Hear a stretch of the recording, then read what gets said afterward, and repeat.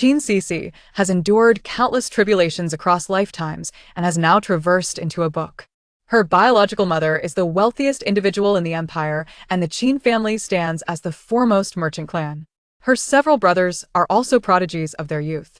She initially believed she could lead a life of ease and complacency, only to discover, Mother, your beloved husband and his White Lotus mistress are plotting to murder your children and seize your fortune. Chapter 1 Synopsis. Qin Xixi has endured countless tribulations across lifetimes and has now traversed into a book. Her biological mother is the wealthiest individual in the empire, and the Qin family stands as the foremost merchant clan. Her several brothers are also prodigies of their youth. She initially believed she could lead a life of ease and complacency, only to discover, Mother, your beloved husband and his White Lotus mistress are conspiring to murder your children and seize your assets. Brother, you are a youthful genius who achieved the highest honors at just 11, yet you have been wrongfully accused and stripped of your title, doomed to never participate in the imperial examinations again. Second brother, you are a master tactician in warfare, celebrated for your military achievements, yet you have been betrayed by your most trusted comrade, leaving no trace of your remains. Third brother, you have offended nobility and met a violent end.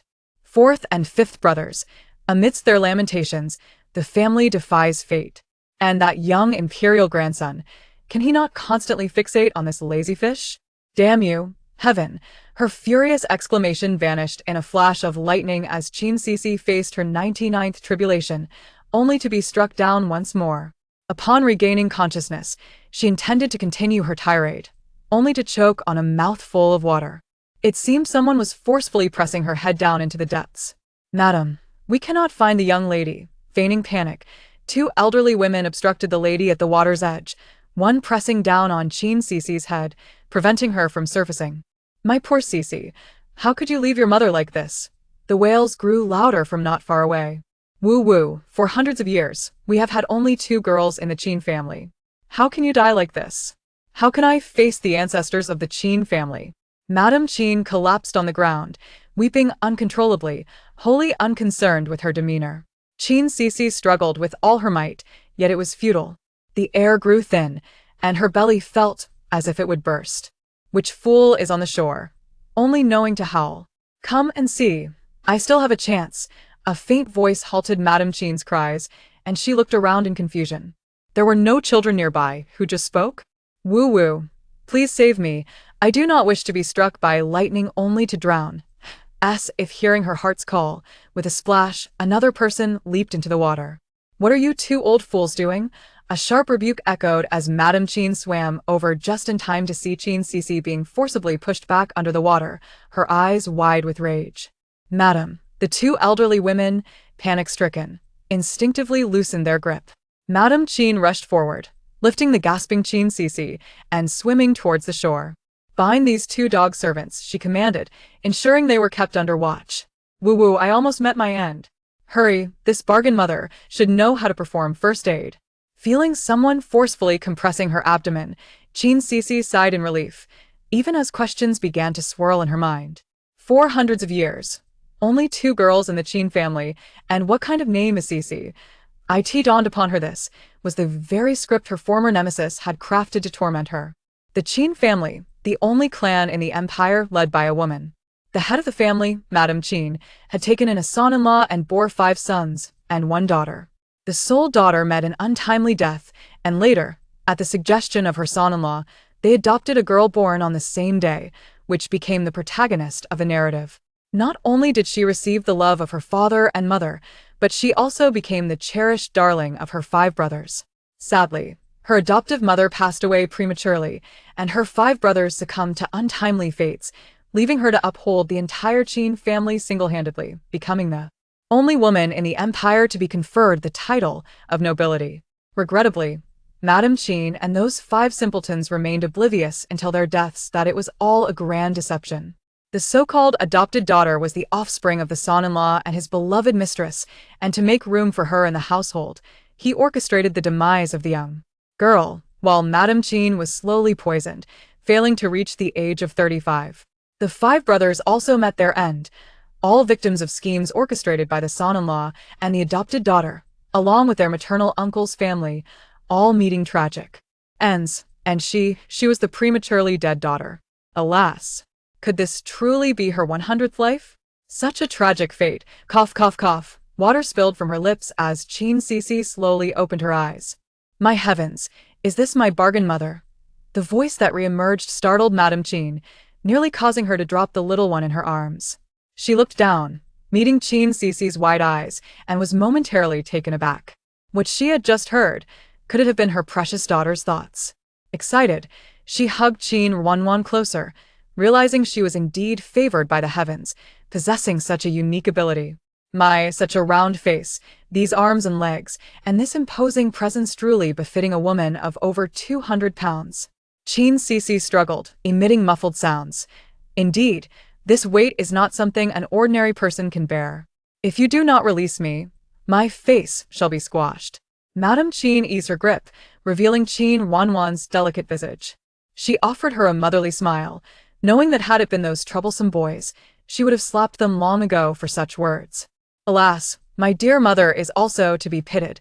Had it not been for that scoundrel husband administering slow-acting poison, she would not have grown increasingly plump, ultimately unable to sit up before her demise. Madame Qin's smile froze on her face. Who had given her the poison? The scoundrel husband? Could it be her spouse? Madam, how shall we deal with these two? Her personal maid, Jin Zhu, interrupted Madame Qin's thoughts as the two women who had attempted to harm Qin Xixi were bound and thrown to the ground. Pa! Who gave you the audacity to harm my daughter? Madame Qin raised her leg, intending to kick the two, but found she could not lift it. Madam, allow me.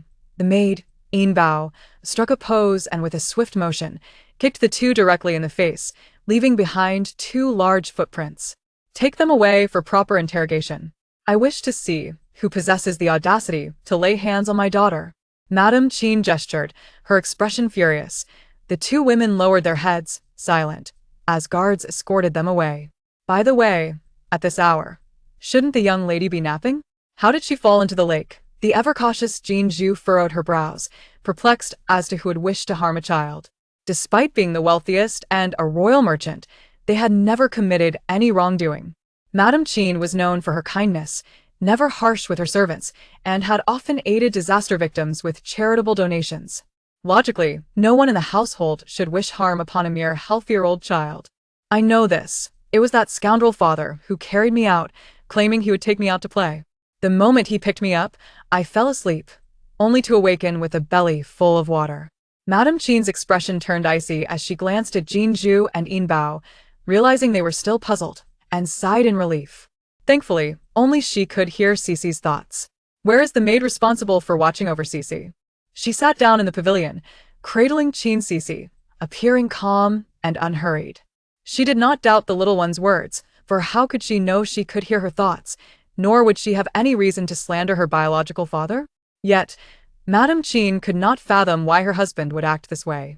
Had she treated him poorly? Jin Zhu, go check personally and bring the master here as well. After some contemplation, she decided verification was necessary. Oh dear, Sister Jin Zhu is going to have a wasted trip. That scoundrel father has likely already gone to his little mistress to gloat. Bang! A violent crash as Madame Qin slammed her palm down on the stone table before her, shattering it in two. Chapter 2. The scoundrel father arrives. Qin Zhu's expression was grim, her heart in turmoil. Her daughter was still alive, yet she had gone outside to seek accolades from her lover. How utterly despicable. Qin Zhu's husband, Zhou Yiyang, was a scholar. Back when the Qin family was not yet a royal merchant, they were still among the top 3 commercial families in the dynasty. Fearing that his only daughter might suffer after marrying into another family, the elder Qin had chosen Zhou Yiyang, who had just passed the scholar examination and hailed from the same village. Through an introduction, the elder Qin had conducted an investigation and learned that Zhou Yiyang was not yet betrothed. He expressed his willingness to marry into the Qin family. To Qin Zhu, marriage was merely a duty. Zhou Yiyang was handsome and agreeable enough, so she had no objections.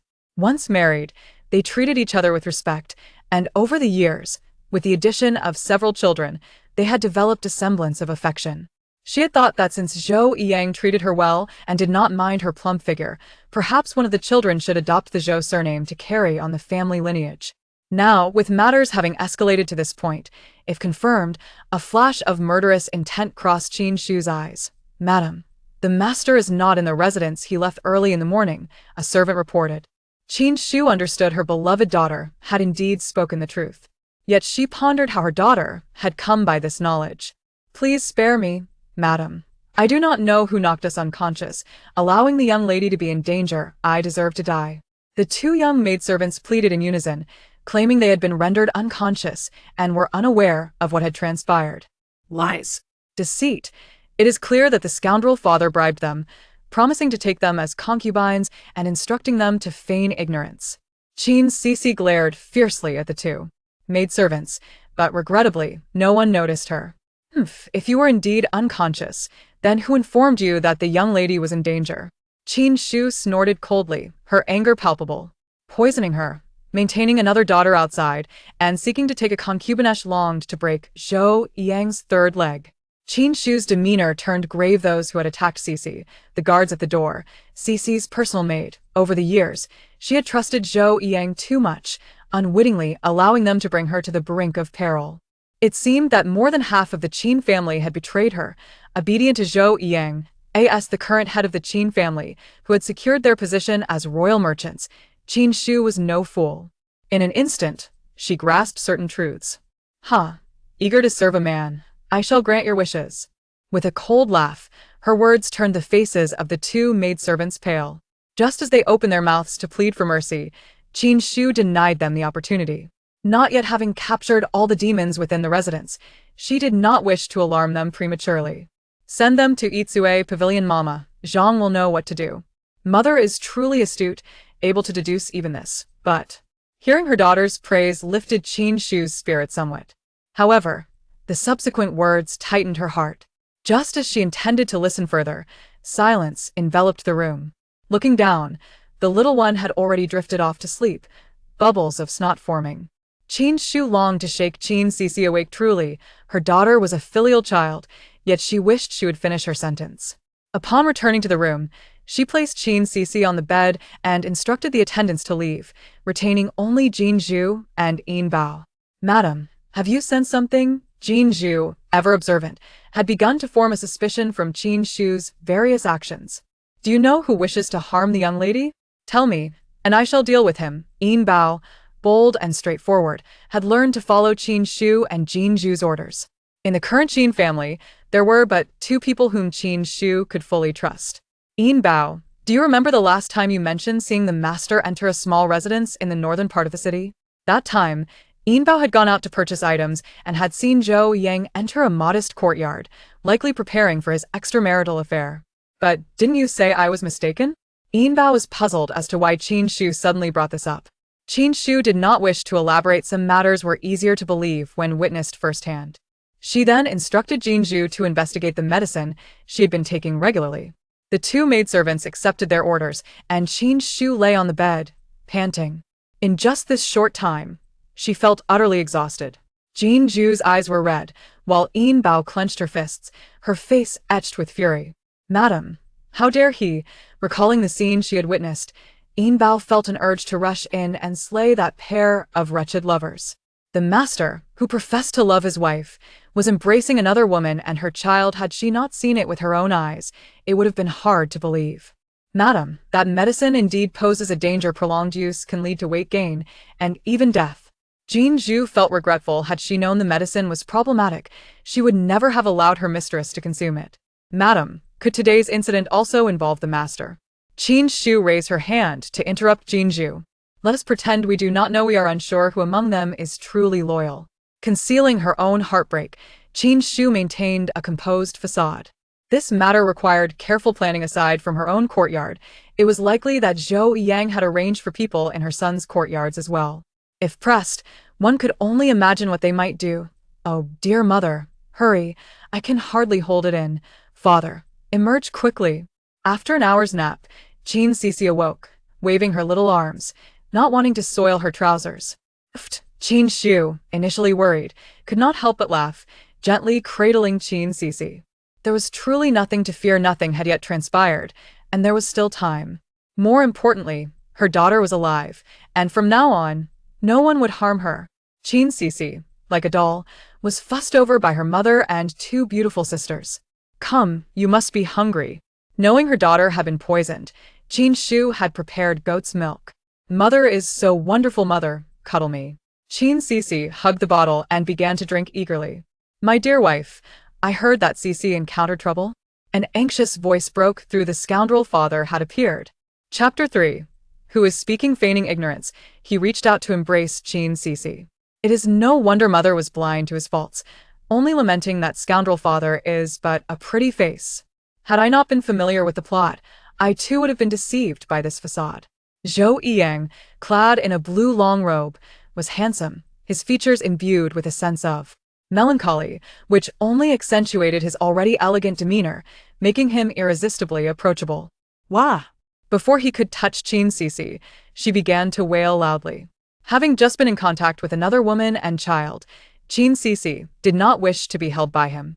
Zhou Yiyang's expression soured slightly, his brow furrowing ever so slightly. Indeed, she was the daughter of that foolish woman, truly unlikable. Qin Xixi noticed Zhou Yiyang's impatience and felt even more disgusted. When did you leave, husband? Avoiding Zhou Yiyang's hand, she cradled Qin Xixi in her arms. The little one ceased her crying, flashing a broad smile at her mother. Qin Xixi could not help but smile back, pinching the little one's cheeks. Indeed, she was her daughter. So adorable. There was a minor issue at the money house at that time. My dear wife had yet to rise, and I did not wish to disturb you, so I went out to handle it. Zhou Yiyang felt no concern that anyone would discover he had taken Qin Xixi out. Those few would never betray him, even if killed. Besides, he doubted Qin Xixi could think that far. Is everything all right? Xixi is unharmed. His face was filled with concern. Anyone unaware of the truth would not harbor any suspicions against him. She is fine. Just a bit frightened. I do not know which wretched soul sought to harm my Xixi. Husband, once we discover who it is, you must personally avenge her. Qin Xixi chose not to expose the truth, as she had yet to ascertain how many members of the Qin family had been bribed by Zhou Yiyang. Until she resolved that matter, she could not afford to confront him openly. Her pretense of mindless anger would similarly prevent Zhou Yiyang from harboring any suspicions. Rest assured, my lady, I shall not let him off the hook, Zhou Yiyang said dismissively, patting Qin Xixi's hand, his eyes filled with contempt. This venomous woman, grotesque and ruthless, was utterly unworthy of being his wife. Fortunately, her time was limited. Qin Xixi broke into a silly grin, unconsciously nibbling on her small hand. Could it be that the scoundrel father is contemplating self-castration? I wonder if the palace accepts eunuchs of such advanced age? Qin Xixi could not help but stifle a chuckle, quickly regaining her composure. By the way, I recently heard that the master frequently visits the area of Green Willow Lane. Why do I not recall our family possessing any property there? Feigning casual inquiry, she observed Zhou Yiyang's expression shift subtly. Well, since Sierra is approaching her first birthday, I thought to prepare a gift for her. Coincidentally, there are several houses for sale in Green Willow Lane, so I went to take a look. As it happens, I purchased one today. The master is quite thoughtful, Qin Xixi interjected, taking over the conversation on behalf of Qin Xixi, berating herself internally for her own foolishness. Zhou Yiyang's insincerity was glaringly apparent. He had always been thus, and had she only paused to reflect, she would have discerned the truth. Yet, she had never noticed before. Impatient with Zhou Yiyang's pretense, Qin Xixi carried Qin Xixi to the inner chamber. Zhou Yiyang turned to leave, his eyes brimming with murderous intent. Were it not for the fact that he had yet to fully take over the Qin family's affairs, he would not have tolerated this venomous woman any longer. Finding a two-legged toad is a challenge, but three-legged men abound. It is high time to rid oneself of him and seek out additional stepfathers. Noticing Qin Xixi's slight sorrow, Qin Xixi reached out to comfort her. Alas, her little arms were too short. She stretched out and only managed to touch a thick layer of double chin. My lady, the eldest son has arrived. The voice of Jin Zhu announced the arrival of the Qin family's eldest son, who is also Qin Xixi's older brother. Eldest son Qin Xixuan, 14 years old this year, was a prodigious talent. He had participated in the imperial examinations at 11, achieving first and third place in the scholar and jinshi categories, respectively. Had it not been for his youth and his feeling of insufficient foundation, he might have continued to pursue further examinations and become the youngest Qin Shi in their dynasty. Mother, is sister all right? Ah, indeed, my youthful genius, my brother of unparalleled grace. His looks and demeanor bear no resemblance to our mother. It is a pity that he departed from this world too soon. Qin Xixi's thoughts caused Qin Shu to clench her fists and bite her lip, striving to suppress a cry. She sat in silence, wishing to glean the reason behind her son's premature demise. Unbeknownst to her, in that fleeting moment, Qin Xixi had stiffened, confusion etched in his eyes. With my brother's intellect, were he to participate in the examinations normally, he would surely be celebrated, at least among the top 3. Alas, he has suffered due to poor associations. Not only was he barred from the examination, but his status as a Qin Shi was revoked, stripping him of the opportunity to ever hold office. Reflecting on this, Qin Xixi could not help but sigh. She wished to alert her elder brother, but found herself unable to articulate her thoughts, her mouth merely producing incoherent sounds. As the eldest son of the Qin family, Qin Xixi was no fragile being. Upon losing his examination qualifications, he had been discreetly investigating the matter. After gathering evidence, he had fallen prey to treachery. The incident had originated from his closest friend conspiring with others, and at the moment Qin Xixi unearthed the truth, they had him kidnapped. Those individuals subjected him to humiliation, severed his tongue, marred his face, broke his limbs, and imprisoned him. Qin Xixi bore witness to all that transpired, helpless as his mother and younger siblings were systematically eliminated. Those captors denied him any chance of escape or suicide. Only when the Qin family was utterly dismantled did they carve wounds into his flesh until his blood ran dry, leaving him to die in despair. It could be said that Qin Xixi met a more tragic end than any of his brothers.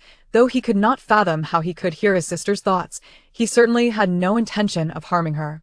Sensing the possibility of Qin Shu noticing something amiss, Qin Xixi placed Qin Xixi on the bed and, in a fleeting moment, his face turned cold as he swiftly exited the room.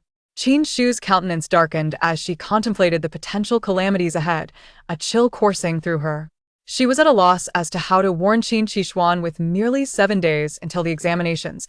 She needed to prepare in advance. Chapter 4. Encounter with the Prince Consort in the blink of an eye. The day of the imperial examination arrived.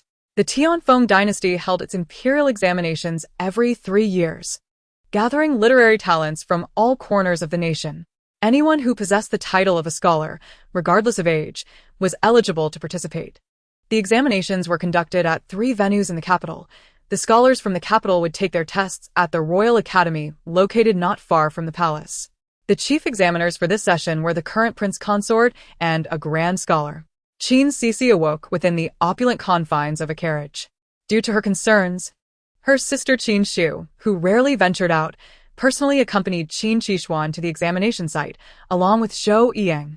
Though the book does not elaborate, this matter likely pertains to their unreliable father.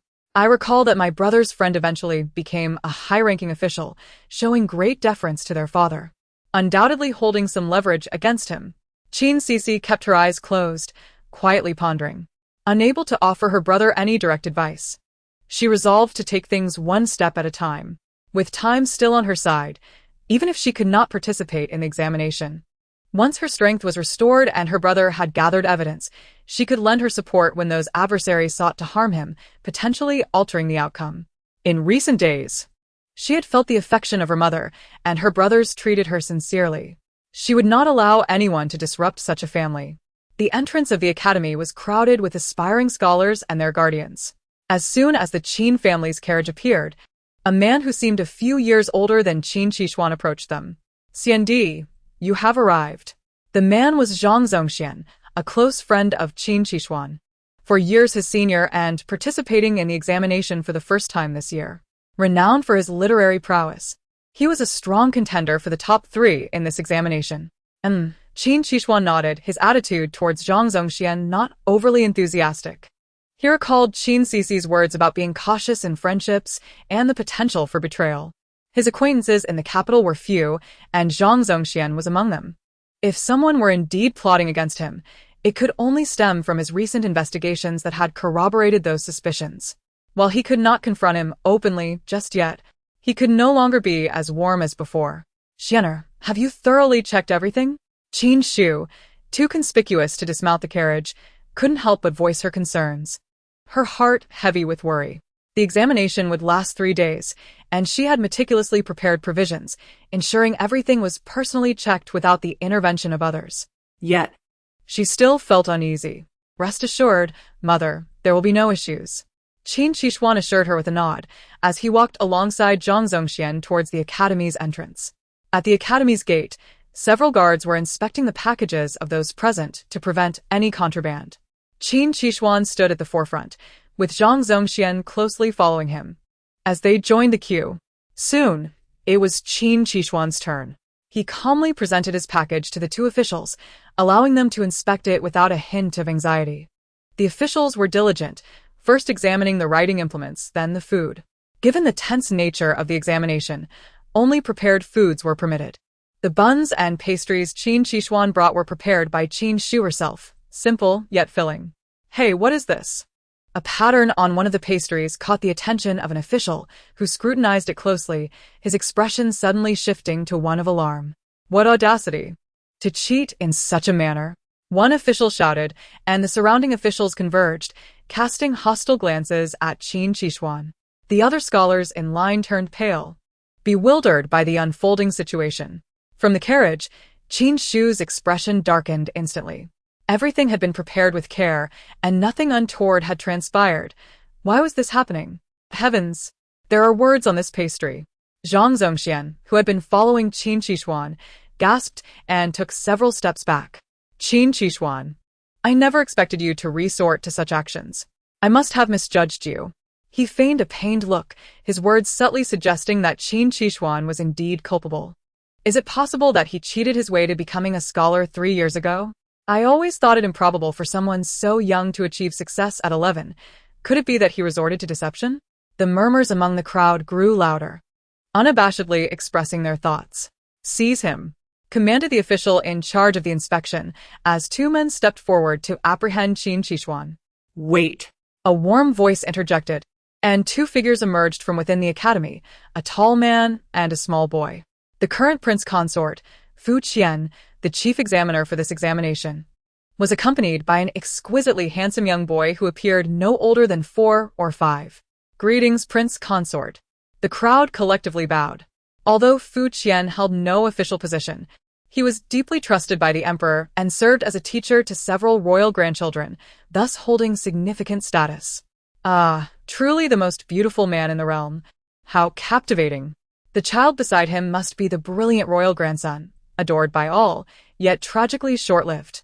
A soft voice drifted into Pei Xuani's mind, prompting him to look around instinctively, only to meet a pair of large, curious eyes. Inside the carriage, Qin Xixi strained to peek through the window, eager to observe. Whose carriage is that? It belongs to the Qin family. Fu Qian noticed Zhou Yang standing beside the carriage and displayed a hint of displeasure. Offering a brief explanation, he chose not to elaborate further. Qin Xixi, do you have anything to say? His gaze settled on Qin Xixi, skepticism about his involvement in cheating evident. Although not his student, Fu Qian had encountered him a few times and held a measure of respect for his intellect. Having reviewed his examination scripts in the past, he believed such a person would never resort to dishonesty. Sir Fu may examine the inscriptions on the pastry. Qin Xixi offered no further clarification. Appearing as though he had anticipated this moment, his demeanor poised. Fu Qian picked up several pastries, even handing a few to Pei Xuani. Upon examining them, their expressions turned serious. Sir, Qin Xixi must have been overly anxious, leading to this mishap. He is still young. I beseech you to show leniency and spare him. Zhang Zongxian suddenly knelt, feigning concern for his friend. Oh, how can Brother Zhang ascertain my guilt without even having seen the pastries? Qin Xixi turned to Zhang Zongxian, sensing a hint of panic in him for reasons unknown. Suddenly, Fu Qian and Pei Xuani both erupted into laughter. Chapter 5. The turning point of fate. Fu Qian sampled one of the pastries, his smile widening. This is delightful. The taste rivals that of the royal chefs. His praise left the crowd feeling somewhat bewildered. Inside the carriage, Qin Xixi struggled to contain her curiosity. How frustrating that the book does not provide finer details. I yearn to know how her brother was framed at that time. The exasperated voice echoed in Pei Xuani's mind, deepening his confusion. What did she mean about the book lacking detail? Qin Xixi, what inspired you to inscribe these blessings upon the pastries? Fu Qian inquired, his tone unassuming yet audible enough for Qin Xixi in the carriage to hear clearly. Qin Xixi smiled faintly, picking up a pastry adorned with delicate characters. If one did not inspect closely, they would appear merely as ornamental designs. To be candid, my mother is a devout Buddhist, and I have followed her lead to some extent. She suggested that inscribing these words on the pastries would bless my examination and ensure our family's safety. So, I proceeded to do so. This idea had come to him serendipitously from a miscellaneous book he had read, which discussed imprinting characters onto molds to create pastries, thereby producing visible inscriptions. Aside from him, only Zhou Yang was aware of this. He had never mentioned it even to his own mother. Ah, I see. A dutiful child indeed. Fu Qian instructed the officials to conduct a thorough examination, confirming that the pastries bore only ordinary blessings devoid of any ulterior motives. Now I understand. You startled me, Zhang Zongxian remarked. If it was merely a blessing, you should have informed the adults sooner to avoid any misunderstandings. Zhang Zongxian's expression shifted momentarily before he swiftly regained his composure. He rose to pat Qin Xixi on the shoulder, only to have the latter evade him. May I enter? He inquired of the several officials, his clenched fists betraying his displeasure. To his astonishment, this matter was indeed connected to his father. Anger mingled with confusion as he pondered why Zhou Yang would act in such a manner. The officials offered their apologies to Qin Xixi and permitted him entry into the academy. Fu Qian and Pei Yi had no intention of departing. Both were astute individuals who had surmised the complexity of the situation and remained to observe the unfolding events. Two officials seized Zhang Zongxian's satchel, momentarily taken aback. Within it lay delicacies that were astonishingly identical to those of Qin Xixi.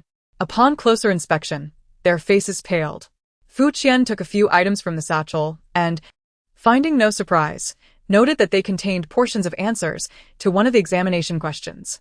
Zhang Zongxian, how audacious of you to privately print answers. Speak. Who leaked the examination questions, and who instigated you to do this? His cold snort resonated loudly, ensuring all present could hear. What? The examination questions were leaked? The students were momentarily stunned before erupting in outrage. I thought Qin Xixi was merely a name without substance. Turns out another is at fault for the deception. How could Zhang Zongxian, who usually keeps silent, suddenly achieve the top rank? The act of leaking examination questions was a grave offense. Moreover, those privy to the questions were not limited to Zhang Zongxian alone. Others might share the same knowledge, rendering this examination anything but fair. The crowd murmured anxiously, their expressions tinged with concern. Those with access to the questions would undoubtedly perform better, casting doubt on the significance of this examination. Fear not, for the questions used in this examination are not the original ones. Rather, they were hastily devised last night in collaboration with several officials and will remain undisclosed. Fu Qian reassured, casting a glance at Pei Yang, who had indeed suggested the last-minute change to prevent unforeseen mishaps. Fortunately, the examination could proceed as planned. No, it cannot be. Zhang Zongxian's face contorted with fury as he realized the implications. Those delicacies should have been in Qin Xixuan's satchel. How did they end up here? He was certain he had traded his bag with Qin Xixi. Suddenly struck by a revelation, he glared at Qin Xixi. It was you. You aimed to frame me. Earlier, while conversing by the carriage, someone had jostled him, and in that fleeting moment, his satchel had been tampered with. The treats in Qin Xixuan's bag were indeed his preparations, which should have contained the examination answers. Why would I wish to harm you? Your knowledge pales in comparison to mine. Even if you participated in the examination, you could never surpass me. Moreover, these delicacies were prepared by each of us independently. I have not left my residence in days. So, how could they possibly end up in your possession? Furthermore, we always conduct inspections before departing. Do not tell me you neglected to check, Qin Xixuan retorted, unwilling to concede. If Zhang Zongxian sought to harm him, he would pay a price. Zhang Zongxian's malicious intent would not go unchallenged. Had it not been for his sister's warning, his path in the examinations might have been irrevocably altered, leading to an outcome as dire as she had foretold. I recall now. Zhang Zongxian was the top candidate in the previous examination, yet faltered during the palace test, ultimately securing only the 6th position. Nevertheless, through his father's connections, he obtained a commendable official post and later ascended to a 3rd-rank minister. It was not a lapse in performance. He simply lacked the ability and resorted to copying. Qin Xixi thought, piecing together the aftermath. Zhang Zongxian had likely acquired the examination questions in advance, inscribing answers to ensnare his elder brother. That incident had been suppressed, allowing the examination to proceed unimpeded. It was not until over 20 years later that the scandal regarding the leaked examination questions resurfaced. By then, Zhang Zongxian had already risen to a 3rd-rank position, and with the assistance of the female lead and her unscrupulous father, he managed to extricate himself unscathed, suffering no repercussions. Who could it be that leaked the examination questions? In the carriage, Qin Xixi fell into contemplation. The book she had read was poorly written, and many details had slipped her mind, especially those toward the end, which she had only skimmed. Deprive Zhang Zongxian of his degree and bar him from future examinations, ensuring he can never serve as an official again. Investigate thoroughly. I must discover who dared to leak the questions. A stern voice rang out as Pei Xuanyi issued the command. As the most favored young prince, he possessed the authority to take such measures. His curiosity was piqued regarding the identity of the offender. Why can't I recall? I feel as though I'm overlooking something, she mused, her brow furrowed in concentration. After a prolonged period of thought, Qin Xixi could not pinpoint the culprit. Her small face scrunched in frustration, her mood decidedly less than pleasant. Oh, I almost forgot about that incident. A sudden realization ignited urgency within her. Chapter 6. The announcement of results. The young prince's demise was indeed linked to this matter. Qin Xixi found herself at a loss for words, consumed by anxiety. She struggled in her mother's embrace, her soft form agile as she turned. Once settled, she babbled animatedly, gesturing with her hands. Xixi cannot assist you, dear young prince. You must strive to survive. Observers found her movements endearing, but Pei Xuanyi felt a chill run down his spine.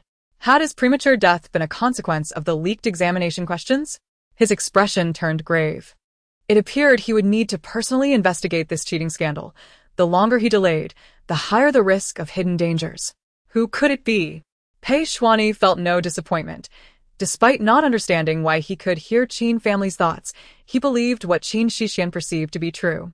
She had already saved him from a potential life-threatening situation. As for the remaining truth, a glimmer of cold light flickered in his eyes. He would ensure that those who conspired against him would face dire consequences. I initially believed it was merely my brother's tribulation, but it seems it has entangled the young prince as well. Truly, one event leads to another. A small, fleshy hand pressed against her forehead as Qin Xixi felt dizzy from overthinking. Soon, her eyelids fluttered, and she fell into a deep slumber in Qin Shu's arms. Your Highness? Regardless of what lay ahead, the examination must continue. Pei Xuanyi nodded at Fu Qian, gesturing for the proceedings to continue as planned. Students, please regain your composure and proceed to enter. The earlier events were indeed unexpected, but as long as you conduct yourselves with propriety, the prior incident of cheating will not tarnish your mindset for the examination. In fact, from now on, students will likely regard Zhang Zongxian as a cautionary tale, deterring any thoughts of unscrupulous shortcuts. Once the examination formally commenced, Pei Xuanyi departed swiftly. The onlookers began to disperse, leaving only anxious family members concerned for the examination's outcome. The day was splendid, with the sun shining brightly and a gentle breeze caressing the air, creating a comfortable atmosphere, neither too hot nor too cold. Qin Shu showed no urgency to leave. She held the sleeping Qin Xixi in her arms while awaiting her son's examination to conclude. As a mother, how could she not worry for her child? Qin Shu felt a twinge of anxiety, glancing toward the entrance intermittently. However, knowing that Qin Xixi was typically diligent, she assumed he would fare well, especially since he had not lost his eligibility to participate in the examination. With that thought, Qin Shu gazed tenderly at her slumbering daughter. Recognizing that all of this was due to the fortuitous arrival of her little lucky star, Xixi, Time passed, and eventually, students began to emerge from the examination hall. Some exhaled deeply, while others strode out with confidence. Qin Xixi perked up, searching for her son among the crowd. In the distance, Qin Xixi wore a calm expression, appearing as untroubled as usual, suggesting that no unexpected incidents had occurred in the examination hall. Qin Xixi couldn't help but feel relieved, offering the first genuine smile she had displayed in days. However, just as she approached, she noticed Zhou Yiyang, who had seemingly appeared out of nowhere, striding towards them. What could he possibly want? Qin Xixi frowned in distaste. No one spoke initially, but Zhou Yiyang was the first to turn to Qin Xixi, launching into a tirade. You are utterly shameless, daring to cheat in the examination. All those years of study have been in vain. You are a disgrace to both the Qin and Zhou families. Qin Xixi was utterly speechless in the face of such a father, scoffing derisively without uttering a word. Zhou Yiyang mistook this silence for discontent directed at him, and his face flushed with anger as he placed his hands on his hips, transforming from a man of refined appearance into someone particularly loathsome. Realizing he could not lecture Qin Xixi, he feigned disappointment and turned to Qin Xixi. Madam, do not be angry. Although he has lost his qualification for the examination, this is an opportunity for Xixi to learn a lesson. He has been basking in the glory of being a genius without any real talent, and one day, the truth will come to light, tarnishing our family's reputation. Does this worthless father truly believe his schemes are foolproof? He blindly lectures without grasping the situation, desperately wishing for my brother to be caught cheating. At some point, Qin Xixi, who had been dozing, rubbed her eyes and rolled them in disdain. Their worthless father thought himself clever, believing the Qin family was his personal treasury. Now he would see that the Qin family was not to be trifled with, and that their mother would gain a clearer understanding of his true nature. Qin Xixi had indeed become entirely disillusioned with Zhou Yiyang. After so many years of toil, she had raised a treacherous wolf. How blind she had been. What nonsense are you spouting? When did Xixi ever cheat? That disgraced Zhang Zongxian is the one guilty of cheating. Where did you hear such baseless accusations against Xixi? Qin Xixi's smile was devoid of warmth as she cast a scornful glance at Zhou Yiyang. Cheating was done by Zhang Zongxian. How could this be? Zhou Yiyang was taken aback. He clearly could hardly believe his ears. Oh, how delightful it was to witness his incredulity. I know that young Master Qin has been wronged, and how could Lord Zhou be unaware? It is truly lamentable for a father to not trust his own son. Everyone here knows the truth about young Master Qin's unjust treatment. So, what is Lord Zhou's intent in slandering his own child? The onlookers began to murmur, having witnessed the farce unfold before them. As the crowd grew and discussions edged closer to the truth, Zhou Yiyang began to sweat profusely. He hurriedly reached for Qin Xixi's hand, only to be brushed off discreetly. Madam, blame the servant who told me that Xixi had cheated. Though I know he is not that sort of person, today I have no business. I will accompany you shopping, and whatever you fancy, I shall purchase to make amends. Isn't it amusing that this worthless father still relies on the Qin family's funds? Qin Xixi was entirely aware of this. Such a miserly father always used the family's money to buy gifts for her mother. Truly, the wool comes from the sheep.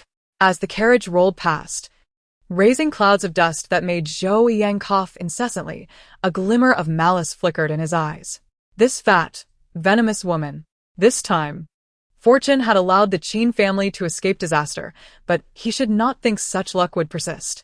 One day, the Qin family would become the stepping stone for his family's rise, and at that time, they would be left in despair. Soon, the day of the results arrived. Chapter 7. The Danger of Small Minds. Qin Xixi rose early to await the news. Mother, I feel as though I might swoon. Poor Qin Xixi had accompanied Qin Xixi in anxious circles and was now on the verge of collapse, barely able to stand. The eldest son is first. The eldest son is first. The entire street buzzed with the joyous news of Qin Xixi's triumph, and praises poured forth, declaring him the acknowledged genius youth. My brother is first. How remarkable! My brother has altered his fate and will not meet a tragic end.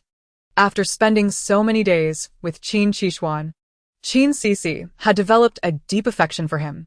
He had become the first in the Qin family to escape the confines of his written destiny.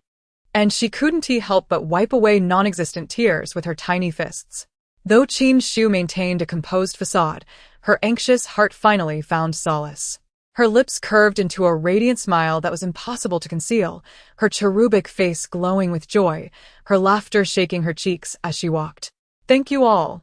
Once the palace examination concludes, the Qin residents shall host a grand celebration. After the festivities, the Qin family commenced their private celebration for Qin Xixi. Congratulations to my brother for achieving first place. Several younger siblings raised their cups, sincerely proud of their brother. Wow. Wow. Qin Xixi imitated them perfectly, raising her small bottle and waving her arms to clink glasses with her brothers, eliciting peals of laughter from everyone. Qin Xixi affectionately ruffled Xixi's hair. I understand your blessings, thank you, Xixi. However, his demeanor towards the other brothers was less gentle. I have secured first place this time. You all must not lag behind. We must face the future crises of the Qin family together, and it is our duty to protect our mother. Observing his serious expression, the younger brothers, though somewhat confused, took his words to heart, silently resolving to strive harder and not fall behind their brother. My son has indeed achieved first place. How commendable! It was not that he held his son in high regard, but rather that his colleagues had showered him with congratulations, boosting his own prestige. On the day of the examination, he had offended his son deeply. Perhaps celebrating now would mend their relationship. In truth, he was mistaken. No one wished for him to join in the celebration. Doesn't he realize that his very presence casts a pall over the atmosphere? Qin Xixi gnawed on her foot in confusion, secretly spitting disdain at Zhou Yiyang, who felt something was amiss, but could not pinpoint it. Qin Xixi expressed his gratitude with a blank expression, choosing silence thereafter. On the surface, it appeared to be a scene of paternal affection, yet beneath, hearts were as full of holes as a sieve. That detestable father. Qin Xixi, fuming with indignation, placed her hands on her hips, muttering incomprehensible curses that, when overheard by Qin Xixi and Qin Xu, made them struggle to suppress their laughter. Before long, a servant brought word that the prince and the son-in-law had arrived. Have I come at an inopportune moment? Pei Xuani pondered at the entrance. You have arrived precisely at the right time. I cannot stand watching that worthless father's hypocritical performance. Qin Xixi waved her arms in celebration at his arrival. Hearing her thoughts, Pei Xuani offered a gentle smile before casting a cold glance at Zhou Yiyang. We have come to congratulate young Master Qin on his ranking. And we also wish to inquire about the situation of the cheating candidate, Zhang Zongxian. Accompanying him, Fu Qian indicated for Qin Xixi to enjoy his meal without concern. Zhou Yiyang's expression faltered, momentarily revealing signs of guilt, but it quickly vanished. Qin Xu observed with a discerning gaze, secretly mocking him. The young prince swiftly approached Xixi, presenting her with a token. I apologize for the intrusion. This is a jade pendant from the palace, a gift for your esteemed daughter. Such a pendant was exceedingly precious. Though Qin Xu hailed from a merchant family, she understood that royal tokens could be life-saving in critical moments. This honor was likely not solely because of Xixuan's academic success. It must also stem from a special bond between Xixi and the prince. The princess gaze towards Xixi was filled with curiosity, admiration, and even a hint of longing. Could it be he wished to hold her? After the birth of his daughter, many formerly unacceptable notions had become less severe. Qin Xu accepted her conjecture with grace, thanking the prince as she placed Qin Xixi into Pei Xuani's arms. Suddenly, Pei Xuani found himself awkwardly holding the soft bundle of Xixi, his body stiffening in surprise. Though perplexed by Qin Xu's sudden decision to hand the child to him, he was utterly astonished by the enchanting sensation of the little one. Soft and warm. As if cradling a small creature, her delicate form was as pristine and tender as a glutinous rice ball. Mother, why did you sell the nest? Qin Xixi exclaimed in sheer terror. Despite being the cleverest of little princes, he was merely 6 years old. What if he fell? Mother, please don't abandon me. With tear-filled eyes, Qin Xixi caught sight of his mother's departing silhouette, struck as if by a bolt from the blue, transforming into a wilted eggplant. Fortunately, fate had not entirely closed its door. His elder brother fortuitously appeared nearby. recalling how his elder brother had once held him, albeit clumsily, yet with a sense of security. Qin Xixi desperately crawled toward Qin Urge, tears and snot streaming down his face. Elder brother, save me. Thankfully, his elder brother, loyal and true, swiftly scooped him up without a moment's hesitation upon seeing Qin Xixi stretching out his little hands. Pei Xuanyi felt a wave of disappointment. Mother, I wish to join the army. Qin Xixi had not anticipated such a dramatic declaration from his elder brother, causing him to drop his spoon, rendering the meal tasteless. Elder brother, don't jest. You would begin as a mere soldier on the battlefield, facing envy, and your superiors, corrupt as they are, could assign you the most arduous tasks to wear you down. In the end, when your strength fails, you might find yourself in the most perilous situations. If you survive, it could lead to the heinous crime of leaking military secrets, resulting in your demise. The second brother glanced around in shock. Was it truly Xixi speaking just now? Would he face such trials in the military? Qin Shu also heard her daughter's words and hurriedly urged her son to abandon such thoughts, her eyes brimming with tears, fearing he might follow in the tragic footsteps of the book's characters. However, despite his sister's concerns, the second brother remained resolute in his decision.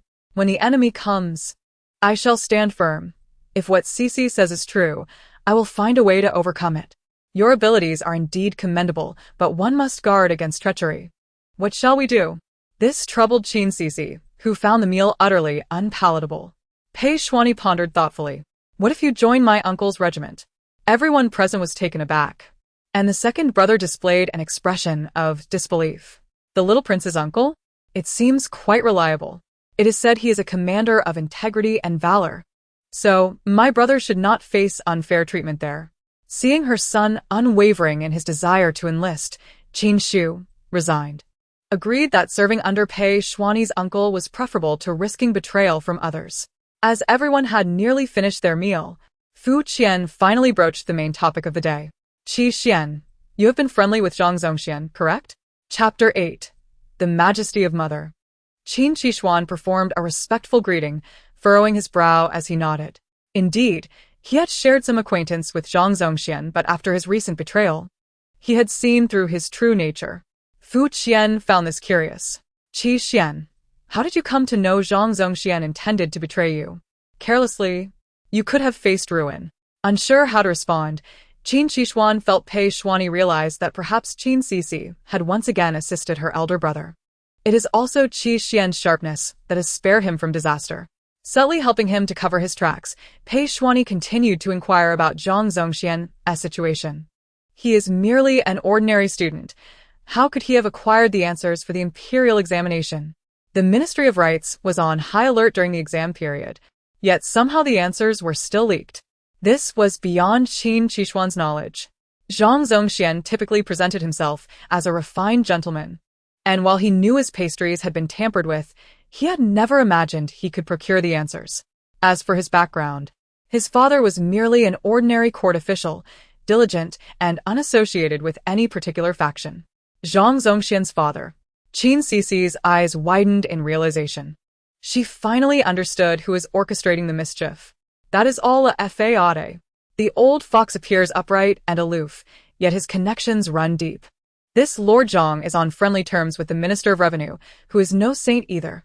He leaked answers to Zhang's father, hoping to elevate Zhang Zongxian to court after the examination, thus gaining a valuable ally. But Zhang's father, in his greed, went so far as to sell the answers, leaking exam questions and selling them. What audacity for a court official! Pei Xuanyi felt a surge of anger. He understood that a thorough investigation would likely stir up a storm, leading to many being unseated. Perhaps the roots of his own early demise lay here, yet he could not allow such vermin to fester within the court. Trusting Qin Xixi's words, he immediately prepared to gather evidence. I have grasped the situation well enough. I shall take my leave now. Unbeknownst to him, Pei Xuanyi had already begun investigating the Minister of Revenue's records of entrance and exit from the Ministry of Rites. To his astonishment, he uncovered something significant. Someone had witnessed the Minister of Revenue sneaking into the secure area where the exam papers were stored. That person, fearing retribution, had initially refrained from coming forward. A thorough investigation of the 8 inns in the capital revealed numerous witnesses who had seen Zhang Zongxian's father and the minister enter and exit together on the day before the examination. Subsequently, many students had met with Zhang's household servants, purchasing answers from them. Upon hearing the testimonies, the emperor's countenance darkened with fury, ordering a search of the homes of both men. Not only did they discover 1,000 taels of gold, but also several printed answers illegally produced by Zhang's father. The Minister of Revenue confronted Zhang's father, incredulous that such a fool would leave behind such blatant evidence. Regardless of the circumstances, with witnesses and material evidence, Zhang's father ultimately knelt before the emperor, tears streaming down his face, pleading for mercy. After a day of supplication, he was taken away to prison, awaiting execution in the autumn. Given that Zhang's father had confessed, it was assumed that Zhang Zongxian had no defense left. However, when Pei Shuani interrogated him, he staunchly denied any connection. Qin Xixi could never achieve the top score. He must have committed fraud. Someone must have informed him of the answers. The first place is mine. It belongs to me. Observing the man's erratic behavior, alternating between tears and laughter while incessantly disparaging Qin Xixi, claiming he was the greatest genius of all time, Pei Shuani shook his head and exited the prison. In the blink of an eye, the palace examination approached. The scandal surrounding the leaked exam questions had captured national attention, and the emperor, having endured several days of headaches due to the Minister of Revenue's resignation and related personnel changes, was now in a particularly foul mood, intent on testing the genuine knowledge of the students. Adopting a deliberately stern demeanor, he turned his gaze toward Qin Xixi. Qin Xixi, it is said that Zhang Zongxian insists your results are fraudulent. What do you have to say in your defense? Qin Xixi had long anticipated that the palace examination would not be straightforward. Hearing the accusation, he responded with calm dignity, "Since childhood, I have diligently studied under my teacher. Though I have made some modest progress over the years, I have never dared to be arrogant. I have simply devoted myself to hard study and contemplation of the teachings of sages, ultimately arriving at this point. I believe I have acted with integrity, and your majesty possesses the discerning eye to judge my merits after the examination." Unfazed and unintimidated by the authority of his superiors, the emperor felt a sense of relief within, regarding Qin Xixi with newfound respect, though maintaining a facade of indifference. Fu Qian, having heard this, spoke in support of him. The emperor nodded, choosing not to comment further, and officially announced the commencement of the palace examination. Meanwhile, Qin Xixi had prepared a banquet at home to celebrate her son, regardless of whether he achieved the top honors or not. He was her pride. Elder brother will surely be the top scholar. Qin Xixi waved her arms, cheering for her brother with fervor. Her little lips pursed in earnest anticipation for good news to arrive. Indeed, Qin Xixi did not disappoint them. Your son is truly an extraordinary talent. In this examination, he emerged as the top scholar, a prodigy of remarkable potential. The emperor also admired the young scholar, bestowing upon him gold and silks, even taking a tour of the capital.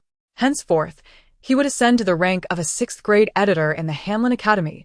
Congratulations on his meteoric rise. Hearing the praises from everyone, Qin Xixi smiled in gratitude, while Qin Xixi beamed with joy, personally attending to the guests coming and going. After a lively gathering, although the household felt a bit fatigued, they were all exceedingly happy. Especially Qin Xixi, who was exhilarated throughout the afternoon and only felt tired by evening. As soon as she lay down, she fell into a deep slumber. From now on, Xixi will have an accomplished elder brother. She sweetly drifted into dreamland, mumbling in her sleep and occasionally kicking her feet in excitement. "Mother, I will ensure that you never suffer again." Qin Xixi gently embraced the tearful Qin Xixi, solemnly making a promise. The next day, Qin Xixi was in exceptionally high spirits. "RCC is still in need of a jade bracelet. Mother will take you out today to pick a suitable one." Yay. Mother is so formidable. Qin Xixi rubbed her hands together, ready to embark on a grand adventure with her mother. The two arrived at the Jade Pavilion, and just as they began to select items, a commotion erupted. "Who dares to come to my Jade Pavilion to shop? You can't afford it and still act like a big spender." Not far away, a mother and daughter stood with tears in their eyes, self-pitying. evoking sympathy from onlookers. The shopkeeper stood nearby, a mocking expression on his face. Had the truth not been known, one might have thought he was deliberately making things difficult for them. Chapter 9. What brings such words? Qin Xixi felt a twinge of pity for the mother and daughter. After all, she had brought her own daughter out to buy jewelry. And empathizing with their plight, she thought, if they were being bullied by the shopkeeper, perhaps she could help them out, performing a good deed for Xixi's future. However, seeing her mother poised to play the hero, Qin Xixi grew anxious. Mother, don't go. This woman is Zhou Qing, the mistress raised by that scoundrel father of ours. And her daughter is his little lover. What? It's them? Qin Xixi was taken aback. She had not expected to encounter them here. With a cold sneer, she halted her steps. Thankfully, Xixi's timely warning prevented her from unwittingly aiding those two shameless women. Qin Xixi appraised Zhou Qing, who indeed possessed some beauty, a delicate brow, a slender waist, and a fragile appearance that could easily evoke sympathy from any man. It was no wonder that even she had nearly fallen for her facade of vulnerability. As the shopkeeper finished berating Zhou Qing, he turned and spotted Qin Xixi. Who doesn't he know that the Qin family is wealthy? The shopkeeper hurried to greet her, meticulously selecting appropriate jade bracelets for Qin Xixi. Meanwhile, Zhou Qing, having just been humiliated, could hardly bear the insult. Though she was reluctant to leave her chosen jewelry behind, she had no choice but to depart. As she raised her eyes, she caught sight of a familiar figure. What right does that fat woman have to wear such ornaments? Zhou Qing's jealousy flared, her eyes reddening. The thought that she and her daughter could not afford the jewelry, while Qin Xixi enjoyed the shopkeeper's special attention, only stoked the flames of her envy. Suppressing her malice, Zhou Qing bit her lip, her eyes welling with tears as she approached Qin Xixi. Could this esteemed sister purchase these ornaments for my daughter and me? I dread the ridicule we might face. Her words were spoken softly. Only Qin Xixi could hear her plea. This sister is truly blessed with beauty and grace. Zhou Qing continued, but alas, my daughter and I have never dared to indulge excessively, always mindful of our family's modest means.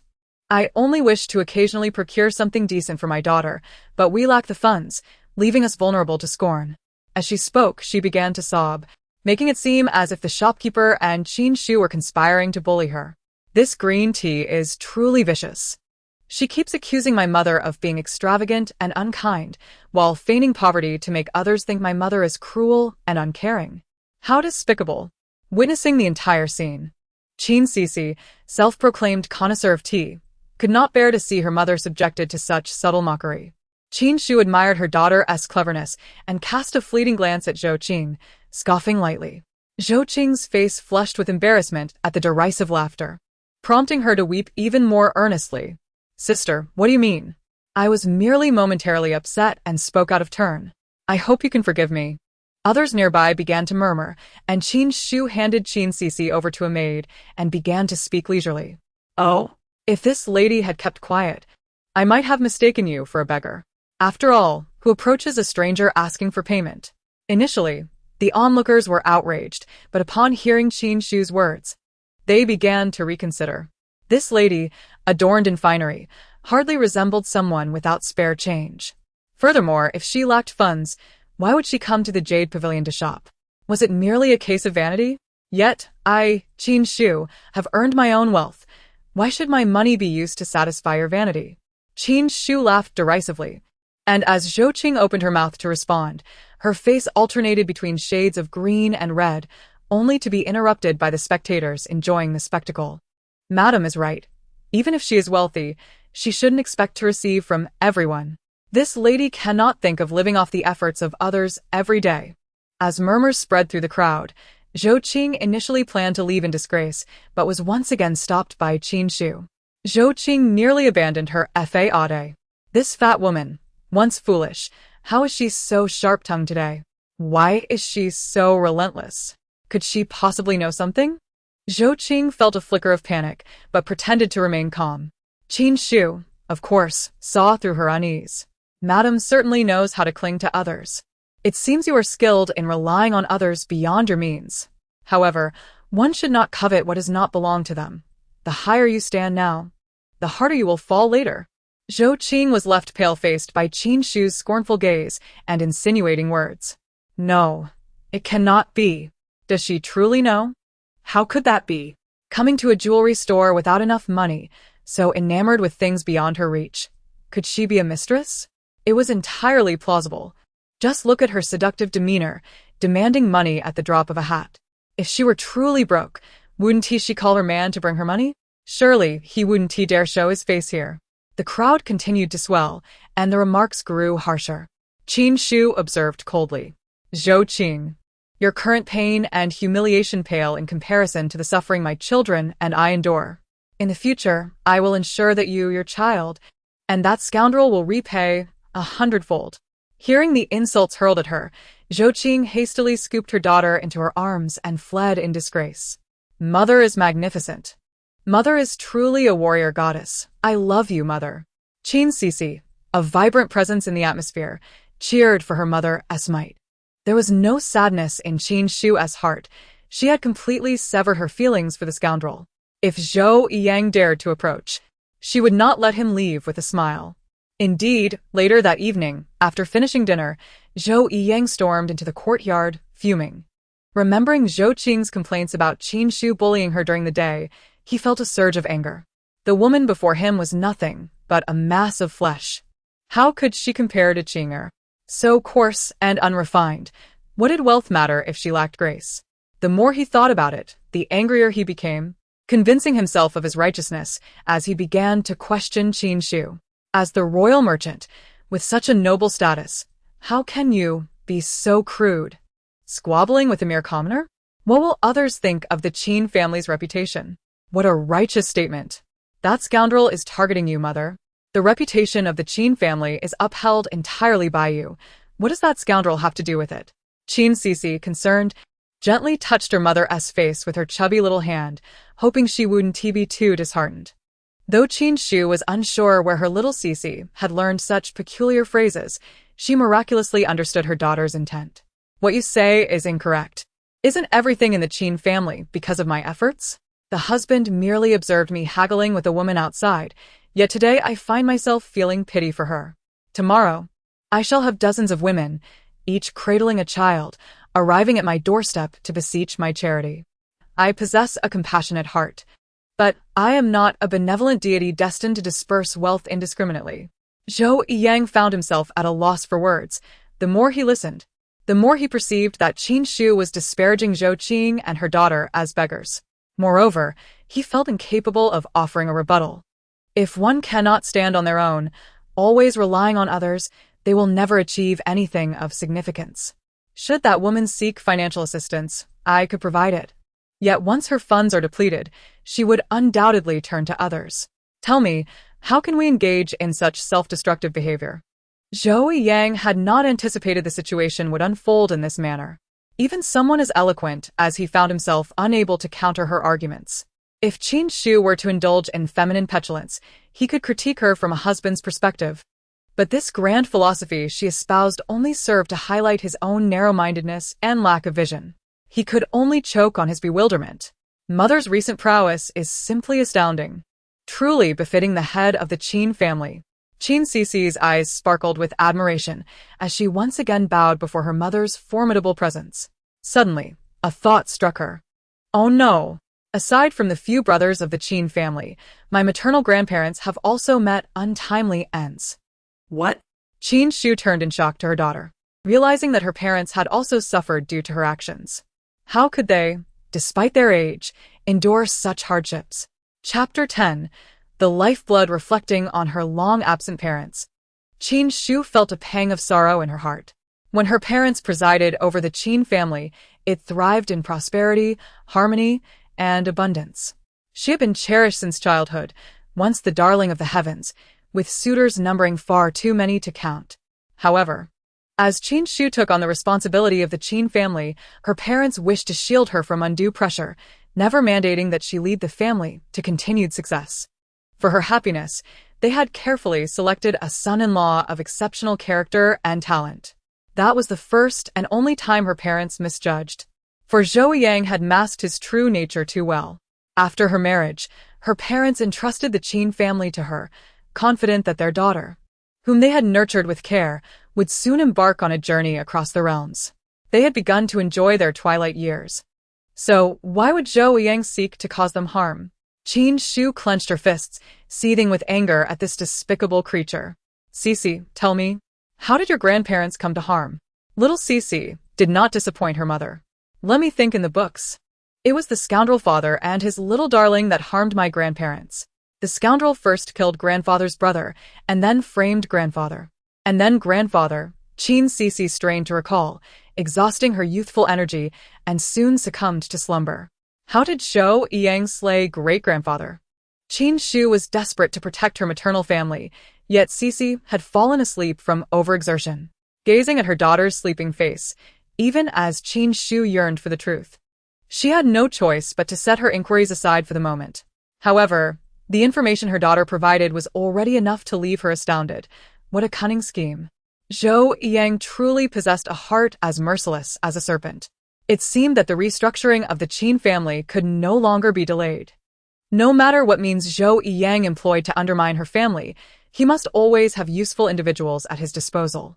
As a mere scholar, he befriended court officials, leveraging the Qin family's influence. Now, he aimed to gradually seize control of the Qin family while casting aside his wife and child.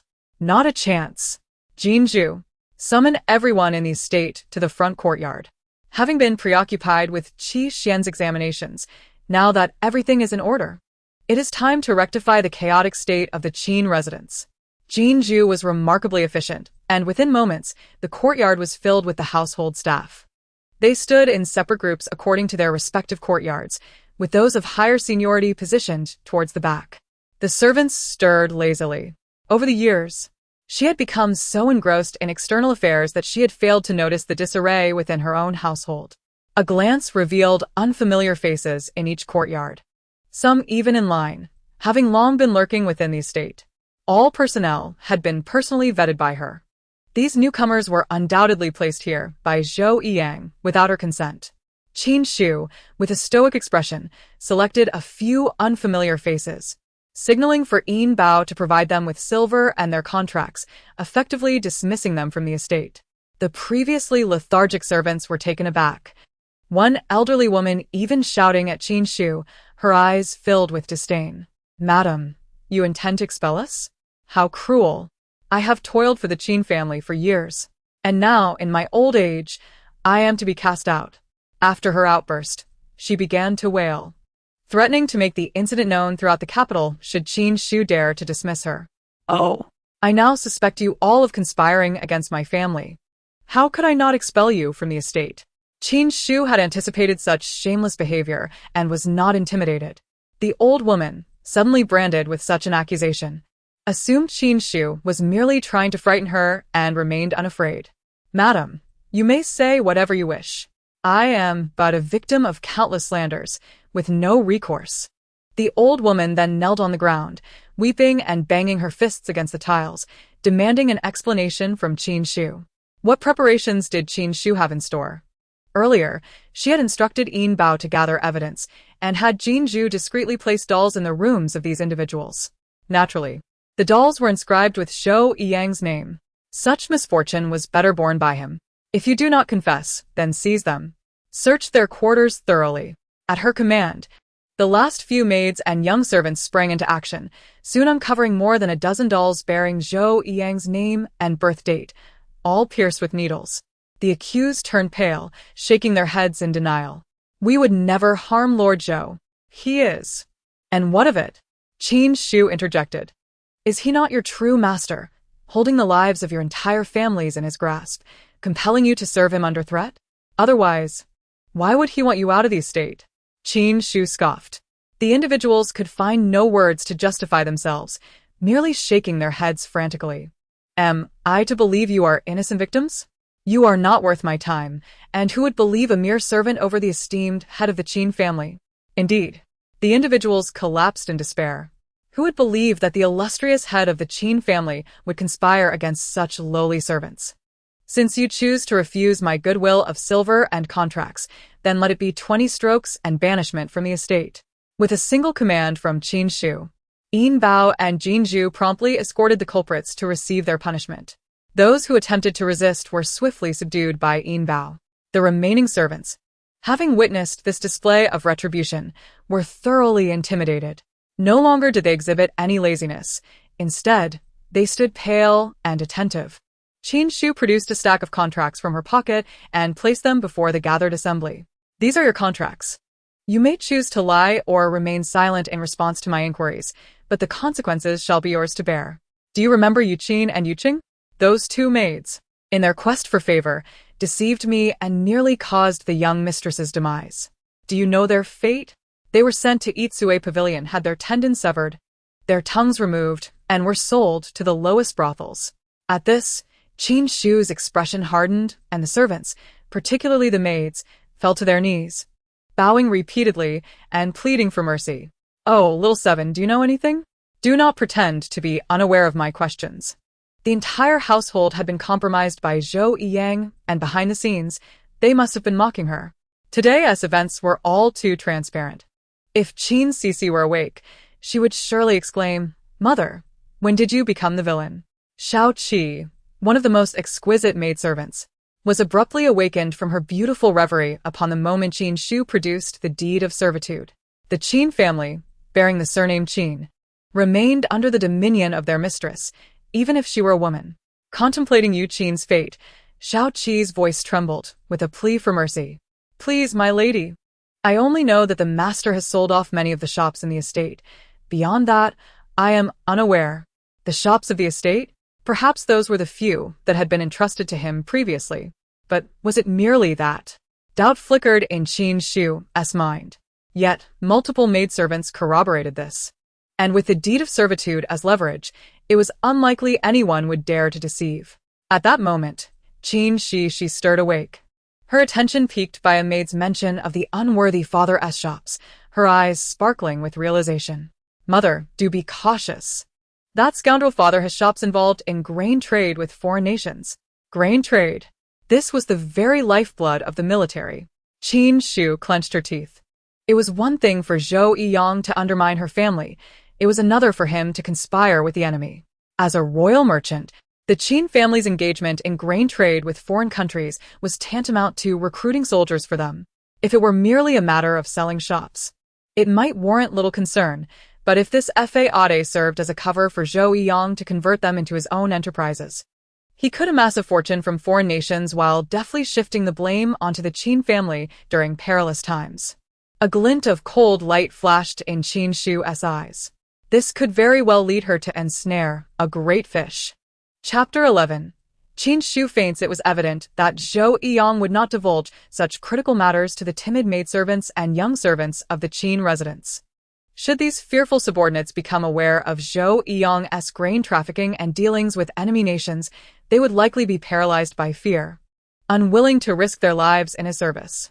The stakes were high, and a single misstep could lead to the execution of the entire family, implicating even distant kin. Qin Xixi understood that she needed to devise a meticulous plan, gather evidence, and formulate a foolproof method to ensure Zhou Yiyang faced punishment without dragging the Qin family down with him. To avoid a mutually destructive confrontation, she refrained from directly clashing with him. Having just dispatched Zhou Yiyang's south spies from the estate, he would undoubtedly grow suspicious. For now, she would cease sending anyone else out, allowing him to believe she had merely cleared out a few strangers. In due time, she would explain that the servants had been remiss in their duties, and upon reviewing the roster, she had encountered many unfamiliar names, employing a ruse to send them away.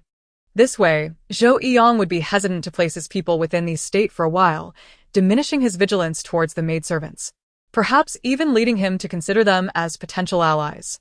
Moreover, she needed to guard against a few dim-witted maidservants who might entertain dreams of ascending to greatness and betray the Qin family. With these thoughts clarified, she recognized that it was crucial to subtly reinforce her authority over the servants to avoid alarming them. "Your deeds of servitude are here. I trust you will remain loyal to me, Qin Xixi. Anyone who dares to defy this will face consequences. For all servants of the Qin estate are bound to labor on the estate." Having said this, she hoped that no further tragedies would unfold from this day forth. threatening them with their deeds of servitude and the lives of their families. The servants dared not utter a word. Today's events must remain concealed from Zhou Yang, and they would continue to receive their usual wages, with no changes. However, should she learn that anyone had spoken out of turn, they must weigh the consequences they could bear. Even the dimmest of minds could now discern that the relationship between the mistress and Zhou Yang had irrevocably changed.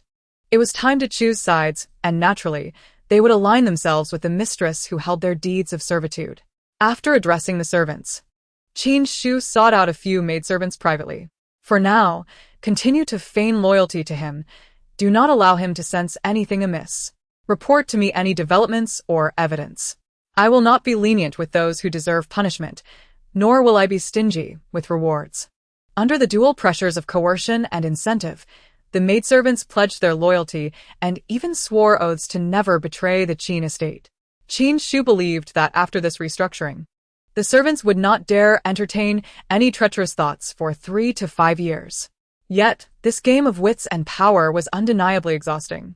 Dazed, She saw 2 figures of Xixi before her and hastily set her daughter down, returning to the bed. "Mother, what is wrong?" Qin Xixi exclaimed, noticing her mother's pale visage as she sat on the bed, supporting her head. Hearing her daughter's voice, Qin Xixi attempted to muster a smile, but found herself devoid of even that strength. Darkness enveloped her, and she fainted onto the bed. The fatigue of recent days had proven too great, even for a woman of her fortitude. Witnessing her mother's collapse, Qin Xixi cursed her own inability to walk. Fearing for her mother's well-being, she resorted to the most primal and effective method, crying. What is wrong with Xixi? Why is she crying so fiercely? Qin Xixi, hearing her cries from outside, quickly knocked on the door to his mother's chamber. After a prolonged silence, his expression shifted, and he forcefully entered, discovering Qin Xixi unconscious on the bed, while Xixi's voice had grown hoarse from weeping. Quickly, summon Dr. Qi. Qin Xixi commanded his young servant, beads of sweat forming on his forehead. At this moment, Yin Bao and Jin Zhu were outside. He had previously dismissed the other maidservants, and now, in this dire situation, the lack of personnel was glaringly apparent. Qin Xixi quickly summoned a few maidservants from the side courtyard. Before long, Dr. Qi arrived, hastening alongside the servant.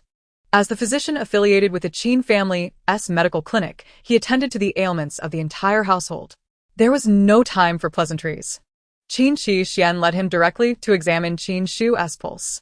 "Dr. Qi, what is wrong with my mother?" Qin Xixi inquired anxiously.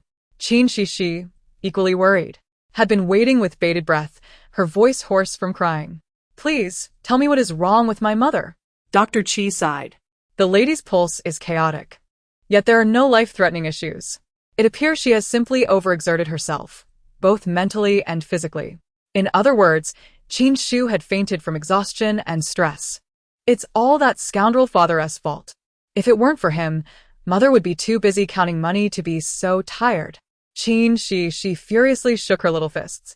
Qin Xixi shared the same sentiment. He also pondered that since he could hear Xixi's thoughts, perhaps their mother could as well. She had spent even more time with her mother than he had, and the shocking revelations she had received must have exceeded his own.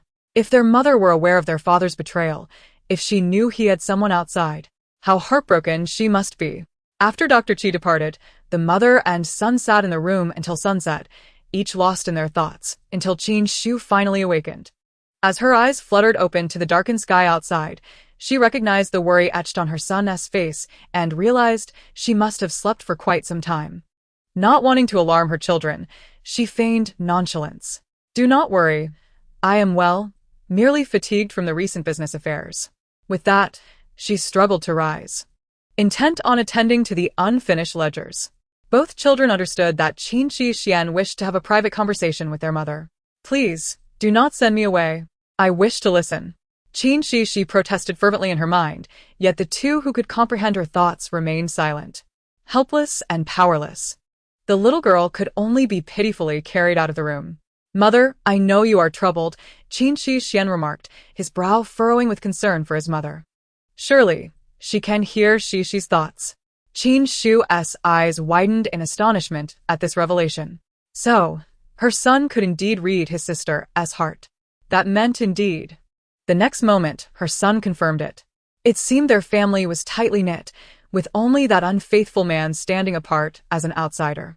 Qi Xian has already learned that his father is keeping a mistress outside. Chapter 12. Determination to divorce. Outside the door, Qin Xixi was being led away by Yin Bao. Unwilling to leave. After a brief struggle, fearing that she might fall from his arms, Yin Bao set her down, supporting her shoulders to prevent her from tumbling. Unexpectedly, in her eagerness to overhear her mother and brother, Qin Xixi, within mere seconds, managed to walk a few steps and leaned against the door, eavesdropping, refusing to budge. Yin Bao, both amused and exasperated, thought it was due to her lack of a wet nurse in her childhood, making her clingy to her mother. He considered that such a big child could hardly comprehend anything, and thus allowed her to stay. Little did he know, Qin Xixi was quite astute and could indeed understand their conversation. Qi Xian, your mother never intended to tell you this. Inside, Qin Shu sighed. However, Qin Xixian grasped his mother's hand and shook his head resolutely. Mother, I am the eldest child in the family. It is unreasonable for you to bear this alone. If you have grievances, do not bottle them up. What if it harms you? Speak to your son, and I shall find a way to help. Qin Shu, taken aback by his words, displayed a smile of relief, her eyes glistening with tears. A child's filial piety brings joy to a mother. She reflected on how, despite not having encountered the two of them, her children were wise and grateful, unlike their ungrateful father. Originally, I did not wish for you to become involved. You have your own path to follow. How can you be bogged down by the Qin family or Zhou Yang? But mother, how can one sweep the world if they cannot even tidy their own room? While I am indeed a man, I am first and foremost a son. If I cannot do anything for you, I am unworthy of being called a man. Rest assured, I will always stand by your side. Hearing this, Qin Shu was deeply moved, and tears streamed down her face. Mother, I am here too. I, Xixi, will always love you. Even as she was carried away, the little darling declared her loyalty, causing both to chuckle amidst the emotional atmosphere. Mother, what will you do next? Qin Xixian expressed concern for his mother. Worried she would struggle to leave behind the home she had cherished for so many years, despite the hurt caused by their father. Qin Xixi shared this anxiety, recalling how her mother was depicted in the book as hopelessly infatuated. However, both underestimated Qin Shu's resolve, as she decisively declared, I shall divorce Zhou Yang. He has humiliated me, exploiting the power of the Qin family while scheming against us. After years of devotion, he has betrayed me with a mistress and a love child. Such a heartless man deserves not only a divorce, but also to be publicly shamed alongside his mistress. Divorce. Mother has finally come to her senses. Qin Xixi felt a mix of joy and confusion. How come mother is no longer love-stricken and is aware of the situation with the scoundrel father? After all, in the book, Qin Shu was portrayed as someone who was deceived by Zhou Yang throughout her life, believing until her death that he loved her. Qin Xixi was unaware that her mother could sense her thoughts and was somewhat perplexed. Nevertheless, it was certainly a good thing that her mother had awakened, and for now, Qin Xixi felt her mother was the most enlightened person in the world. Qin Xixian was not surprised. His mother was inherently decisive, and now that she was aware of the truth, she would undoubtedly make her own decisions. Yet, the world was still not favorable to women. With their mother at the helm, they had already faced slander. Thus, should they proceed with the divorce, they needed to be adequately prepared to counter any backlash from Zhou Yang. Furthermore, such a significant matter required adult witnesses. Otherwise, Zhou Yang would cling to them stubbornly, and their mother would be left powerless. Coincidentally, Qin Shu and her son were on the same wavelength. She recalled the plans for Zhou Yang's scheming that her daughter had mentioned. Qin Xixian was delighted that their mother was about to sever ties with a heartless scoundrel, and he promptly requested a maid to bring paper and ink to draft a letter. Just as little Xixi had been listening intently throughout, everyone was pleased and prepared to depart when they heard Yin Bao call out Lord Zhou with evident displeasure. Qin Xixi rolled her eyes in discontent, suspecting that their scoundrel father had come to probe the situation, feigning concern. Scoundrel father, retreat. She turned to spit in disregard. but suddenly found herself lifted by a large hand.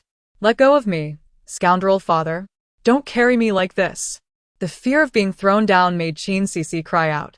Her earlier bravado dissipated, revealing her vulnerable side. After all, she had been ordered to drown in the water by her scoundrel father upon her arrival. It was impossible to claim she bore no psychological scars from that. "Mother, save me," she wailed. As the young lady of the house, how could she behave so indiscreetly? Zhou Yiyang frowned and glanced at Yin Bao, who was equally speechless. What could a half-grown child possibly understand about decorum? Zhou Yiyang had not participated in any educational process, yet expected to instruct her. However, he was still regarded as half the master of the Qin residence. Yin Bao refrained from speaking out further. "You have no manners. Your entire family lacks decorum. If you had any sense of propriety, you wouldn't have a mistress or father a child with her." This enraged Qin Xixi, who mentally screamed for her mother and brother to come forth and support her. Regrettably, their scoundrel father could not hear her thoughts. Otherwise, she would have delivered a shocking revelation to him. The randomness of mind-reading was too strong. At this moment, neither Zhou Yiyang nor Yin Bao received Cixi's distress signal. Fortunately, though they did not hear her thoughts, they did hear her cries. Cixi never cries in Yin Bao's arms. "Qi Xian, you must go out and see what is wrong with her." Qin Shu looked anxiously towards the door. Qin Xixian, equally worried about Cixi's safety, opened the door just in time to witness Zhou Yiyang holding Cixi. Chapter 13. Driving Away the Scoundrel Father. Upon seeing Qin Xixian emerge, Zhou Yiyang paused in his reprimanding stance. Qin Xixi, sensing she finally had backup, began to fake cry even more vigorously. "Big brother, you finally came to save me. I'm so scared of being thrown into the river again and dying once more." Hearing this, Qin Xixian froze, filled with pity for his sister and anger towards their father. Zhou Yiyang, oblivious to their internal exchange, quickly adopted a fade of a loving father. Wasn't this just taking advantage of the fact that Qin Xixi was too young to speak up for herself? "Xixi, come here, Daddy will hold you."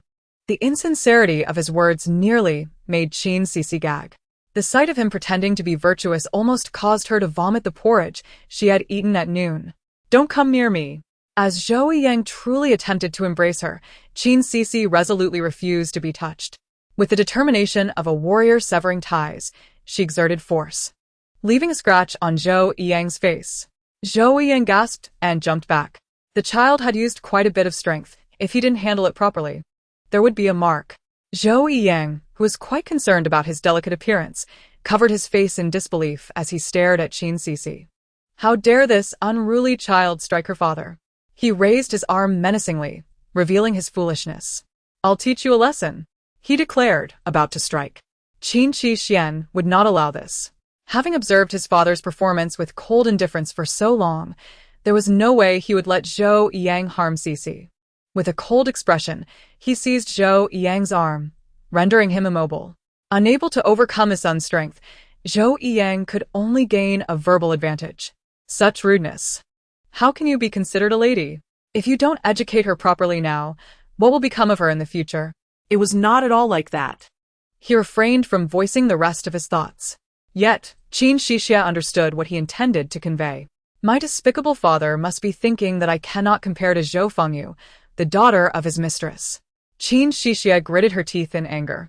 Suddenly, she felt it inappropriate to bite herself. After a moment's contemplation, she bit her father's arm instead. Despite her few remaining teeth, her bite was quite painful. Zhou Yiyang let out a cry of pain, stammering a few you without making any coherent sense. Both wounds throbbed subtly. Yet this little rascal was shielded by his disdainful elder brother, rendering her immobile for the time being. Qin Xixuan derived pleasure from witnessing his father's discomfort, though he maintained a fade of indifference. Seizing the opportunity, he embraced his sister, feigning sympathy for their father. "Father, do not blame her. After all, she is still young and naive. It would be best if you do not hold her accountable.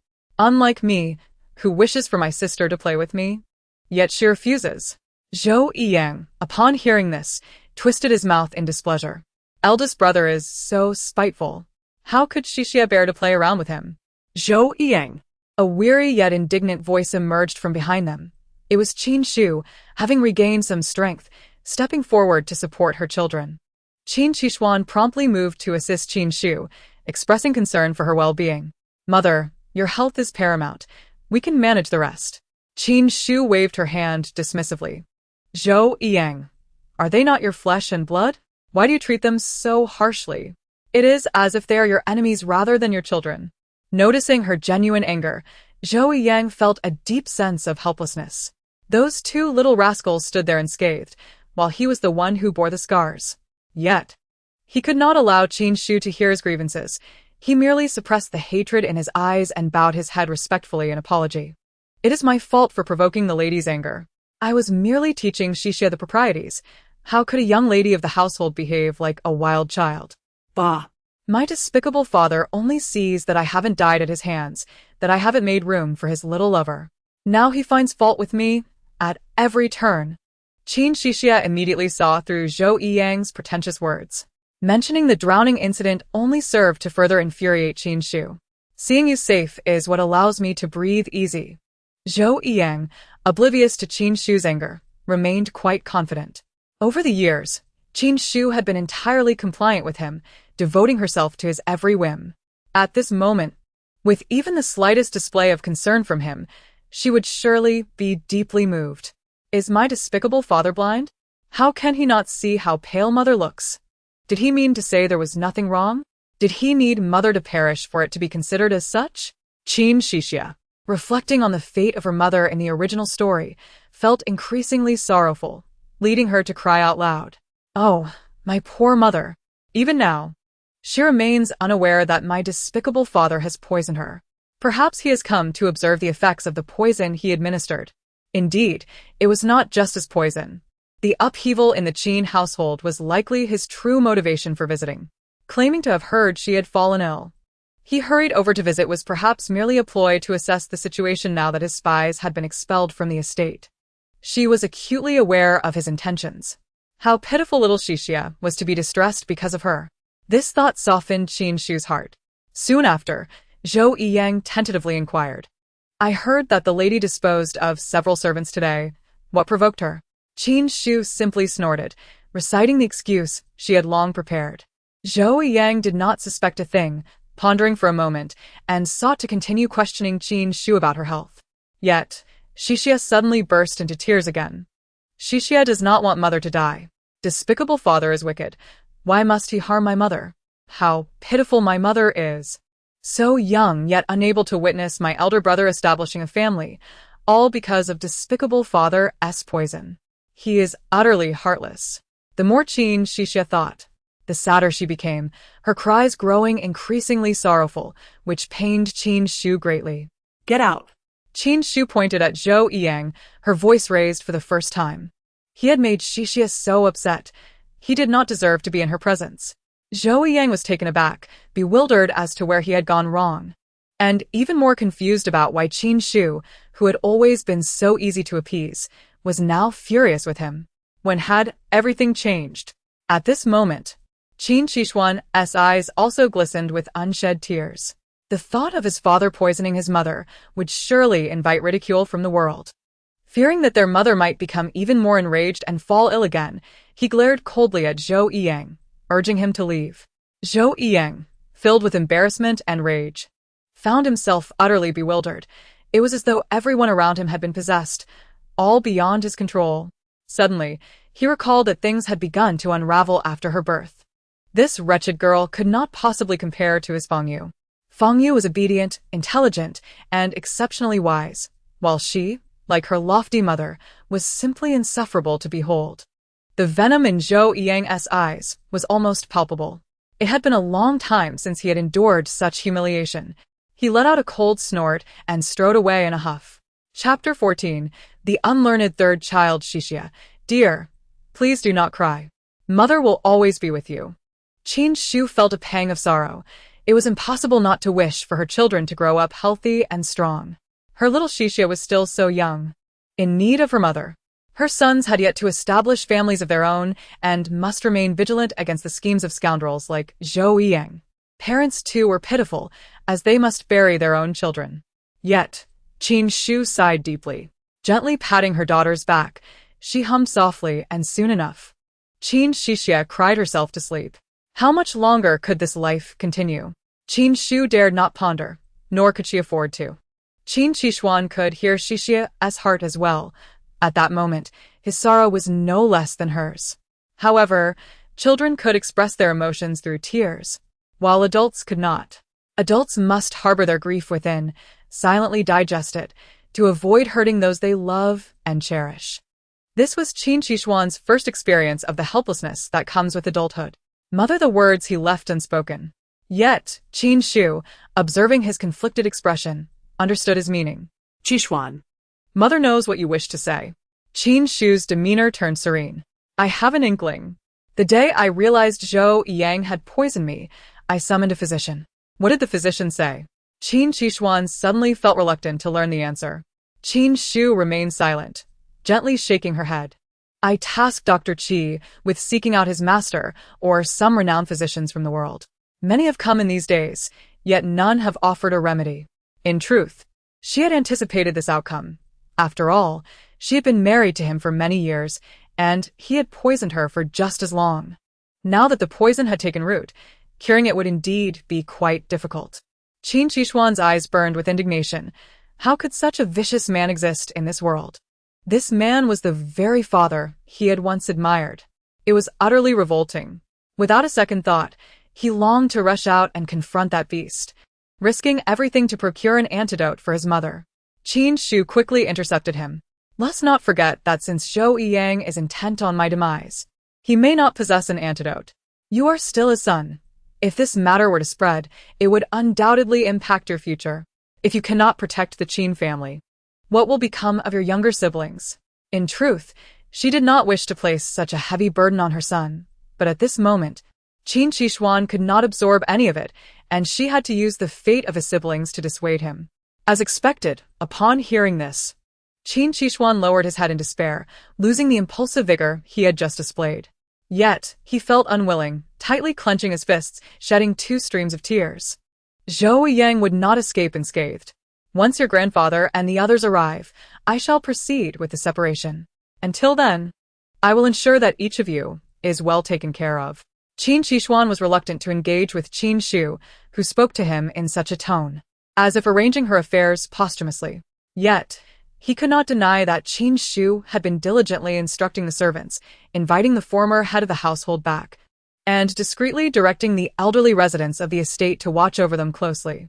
Each of their personal maids and young attendants had undergone scrutiny, retaining only the most trusted among them.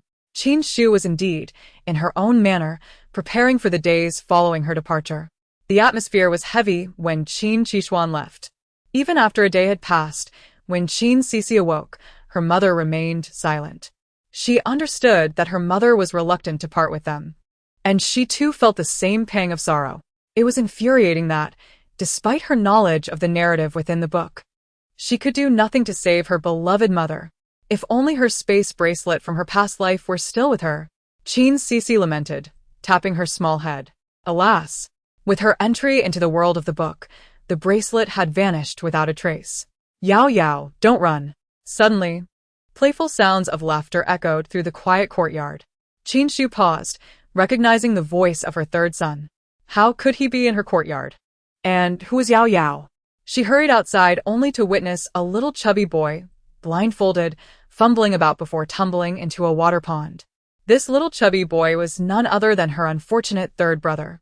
Xixi stood by, wide-eyed, as he fell headfirst into the water.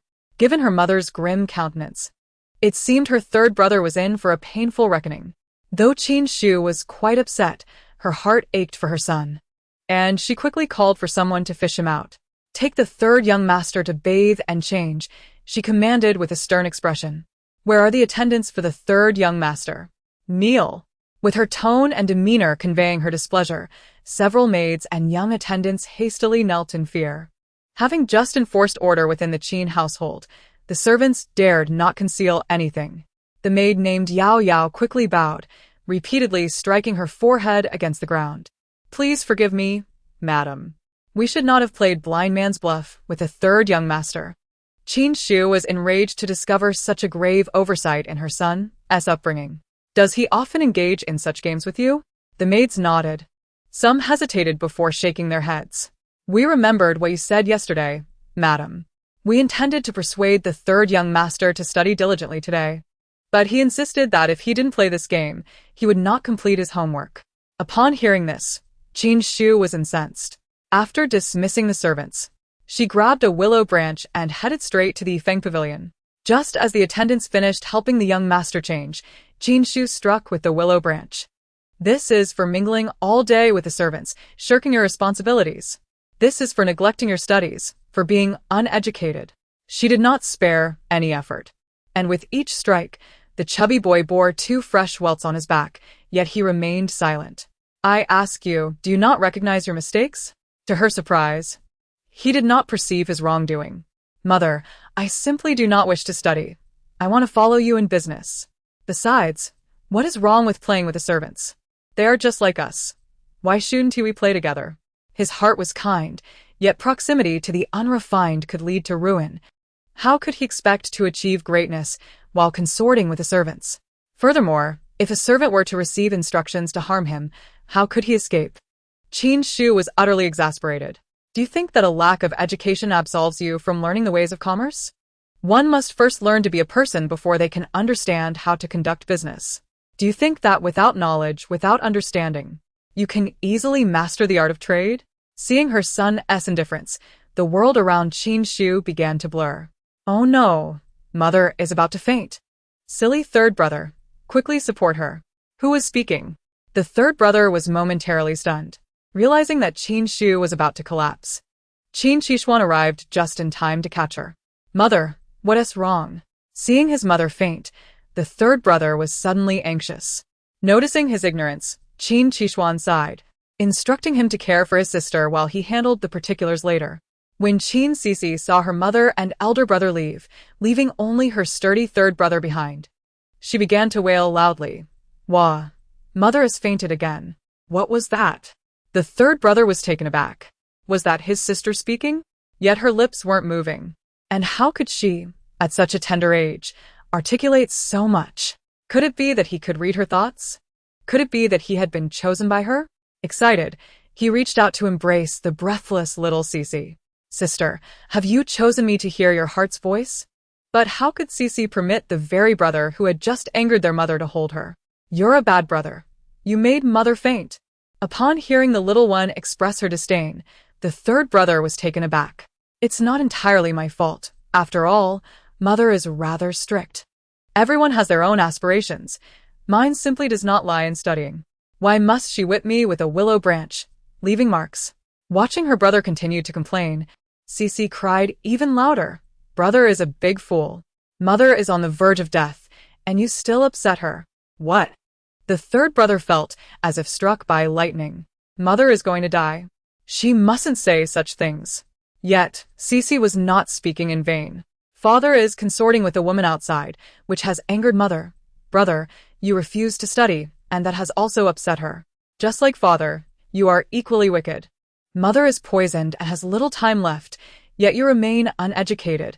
How could mother not have regrets if she departs? No wonder the third brother ended up in business, only to be careless, allowing their father to swap goods. When discovered, he was punished by the emperor, leading to the Qin family losing their royal merchant status. Half their wealth donated to disasters, and ultimately his imprisonment where he was brutally tortured, leading to his demise. The revelations of his sister's thoughts left him speechless. This cascade of information surpassed his comprehension. While he had lived in comfort and joy, advocating for a life of leisure, his mother bore immense suffering. He had truly failed as a son, while she had tirelessly considered his well-being. And what of his own dismal fate? The cruelty of his father was unfathomable. Not only would he leave him without a proper burial, but he would also drag the entire Qin family down with him. A shiver ran down his spine. Perhaps he should consult with his elder brother. In a fit of urgency, he scooped up his sister and dashed toward their mother's courtyard. Just as Qin Xixi emerged after ensuring Qin Xixi was settled, he instructed the servants to take his sister outside to play while he approached Qin Xixi. He still harbored a glimmer of hope that Xixi's words were not true. Elder brother, is mother truly poisoned? The third brother asked, his eyes reddening. Qin Xixi nodded solemnly. Can you hear CC's thoughts too? Is it true that father has indeed taken a woman outside? Qin Xixi nodded once more. Everything Xixi had said was undeniably true. She had foretold the treachery he would face during the imperial examinations, and indeed, it had come to pass. She had said their mother was poisoned, and that even the doctors could do nothing to help. Keep our ability to hear CC's thoughts a secret. Just the three of us must know, or she will be in danger. The third brother trembled all over. What had he done? Their mother already endured so much pain. How could he dare to add to her troubles? Elder brother, I understand now. Not valuing education? Does mother truly wish to burden herself for them? Some things are not a matter of preference. They are obligations. I must study diligently, like you, so that if the family encounters misfortune in the future, I might secure a position of influence. Watching his younger brother mature in an instant, Qin Xixi sighed deeply. This is the fate of the Qin family as children. Their mother has provided for them abundantly for many years. It is high time they learn to strive for their own careers and bring her some joy. Qin Xixi struggled to run down, squatting at her mother's bedside, her eyes brimming with tears as she gazed at her. Mother, Xixi wishes to stay with you forever. Qin Xixi placed her beside Qin Shu. Let us keep mother company for a while. Thus, Qin Xixi cried, gradually drifting into slumber.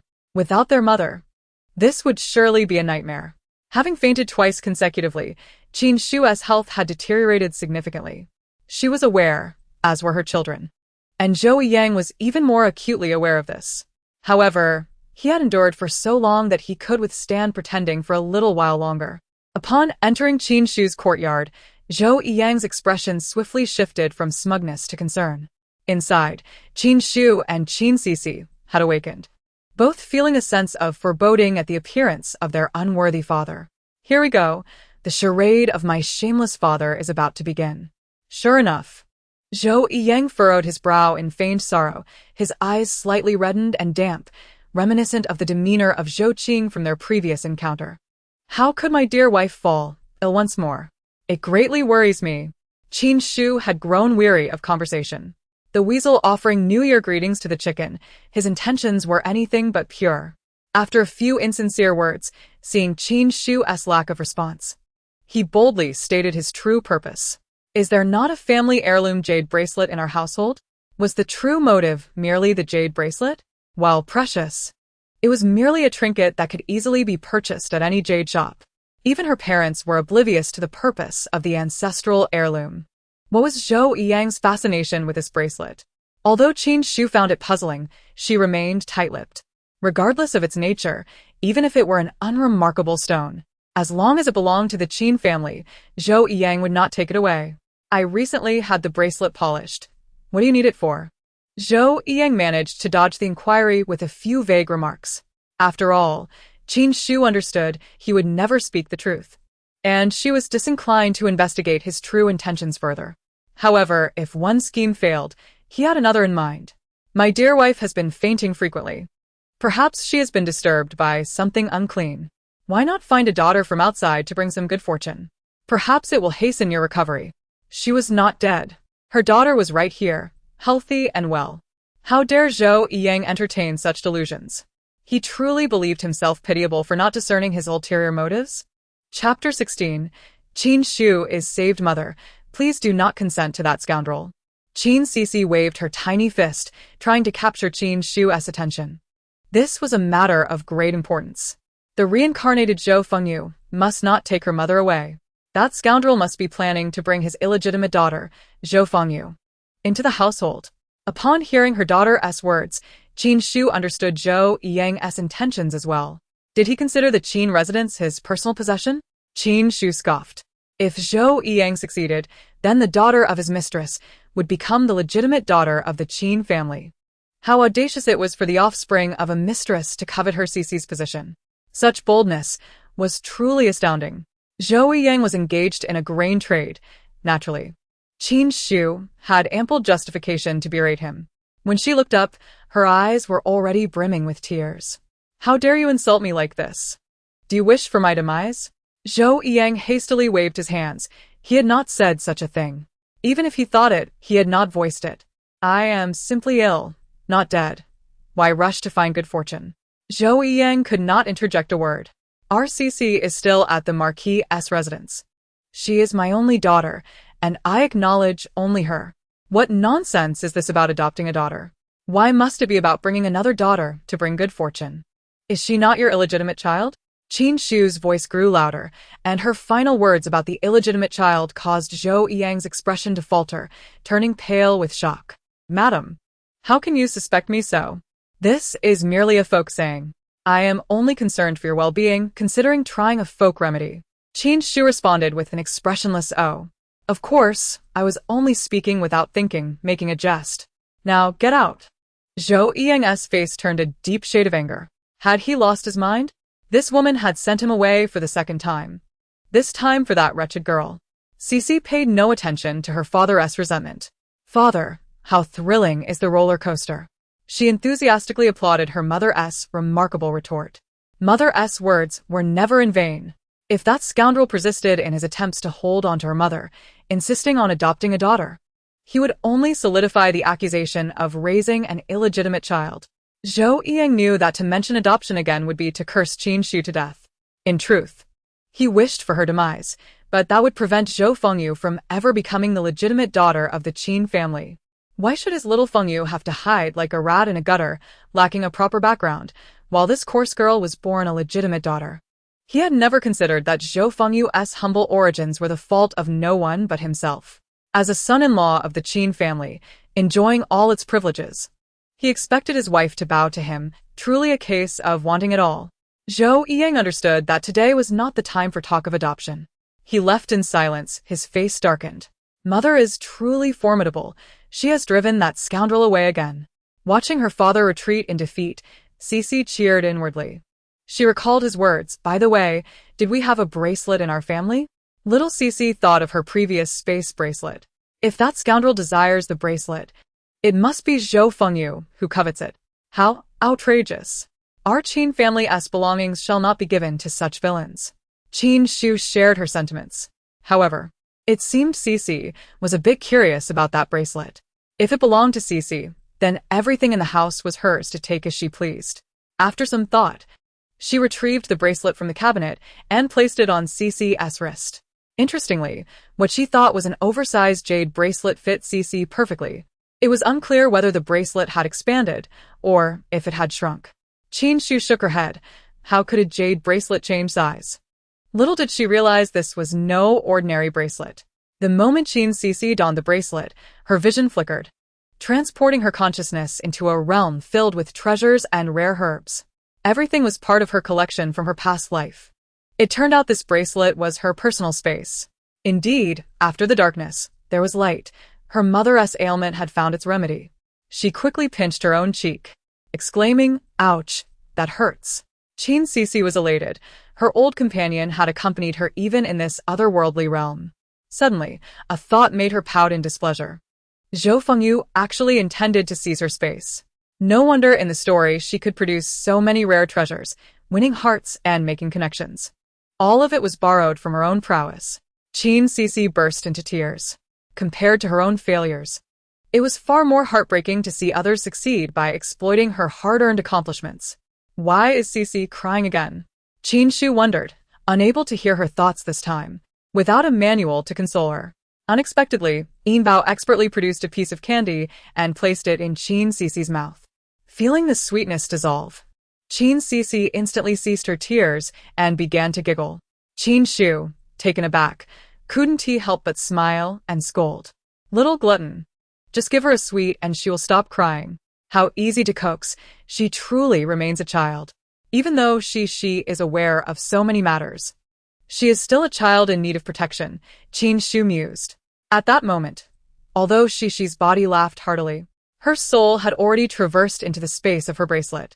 Faced with the mountain of treasures before her, she was ready to embark on a grand endeavor. The poison afflicting her mother, she pondered. With a flicker of thought, a radiant flower, shimmering with golden light, soared towards her. Huanglian, Jinyinua, and 4 types of celestial herbs, one after another, appeared before her. Upon closer inspection, only the 1,000-year-old ginseng was missing. Although slightly disappointed for not having gathered them all, Qin Xixi felt as if the task of saving her mother had transformed from a hellish ordeal to a mere ordinary challenge. As long as she could find the 1,000-year-old ginseng, her mother's poison could be cured, and she would not perish. The arrival of her bracelet was indeed timely. Let us go, let us wander through the apothecary. Qin Xixi eyes sparkled with delight. Oh, how fortunate it is to have a pillow upon waking from slumber. Chapter 17. Inspecting the apothecary on the carriage, Qin Xixi discerned the location of the apothecary. She immediately feigned sleep, closing her eyes. In truth, she had entered her bracelet space. This one, and this one. All of you, go to the shelves of the apothecary. After transferring the herbs, Qin Xixi acted as though nothing had transpired, opening her eyes to gaze out of the carriage window at the bustling market. While she hoped that Qin Shu would conveniently fetch the medicine, Qin Shu had other intentions for visiting the apothecary. It was the very place she had previously acquired herbs, where Jin Zhu and Yin Bao had been preparing medicine for her over the years. Jin Zhu and Yin Bao were solely focused on their own interests. Thus, the source of the poison could only lie within the apothecary or the suppliers. She had already investigated the purchasing matron, finding no issues. Ultimately, the problematic entity was the Qin family's apothecary. After prolonged covert investigation, she finally obtained evidence of Zhou Yiyang colluding with the apothecary's manager. Her purpose for this visit was to replace the manager. As various thoughts crossed her mind, she felt the carriage come to a halt. Qin Shu embraced Qin Xixi as they descended the carriage, a glint of coldness flashing in her eyes as they entered the apothecary. "Madam, what brings you here?" The apothecary's manager instantly recognized Qin Shu. His smile appeared genuinely sincere. Were it not for Qin Shu knowing the truth, one might mistakenly believe he was a straightforward person. "I have come to inspect the store." Qin Shu surveyed the surroundings, pointing to a shelf that stood empty. "Why has this not been restocked? What will the urgent customers needing medicine do? This was just sold out before your arrival. We were planning to restock it. Ahui, hurry and go." Qin Shu continued to traverse the apothecary, occasionally picking at flaws. "This herb is misplaced. Why is this herb missing? Why are two types of medicine stored together?" she questioned, and the manager responded each time. Gradually, he began to realize she was nitpicking. Yet, as the head of the family, Qin Shu evoked both his fear and resentment, causing him to sweat profusely. He finally breathed a sigh of relief when she completed her inspection. However, Qin Shu's next words ignited a fire of fury within him. "All right. You are dismissed." The manager's face showed disbelief. He raised his voice, filled with anger. "What grievance have I caused you?" Qin Shu chuckled coldly. "How dare you question me? If I were you, I would leave in disgrace and vacate the capital at once." The manager was startled, feeling a twinge of fear, yet his demeanor remained indignant. "A lowly person stands upright. Madam, you have no evidence to slander me. I cannot accept this." At that moment, Ahui beside him nodded in agreement. "Our master has always taught us to be righteous and benevolent in our practice of medicine. Madam, have you perhaps made a mistake?" This Wang Shanqing truly excelled at disguise. No wonder he could collude with the hypocritical Zhou Yiyang.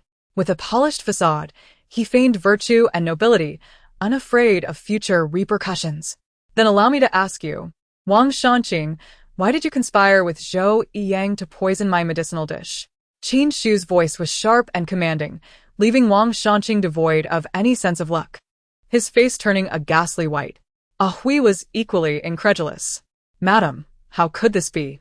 Our master would never do such a thing." Upon hearing this, Qin Shu slammed 2 medical prescriptions onto the table. "Then you should see for yourself. Do these 2 prescriptions differ?" One was Qin Shu's own, while the other was procured from Zhou Yiyang. The one given to the purchasing matron was the former, while Wang Shanqing prepared medicine according to the latter. And this prescription had an additional ingredient, the Moon Lake Yen flower. This herb indeed provides great nourishment, but when combined with the other ingredients, it becomes a slow-acting poison that causes weight gain. Observing Qin Madam's round figure, it was evident that if she were to lose weight, she would undoubtedly be a beauty. Given her current state, time was running short. Ahui struggled to turn his gaze towards his master, whose countenance spoke volumes. "Master, Qin Shu was uninterested in their emotional theatrics. If this prescription is insufficient, We shall visit the residence at the 48 house on East Street to see if your entire family is residing there, perhaps arranged by Zhou Yiyang. At this, the manager collapsed to the ground, cold sweat dripping from his forehead. Madam, my greed has blinded me. I have erred. Wang Shanqing repeatedly knocked his head on the ground until it bled. Why has this trend of bowing to mothers become so popular lately? Qin Xixi scratched her head, giggling. Madam, forgive me this once. I shall never dare again. I have 5 children and several elderly to care for. I forgive you this time. Who will save me then? Am I not burdened by the elderly above and children below? Do I not have 6 children to tend to, along with a heartless husband? Qin Shu was both enraged and amused. To prevent Zhou Yiyang from growing suspicious, she issued a threat. Today's events must remain secret. The lives of your family depend on it. If you inform Zhou Yiyang, I will report you to the authorities, and your entire family will face ruin. Mother, well done. We must not show mercy. This is their just retribution. Little she realized after visiting the apothecary with her mother, that the manager was indeed a conspirator with Zhou Yiyang in poisoning her mother. Yet, amidst her anger, she did not forget her true purpose.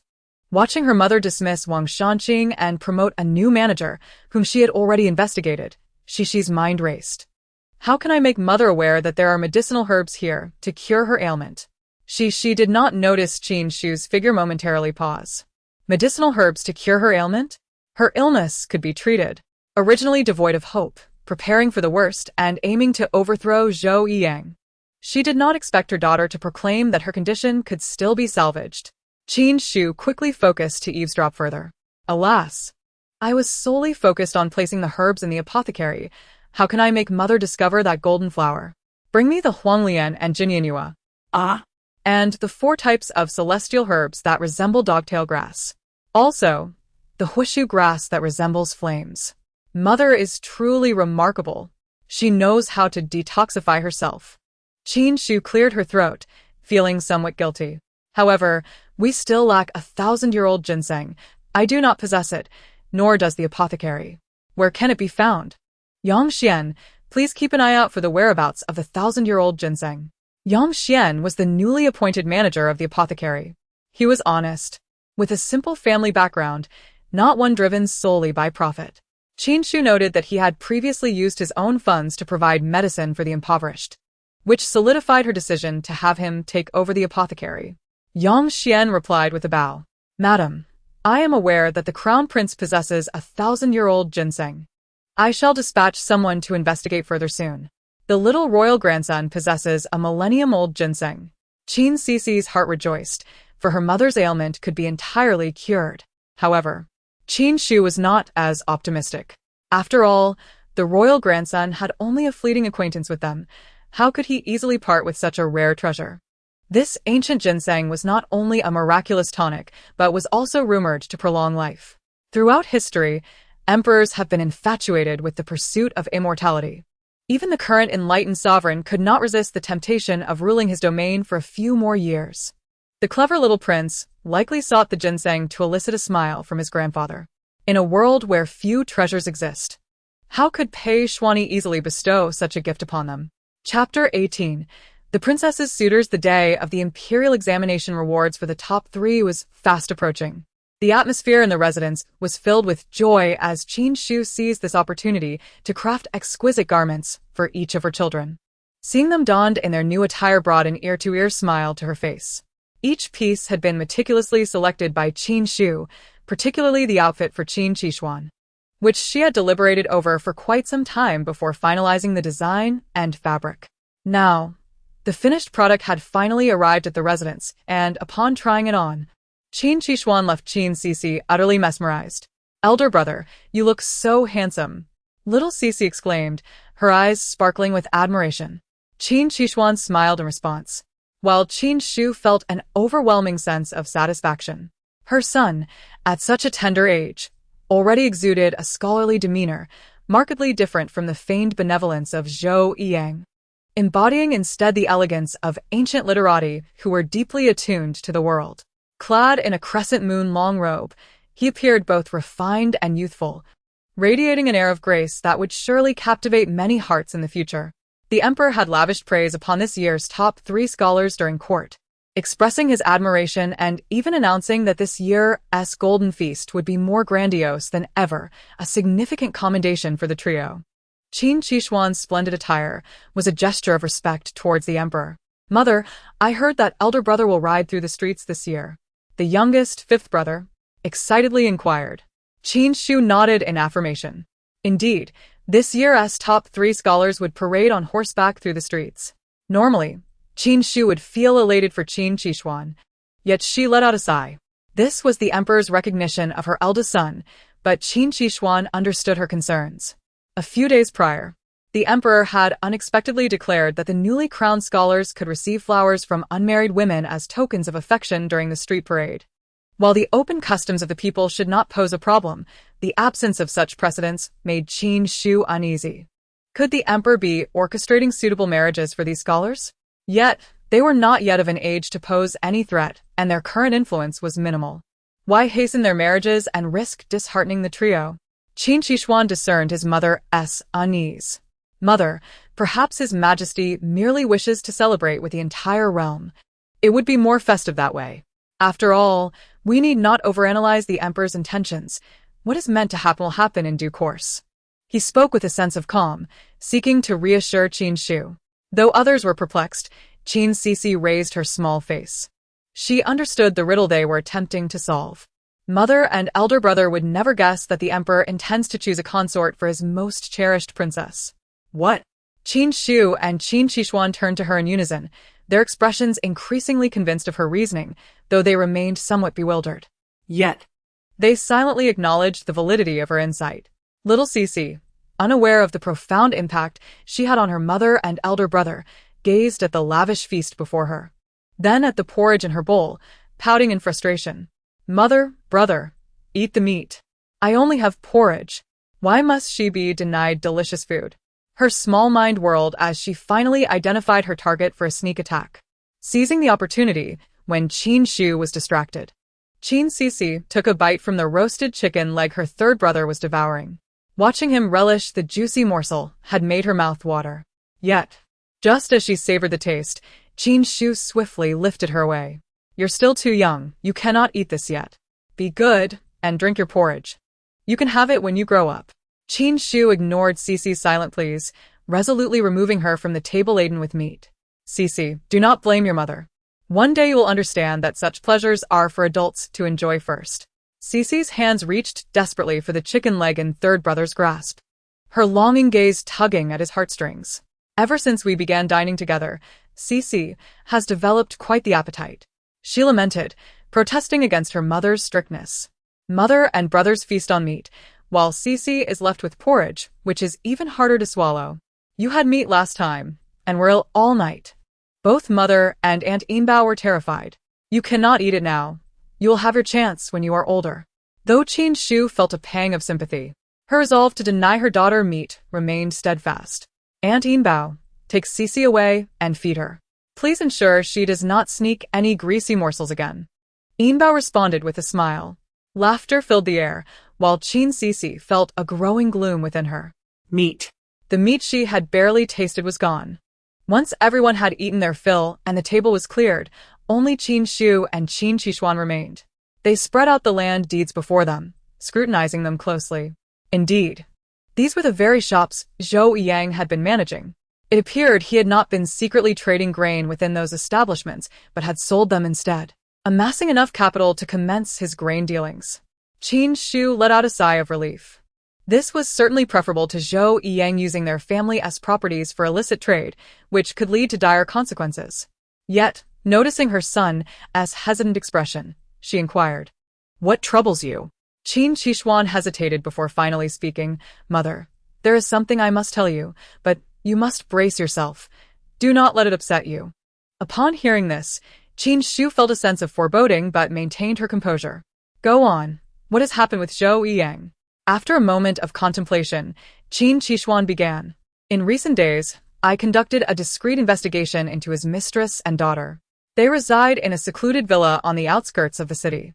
When I inquired among the neighbors about the male head of the household, they praised Zhou Yang profusely, revealing that he had meticulously cared for his mistress, showering the neighbors with gifts, fearful that Zhou Qing might be mistreated in his absence.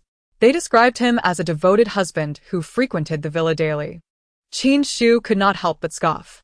Zhou Yang certainly plays the part of a man well with his mistress, using the wealth of the Qin family to build his own stature. No wonder he delayed his arrival the day I gave birth, only showing up hastily the next morning. He must have been ensnared by that mistress.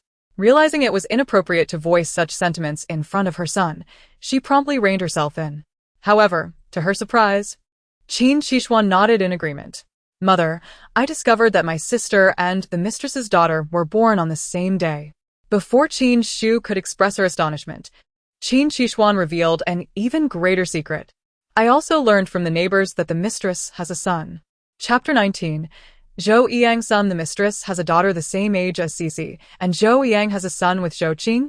If they're not twins, then he must be the elder brother of Zhou Fengyu. How old is the son of the mistress? Qin Xixi grasped his mother's hand reassuringly.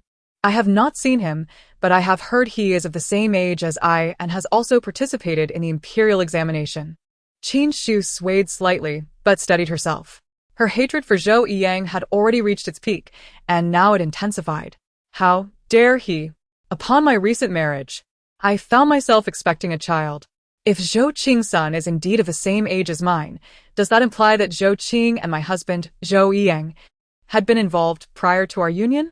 Qin Xixi never anticipated that her marriage would turn out to be a farce from the very beginning. Zhou Yang had betrayed her so early on, and it was only with the arrival of her child, Xixi, that she came to this realization. While one would expect her to be heartbroken and despondent, Qin Xixi felt a profound numbness instead. Her expectations of Zhou Yang's character were already low, thus his actions, though shocking, did not surprise her greatly. Mother, please take care of your health and do not let him affect you, Qin Xixi urged. Noticing the concern on her son's face, she smiled gently and shook her head, assuring him that she was well.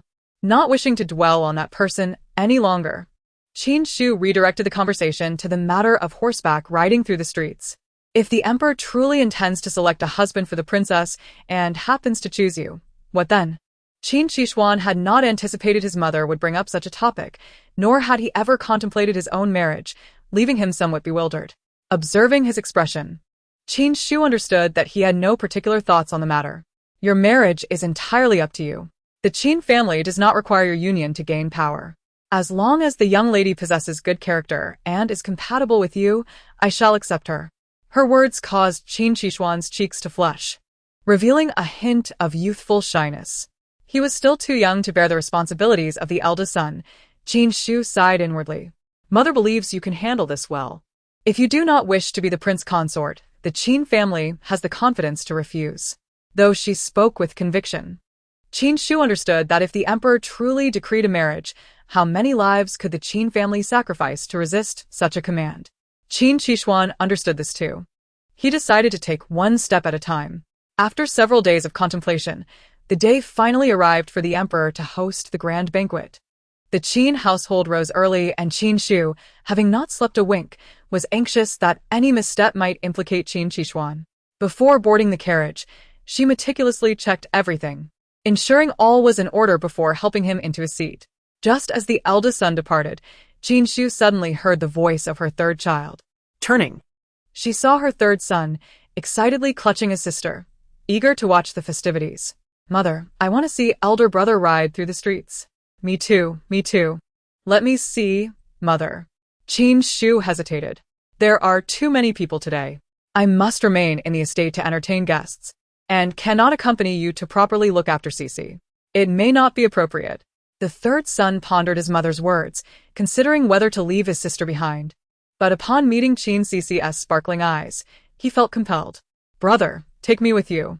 In that moment, he believed he was the only one who could save his sister. After all, he had only just reconciled with her after a prior quarrel, and he feared she might grow upset again if left behind. Third brother, I knew I was right about you. You are wonderful. Receiving praise from little Xixi, the third son swelled with pride. Qin Xixi found herself both amused and exasperated by her children. Upon reflection, her third son had recently changed his ways, focusing on his studies, and although he could not compare to the eldest, he had received praise from his tutor on occasion. Allowing him to accompany Qin Xixi for a bit of leisure was not entirely out of the question. Though somewhat careless, he was undeniably good to his sister, and Qin Xixi felt assured leaving Xixi in his care. She nodded, instructing them to take extra maidservants and sufficient silver, encouraging them to buy whatever they wished. Mother is so kind. Third brother is wonderful.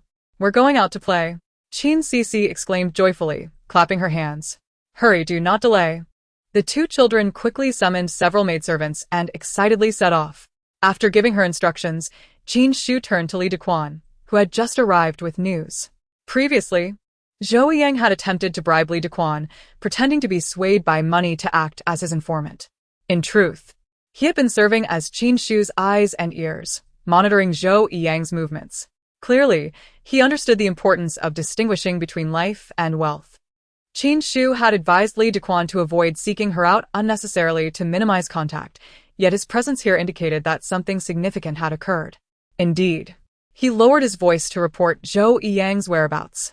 At that moment, Qin Xixi could not suppress a cold smile. It seemed Zhou Yang had started to reveal his true colors. The goods in question must be provisions, after a brief period of compliance. Zhou Yang had resumed his reckless behavior. Following a series of events, Qin Xixi finally found herself with a moment to breathe. Sister, I know the best room in the tavern for watching the horseback parade. Look. Third brother has always enjoyed revelry. Following him is never a mistake. Qin Xixi believed wholeheartedly in her brother's judgment. The third son, feeling quite proud, confidently declared, Innkeeper, we shall take room number 2. However, the innkeeper's face displayed discomfort. Young Master Qin, room number 2 is already occupied. Would you like to choose another room? That room was clearly reserved for me. How could it be taken by someone else? The third son, frustrated, felt that he had already made plans with his sister and was unwilling to back down. As the innkeeper hesitated, caught between the wealthy patron and the noble family, he implored, Young master, the guests within are of high status. We cannot afford to offend them. How about room number 3 instead? I will personally arrange a fine banquet for you. The third son, undeterred, retorted, What noble guests! I had already promised my sister that we would watch the parade from room number 2. He produced triple the payment, but to his surprise, the innkeeper dared not accept it. Just as he was about to lose his temper, the door to room number 2 swung open, revealing none other than the royal grandson. Pei Xian-yi. Chapter 20. A reunion with the royal grandson. Moments earlier, Pei Xian-yi had sensed a commotion outside, hearing voices grow nearer to their private chamber. He surmised someone was vying for room number 2, and had likely clashed with the innkeeper. It was probably another wealthy young master. Otherwise, the innkeeper would not have hesitated to block their entry at the tavern's door. Today marked the grand horseback parade, and he had reserved the room days in advance, anticipating that many would seek a prime vantage point to witness the festivities. When he inquired, the innkeeper readily agreed, likely intimidated by the prospect of crossing the royal family. In light of this, Pei Xian-yi decided it would be best not to put the innkeeper in a difficult position. So, he opened the door to see if he could negotiate a resolution. To his astonishment, he found himself face to face with the third son of the Qin family, along with Qin Xixi. Pei Xian-yi's eyes brightened instantly. Since the last incident involving the Minister of Revenue, he had not seen Qin Xixi. He had longed for another opportunity to encounter the delightful little girl, for every meeting with her brought unexpected joy. Be it regarding his untimely death and rebirth, the truths of his past life, or the masterminds behind the examination scandal, he had much to discuss.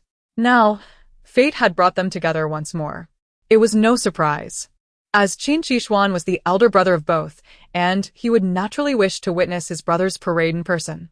The third son, unaware of the connection between his sister and Pei Xian-yi, felt a cold sweat break out.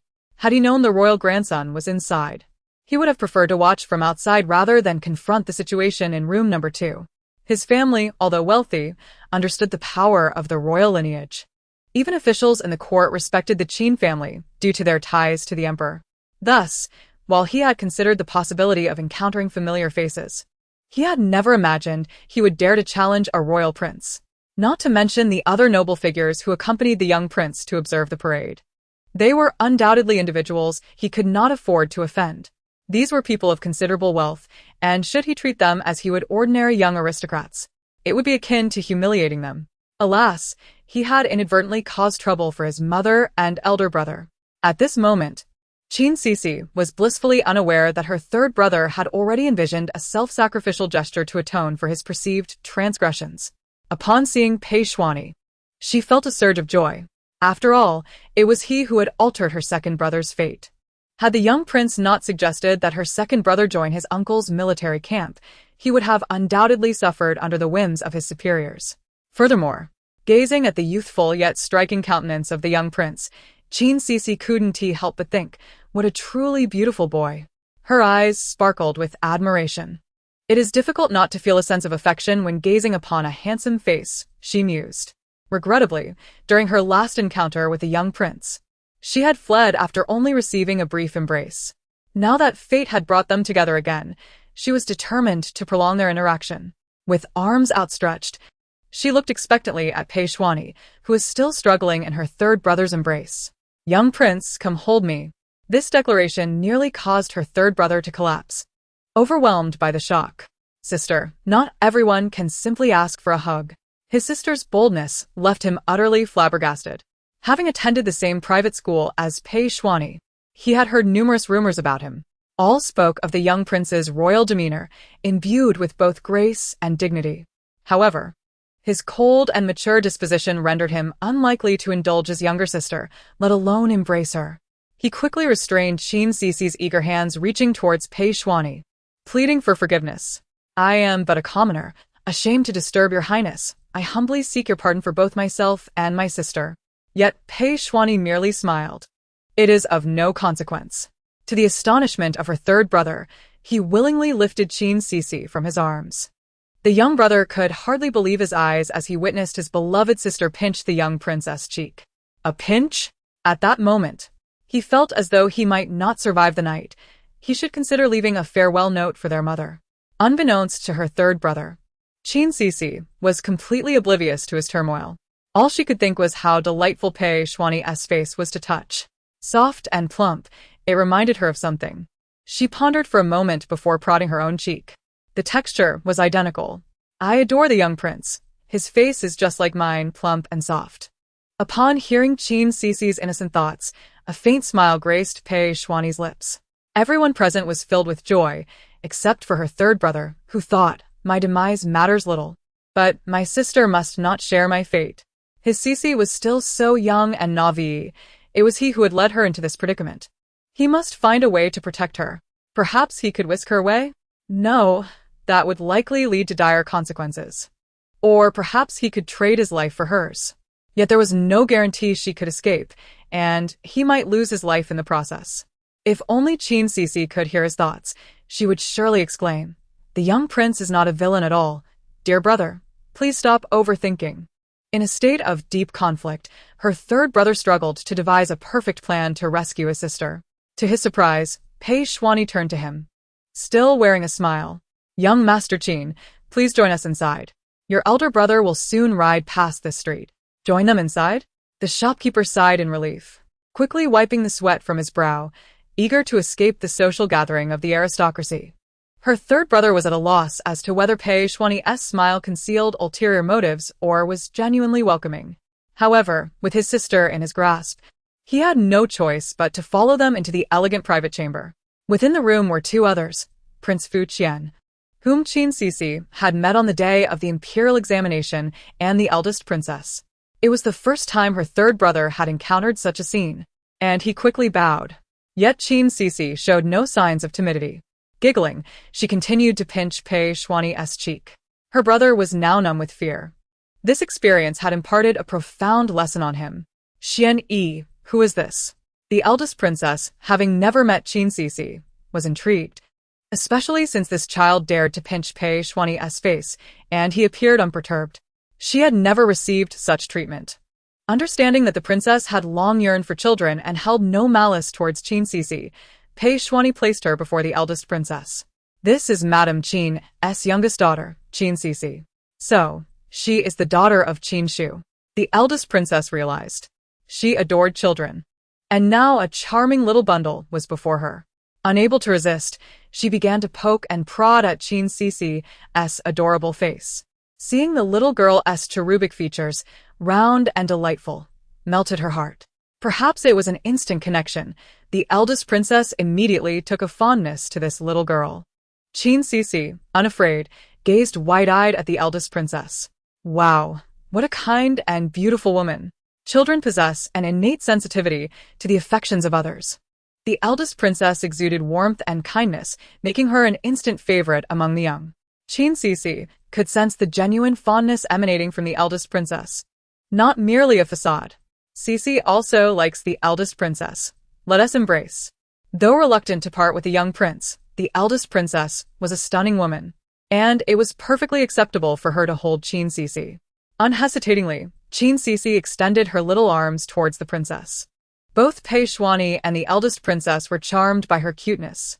Her third brother was now completely desensitized. Happily, he relinquished Qin Xixi to the eldest princess, who played with her, engaging in delightful games that elicited peals of laughter from Qin Xixi. The room was filled with the joyous sounds of a child's laughter.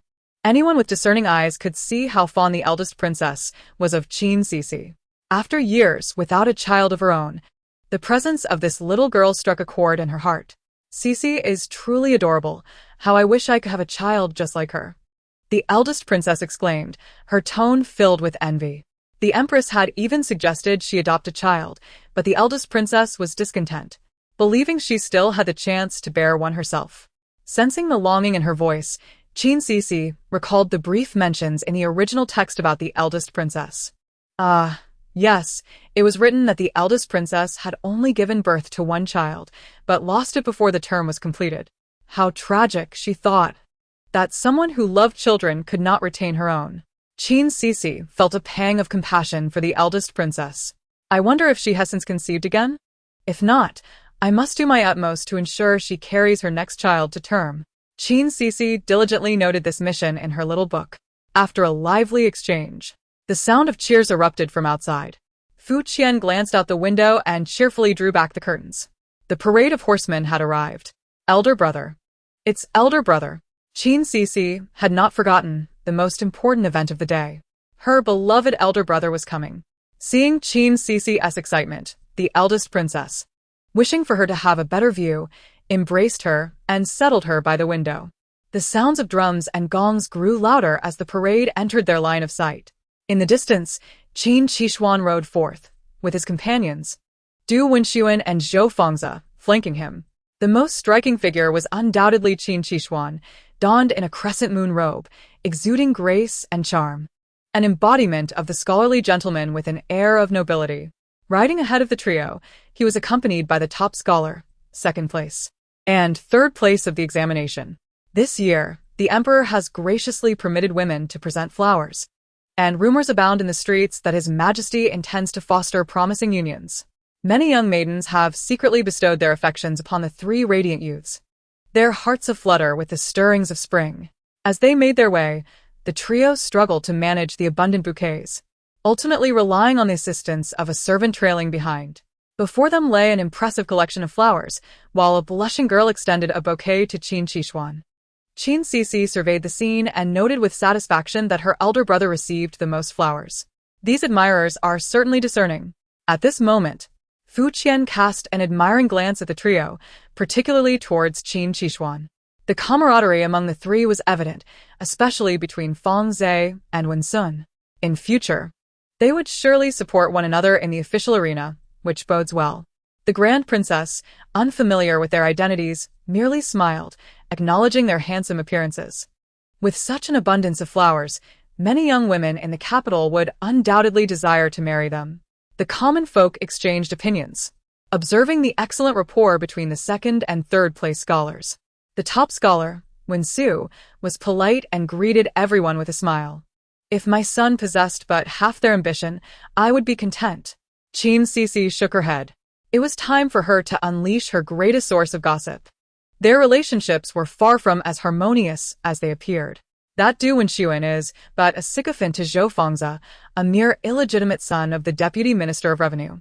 Clinging to Zhou like a shadow, the Deputy Minister is unwaveringly loyal to the minister, and Du Wenxuan, too, believes that his elder brother must have cheated. Poor brother of mine remains blissfully unaware that Zhou Fengzi is indeed the illegitimate child of a mistress. What? Zhou Fengzi is the illegitimate child of a mistress? The three individuals who could hear Qin Xixi's thoughts were taken aback. The most astonished among them was Qin Xixi. Although he was at a distance, he heard his sister's thoughts distinctly. Earlier, when she had been praising herself, he had chuckled, but now he was nearly thrown from his horse in shock. How foolish of him to consider Zhou Fengzi a good brother. He could hardly believe that Zhou Fengzi was not acquainted with him. Qin Xixi felt a pang of regret. At their age, sharing the surname Zhou and possessing such a mysterious background, he should have disowned Zhou Fengzi's pretentiousness, which stemmed from being his father's illegitimate child. A truth too delicate to voice. Zhou Fengzi nearly caused my brother's ruin. In the original narrative, he incited Zhang Zongxian to frame my brother, later subjecting him to extreme punishment, forcing him to witness the annihilation of the Qin family. Qin Xixi, incensed, waved her fist at Zhou Fengzi. If looks could kill, Zhou Fengzi would have been reduced to mere fragments. The third brother, too, was taken aback. It seemed his fate was not the most tragic. His elder brother's plight far surpassed his own. Just how deeply did the illegitimate offspring of that mistress harbor hatred towards the Qin family? What grievance had the Qin family ever caused them? Qin Xixi perceived Zhou Fengzi's duplicity, recognizing that a person capable of colluding with Zhang Zongxian could hardly be virtuous. Yet, Zhou Fengzi remained oblivious to the fact that Qin Xixi had unearthed his true identity and was reaching out to him with concern. Qin Xixi felt a wave of revulsion and instinctively recoiled from his hand, steadying himself in the saddle. In Chapter 22, Climbing the Grand Princess, Qin Xixuan's instinctive retreat caught the attention of many onlookers. He displayed a semblance of sorrow, forcing a stiff smile, as if he had wronged Zhou Fengzi. Those surrounding them began to murmur. It appeared that the relationship between the top scholar and the second and third scholars was not as amicable as presumed. Perhaps the top scholar bore a hint of arrogance. With genuine talent and knowledge, a measure of pride could be deemed acceptable. Perhaps he was merely avoiding the risk of the third scholar falling from grace. No, the truth was that the elder brother found Zhou Fengzi genuinely repugnant. Little Xixi rolled her eyes. This tactic grows increasingly familiar. Is this not reminiscent of Zhou Qing? Like mother, like son, both are adept at manipulation. Beside her, Pei Xuani regarded Zhou Fengzi thoughtfully, sensing a cunning beneath his handsome facade, one that lacked a broad-minded disposition. As Zhou Fengzi's sycophant, Du Wenxuan could not abide Qin Xixuan's disdain. Fengzi has shown you kindness, yet you disregard him, deliberately seeking to humiliate him in public. What are your intentions? The more he pondered, the more he felt Qin Xixuan's behavior was excessive. As the top scholar, how could he exhibit such lack of decorum? In his estimation, he was not even comparable to Brother Fengzi. Zhou Fengzi pretended to dissuade Du Wenxuan from continuing, while secretly fanning the flames. When Sun, Brother Xixuan did not intend any malice. We should prioritize the greater good and avoid disputes at this moment. Qin Xixuan chuckled coldly to himself. He had no desire to indulge in the display of camaraderie between the two, dismissing them without uttering another word as he continued onward. Duoxa, infuriated by his disdainful demeanor, could only suppress his ire, unable to elicit a response from Qin Xixuan. Those in the room clearly understood the farce that had just unfolded. Fu Qian shook his head in disappointment. Du Wenxuan was young and hot-headed. In such a public spectacle, he failed to temper his temper, creating internal discord that left him a subject of ridicule. The Grand Princess nodded. This top scholar possesses a measure of grace. He will certainly rise to prominence. Indeed, Qin Xixi declared proudly, hands on her hips. My brother is simply the best. Qin Xixuan from afar caught wind of his sister's thoughts, his stern expression softening into a gentle smile. He turned his gaze towards her, meeting her proud little eyes, and returned her with a beaming smile. Zhou Fengzi, naturally, noticed Qin Xixuan's expression and felt a pang of jealousy. What had Qin Xixuan seen? Following Qin Xixuan's gaze, he spotted Fu Qian and the smiling Grand Princess beside him. The Grand Princess. Zhou Feng's eyes lowered in envy. Why should Qin Xixi befriend the Grand Princess? Those connections were rightfully his. If Qin Xixi could associate with the Grand Princess, why could he not? Concealing his jealousy, Zhou Feng donned his customary smile and, feigning casualness, bowed to the Grand Princess and her entourage. "Greetings, Your Highness." The Grand Princess, surprised that he had noticed them, acknowledged him with a polite nod, maintaining the dignity of the royal family. Only Pei Xuani remained impassive, unaffected by Zhou Feng's overtures. Qin Xixi found herself growing fonder of Pei Xuani. The little prince possesses keen insight. He must have recognized at first glance that Zhou Feng's is not to be trusted. In truth, Pei Xuani had merely overheard Qin Xixi's thoughts, grasping the treachery hidden beneath Zhou Feng's charming exterior. "Your Highness, you have held Xixi for quite some time. Allow me to assist." Pei Xuani interjected, interrupting Zhou Feng's attempts to engage further. The Grand Princess reluctantly passed Qin Xixi to Pei Xuani, her arms weary from holding her. She was also displeased with Zhou Feng's deliberate attempts at conversation. Although Zhou Feng felt regret at not having spoken with the Grand Princess, he believed he had performed his due diligence in front of her, leaving her with a favorable impression as they continued their ride. Qin Xixi, too, had only just recognized the noblewoman holding Xixi as the Grand Princess. Though surprised, he surmised it was a favor from the young prince. With Pei Xuani present, he felt assured that Xixi would be safe and continued to ease his mind. Soon, the procession passed through the street, and the gathered crowd began to disperse. Qin Xixi, still cradled in Pei Xuani's arms, felt an overwhelming sense of comfort. The little prince's embrace is so warm. How delightful. She snuggled against Pei Xuani, causing him to feel a ticklish sensation on his face, as though brushed by a small creature. Of course, it would be even better if the young prince could provide me with some meat. Qin Xixi still harbored a longing for that taste of meat.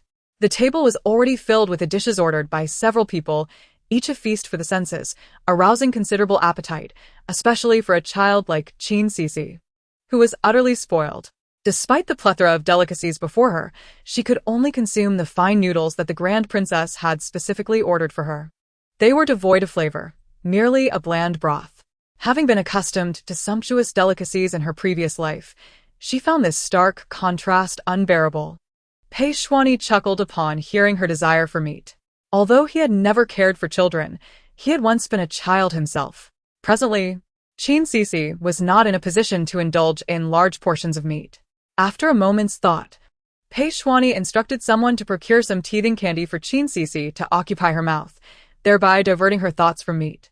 Qin Xixi felt a tinge of disappointment, but she reluctantly accepted the candy in lieu of meat. The group had eaten their fill, and the third brother realized that Pei Xuani and the others bore no ill intent towards him and his sister. However, the gravity of royal authority compelled him to refrain from lingering further. The Grand Princess nodded in acknowledgement. She was well aware that her brother was to select a consort for his favored legitimate princess. Among the three individuals she had just observed, Qin Xixi seemed the most promising, while the other two were somewhat beneath consideration.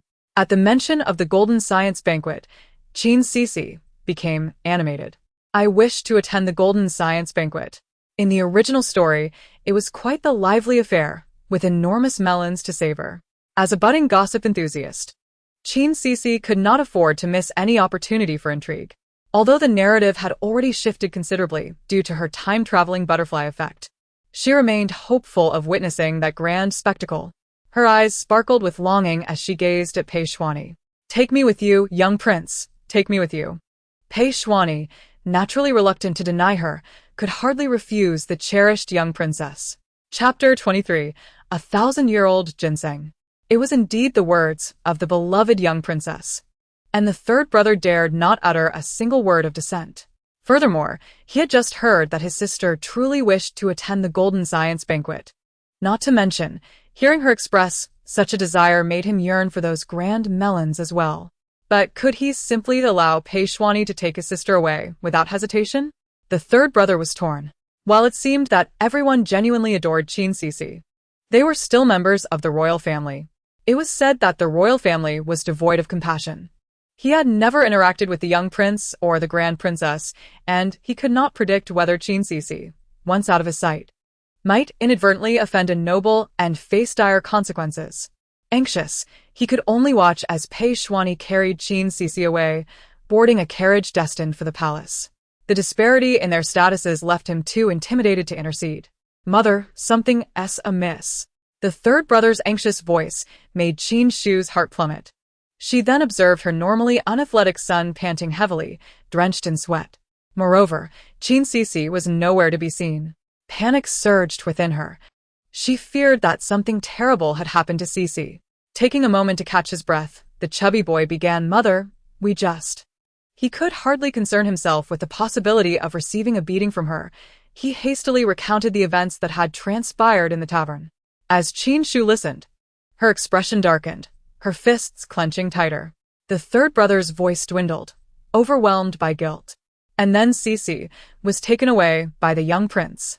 Qin Shu found herself at a loss for words. The Qin family was not without influence in the capital. How could he have so recklessly used wealth to coerce others? It seemed they had struck a formidable obstacle this time. Embarrassed, the third brother scratched his head. "But I had already promised my sister, though she might not understand." How could he, as her elder brother, allow her to be blamed? Enraged, Qin Shu delivered a reprimand to the third brother. Unlike the third brother, who feared for Xixi's safety, she was not overly concerned, as Pei Xuanyi had assisted them on 2 occasions and appeared to hold genuine affection for Xixi.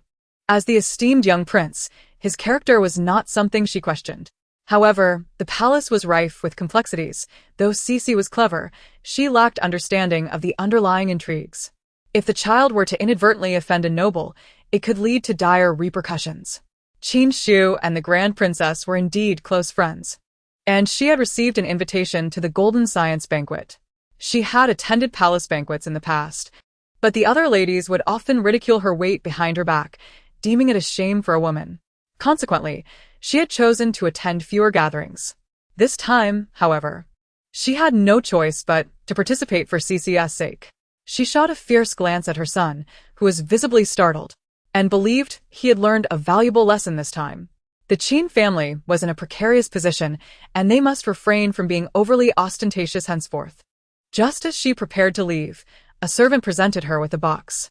"Madam, someone from the palace has come, saying this is a gift from the young prince." Pei Xuanyi? Qin Shu hurriedly accepted the box. Upon opening it, she was astonished to find 1,000-year-old ginseng inside. Her surprise was immense. The shopkeeper, Yang, had mentioned that the young prince possessed such a rare herb, yet she had never intended to request it from him. Although it would not be difficult for the young prince to deduce their need for the ginseng through Yang's hints, his willingness to bestow such a precious gift upon the Qin family was an unparalleled act of kindness. Moved, Qin Shu understood that the young prince likely acted out of consideration for the Qin family's children. Once again, he had come to their aid. Undoubtedly a benefactor for the Qin family and a savior for Qin Shu. She carefully placed the 1,000-year-old ginseng alongside the precious herbs she had previously acquired from the apothecary, then boarded her carriage to the palace. Throughout the journey, Qin Shu's thoughts were myriad, and upon finally arriving at the palace gates, she hastily disembarked, ready to enter. Yet, she was abruptly halted by someone.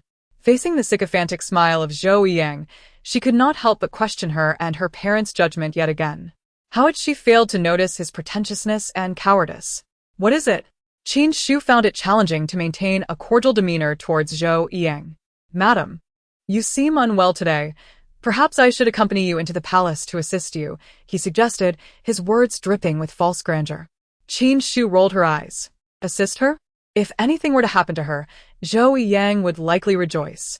It was clear that his concern was feigned, as he was likely more interested in visiting his talented son than her well-being. She couldn't fathom what kind of nonsense Zhou Qing had fed him. Instead of cherishing his top scholar son, he inexplicably favored the second best. Fortunately, Qin Shu did not covet having such a father for her son. However, she was not so magnanimous as to allow him into the palace. With a forced smile, she declined. "The palace has numerous rules. I have been entering and exiting since childhood and know enough. Silver treasure is sufficient company for me. Your presence would be unwelcome." She shook her head, saying nothing more. Zhou Yang's face turned pale, speech failing him. This hefty woman was openly insinuating that he lacked decorum. Qin Xixi paid no mind to Zhou Yang's thoughts. Her concern was solely for her little Xixi, leaving her no time to engage in a battle of wits with him. As she walked away, Zhou Yang clenched his teeth in frustration. Noting that she had only brought silver treasure with her into the palace, while Xiao Qi and the others waited by the carriage, he devised another scheme. Recalling how Xiao Qi had previously shown interest in him, Zhou Yang sought to probe her sentiments. "Are you aware of how the madam has been faring lately? Is she often fainting, appearing quite unwell, as if on the verge of death?" He calculated that the timing was just right. It wouldn't be long before this hefty woman lost her influence. Unbeknownst to him, a flicker of disdain crossed Xiao Qi's eyes. Indeed, the madam had anticipated that Zhou Yang would inquire about her health. The madam had long instructed the maidservants on what to say. At this moment, Xiao Qi feigned wiping away her tears. The lady had been fainting increasingly often lately. Some mornings she would faint once, only to do so again in the afternoon. And it appeared that each day was worse than the last. Indeed, Zhou Yang felt a surge of satisfaction within him. It seemed the poison was doing its work splendidly. How could the lofty head of the Qin family escape his clutches? Once Qin Xixi perished, the entire Qin residence would fall into his grasp. He reveled in his triumph, masking it with a facade of sorrow as he departed the palace gates. Chapter 24. The Golden Feast. At this moment, Qin Xixi remained blissfully unaware of the uproar her abduction had caused at home. She was presently being playfully embraced by the Grand Princess, reveling in her delight. The Grand Princess exuded a delightful fragrance, and Qin Xixi relished being held by such a fragrant aunt. A blissful smile adorned her face, oblivious to the fact that the Grand Princess was beaming at her foolishness. Initially, when Qin Xixi sat directly on the Grand Princess's lap, the noble ladies and lords were taken aback, but upon witnessing the Grand Princess's fondness for Qin Xixi, they no longer dared to underestimate this unknown child, showering her with praises. "Where did this adorable little darling come from? How fortunate she is! She is so chubby, obedient, and charming. Look how joyfully she smiles. Not a whimper or a fuss, as if she understands our words." What began as mere flattery from the Grand Princess's admirers transformed into genuine affection for Qin Xixi. After all, who could resist a soft, adorable child who neither cried nor fussed? When Qin Xixi arrived, she was met with a scene of warmth and camaraderie. After observing for a while, she realized the center of adulation was none other than her daughter, leaving her both amused and exasperated. Indeed, Qin Xixi was the darling wherever she went. The Grand Princess, noticing Qin Xixi's arrival at the feast, felt a surge of joy. Although they hadn't seen each other in years, their bond remained strong. Understanding Qin Xixi's apprehensions, the Grand Princess hoped she would set aside her grievances and ignore the gossip of the malicious tongues, inviting her to sit at her side. "Little Xu has arrived. Please take the empty seat to my left." Upon hearing this, Qin Xixi smiled gratefully, acknowledging the Grand Princess's kindness. "Mother's here," Qin Xixi exclaimed, her heart swelling with happiness at the sight of her mother after a day apart. After a spirited conversation among the guests, they stood in anticipation at the sound of the eunuch's voice. "The emperor has arrived." Shortly thereafter, the emperor entered, waving his hand grandly. Immediately, neatly prepared dancers entered the hall. The first half of the golden feast unfolded as any banquet would, with guests dining and enjoying the performances, the atmosphere lively and unrestrained. However, Qin Xixi was less than pleased, for she was unable to eat. Both the Grand Princess and her mother were closely watching her, leaving her no opportunity to sneak a bite. Bored and unable to comprehend the dance, she gazed around in search of something entertaining. She was particularly intrigued by the emperor. Upon his entrance, everyone bowed, exuding a commanding presence. At this moment, the emperor too was curious about the child in his sister's arms, wondering whose child was brave enough to remain unfazed in such a situation. Typically, it was rare for children to attend palace feasts, as their unpredictable cries could disturb the emperor, a serious offense. Their mutual curiosity led to a chance meeting of their gazes. For ordinary folk, it would be unthinkable to lock eyes with the sovereign, yet Qin Xixi was no ordinary child. At that moment, she was captivated by the emperor's beard, finding it amusing. It reminded her of those ethereal elders from her previous life, who sported beards longer than their hair and exuded an air of superiority. She had always wanted to tug at one to see what it felt like. Without hesitation, Qin Xixi reached out her hands toward the emperor, exclaiming, "Emperor, hold me." Astonishingly, her boldness stunned the entire room. Even Pei Xuanyi was taken aback, feeling a twinge of fear. The emperor was known for his stern demeanor, and he did not seem the type to favor children. If the emperor were to become angry, Pei Xuanyi could only hope that his connection to the Grand Princess would suffice to protect Qin Xixi. Fortunately, the emperor did not perceive her actions as offensive. Instead, he found it quite intriguing. "It's rare to find a child unafraid of me. Sister, allow me to hold her." The Grand Princess hesitated, but seeing her brother's genuine expression, she willingly passed Qin Xixi to him. "Wow, a big beard, here I come," Qin Xixi exclaimed with excitement, while Qin Shu and Pei Xuanyi were left in shock.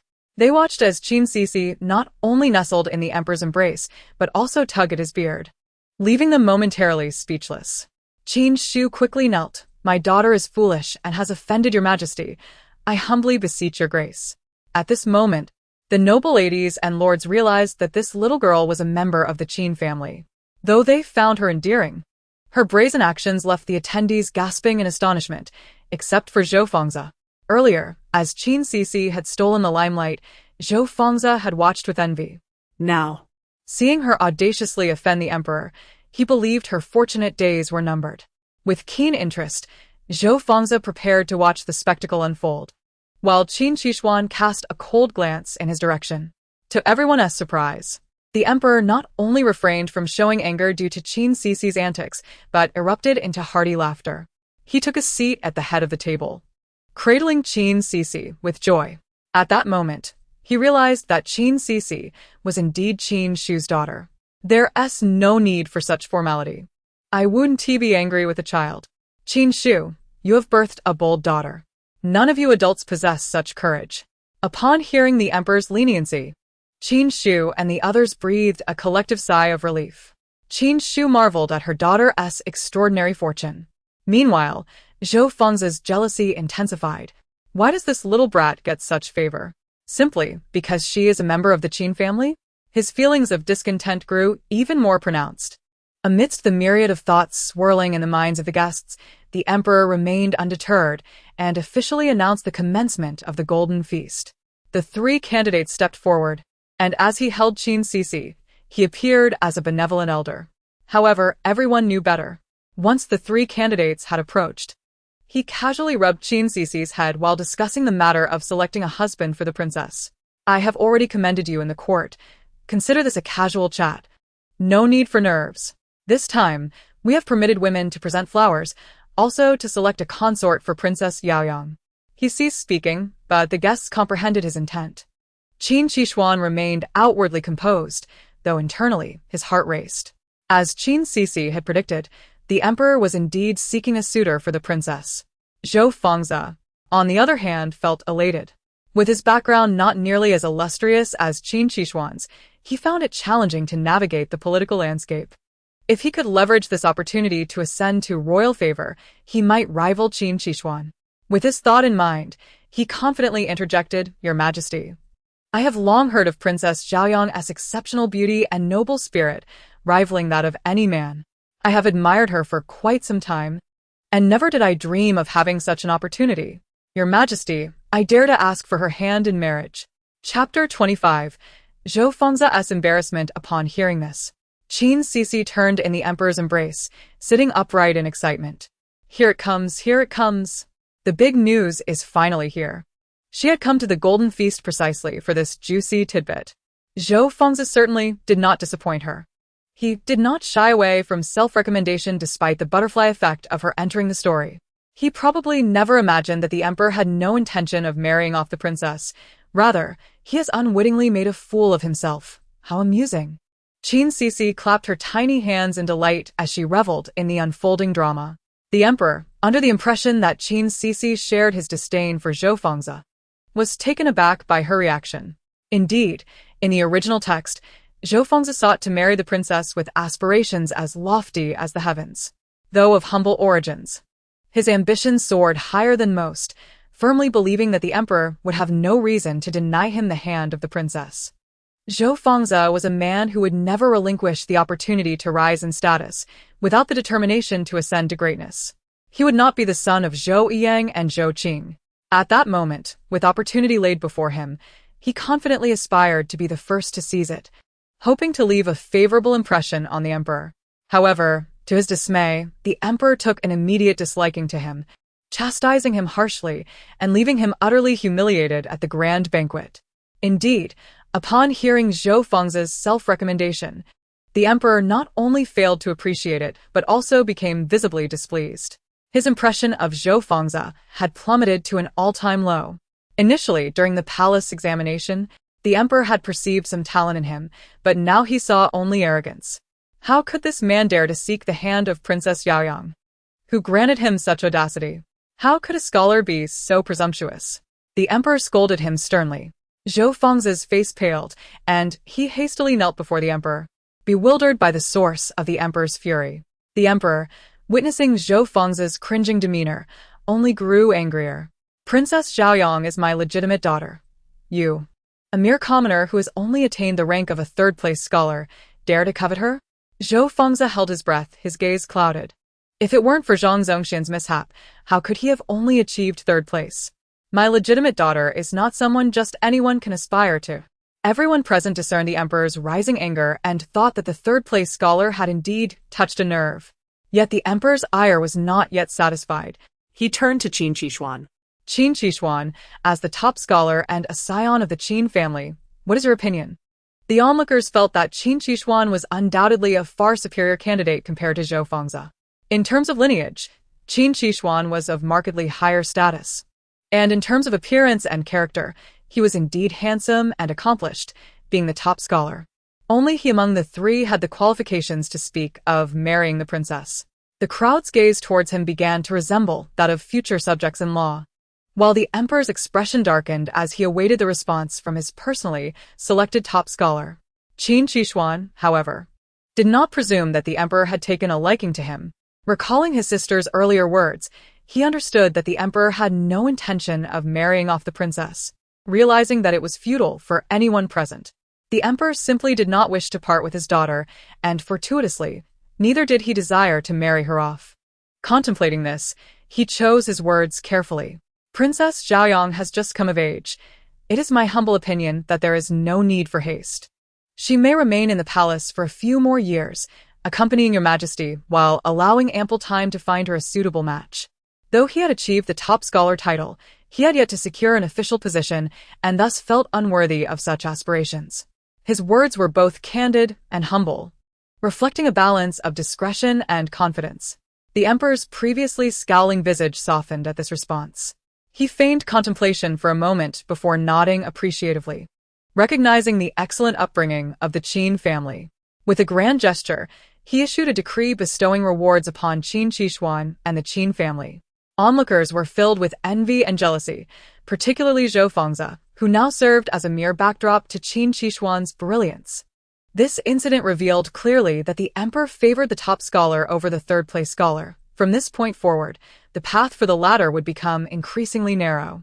Do not rejoice too soon. Without true talent and learning, how can one hope to win hearts? He then turned to comfort the pale-faced Zhou Fengzi. Qin Xixi found the situation bewildering, but chose to disregard the two pretentious figures, Du Wenxuan and Zhou Fengzi. Instead, Fu Qian approached him. Xixi, you performed admirably today. Qin Xixi quickly shook his head. What I said was the truth. The princess is not someone just anyone can match. Upon hearing this, Fu Qian lowered his voice. I overheard the eldest princess mention that the emperor has no intention of marrying off the princess. Princess Zhaoyang has just come of age and is the emperor's first daughter. He cannot bear to part with her so soon. It is the Empress Dowager who wishes to find a match for the legitimate princess, leaving the emperor in a dilemma. Which is why this farce was staged. Qin Xixi finally grasped the underlying reason. Despite the emperor's pretense of seeking suitors for the princess, he had no desire to actually marry her off. Zhou Fengzi had suffered a significant setback. Fu Qian sighed. Zhou Fengzi was too hasty.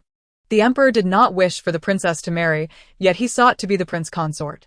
The emperor inherently dislikes overly confident individuals, and it seems Zhou Fengzi has lost favor in his eyes. While it is unwise for a subject to presume the emperor's thoughts, how can one establish oneself in court without understanding the emperor's intentions? You, Xixuan, have done well. Your views align with the emperor's. After praising him, Fu Qian advised Qin Xixi to remain humble and not become overconfident before turning to converse with others. Qin Xixi breathed a sigh of relief. This was perhaps the best outcome. He had no desire to be the prince consort to a princess he had never met, fearing that defying the emperor would impact the Qin family. Moreover, without his sister's reminder, he might not have been able to gauge the emperor's intentions properly. Thus, the grand banquet concluded without further incident. Qin Xixi shone brightly, while Zhou Fengzi was far less fortunate, leaving the event with a pallid countenance. Chapter 26. A traitor within the house. Qin Xu sighed with relief. Grateful that Qin Xixi had not caused a greater disturbance during the grand banquet and that her son was safe. Approaching the emperor with a tinge of anxiety, she said, "Your Majesty, now that the banquet has concluded, my daughter and I have no face to linger here any longer. What do you think?" In truth, she wished to take Qin Xixi away, but felt hesitant to directly ask the emperor. After witnessing such a spectacle, Qin Xixi herself felt somewhat exhausted. Yawning repeatedly, she too wished to leave with her mother. "I have a special affinity with Xixi. Should I wish her to stay in the palace, who would dare oppose it?" The emperor, not forgetting to stroke his beard, extended his arm towards his daughter. Qin Xu felt a warm surge of affection but could not make a decision without the emperor's approval. Sensing the little one's charm, the emperor marveled at her cleverness. After a moment's thought, he produced a token from his waist and placed it in Xixi's hand. "Little Xixi, whenever you wish to come to the palace to play, just bring this token with you. No one will dare stop you." Qin Xixi, puzzled, regarded it as a mere toy, giggling as she played with it in her hand. Qin Xu was indeed taken aback. The emperor had bestowed a palace token upon Xixi. How few are privileged with such an honor. Her daughter was so favored by the emperor, and Qin Xu felt both gratified and anxious, overwhelmed with emotions as she accepted Qin Xixi from the emperor. After exchanging pleasantries, the emperor had her escorted out of the palace. Once outside, numerous individuals approached Qin Xu, eager to engage in conversation. "Madam Qin, my second son remarked upon seeing your esteemed daughter today, how charming and delightful she is, insisting on an engagement. Might the Qin family entertain this notion?" "Madam Qin, my daughter is of similar age to your daughter. Perhaps they could forge a friendship and interact more often." "Madam Qin, I have brought some treats that children enjoy. I hope you won't find them unworthy. Your son is quite a fine young man. Might there be any thoughts of a marriage proposal?" Qin Xu found herself at a loss for words, her lips twitching in disbelief. Merely because her daughter had gained the favor of the eldest princess and the emperor, suitors were already lining up to propose an engagement? Her little Xixi was still so young, barely able to speak. Among these sycophants were those who previously criticized her for being overweight.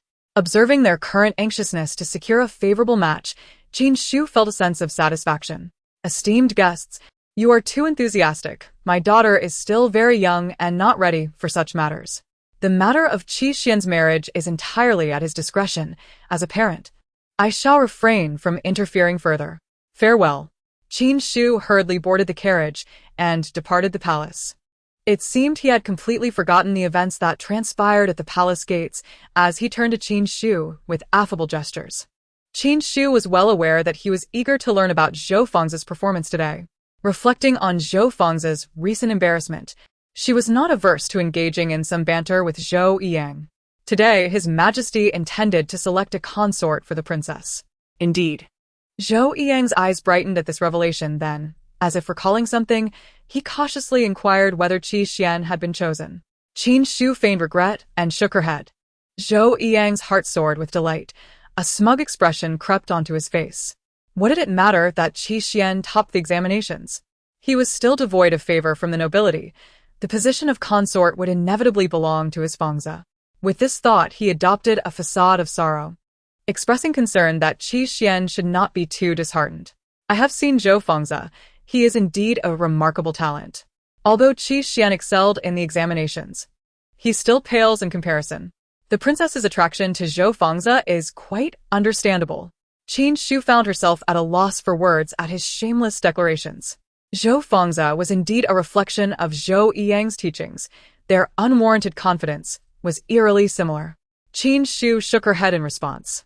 The consort is not Zhou Fengzi. Zhou Yiyang's expression momentarily faltered. Could it be Du Wenxuan? How could that be? Du Wenxuan is the least conspicuous among the three. Even Qi Xian could not possibly be him. How could that happen? Qin Xixi scoffed.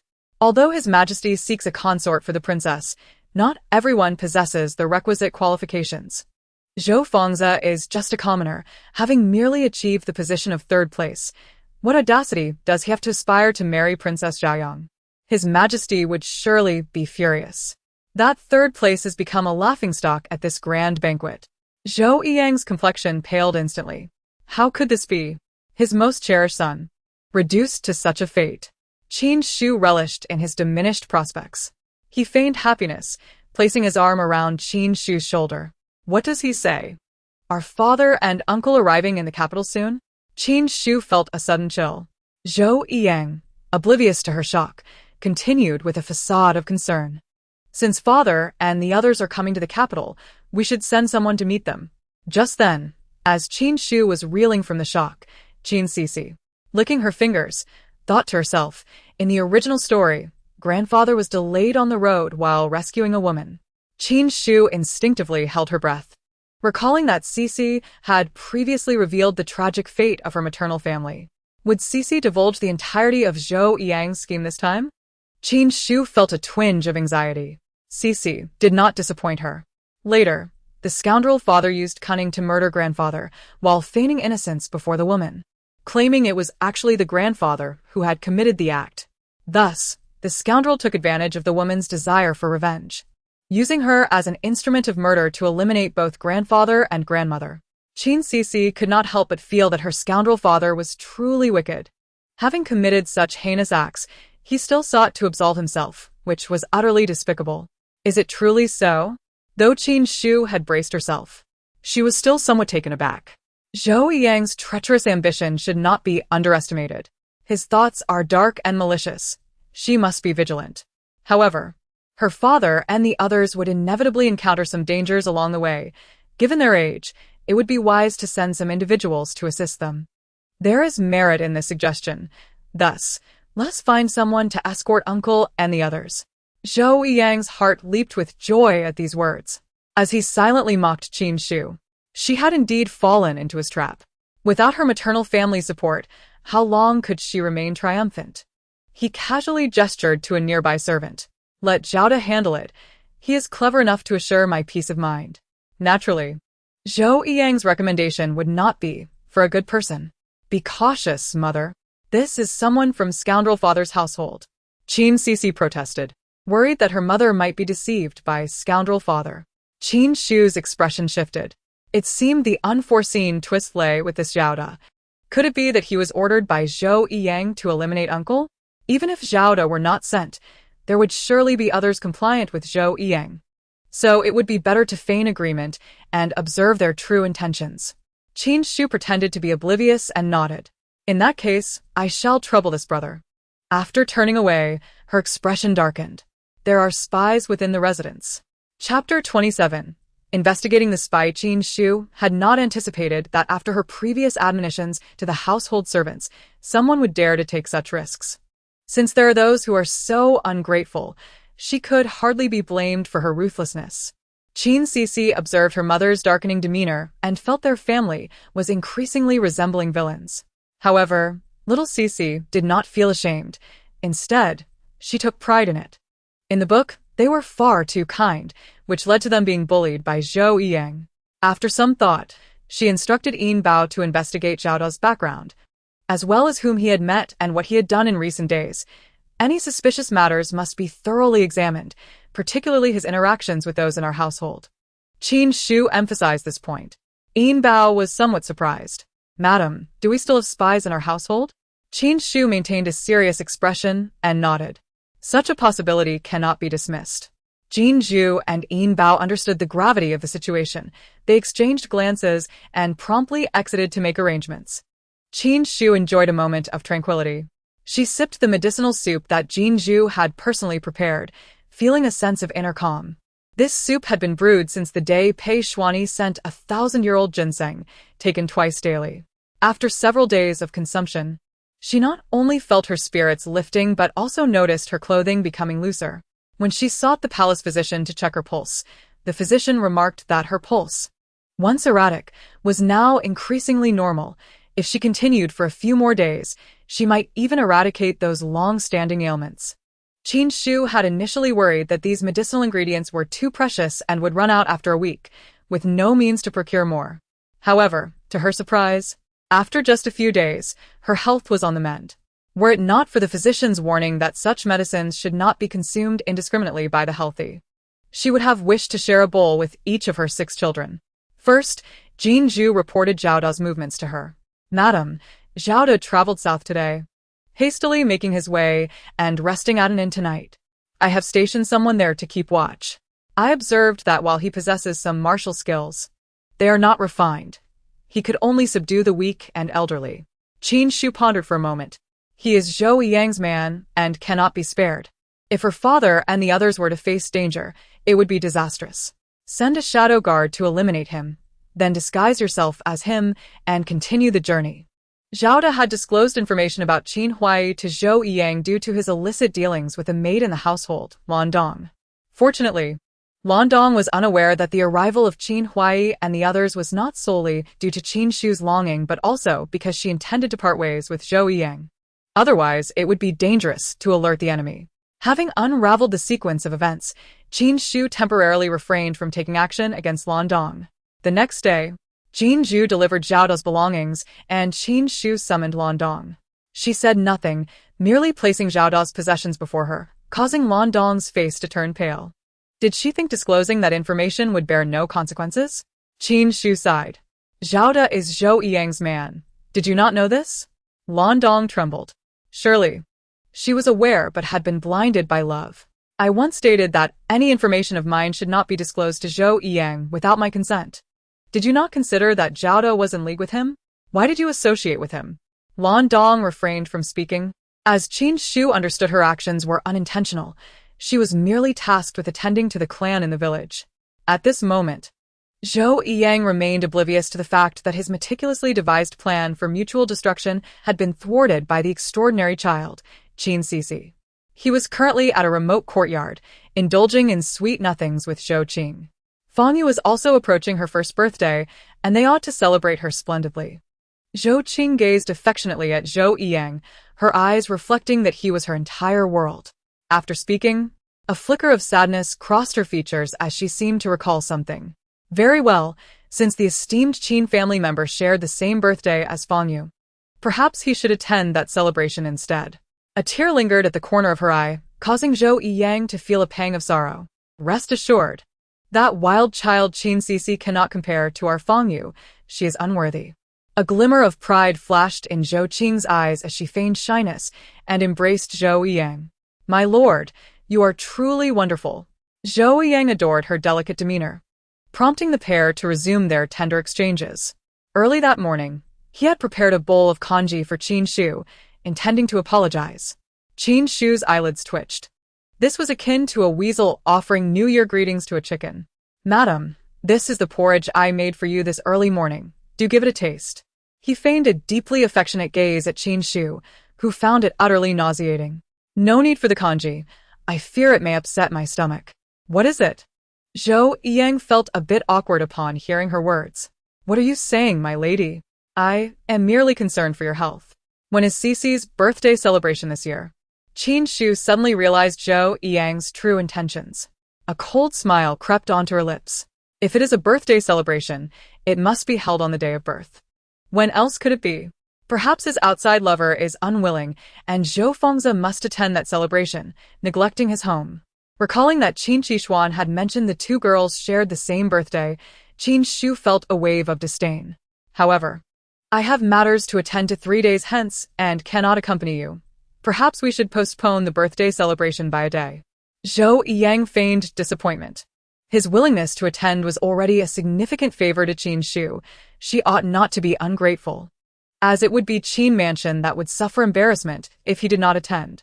Unexpectedly, Qin Xiu's expression soured. That may not be feasible. Although you have matters to attend to on that day, the Grand Princess, the Prince Consort, and His Highness the Crown Prince have all confirmed their attendance.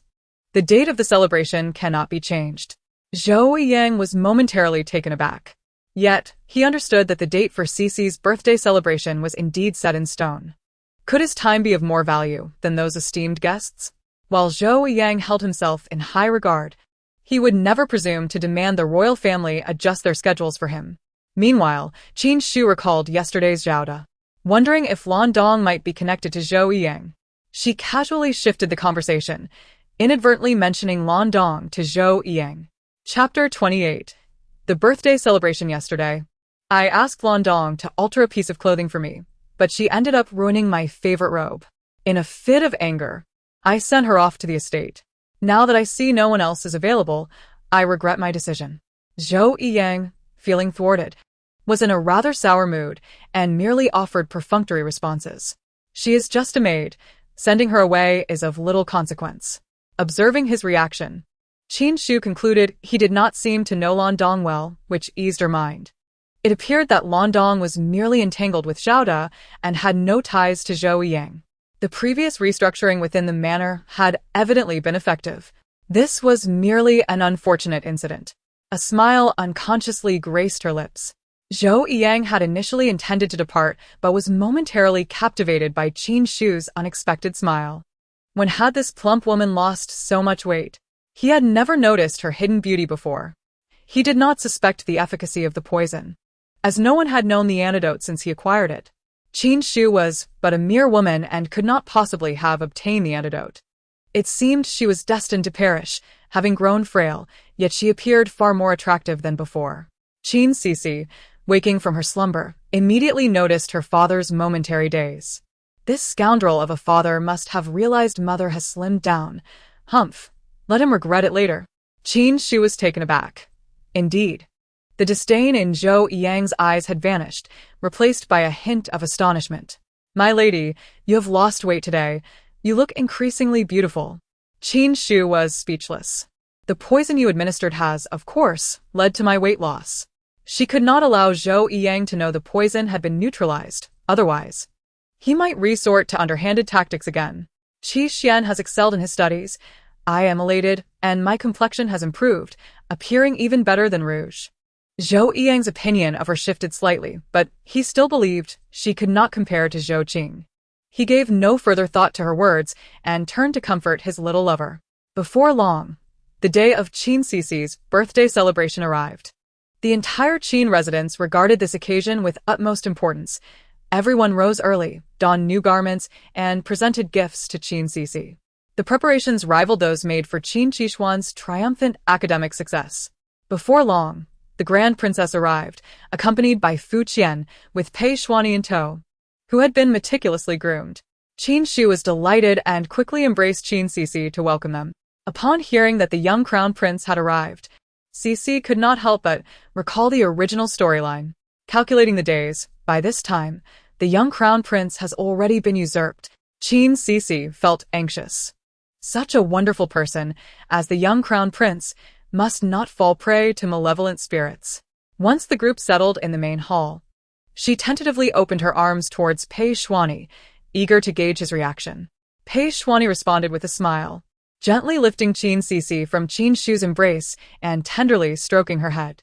Ah. It felt familiar, and Qin Xixi's heart settled. The young crown prince does not seem to have been usurped. Thank goodness. But would it be too simplistic for the original story's male protagonist to be eradicated so easily? I hope the young crown prince remains safe in the future. She remained concerned that fate might conspire against Pei Xuani and silently prayed for his well-being. Pei Xuani felt warmth in his heart. Xixi was showing concern for him. He would ensure she remained happy, preventing any malevolent spirit from seizing control. Having been granted a second chance at life, he aimed to grow up safely and protect the Pei family's legacy. Suppressing his emotions, he retrieved something from his waist. This is your birthday gift from me. He presented a jade pendant, placing it in her hand. Qin Xixi scratched her head, puzzled as to why the young crown prince like his grandfather, had gifted her a stone. However, Qin Xixi recognized the stone's value. "Your Highness, could this be too extravagant?" She hesitated. While she was pleased the crown prince held affection for Xixi, she wondered if it was excessive. After all, presenting this jade pendant would be akin to the crown prince's personal presence. Not only would no one dare to offend Xixi, but unless His Majesty or the crown prince himself were to appear, Xixi would possess unassailable confidence. In fact, should she wish to leverage the crown prince's influence for dubious deeds as she matured, Pei Xuani would have no choice but to acquiesce. The crown prince seemed to place immense importance on Qin Xixi. The grand princess, too, appeared taken aback. She had previously noted Pei Xuani's extraordinary patience toward Xixi, a stark contrast to his usually aloof demeanor. Clearly, there was some connection between the two. Nevertheless, the grand princess adored little Xixi and chose to remain silent. Everyone present could discern Pei Xuani's unique affection for Xixi. Pei Xuani merely smiled and shook his head. Having reached this point in the conversation, Qin Xixi hastily expressed gratitude on behalf of Xixi. "I have conveyed my thanks to His Highness on behalf of Xixi. Additionally, The millennium-old ginseng previously gifted by His Highness has been a tremendous help to the Qin family, so if you ever require assistance from the Qin residents, please do not hesitate to ask. We shall do our utmost to accommodate." Pei Xuani simply nodded in response. Qin Xixi's understanding deepened. "Originally, the precious ginseng gifted by the little prince to my mother has been revealed. How kind-hearted the little prince is." Xixi found herself increasingly fond of this charming little prince. After delivering gifts to Qin Xixi alongside the Grand Princess, Fu Qian engaged in discussions regarding court affairs with Qin Xixi. "The recent calamity in the southwestern region has been severe. His Majesty has decreed that you and I shall go together to provide relief. Naturally, the rank of our positions will depend on your performance in this endeavor." As they conversed, Qin Xixi felt an unsettling sense of familiarity. In the original tale, it seems the prince consort met an untimely death during the relief efforts. What? Both Qin Xixi and Pei Xuani were momentarily taken aback. Poor Grand Princess, with a child in her womb, succumbed to grief upon hearing the news of the prince consort's demise, leading her to a tragic end alongside her unborn child. "I do not wish for the Grand Princess to perish. But how exactly did the prince consort die?" Qin Xixi racked her brain, unable to recall the details. Pei Xuani, not wanting to witness misfortune befall his royal aunt, pondered for a moment before tentatively inquiring about Qin Xixi. "What if I take Xixi along with me to the disaster-stricken area?" Xixi had been in the capital. It might be beneficial for her to experience the outside world. Pei Xuani sensed that his suggestion might be inappropriate and offered an awkward smile. Pei Xuani was gifted with intelligence, and the emperor was eager to nurture him. Thus, for this relief mission, the emperor assigned him to accompany Fu Qian. Despite his youth, Pei Xuani's ideas and strategies often impressed even seasoned officials like Fu Qian. Therefore, when he suggested bringing Qin Xixi along, Fu Qian instinctively contemplated the implications of such a proposal. Naturally, he could not fathom it, attributing it merely to Pei Xuani's childish affection for his companion. Though Qin Xixi had just overheard Xixi's sentiments, she remained unaware that Pei Xuani could also hear them. She simply felt that the prince's proposal was somewhat inappropriate. This relief effort was of paramount importance, and Xixi's presence might distract everyone from their duties. It would be better to reconsider, lest Qi Xuan and His Highness need to divide their attention to look after Xixi. Fu Qian also disagreed. "Your Highness, Madame Qin has a valid point. Xixi is still a child. If we cannot properly safeguard her, it may lead to her suffering." Pei Xuani found it difficult to continue the discussion. In truth, Qin Xixi also wished to accompany the little prince, for she did not want the Grand Princess to die. However, as the adults were opposed, all she could do was protest softly. As everyone enjoyed a lavish midday banquet and engaged in cheerful conversation, Zhou Yang arrived belatedly. "Madam, I have been swamped with duties and only just completed everything." Qin Xixi was not fooled by his excuses. Upon seeing the Grand Princess and her entourage, Zhou Yang felt somewhat embarrassed, but still bowed respectfully. The Grand Princess had long suspected that Zhou Yang was not a person of genuine virtue, and now seeing him arrive late to her daughter's first birthday celebration, she felt even less favorably disposed towards him. She merely responded coldly. This is a golden bracelet I purchased for Xixi. Zhou Yang attempted to place the bracelet on Qin Xixi's wrist, but she stubbornly refused to allow him to grasp her hand. This is something Zhou Fengyu does not want. I refuse to accept what my unworthy father wishes to give me. Qin Xixi understood that her unworthy father did not care for her, prioritizing Zhou Fengyu instead. This bracelet was likely worth a mere fraction of what Zhou Fengyu received for her birthday. Hearing her daughter's words, Qin Xiu's heart ached. Her Xixi was so wonderful and beloved by so many. She did not need Zhou Yang as affection. Yet, Zhou Yang remained Xixi's father. And even gifts he deemed insignificant would still hurt her feelings. Choosing not to say more, Qin Xiu coldly accepted the bracelet. The others present frowned in disapproval. The Grand Princess felt even more that Zhou Yang was unworthy of respect. I find this gift from Master Zhou somewhat lacking. Her remark rendered Zhou Yang's complexion rather unpleasant. Yet out of deference to the Grand Princess, he dared not retort. Throughout the day, Xixi received nearly 100 golden bracelets. Did he not realize the gift was commonplace? The Grand Princess's seemingly unintentional inquiry left Zhou Yang's face a mix of red and green. As long as the intention behind the birthday gift is present, it suffices. Children often receive similar tokens. With so many guests bestowing golden bracelets, it is unavoidable. But you are Xixi's father. One can easily discern the lack of thoughtfulness in your gift. If you are unwilling to put forth any effort, how do you treat the child in your household? Such a gift is utterly trivial and unworthy of a grand occasion. Zhou Yang's discomfort was palpable. Qin Xiu, just now I was embarrassed by outsiders. Why did you not stand up for me? This unworthy father dares not confront the Grand Princess and takes his frustrations out on mother. Qin Xixi defended her mother.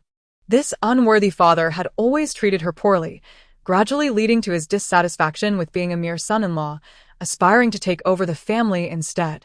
Qin Xiu, hearing her daughter's thoughts, understood that this was merely Zhou Yang's incompetence manifesting.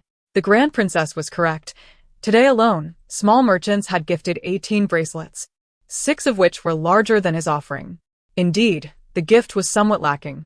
Zhou Yang was left speechless. Even as Qin Xiu subtly pointed out his inferiority to small merchants, he could find no counterargument. At that moment, his resentment towards Qin Xiu and Qin Xixi deepened. Over recent days, this wretched girl had humiliated him countless times. He must find a way to eliminate her. A glint of malice flashed in Zhou Yang's eyes as he wordlessly exited the estate. Within the palace, Fu Qian and Pei Xuani were engaged in discussions with the emperor regarding relief efforts when a serene elder with an ethereal presence leisurely entered the hall. To the emperor's surprise, he did not rebuke the elder but instead welcomed him with great delight. "National Master, what brings you here?" Indeed, this elder was the esteemed national master of the realm. The current emperor immensely valued the esoteric arts and treated competent Taoist priests as honored guests. Rarely did this national master descend from his mountain, yet whenever he predicted significant matters of life and death, his foresight proved infallible. The emperor held him in high regard, often acquiescing to his counsel. Pei Xuani, initially skeptical of such mystical claims, found himself developing a modicum of respect for the national master after his rebirth and newfound ability to hear Xixi's thoughts. For this relief effort, I foresee the royal family suffering immense losses, with even lives at stake. The national master's pronouncement left everyone astounded. Pei Xuani recalled Qin Xixi's earlier thoughts and found himself inclined to believe the Taoist's words. To rectify this predicament, it is essential to find a noble young lady from among the common folk to accompany us. Only then can we stabilize the relief efforts. Although the emperor found it curious how a single woman could influence a disaster relief effort, he regarded the national master's words with utmost seriousness. He was also intrigued to discover what manner of woman possessed such capabilities. He promptly requested the national master to elaborate. The national master presented a birth chart he had prepared in advance and handed it to the emperor. "Your Majesty, simply seek out someone in the capital matching this birth chart, and you shall find the destined noble young lady." The emperor hastily issued a decree to investigate this young lady among the populace. As everyone scrutinized the birth chart, they couldn't help but chuckle. One of the women depicted was indeed Qin Xiu, cradling the child, who was none other than Qin Xixi. The other two women were acquaintances of Qin Xixi, Zhou Qing and Zhou Fengyu. Pei Xuanyi, upon realizing that the noble young lady spoken of by the national master was Qin Xixi, understood he could not reveal her abilities and could only observe the situation unfold. So, Madame Qin and this lady are the noble young ladies that match the birth chart? The emperor inquired with a smile. The guard hesitated and shook his head. Your Majesty, it is actually these two children whose birth dates align perfectly. The emperor was taken aback. Could it truly be that the fate of disaster relief could be altered by two mere one-year-old infants? What a peculiar matter indeed. Chapter 30. Is Zhou Fengyu a noble girl? As Qin Xixi drowsily opened her eyes, she was greeted by the familiar bearded emperor, whose facial hair now appeared rather amusing to her. Grandpa with the beard, hug me. Qin Shu looked on in dismay as Qin Xixi reached out her arms, yearning for the emperor's embrace. She was too late to intervene, and her heart skipped a beat. Last time at the palace banquet, Xixi's mischief could be overlooked, but this time, with such a significant matter concerning disaster relief at hand, would the emperor be angered by her behavior? At that moment, Zhou Qing and her daughter exchanged glances, their hearts swelling with delight. They were unaware of the emperor's prior favoritism towards Qin Xixi. Watching Xixi's audacity, they deemed her foolishly brave, especially Zhou Qing, whose eyes sparkled with pride. Qin Shu, what if you are the legitimate wife? My daughter is far more astute than yours. However, they were unprepared for the emperor's reaction. He merely paused for a moment, then, with a beaming face, instructed a eunuch to bring Qin Xixi to him, allowing her to sit on his lap. Zhou Qing and her daughter could hardly believe their eyes. Zhou Fengyu clenched her teeth in frustration, thinking that had she known better, she would have asked the emperor for a hug as well. After all, fortune often favors the foolish.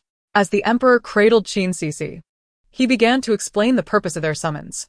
I have called for you both because your daughters match the birth dates specified by the national teacher. They are noble girls.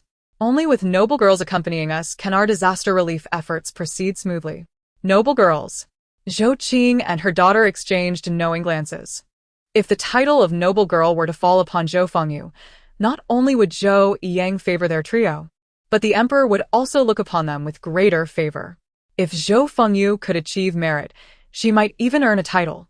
This was an incredible opportunity for ascension. Both believed that the noble girl must surely be Zhou Fengyu. The emperor, oblivious to their thoughts, felt somewhat perplexed, unsure of which noble girl was being referred to. The national teacher had only mentioned the need to find someone with the specified birth dates. Pei Xuanyi pondered aloud, should we invite the national teacher back to discern? The emperor sighed. The national teacher must enter seclusion after each divination. No one is permitted to disturb him during this time. Just as everyone was at a loss, Zhou Fengyu unexpectedly spoke up. Your Majesty, I believe I am the noble girl referred to by the national teacher. Pei Xuanyi stared at Zhou Fengyu in astonishment. She was merely 1 year old and could speak? Qin Xixi, nestled in the emperor's arms, felt a twinge of disinterest, though she wished to partake in disaster relief. With Zhou Fengyu speaking first, it seemed her hopes were dashed. Indeed, the emperor questioned Zhou Qing with surprise. How can a 1-year-old child speak? Isn't it simple? My mother has taught me not only to speak but also poetry and songs this past year. Although this statement sounded boastful, coming from a 1-year-old, it appeared both absurd and reasonable. After all, it was quite miraculous for a child of such an age to speak at all. The emperor contemplated this and instructed Fu Qian, take Zhou Fengyu with you for the disaster relief. If she can speak at just 1 year old, there may indeed be something extraordinary about her. Zhou Qing and her offspring were overwhelmed with joy. They had succeeded. The title of noble girl was theirs. After a moment, Zhou Qing cautiously approached the emperor. Your Majesty, my daughter is clever but only 1 year old. I am somewhat concerned. I humbly request that her brother Zhou Fengzi accompany her to contribute to the disaster relief effort. Zhou Fengzi? The emperor frowned. A nearby eunuch quickly reminded him, Your Majesty, Zhou Fengzi is this year's flower of the examination. Ah, so it is him. The emperor held a poor impression of this individual, having previously dared to seek the hand of Princess Zhaoyang, which was rather audacious. To think he was Zhou Fengyu's brother. Despite his reservations, the emperor nodded in agreement, allowing him one more chance. If he performed well in this disaster relief, the the emperor, as the supreme ruler, would not cling to past mistakes. Your Majesty, why not let Qin Xixi accompany them as well? Pei Xuanyi suggested. He understood that while Zhou Fengyu might be able to speak, she was merely an ordinary child with the mind of an adult. In contrast, Qin Xixi was the key to unraveling this predicament. The national teacher had only specified that the noble girl must possess those birth dates, without indicating how many or who they were. If the national teacher intended for there to be two noble girls, or if Qin Xixi was indeed the true noble girl, it would be a significant loss to overlook her. It would be prudent to allow her to join, to prevent any errors. The emperor acknowledged the wisdom in Pei Xuanyi's words. However, he felt a touch of reluctance at the thought of sending Qin Xixi, for disaster relief was no comfortable task. Xixi, do you wish to accompany the prince on this disaster relief mission? The emperor had not expected her to comprehend his words, but to his surprise, she suddenly tugged at his beard, babbling excitedly. I want to go. I want to save the prince and rescue the princess. As Qin Xixi gestured earnestly, her small face assumed a serious expression. The emperor marveled at her intelligence, pondering that perhaps she was indeed the noble girl he sought. Very well, let Xixi accompany you. After all, the top scholar is her elder brother, and he can look after her. With his decree, the emperor returned Qin Xixi to Qin Shu.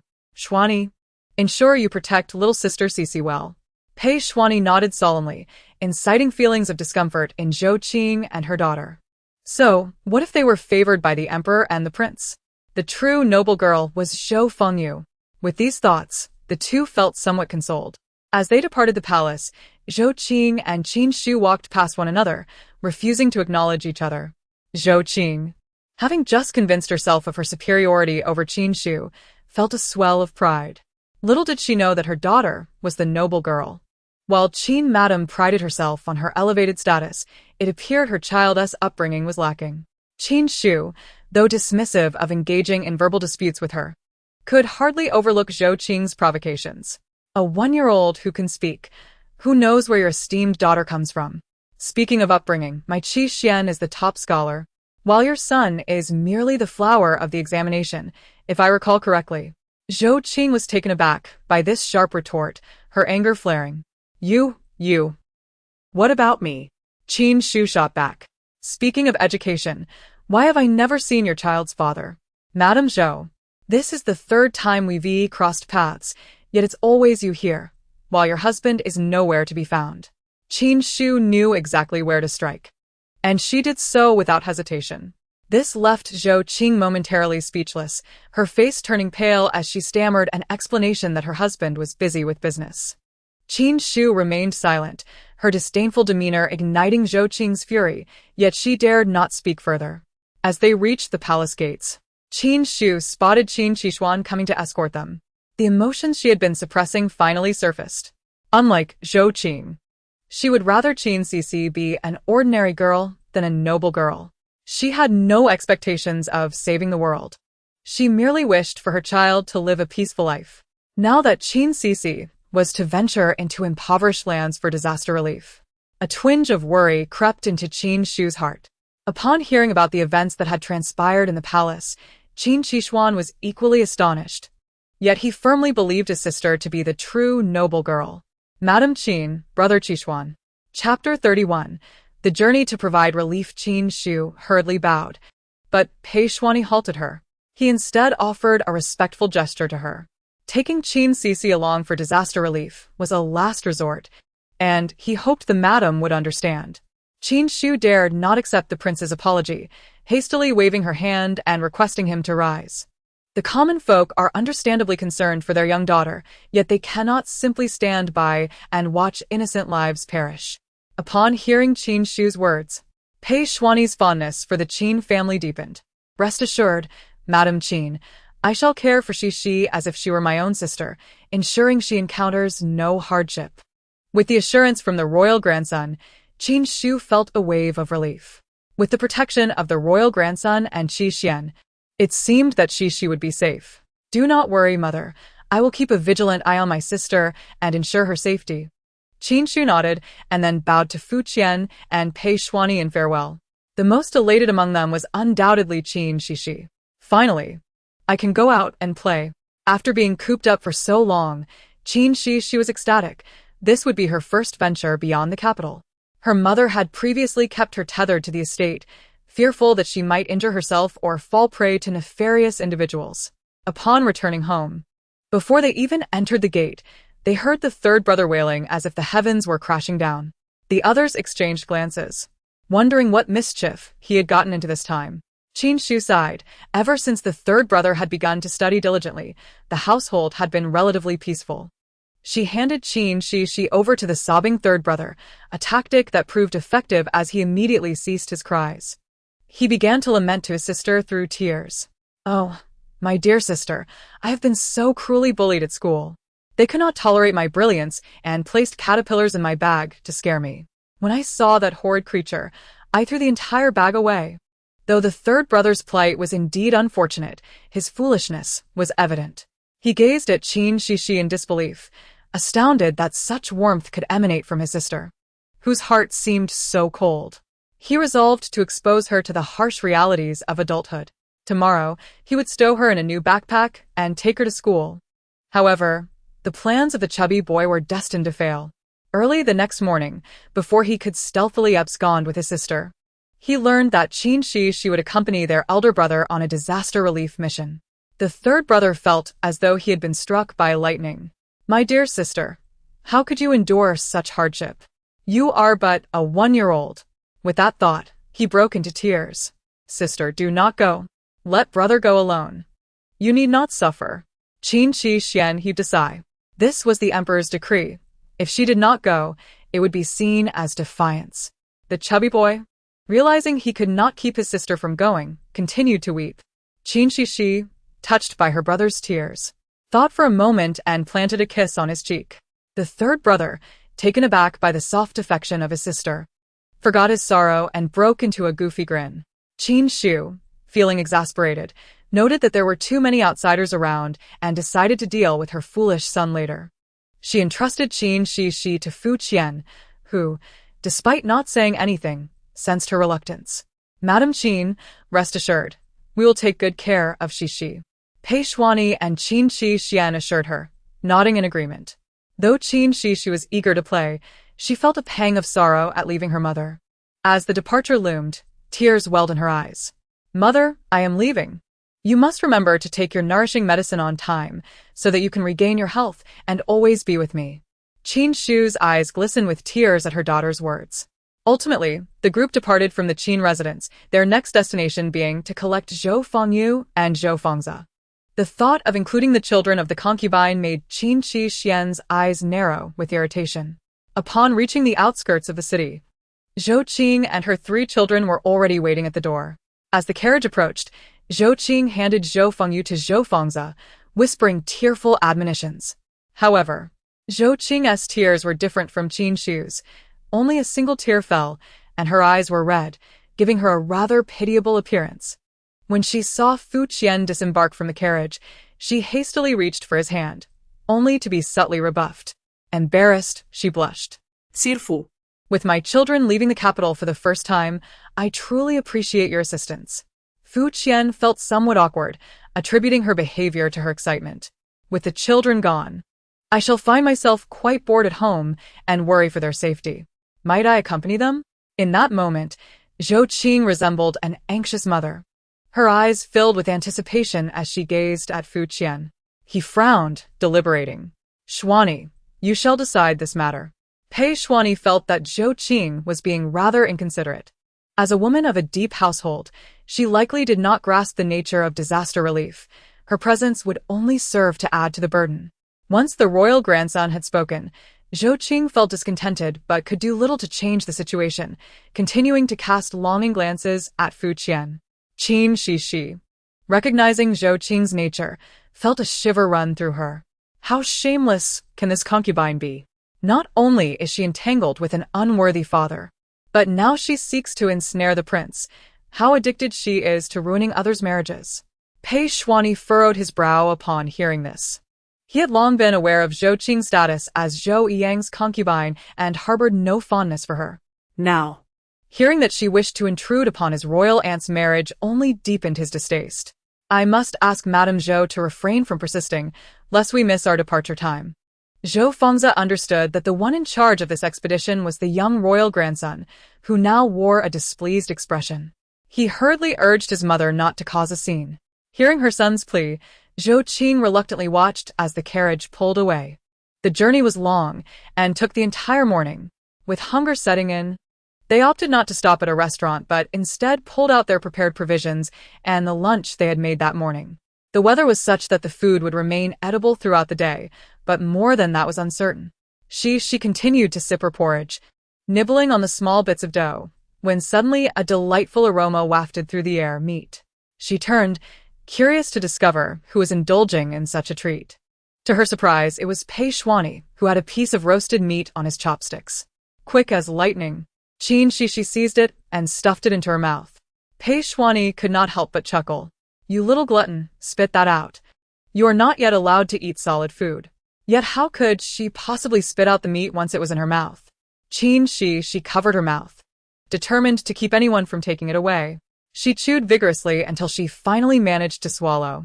"I've finally had meat. It is truly delicious." Tears of joy welled in her eyes as she turned to Pei Xuani, her tiny hands on her hips, exclaiming her triumph. Chapter 32. Will the supplies encounter trouble? Pei Xuani was taken aback by Qin Xixi's unabashed pride over having eaten a piece of meat. He chuckled heartily. Since she had consumed the meat, there was no way he could take it back, so he moved all food items further away from her, vigilantly guarding against any further theft. Even as she attempted to sneak another bite, the defenses set by her elder brother and Pei Xuani were impenetrable, leaving her with no opportunity to indulge.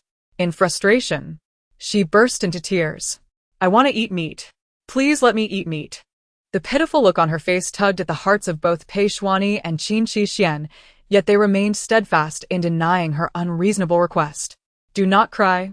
Xixi, you cannot eat meat." Understanding her desire for meat had been dashed, little she quickly wiped away her tears, pouting her lips and gazing up at the two with a look of deep grievance. Pei Xuani found her adorable, enjoying her innocence and charm. How he wished she were truly his sister. But alas, she already had 5 brothers. After a moment's thought, he picked up a piece of meat and held it out to her. "If you want to eat, call for your brother, and I shall grant you a taste. But remember, what you think does not count. You must say it aloud." Qin Xixuan's lips twitched, for the young prince possessed a rather wicked sense of humor. Fully aware that Xixi could not speak, he still tempted her with meat. Xixi, frustrated by her inability to reach the morsel, could not express her yearning for her brother.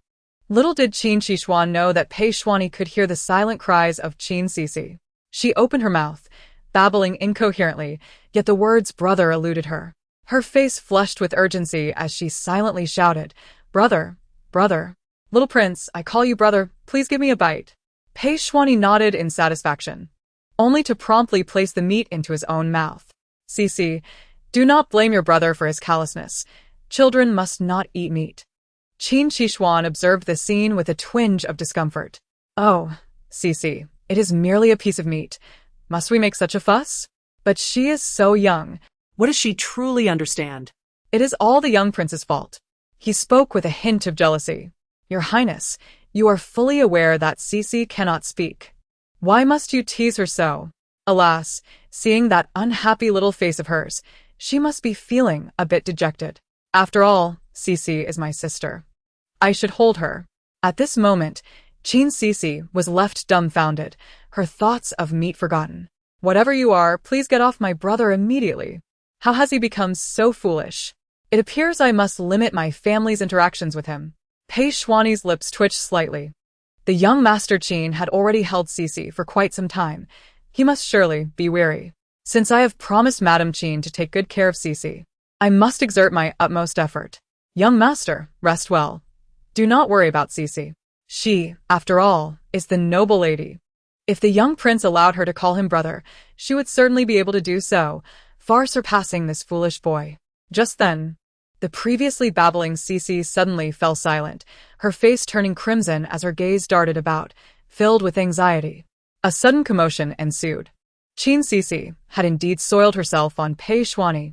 At that moment, Qin Xixuan felt a twinge of schadenfreude. Let the young prince not take Xixi. Now she is upset. However, the displeased Qin Xixi buried her head in Pei Xuani's shoulder, feeling utterly embarrassed. Zhou Fengyu, witnessing Qin Xixi's predicament, displayed a look of disdain.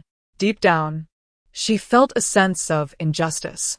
Why should such a foolish child gain the affection of these noble figures, while her own brilliance went unrecognized?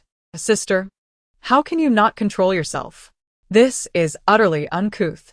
Brother, please set Qin Xixi down to avoid further embarrassment. Qin Xixi was furious. Yet she knew she had indeed acted improperly. Boo, little prince, do not be angry. Xixi did not mean to. How shameful it is to be mocked by an outsider. Pei Xuani frowned. I do not mind. Why do you meddle in matters that do not concern you? Miss Zhou should exhibit some decorum. I do not recall there being a princess by the surname Zhou in the palace. Upon hearing this, Zhou Fengyu's teeth nearly ground together in frustration. Clearly, it was Qin Xixi who had embarrassed herself. She merely stated the facts, so why was the young prince so biased toward Qin Xixi? Pei Xuani, however, was indifferent to the thoughts of others. His displeasure was solely directed at Zhou Fengyu, and he had no heart to scold Qin Xixi. He promptly changed Qin Xixi into a clean outfit, instructing Qin Xixi to care for her while he also changed. Qin Xixi felt a complex array of emotions. The young prince was not angry at all. Could he truly wish to be Xixi's brother? An unprecedented sense of crisis surged within Qin Xixi's heart. As it turned out, his worries were justified. Qin Xixi now regarded the young prince as the best person she had ever encountered, second only to her mother and brother. Deeply moved, little Xixi resolved to assist Pei Xuani in combating malevolent spirits, ensuring that he would not fall prey to their possession. Thus, the group continued their journey for 2 more days. Throughout this time, Pei Xuani diligently attended to Xixi, while Qin Xixi, fearing that Pei Xuani might be vulnerable to malevolent spirits, was delighted to remain by his side. However, this left Qin Xixi feeling rather displeased. As he watched the tender scene unfold, after all, he was Xixi's true brother. Why did he feel so invisible? Yet, with the disaster relief mission at hand, the group discussed various plans and measures to assist the victims, leaving Qin Xixi no choice but to refrain from vying for his sister's affection at this critical juncture. During their discussions, Qin Xixi could only watch as Pei Xuani cradled the fragrant, soft little sister, while he could only harbor his silent grievances. Perhaps we could increase our speed, sighed Fu Qian, suggesting with resignation. Your Highness, I propose we shorten our rest periods and hasten to Lianqing. In truth, their pace was not slow. The group had begun to show signs of fatigue under the relentless pace. However, with so many victims awaiting their provisions, Fu Qian felt a growing urgency. They all understood that each day of delay would mean more people suffering. Even Pei Xuani pondered for a moment before agreeing that Fu Qian had a point, but he added, rushing to Lianqing will be futile if the provisions have not yet arrived. In the original text, this batch of provisions encountered problems on the way due to the haste of travel, resulting in the relief workers arriving without food, leading to the people's grievances against the court. Chapter 33, Lantern Festival. Upon hearing their discussion, Qin Xixi recalled the events from the original narrative and felt compelled to protect her brother and the young prince from danger. Pei Xuani frowned at her words. Indeed, while he wished to hasten their journey, rushing would only heighten the risks associated with transporting provisions. Xixi's remarks underscored the potential for errors in their supplies. We cannot afford to rush. Let us first ensure the provisions are secure. I would appreciate it if you could inspect the supplies to alleviate my concerns. Fu Qian recognized that the provisions were of utmost importance for their journey and immediately accepted the task. After a lengthy silence, Zhou Fengzi seized the opportunity to assert himself. He quickly stepped forward, expressing his desire to accompany Fu Qian on the inspection. Pei Xuani frowned. To be frank, he had not interacted much with Zhou Fengzi. But based on his behavior at the Jinke banquet and the character of his entire family, Pei Xuani felt uneasy about Zhou Fengzi. After a moment's contemplation, he handed the order to Qin Xixi. In that case, let Xixi and Fengzi go together to inspect the provisions. Fu Darren will remain here for oversight. Zhou Fengzi felt a hint of dissatisfaction. Why was the order entrusted to Qin Xixi? Yet, He dared not challenge the young prince and could only conceal his jealousy as he prepared to accompany Qin Xixi. Your Highness, for this inspection of the provisions, it would be unwise to bring Feng Yu along. Might I entrust her to you, for peace of mind? Before departing, Zhou Fengzi spoke earnestly, believing that Pei Xuanyi, having held Qin Xixi for so long, would not dislike children. Even when Qin Xixi had an accident, he showed little reaction. Feng Yu, being so clever, would not behave as rudely as Qin Xixi. How could Qin Xixi possibly compare? Letting the young prince and Feng Yu grow closer might lead him to recognize her merits. Should Feng Yu manage to win over the young prince, their family could ascend to great heights, allowing him to show those who mocked his aspirations of marrying a princess just how worthy he truly was. Zhou Fengzi concocted an array of thoughts, but to his surprise, Pei Xuanyi coldly and decisively replied with a simple no. He had no interest in children other than Xixi, finding them both bothersome and annoying, especially someone like Zhou Fengyu, who, while appearing to be a mere child, possessed the cunning of an adult. Zhou Fengzi had not anticipated such a direct refusal from the young prince, and his face flushed with embarrassment. He quickly cast a glance at his sister. Zhou Fengyu understood that her brother wanted her to act a bit coy and plead with the young prince. However, she felt some hesitation, questioning the young prince's judgment for favoring the foolish Qin Xixi. Yet, upon reflection, she realized that she had been diligently cultivating a favorable impression on the prince over the past few days, and he did not seem to harbor any disdain towards her. Perhaps Pei Xuanyi had already been swayed by her charm? The more she pondered, the more confident she became. If the foolish Qin Xixi could do it, so could she. Thus, she opened her mouth to speak, "Brother," but was mercilessly interrupted by Pei Xuanyi. "Do not make me repeat myself. The Pei family has no sister surnamed Zhou." Instantly, Zhou Fengyu was rendered speechless. Qin Xixi secretly reveled in her misfortune, thinking, Zhou Fengyu truly brings this upon herself. The young prince is indeed wise and decisive. Fu Qian increasingly found this family troublesome, as none seemed to focus on the right path. Why was it that while taking a sister along, Qin Xixi had no such complications? His patience was wearing thin. "Zhou Fengzi, you must choose. Will you stay here with your sister, or accompany Qin Xixi to inspect the supplies?" Zhou Fengzi recognized his brother's annoyance and reluctantly entrusted Zhou Fengyu to a retainer. He could not understand why everyone favored the Qin family. What made them superior to him? Listening to Fu Qian's inquiry, Qin Xixi felt a twinge of shameful desire. Unlike Zhou Fengzi, he longed to be with his sister. However, since the prince's order was in his hands, sending Zhou Fengzi alone seemed inappropriate. The prince intended to give him a chance to shine, so he could not express his wish to remain. Otherwise, he would be even less significant than Zhou Fengzi. He could only gaze at his sister with reluctance. Meanwhile, Qin Xixi turned her back to him, having nestled into Pei Xuanyi's embrace, showing no sentiment for her departing brother. Qin Xixi felt a pang of heartbreak and could only leave in sorrow. By the time they set off again, night had fallen. After several days of travel, they were exhausted. Given the importance of supplies, Fu Qian suggested they rest at an inn. Pei Xuanyi agreed, noting that Xixi had not been well these past few days and could use the respite. They arrived at the nearest inn, deliberately concealing their identities, and requested several rooms. The innkeeper, seeing the arrival of esteemed guests, was all smiles, promptly ordering a thorough cleaning of the rooms and personally escorting them upstairs. Pei Xuanyi was surprised, realizing why the streets had been so deserted and the inn had few vacancies.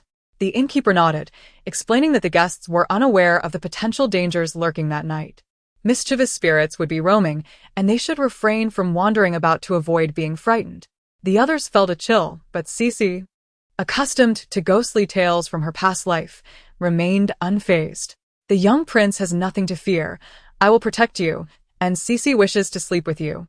Determined to share a bed with Pei Xuanyi, she clung to him, ignoring the retainer's attempts to pry her away. Pei Xuanyi chuckled, understanding her intent. "Then let Xixi stay with me in my room. I worry for her safety." Satisfied, Qin Xixi nodded vigorously. Zhou Fengyu, feeling anxious, tried to tug at Pei Xuanyi's pant leg. "What about me? I am a noble lady. Is my safety not important?" As she felt the tug, Pei Xuanyi looked down, and seemed to recall something. He lifted Zhou Fengyu with one hand, which delighted her. The young prince was concerned for her. She shot a challenging look at Qin Xixi, but in the next moment, Pei Xuanyi handed her over to Fu Qian. Since Miss Zhou may also be a noblewoman involved in this disaster relief, I trust Lord Fu will take good care of her. Zhou Fengyu did not anticipate that Qin Xixi would assign Fu Qian to look after her. Overwhelmed by the grievances of recent days, she could not hold back her complaints. What makes Qin Xixi better than me? She cannot speak properly, wets the bed, and sleeps all day. Why does the young prince favor her so unjustly? Pei Xuanyi frowned at her words. When did my decisions become subject to your critique? Are you attempting to use your noble status to pressure me, the prince? Zhou Fengyu, in her anger, regretted her hasty words. I did not mean to, but Pei Xuanyi was not inclined to hear her explanation. Are you offended that Lord Fu is taking care of you? Do you wish for me to provide care instead? Zhou Fengyu's face paled. Although Fu Qian could not compare to Pei Xuanyi, he was still a royal consort, and she would never dare to show disdain for him. With Pei Xuanyi's pointed remark, Fu Qian's expression soured further. Before you speak, consider your own status. Who do you think you are to address me in such a manner? Despite his youthful voice, Pei Xuanyi possessed an intimidating authority. Zhou Fengyu was taken aback that the young prince would disregard her noble status, leaving her speechless and forcing her to lower her head in feigned humility. Qin Xixi found Zhou Fengyu's behavior distasteful, especially after the young prince had just reprimanded her, which was quite satisfying. Now Zhou Fengyu knows the young prince's might. Let's see if she dares to act up again. Though she is a child, she has often used her knowledge from the future to aid Zhou Fengzi and has plotted against her mother alongside Zhou Qing. The young prince must not underestimate her.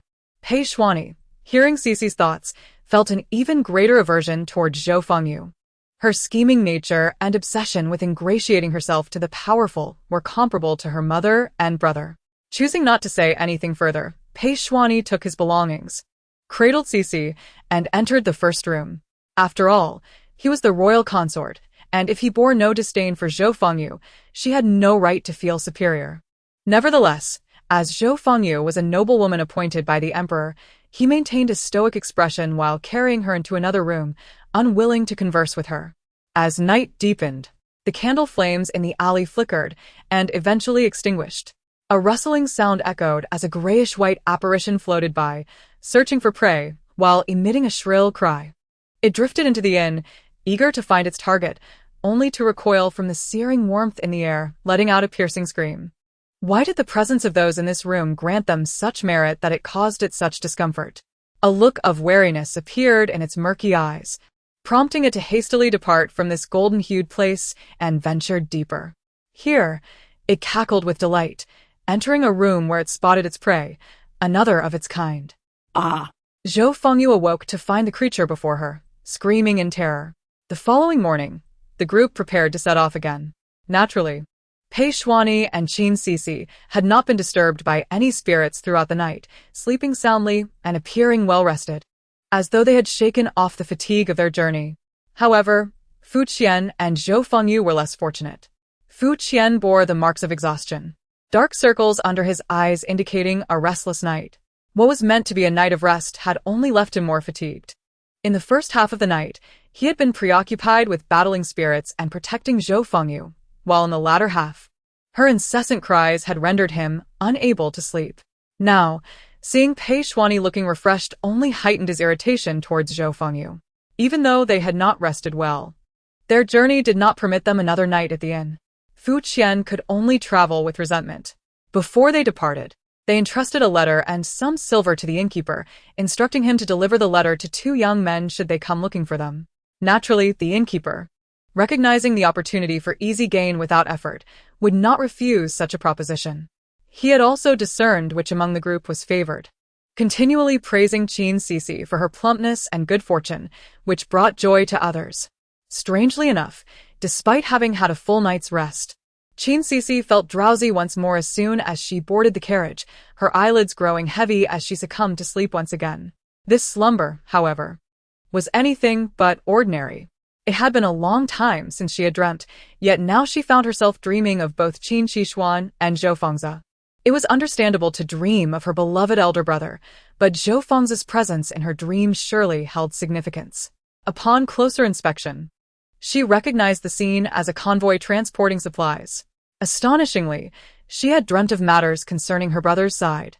In her dream, Qin Xixi and Zhou Fengzi finally arrived at the supply convoy. Upon arrival, Qin Xixi expressed his intentions to thoroughly inspect the safety of the supplies. However, the official in charge of the grain transport greeted them with a smile, assuring them that the supplies were well protected by their soldiers and that there would be no errors. If the two gentlemen were truly concerned, they should join him for lunch before continuing their inspection. Qin Xixi instinctively sensed something amiss. He intended to refuse, yet Zhou Fengzi, without hesitation, agreed. "We have traveled all night and are quite fatigued.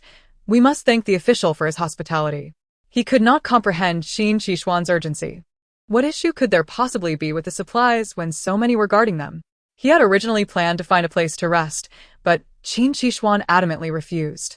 He could not afford to let Qin Xixuan steal the limelight, which compelled him to hastily keep pace, even as their horses grew weary.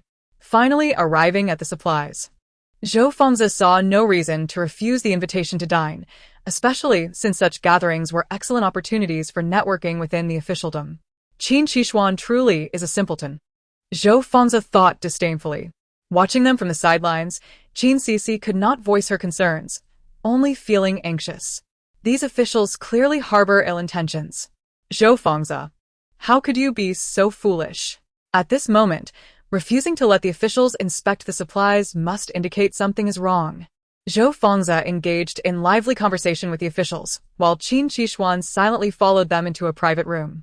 How could they sit idly in a restaurant, feasting, while the disaster victims outside were reduced to eating tree bark? Qin Xixuan found their behavior utterly reprehensible, simultaneously convinced that the supplies were indeed compromised.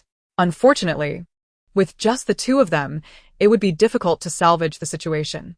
They needed to find a way to inform Pei Xuani and the others to come quickly for assistance. These officials responsible for transporting the grain must have been bribed. They intend to burn the supplies. If they dare to set fire to the supplies, how could they not feel emboldened to detain two students without official titles? Qin Xixi feared for her brother's safety and desperately tried to call out to him, but he remained oblivious. She wished to awaken and alert the young prince to assist her brother, yet was powerless to do so. With no other recourse, she could only watch the events unfold. She witnessed the corpulent official slip something into her brother's and Zhou Fengzi's glasses, intending to drug them. The official, grinning, offered the cups to both men. "Gentlemen, as a token of gratitude for your arduous journey, I propose a toast." Zhou Fengzi, hesitant to refuse, was about to drink when Qin Xixuan intervened. "We have pressing matters to attend to. Drinking could lead to complications, so it would be best to abstain." Zhou Fengzi felt irritated by Qin Xixuan's interference and was about to retort when he heard Qin Xixuan whisper to him, "The wine is tainted. When the moment arises, escape and alert the young prince and the others to come quickly." Although Qin Xixuan had reservations about Zhou Fengzi, they were left with no other options. Zhou Fengzi was taken aback. The wine was indeed compromised? His complexion paled at the realization. The official across from them noted their demeanor and darkened his expression. "It seems you gentlemen are unwilling to partake in the drink?" Qin Xixuan responded with a cold smirk, signaling Zhou Fengzi to prepare for a swift escape. "I would like to inquire, esteemed officials, why you have repeatedly obstructed our inspection of the supplies. What mischief lurks in your hearts?" The atmosphere shifted to one of tension. Wang Yao scoffed and immediately commanded his subordinates to seize them. However, under Qin Xixuan's cover, Zhou Fengzi managed to escape. Wang Yao's expression shifted dramatically. "Quickly, pursue them. Do not let them get away." Chapter 35. The encounter. Qin Xixi's slumber was restless, even catching the attention of Pei Xuani. She tossed and turned, her brow furrowed, murmuring incoherently. Though unclear, it was evident she was distressed, as if her dream held something terrifying. Eventually, after a while, her dream seemed to conclude, and she drifted into a deeper sleep, her strange movements ceasing. She had not been like this before. After accompanying Xixi for several days, Pei Xuani had grown accustomed to her habits. He keenly sensed that something was amiss. considering that Qin Xixi often possessed knowledge of matters unknown to them. Perhaps this was an omen. What was she trying to warn them about? The most likely issue lay with the supplies on the road. Realizing this, Pei Xuani's expression turned grave. Xixi had previously warned that the supplies would be problematic. He immediately sought out Fu Qian to discuss the matter. Qin Xixi and Zhou Fangzi have yet to join us. They must have discovered something concerning the supplies. Fu Qian also felt their absence was prolonged and shared his concern. The two exchanged glances, both understanding the gravity of the situation, and promptly decided to hasten towards the supply convoy. Zhou Fengyu, overhearing their discussion, felt an unsettling anxiety. How could this be? Wasn't she supposed to be a noble lady? How could she accompany them, yet the supplies still face issues? If the supplies were compromised, would the emperor not hold her accountable? Zhou Fengyu felt a twinge of fear, worried about losing her hard-earned status against the Qin family. Yet, her concern for the supplies and the suffering of the disaster victims was absent. She glanced at the peacefully sleeping Qin Xixi, feeling somewhat reassured. Thankfully, even if there were problems with the supplies, this fool could never be a noble lady. If the emperor were to blame someone, it would merely be a miscalculation on the part of the national advisor. Nevertheless, Zhou Fengyu still believed herself to be a noble lady, merely waiting for the right moment. Would Qin Xixi's prolonged slumber delay their journey? Observing Pei Xuani carrying Qin Xixi on horseback, she deliberately remarked, "It seems Xixi's sleepiness may impede our progress." She could not bear to see the young prince favoring Qin Xixi. Although her young body limited her mobility, she could still manage her direction on horseback without assistance. Meanwhile, Qin Xixi needed the young prince's support to maintain her balance, making her a burden. Pei Xuani's eyes flashed with coldness at her words.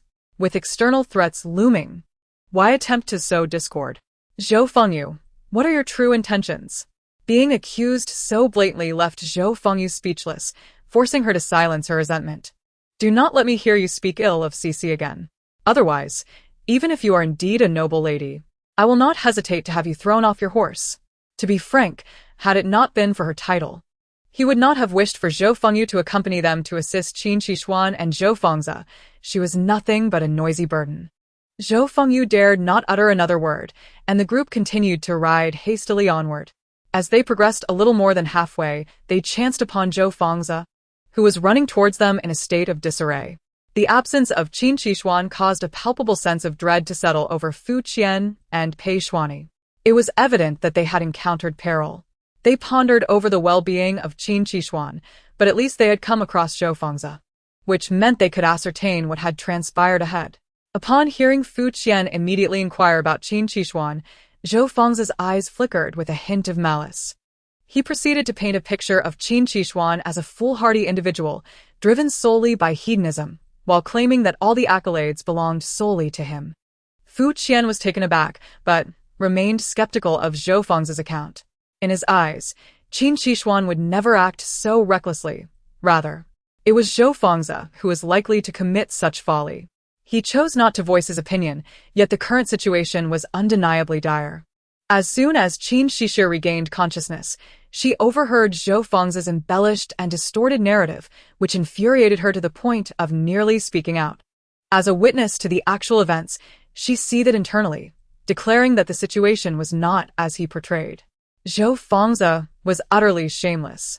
It was he who had unwittingly led her elder brother to the banquet, and he was the one who remained ignorant while still craving wine, only to be stopped by her brother. Had Zhou Fangzi not been so foolish, her brother would never have had to act as a hostage, desperately urging Zhou Fangzi to flee and seek help. Pei Xuani, too, found it implausible that Qin Xixi would behave as Zhou Fangzi described. Hearing Xixia's inner thoughts only deepened his disdain for Zhou Fangzi's fabrications. At that moment, he finally understood that Xixia had been in such a deep slumber because she had dreamt of what was happening with Qin Xixi. Zhou Fangzi's lies were so blatant that he would eventually face retribution. As her mother had said, those who lie will fall into disgrace. Angrily, Qin Xixi shook her small fists, as if to show Zhou Fangzi what she truly thought of him. In a curious turn of events, the next moment, Zhou Fangzi truly stumbled and fell to the ground, landing in a most undignified manner. Pei Xuani looked at Qin Xixi in surprise. Could it be that little Xixia had indeed spoken her wishes into reality? Zhou Fengzi, bewildered, wondered how he had lost his footing. Surely, he was merely fatigued from the journey. He then suggested to Pei Shuani, "Your Highness, the issue of supplies seems rather grave. We should not delay. I propose we seek nearby reinforcements to help protect our supplies." Pei Shuani was inclined to agree. Chapter 36. Requesting reinforcements. Fu Qian cast another glance at Zhou Fengzi. Hesitating momentarily, yet he whispered to Pei Shuani, "Do not take Zhou Fengzi's words at face value. I know Qin Xixi well. He could never be as he describes, foolhardy and ensnared by indulgence." He feared that the royal grandson might be misled by Zhou Fengzi's words, thus developing a bias against Qin Xixi. However, Pei Shuani, having faith in Qin Xixi, naturally held a favorable view of the Qin family. He nodded to Fu Qian, lowering his voice, "I am well acquainted with Brother Qixuan's character. I trust he would not act in such a manner. Worry not, I am fully aware." Hearing Pei Shuani's assurance, Fu Qian felt a wave of relief wash over him. The two then resumed their conversation at a normal volume, discussing their next course of action. Pei Shuani understood that their adversaries had likely become desperate, and only sufficient military might could deter them. He was not well versed in the local military strength. The nearby officials, perceiving him as young, would likely dismiss him. Thus, it was imperative for someone of Fu Qian's stature to intervene and command the surrounding forces for assistance. Lord Fu. Take this token, go to the nearest city and summon reinforcements. Be swift. Those at the supply depot harbor nefarious intentions. Even my status as a royal grandson may not suffice to instill fear. It is better to be cautious than reckless. Ensure you trust those you enlist to avoid collusion that could plunge us into a greater crisis. Fu Qian nodded solemnly. Pei Shuani allocated more than half of his guards to him, each one a paragon of excellence within the guard ranks. "My prince, perhaps you should retain some guards for your own safety. The situation at the supply depot appears treacherous," Fu Qian advised. Yet, Pei Shuani shook his head. "Even if all the guards were deployed, they may still not withstand the onslaught. Our ability to rescue the supplies hinges on the reinforcements. Fu Qian must not encounter any mishaps." With no other option, Fu Qian mounted his horse and hurried towards the nearest city. "I'm so sleepy," Qin Xixi yawned, a compelling force drawing her back into slumber. Once again, her dreams returned to the situation concerning Qin Xixi. She saw him with his hands bound, a bruise marring his face, yet his spirit remained unyielding, exuding an air of ease. In contrast, Wang Yao looked troubled as he placed both Qin Xixi and the supplies in a precarious position. "Wang Darren, you must consider carefully. Should I perish here, the one who sent me will be aware of my mission and know who is responsible for my demise. I am the eldest son of the Qin family, a prominent merchant family with influence spread across the nation. Should you harm me, you must be wary of the Qin family's retribution." Qin Xixuan's words caused Wang Yao's expression to shift dramatically, forcing a strained smile. "Ah, so you are the esteemed young Master Qin. My apologies." His eyes darted, and he tentatively probed, "The Qin family is now led by women. It may be challenging to regain past glory. Why not collaborate with me? A union between officials and merchants could be beneficial." Qin Xixuan scoffed. Had he begun to bribe even him? "There is no need for your concern. My mother has managed our family's affairs meticulously. Before your demise, the Qin family will still possess sufficient power for vengeance. Moreover, as royal merchants, why should we conspire with court officials? Can you compare yourselves to the imperial family?" Wang Yao's face turned an alarming shade of green with rage, momentarily blurring the lines between hero and villain. Yet, Qin Xixuan's audacity was not without justification. The Qin family was indeed a formidable force. Now that he had uncovered Wang Yao's secret, how could he evade the Qin family's wrath while eliminating both the supplies and Qin Xixuan? In truth, Qin Xixuan was not as composed as he seemed. Earlier, while covering for Zhou Fengzi's escape, he had been beaten and kicked by the soldiers, leaving him in considerable pain. And now he was feeling lightheaded, barely maintaining his composure as he parried Wang Yao's advances. Yet, both understood that if Wang Yao ceased to fear the Qin family, Qin Xixuan's threats would hold no weight. After all, Wang Yao was already prepared to act against the supplies. He must have a strategy in place to confront the imperial family. In comparison, the Qin family was merely collateral. If Wang Yao were pushed to desperation, he might take them all down together. Seeing that Qin Xixi remained unfazed, Wang Yao snorted derisively and departed. Once he was gone, Qin Xixi finally succumbed to exhaustion. Collapsing to the ground, pain radiated through his entire being, and beads of sweat formed on his brow. In his dazed state, he seemed to glimpse his sister. Was it an illusion brought on by faintness? Why did it seem he could still hear her voice? Elder brother, do not worry. Xixi is very capable and will come to rescue you soon.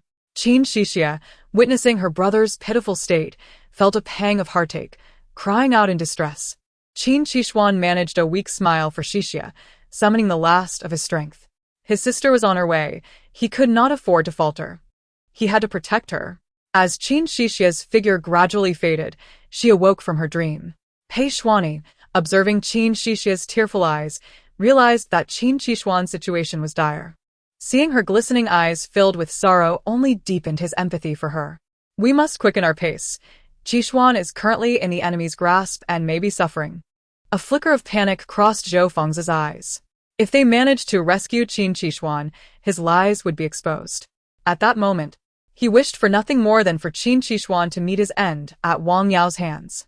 With urgency, they hastened their journey until they finally reached the city, where the supply troops were temporarily stationed. However, Pei Xuani did not rush to enter. We shall pretend to be young masters from a wealthy family on a study tour. At this moment, Fu Qian was absent. Among their group were two one-year-old children, a young boy and a youth, making it inconceivable for anyone to deduce that they were here to investigate the provisions. The only individual deserving of caution was Zhou Fengzi. He had previously made an appearance and needed to disguise himself thoroughly to avoid arousing suspicion. You must change your attire and mask your face to ensure that you do not give yourself away, Pei Xuani instructed, procuring a set of servant's clothes for Zhou Fengzi to wear. However, Zhou Fengzi was reluctant to dirty his face. Moreover, if he were recognized by the army transporting provisions, and someone were to alert others, Qin Xixuan would surely relish a cruel smile at his expense.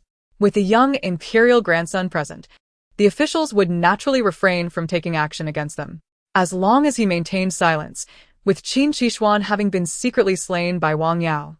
The truth of the matter could be manipulated to his advantage.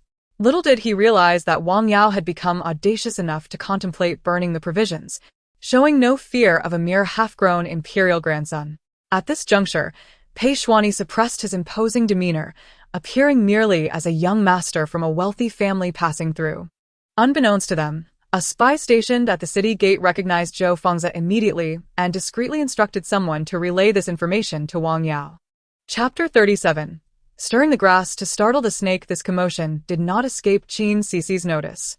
Upon entering the city, they had already attracted attention, rendering their disguise utterly ineffective. The young imperial grandson was unmistakably a young master from a wealthy family, which posed no issue. However, as she scrutinized Zhou Fengzi further, her eyes blazed with indignation. How foolish the imperial grandson is! Zhou Fengzi is truly despicable. They have failed to realize that their identities have been exposed. Pei Xuani cursed inwardly in frustration. He should not have trusted Zhou Fengzi to understand the gravity of the situation. He needed to disguise himself thoroughly, avoiding any recognition. Now, having merely changed his clothes and washed his face, he resembled his former self to a T. Was he so fearful of being recognized? Such foolishness. Zhou Fengzi might not only be foolish, but could also be malicious. Qin Xixi understood Zhou Fengzi's character and feared that he might wish for her elder brother's demise.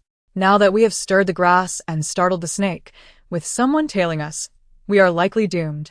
Enraged, Qin Xixi waved her small fist at Zhou Fengzi.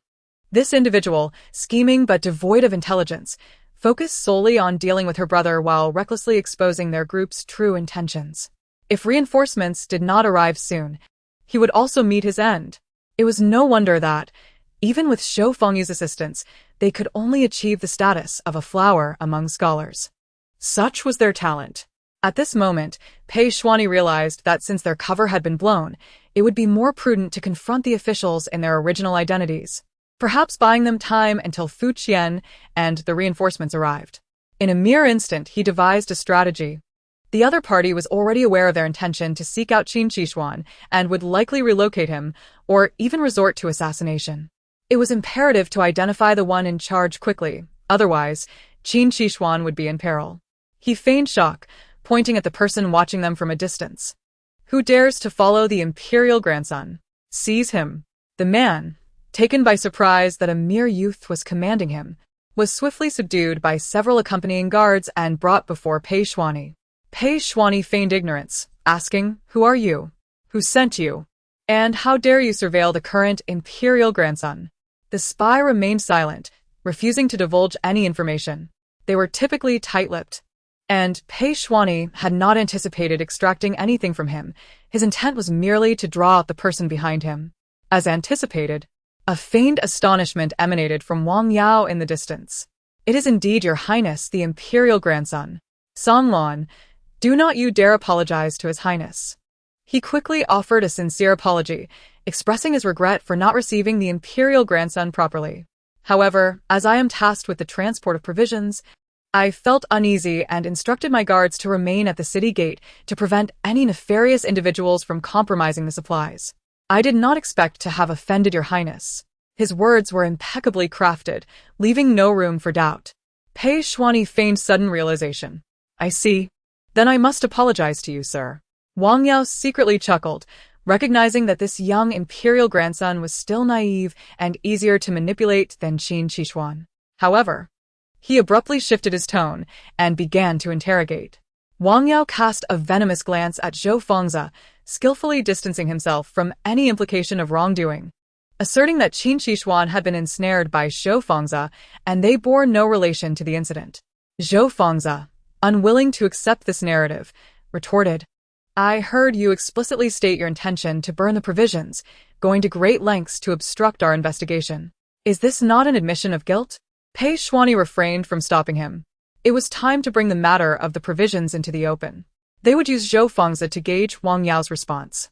Yet Wang Yao would not concede. Zhou Fengzi's claims were mere words without evidence, lacking any substance.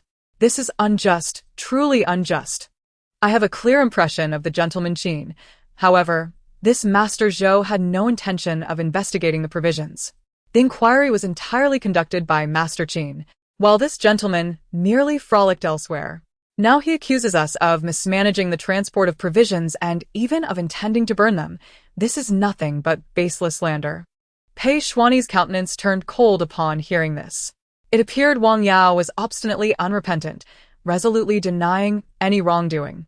He pretended to admonish Zhou Fengzi. "You are sent to investigate the provisions. How could you be so lazy as to slander Lord Wang?" Zhou Fengzi, taken aback by the reprimand, attempted to retort. But Pei Xuanyi interrupted him directly. He had not expected Zhou Fengzi to cooperate seamlessly. He merely needed him not to hinder his efforts. After chastising Zhou Fengzi, Pei Xuanyi turned to Wang Yao. "Lord Wang, since this is all a misunderstanding, why not accompany us to inspect the provisions together, to avert any further mishap?" Wang Yao's expression shifted. This young imperial grandson, though still quite young, was surprisingly relentless. Did he not fear that by insisting on investigating the provisions, he might provoke Wang Yao into eliminating them all? Wang Yao feigned an invitation to host them for a meal, promising to take them to inspect the provisions afterward. However, while they were distracted, he signaled his subordinates to relocate Qin Xixi to another location. Pei Xuanyi, having noticed Wang Yao's subtle movements, initially intended to remain silent and let the guards follow discreetly to rescue Qin Xixi. However, Zhou Fengzi interrupted with a shrill cry. "Where is he going? Why leave now? Is he not going to alert others?" A glint of cold light flashed in Pei Xuanyi's eyes. Truly a fool. Wang Yao's expression faltered. He had initially assumed these two children were merely a ruse, but to his surprise, one was only a year old, yet spoke so fluently. The servants hesitated, unsure whether to proceed. Observing this, Wang Yao's demeanor darkened. Zhou Fengzi's outcry had inadvertently exposed his intentions. The young imperial grandson's party clearly did not trust him. As Zhou Fengzi was merely a child, he could not chastise her. In light of this, he declared, since you gentlemen are so intent on investigating the provisions. Please follow me. Rather than allowing a tiger to return to the mountain, it was better to confront them head-on. If they sought death, then they would all perish together. Chapter 38. Mutual destruction. Is this for real? How can every member of the Zhou family be more foolish than the last? Qin Xixi found herself utterly speechless. Originally, the young imperial grandson intended to probe discreetly and had even reprimanded Zhou Fengzi to avoid alarming Wang Yao, buying time for Fu Qian to bring reinforcements. However, Zhou Fengyu's shout had instantly heightened Wang Yao's vigilance, causing him to abandon his meal and insist on inspecting the granary. Meanwhile, Zhou Fengyu remained inwardly pleased, casting a glance at Qin Xixi that seemed to say, "Look, I have done a great deed." Unbeknownst to them, Wang Yao did not wish to escort them to the supplies. Rather, he intended for them to perish alongside the provisions. Pei Shuani felt that Zhou Fengyu's actions were utterly unnecessary. Just moments ago, they had a chance to rescue Qin Xixi. Yet her interruption not only thwarted that opportunity, but also diminished the time for reinforcements. Given the circumstances, let us proceed to the granary. Pei Shuani maintained a facade of composure and acquiesced to Wang Yao's directive. As they made their way, each individual harbored distinct thoughts. And soon they arrived at the location of the supplies. Qin Xixi had previously visited this place and was aware of where her elder brother was hidden. However, she pondered, should I reveal that he is in the corner of the second granary? We are isolated and powerless. Even if I did, it is unlikely we could save him. This dilemma weighed heavily on Qin Xixi. Pei Shuani, having overheard her thoughts, contemplated for a moment. Since Wang Yao had laid bare the true situation of the granaries before them, it was evident he would not allow them to escape easily. Likely, after inspecting the final granary, their fates would be sealed. Since death was inevitable, it would be wiser to rendezvous with Qin Xixi first, lest they be further distracted. By locating Qin Xixi, they could enhance their bargaining position, potentially uncovering a path to survival. Pei Shuani hastened to the second granary, casually turning his head to behold the feeble figure of Qin Xixi. Brother Xixi. He feigned surprise and approached with haste. What are you doing here? You look so weak. He then turned to Wang Yao, his expression cold. Did you not claim that Brother Xixi had already departed? Why is he in such a state? Wang Yao, realizing that his ruse had been uncovered, ceased to feign innocence and let out a sinister laugh. From the moment you entered, there was no chance you would leave alive. Why do you willingly march to your demise? He clicked his tongue. Originally, I only intended to burn the supplies, but now, how splendid. You shall all perish together. Do you seek the provisions? Then seek them in hell. Pei Shuani sensed the gravity of the situation. You must think carefully. I am a member of the Pei family, the favored grandson of the emperor. If I perish here, my grandfather will stop at nothing to uncover the truth. He feared not Wang Yao's ambitions, but rather the desperation of a man with nothing left to lose. Such a person, even in death, would ensure all accompanied him to the grave. His mind raced, contemplating what could drive Wang Yao to prefer their deaths over relinquishing his plan to incinerate the supplies. Perhaps it was insatiable greed. Yet, in a situation where death loomed, even the most profound greed paled in comparison to the value of life. What could compel him to forsake his own existence to destroy the supplies? Pei Shuani cautiously proposed. Should I meet my end, my grandfather will undoubtedly investigate this matter thoroughly. The first to be scrutinized will be the officials overseeing the transport of the provisions, and you shall be foremost among them. When the emperor seeks you, do you believe your family will remain unscathed? Even if they hide in the furthest corners of the earth, they cannot escape the inevitable fate of retribution. Or, do you truly believe that those pulling the strings will spare your family, as promised? Wang Yao's frenzied demeanor momentarily faltered as disbelief washed over him. How do you know this? Pei Shuani pressed on. The Qin family is a royal merchant. Should their eldest son meet with misfortune, they will surely exact revenge upon you and your kin. On one side, you have merchants with vast influence. On the other, the sovereign wielding supreme power. Do you truly think you can evade the consequences? Cooperate with us, and I assure you, I will do everything in my power to protect your family. Wang Yao's expression softened slightly at these words, but soon despair washed over him. You are all born of privilege, untouched by hardship. How can you understand the plight of those like us? We cannot escape this fate. None can. His despondency spoke volumes. Pei Shuani's heart sank as he grasped the implications of Wang Yao's words. Zhou Fengyu, too, discerned the gravity of the situation, her complexion paling in fear. Clinging tightly to Zhou Feng's leg, she sobbed, "Brother, I do not wish to die. Am I not a noble lady? How could this be my end?" Qin Xixi found herself irked by her cries, yet she remained unnervingly calm. If one could perceive the atmospheric shifts surrounding her, they would observe that the air had stilled, reminiscent of the eerie calm before a tempest. It is far too noisy. Zhou Fengyu is insufferably loud. Pei Shuani shared the sentiment, claiming to be a noble lady. How could this be?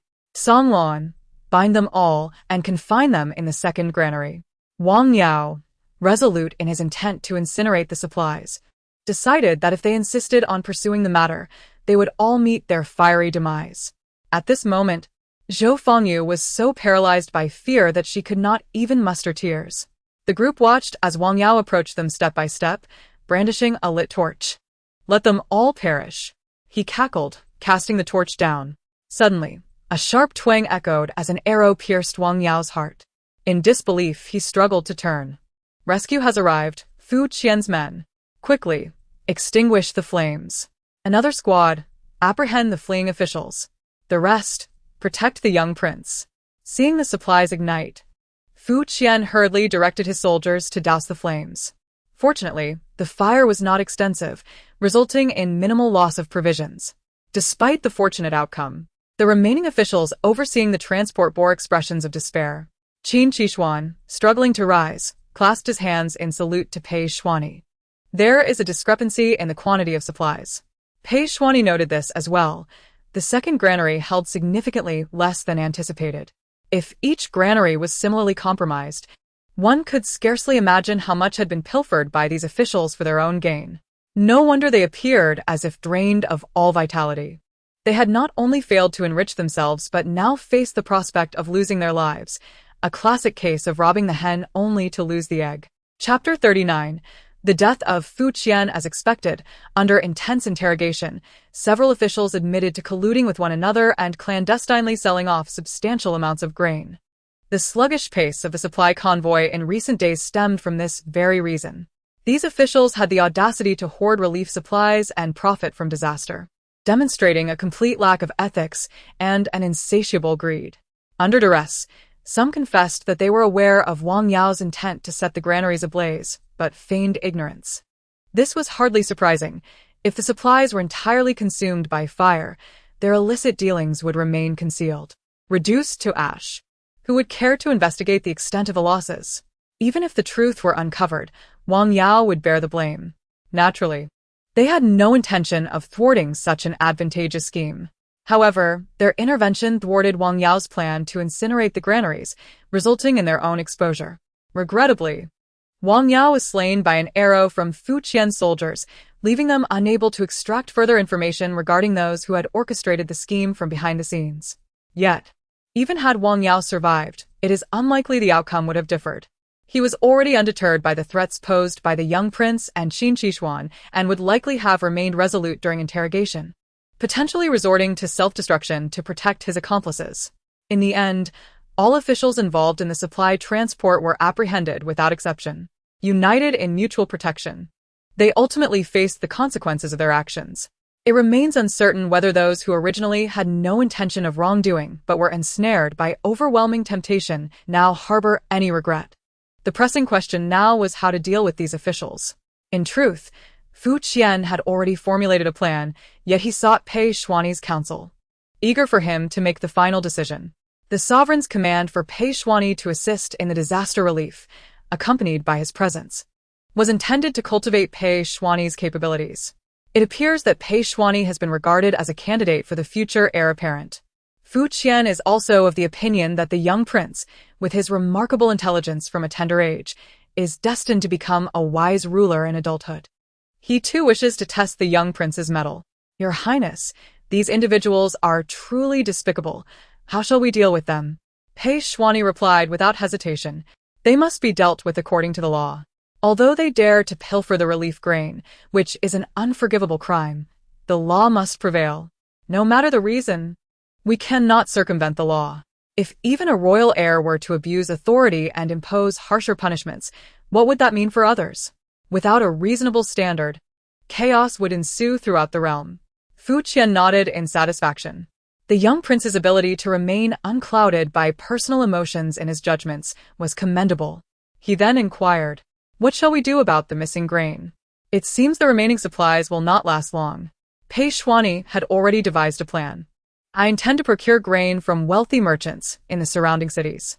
They claim to be out of supplies, yet their granaries tell a different tale. Some merchants even raise prices under assumed names, making it increasingly difficult for local citizens to afford food.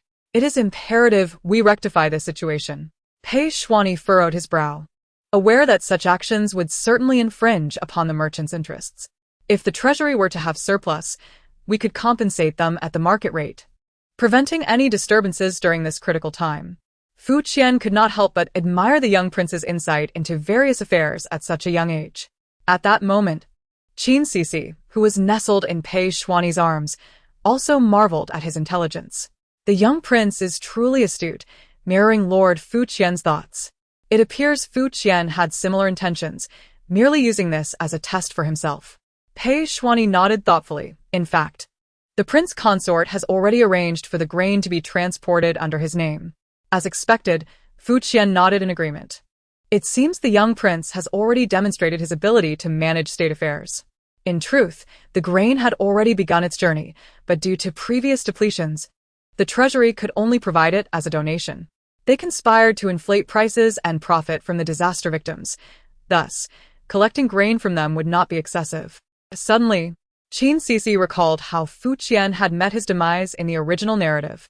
It was precisely due to the confiscation of grain from merchants, which had upset their interests, leading them to conspire against him.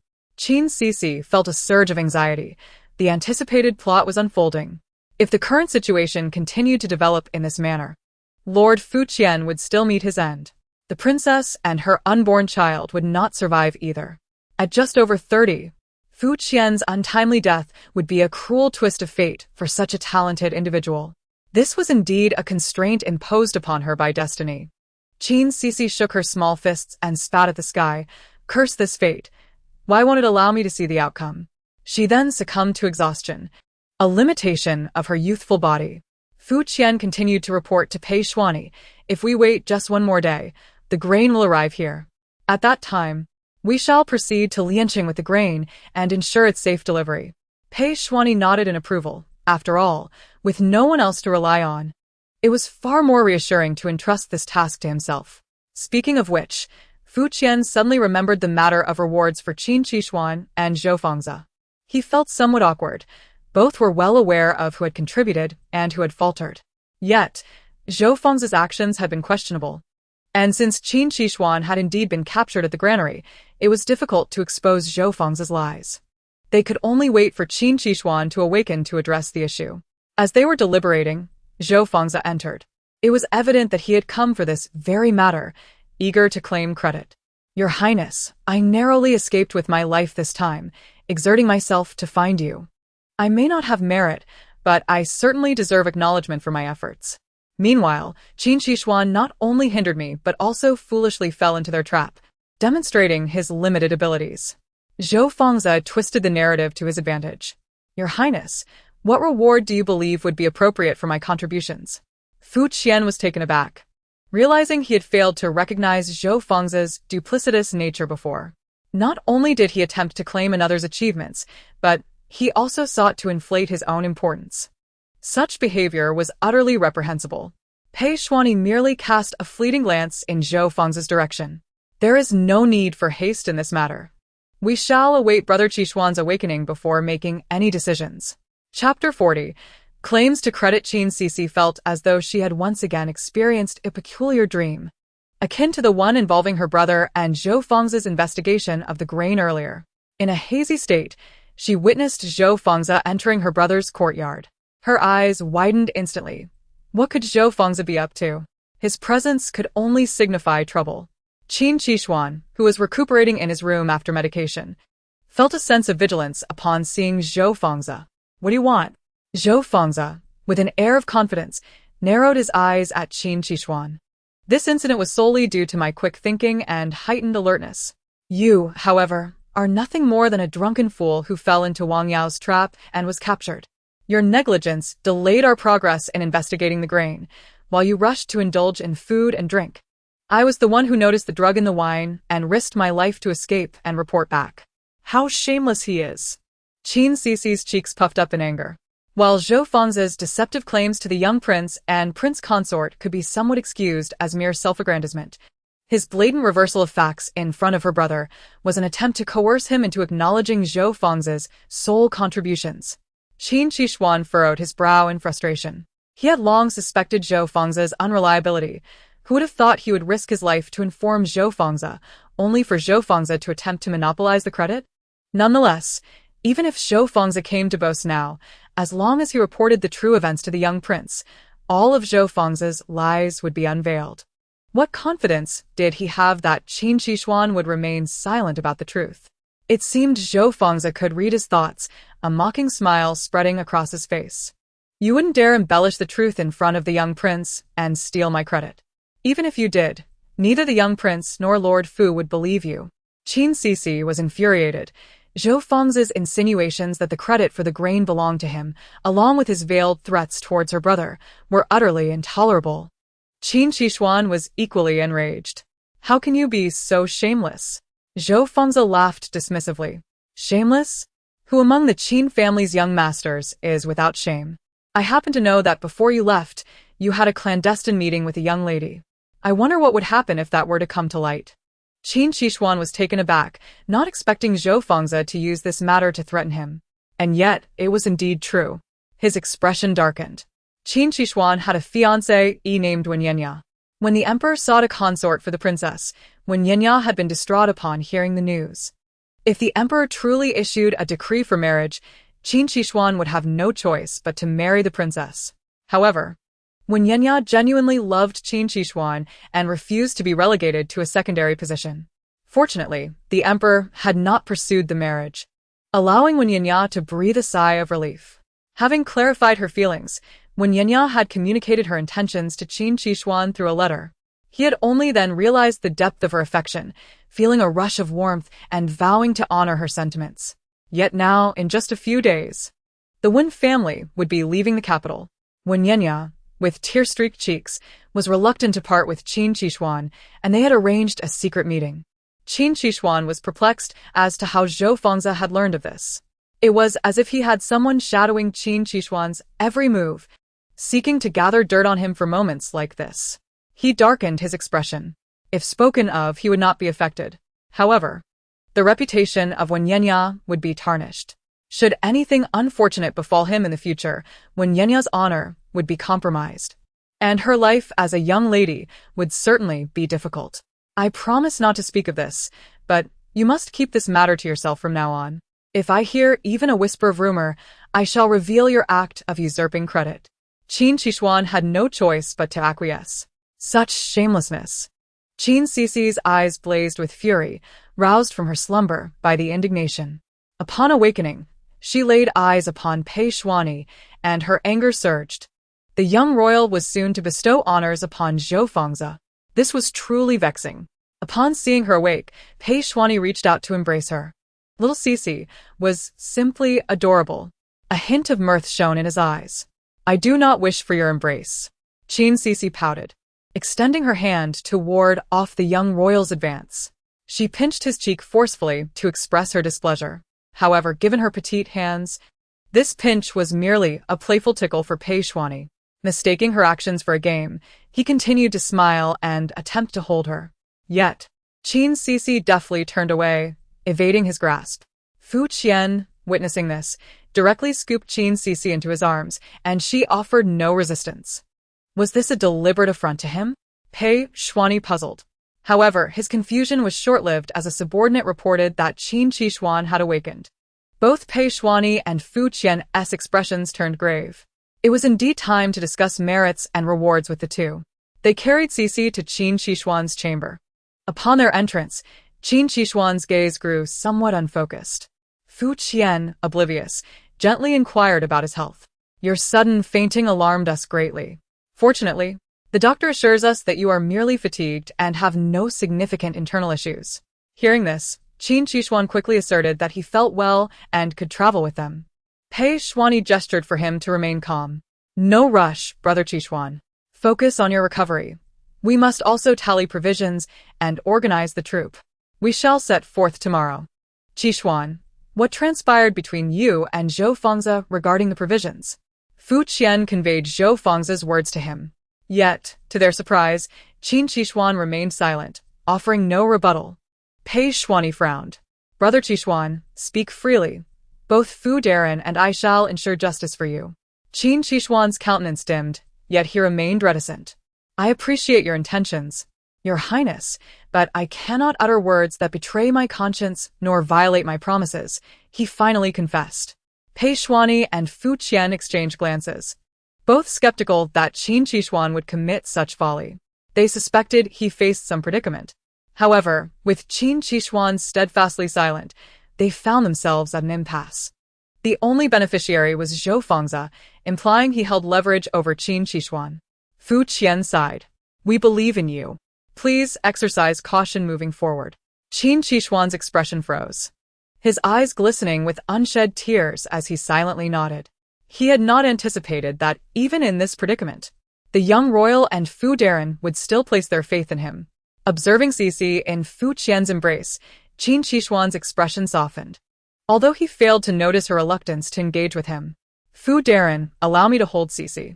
As Qin Xixi was her elder brother, his request was reasonable, and Fu Qian promptly prepared to return her to him.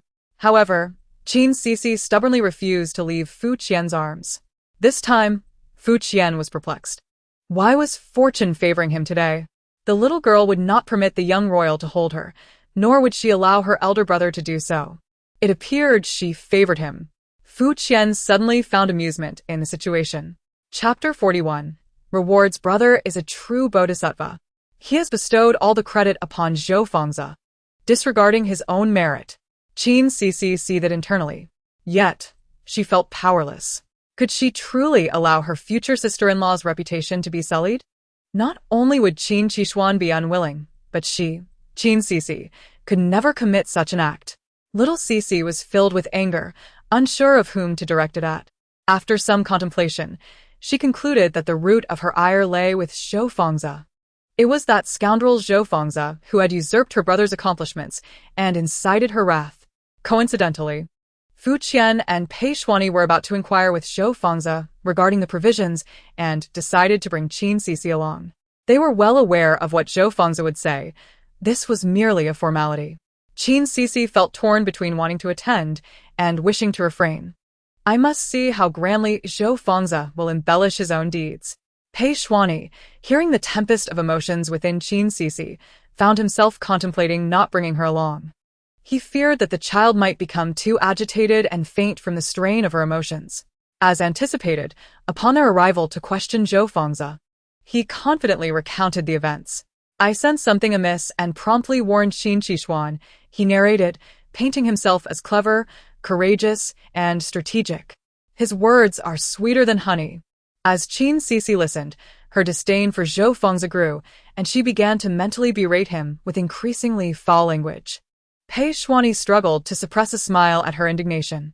Thus, I fortuitously encountered Fu Darren and the young royal, which led to my salvation. He then cleverly probed further. During my earlier confrontation with Wang Yao, it was my sister who discovered the informant.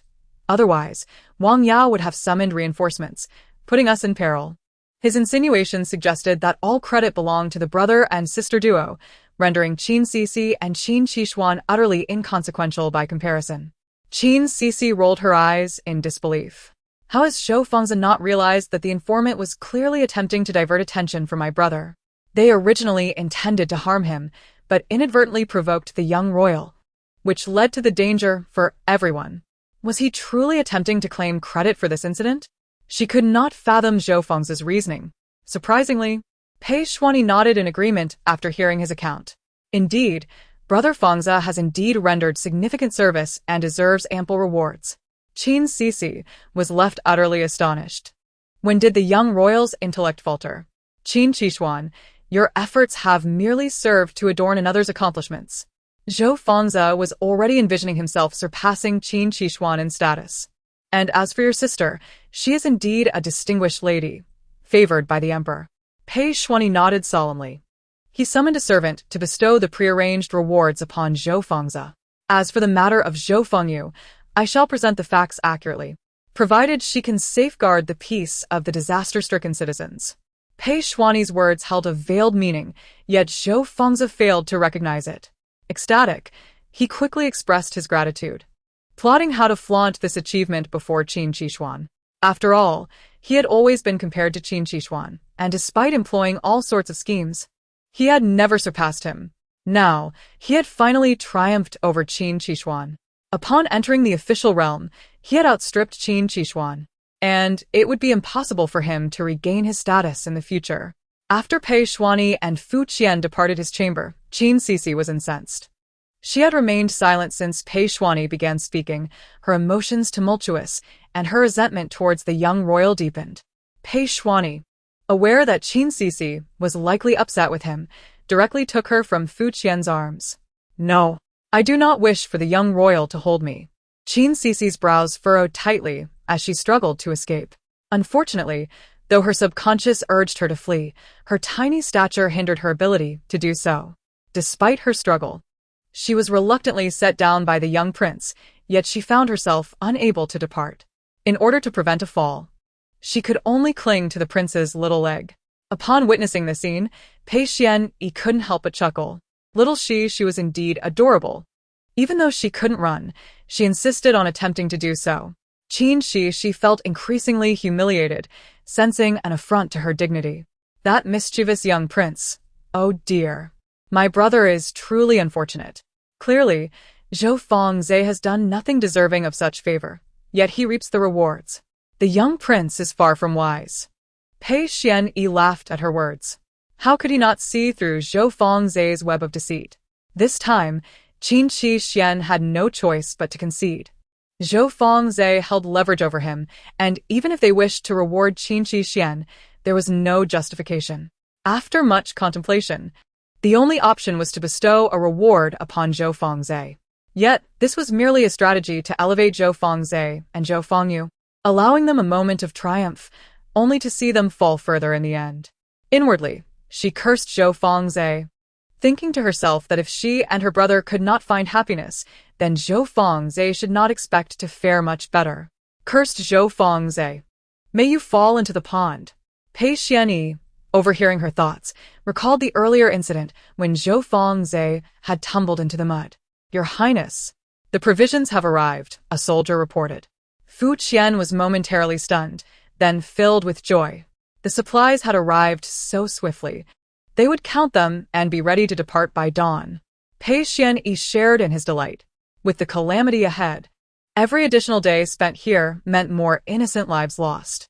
The timely arrival of provisions was indeed a blessing. Let us go and inspect the supplies.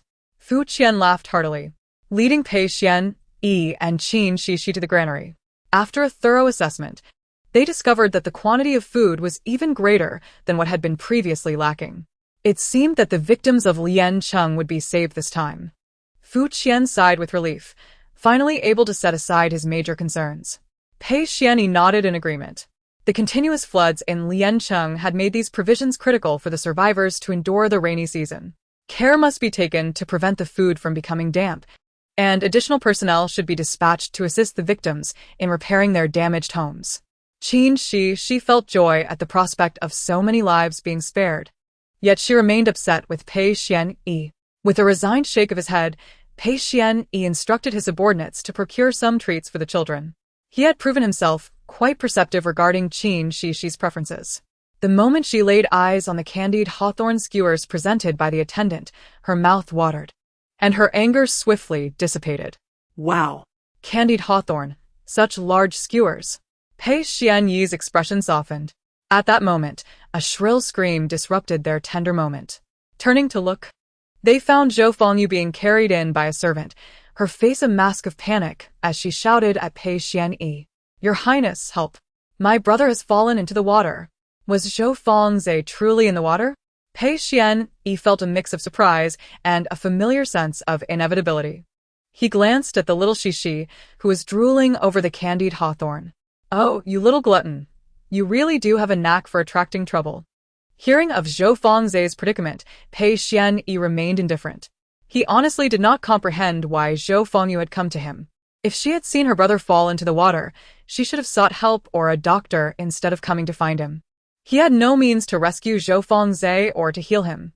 By the time she found him, Zhou Fengze might very well have drowned. If Zhou Fengze has fallen into the water, simply find a doctor to attend to him, he remarked dismissively, not bothering to look in her direction. Zhou Fengyu's wailing faltered. Her brother had just received a reward from the young prince.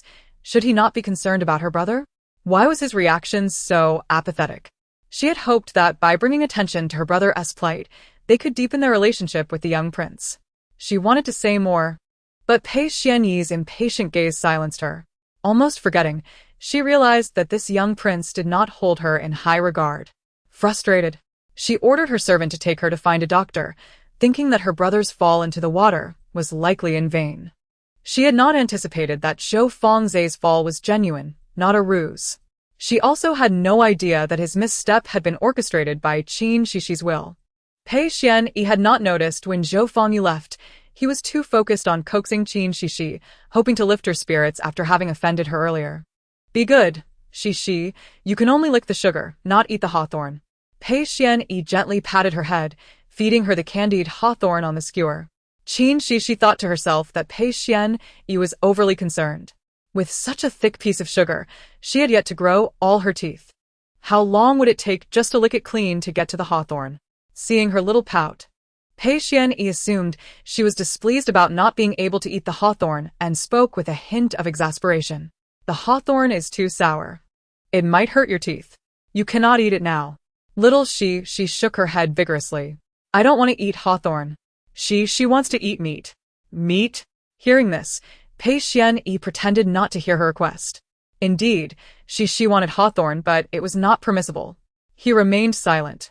Unexpectedly, Qin Xixi, eager for meat, began to babble incoherently, and upon closer inspection, it seemed she was indeed asking for meat. I want to eat meat. Whoa. She struggled to articulate the word meat, but her pronunciation was off, repeating herself. This little one was quite determined to express her desire for meat. Though she could only utter a few words with unclear enunciation, Pei Xianyi felt a rush of delight. He pondered for a moment and instructed a servant to bring a small dish of meat, carefully selecting only a morsel. He placed a tiny piece of meat in her mouth, and Qin Xixi licked her lips in satisfaction like a kitten stealing a morsel. However, she was not yet content, and opened her mouth for more. She cannot be greedy. Children should not eat too much meat. Pei Xianyi, at this moment, was steadfast in his resolve, refusing to allow her any more than was appropriate. Let us help Xixi learn to walk, he suggested with a smile, setting her down while holding her hands. Eager to learn, Qin Xixi wished to master walking so that she could escape when she was upset rather than being forced to stay. As Pei Xianyi guided her forward, she stumbled and nearly fell flat on her face. Fortunately, Pei Xianyi caught her just in time. Little Xixi's eyes widened in fear. She felt as if she had nearly met an unfortunate fate. Pei Xianyi would never allow her to fall. He was always watchful. Unfortunately, the incident left her shaken. And no matter what he said, she was reluctant to take another step. With a gentle smile, Pei Xianyi picked her up once more. In between, Qin Xixi only managed a few excited sounds, and Pei Xianyi simply smiled, choosing not to respond. Fu Qian observed this heartwarming scene and found it amusing. Little she resembled the young prince's little ward. He immediately regretted his jest, realizing that while the young prince appeared calm, he was still a royal. Although the Qin family was a prominent merchant clan, their status was still somewhat inferior compared to that of the young prince. After all, officials and merchants were distinct. If the Qin family were to engage in politics, they could offer some support to the prince. However, Qin Xixi's background was still somewhat lacking in nobility. If, in the future, she and the young prince were to develop feelings for one another, her family background would make it challenging for her to become a legitimate consort. Fu Qian's thoughts drifted several years into the future. Pei Xianyi, however, showed little reaction. To him, Xixi was simply delightful. If she were to be his little ward, he would be overjoyed. After playing with her for a while longer, a servant arrived to report on Zhou Fengzhe's condition. Your Highness, the official has come by and reported that Zhou Fengzhe has been in the water for too long, suffering from exposure and cannot walk for the time being. Qin Xixi couldn't help but think it amusing. Zhou Fengzhe is truly ridiculous. This time, he snatched my brother's glory during the disaster relief. And now it seems this is all he has accomplished. Qin Xixi did not feel responsible for Zhou Fengzhe's predicament. Surely, those who do evil will ultimately face their own retribution. Heaven could no longer bear to watch, and allowed Zhou Fengzhe to slip into the water, ensuring he could no longer claim credit for her brother's accomplishments. Pei Xuany's lips twitched. Could it be that Zhou Fengyu insisted on seeking him out, thus delaying the rescue of Zhou Fengzhe, resulting in his exposure? In fact, he guessed correctly. Zhou Fengzhe could swim. The reason he required rescue was that he genuinely wanted Pei Xuany to come and check on him, to comfort him, while simultaneously splashing mud on Qin Xixi, accusing him of jealousy and scheming against him. Ultimately, Zhou Fengzhe had to begrudgingly swim to the shore himself. After struggling in the water for so long, who else could possibly suffer from exposure but him? Fu Qian, upon hearing about Zhou Fengzhe's misfortune, pressed his forehead and requested to be taken to see him. Confirming that Zhou Fengzhe indeed could not walk and needed to stay for recuperation, he inexplicably felt a sense of relief. However, with Zhou Fengzhe remaining there, Zhou Fengyu would be difficult to manage. After all, she was a noble lady appointed by the emperor. It would not be proper to prevent her from continuing on. Yet, who would care for her if she did? Zhou Fengyu also understood that the others might not take her along. She became anxious. If she did not go with them, the title of noble lady would fall to Qin Xixi. That title cannot belong to Qin Xixi. Without a second thought, she clutched Pei Xuany's trouser leg.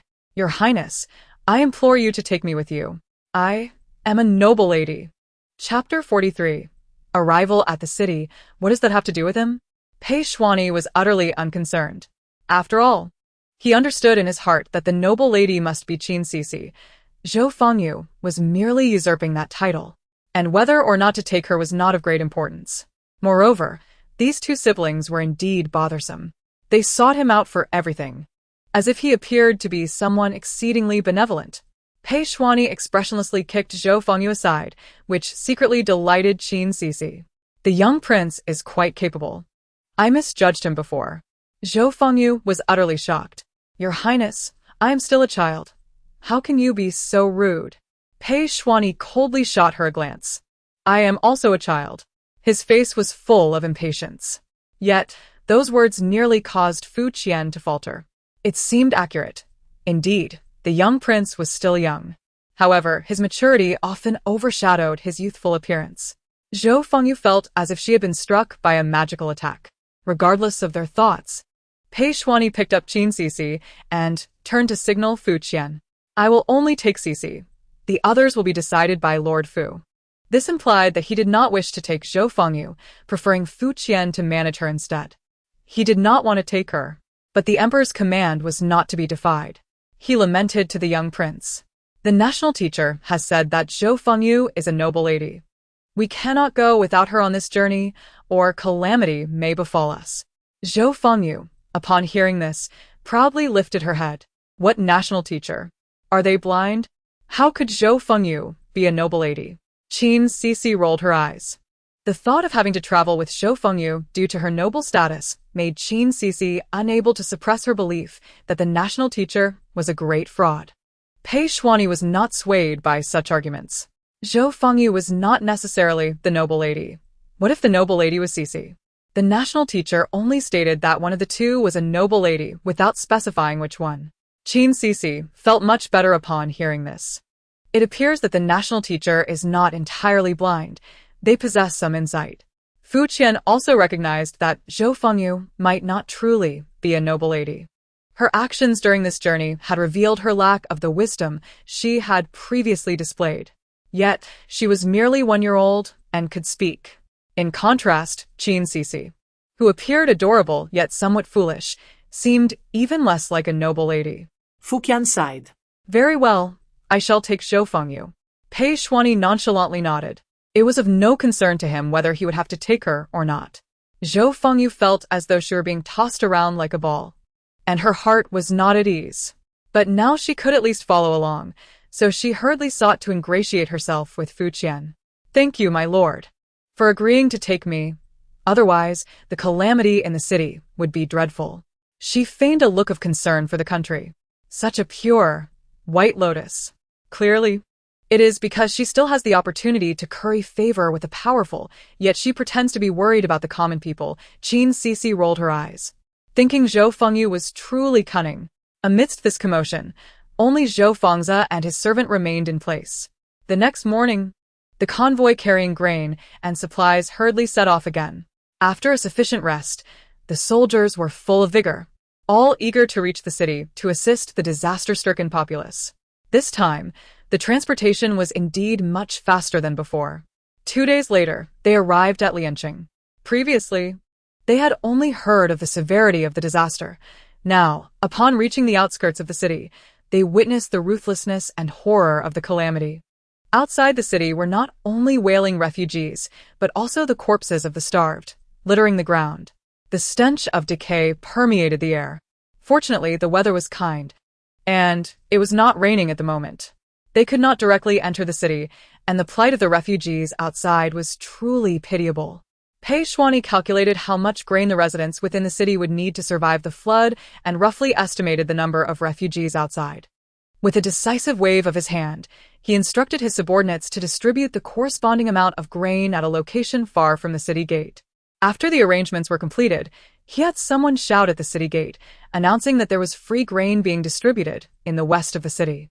In the blink of an eye, there were few living souls left outside the city gate. Even those who remained were the frail elderly, sick, and weak who could hardly move. Despite Pei Shuani's compassion, the supplies were limited. They could only wait until the residents inside the city were settled before attending to the refugees. Thus, the group successfully entered the city. They had come quietly. Even though it was already late, Pei Shuani ordered his subordinates to set up tents in various locations throughout the city, beginning the distribution of grain and preparing porridge for the citizens. Initially, some were skeptical that such good fortune could fall from the heavens, until someone, unable to tolerate their hunger, went to sample the newly distributed grain and found nothing amiss. Only then did the citizens begin to believe and line up for food. However, there were always some stubborn individuals who refused to accept it.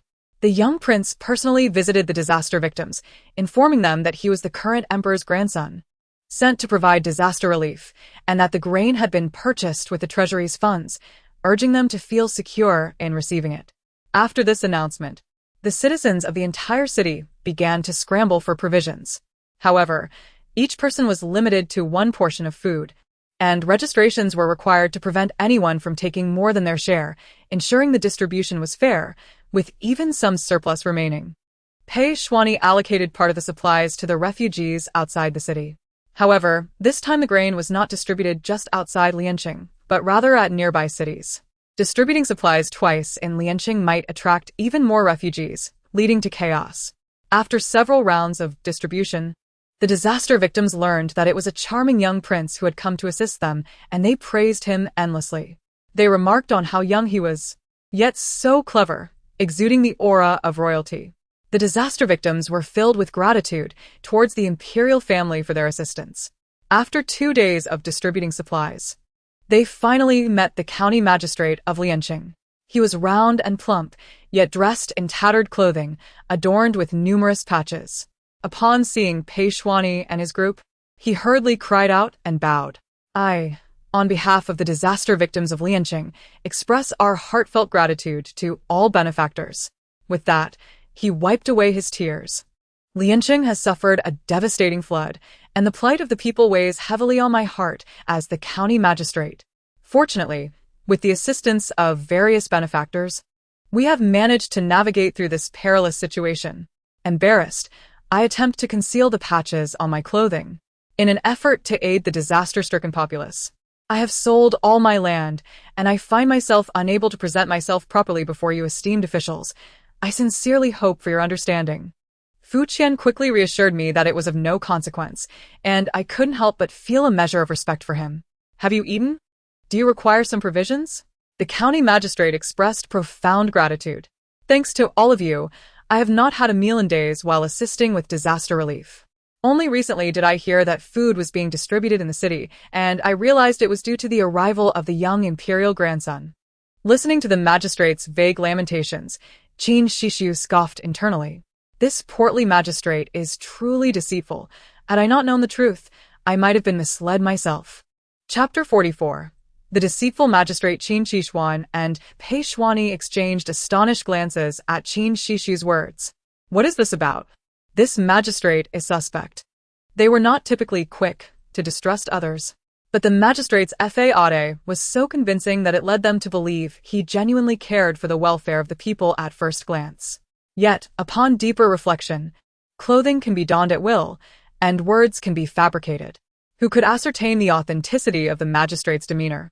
Moreover, since Xixi had indicated he was dubious, it was certain that he was indeed questionable. The two steadfastly believed in this notion. Little did they know that the recent revelation was merely an appetizer. The main course was yet to come. Qin Xixi continued with startling revelations. This magistrate has just emerged from a woman's bed. The sister he forcibly took is truly pitiable. A pure and innocent maiden who, driven by hunger, went out to beg, only to be seized by that lascivious magistrate. Initially, she was unwilling to submit to him, but he promised her parents food in exchange for her compliance. Alas, she was unaware that her parents had already perished from starvation at home. Pei Xuani gazed in shock at the magistrate lamenting before them. How dare he? Not only had he failed to aid the populace, but he was exploiting the disaster to seize innocent women. The suffering of the people was profound, while the magistrate remained plump and content, surrounded by women. It was no wonder that Lianqing, once prosperous, now found itself bereft of resources in the wake of the flood, leading to the suffering of its citizens. It became evident that such a good magistrate was responsible for their plight. Regrettably, the citizens of Lianqing had endured the magistrate's exploitation while being threatened to keep silent, lest their entire families face extermination should they speak out. Though they harbored deep-seated hatred towards him, they could not reveal the truth to the young imperial grandson. Qin Xixi shook her head, believing the magistrate to be utterly despicable. Meanwhile, the magistrate continued to weep and wail about his own misfortunes and those of the people, his display of sorrow increasingly appearing disingenuous to Pei Xuani. Pei Xuani's expression darkened. To avoid alarming the snake in the grass, he refrained from exposing the magistrate's true nature, but resolved to send someone to investigate discreetly. Once the magistrate concluded his lamentations, Pei Xuani nodded lightly. Since you have endured such hardship, it would be best for you to rest now. We shall arrange for assistance with disaster relief tomorrow. The magistrate, relieved by the absence of suspicion, felt a swell of pride. Lianqing was his domain, even with the presence of the young imperial grandson. He believed the commoners would not dare utter a word against him. As he feigned weakness and departed with a tremor, Pei Xuani's expression turned grave. He immediately conferred with Fu Qian. Sir Fu, this magistrate is indeed suspect. Fu Qian, well-versed in the intrigues of the officialdom, had sensed something amiss about the magistrate but could not pinpoint the exact issue. Now, with Pei Xuani's assertion, he was astounded by the young man's perceptiveness. What brings you to this conclusion, Your Highness? Pei Xuani contemplated for a moment. Despite his ragged appearance and deliberately soiled face, his physique could not be fabricated. He was well-fed and appeared quite healthy, lacking any signs of weakness or malnutrition. In stark contrast, the citizens of Lianqing had grown emaciated, their faces gaunt and expressions numb. The city was filled with the gaunt and famished, unlike the magistrate, who had likely not experienced hunger at all and was enjoying a life of comfort. Fu Qian found Pei Xuani's reasoning sound. The young imperial grandson was astute, possessing the ability to perceive the hearts of men and foresee events with remarkable clarity at such a tender age. He promptly ordered an investigation into the magistrate's estate and dispatched individuals to gather information from the populace. Pei Xuani, feeling gratified by the praise, recognized Qin Xixi as his little lucky star. Had it not been for her, they might have been duped by this magistrate. At that moment, Qin Xixi was equally astonished. Goodness. How could the young imperial grandson be so perceptive? He had discerned that the magistrate was no virtuous man. Yet why could he not see through Zhou Feng's true character?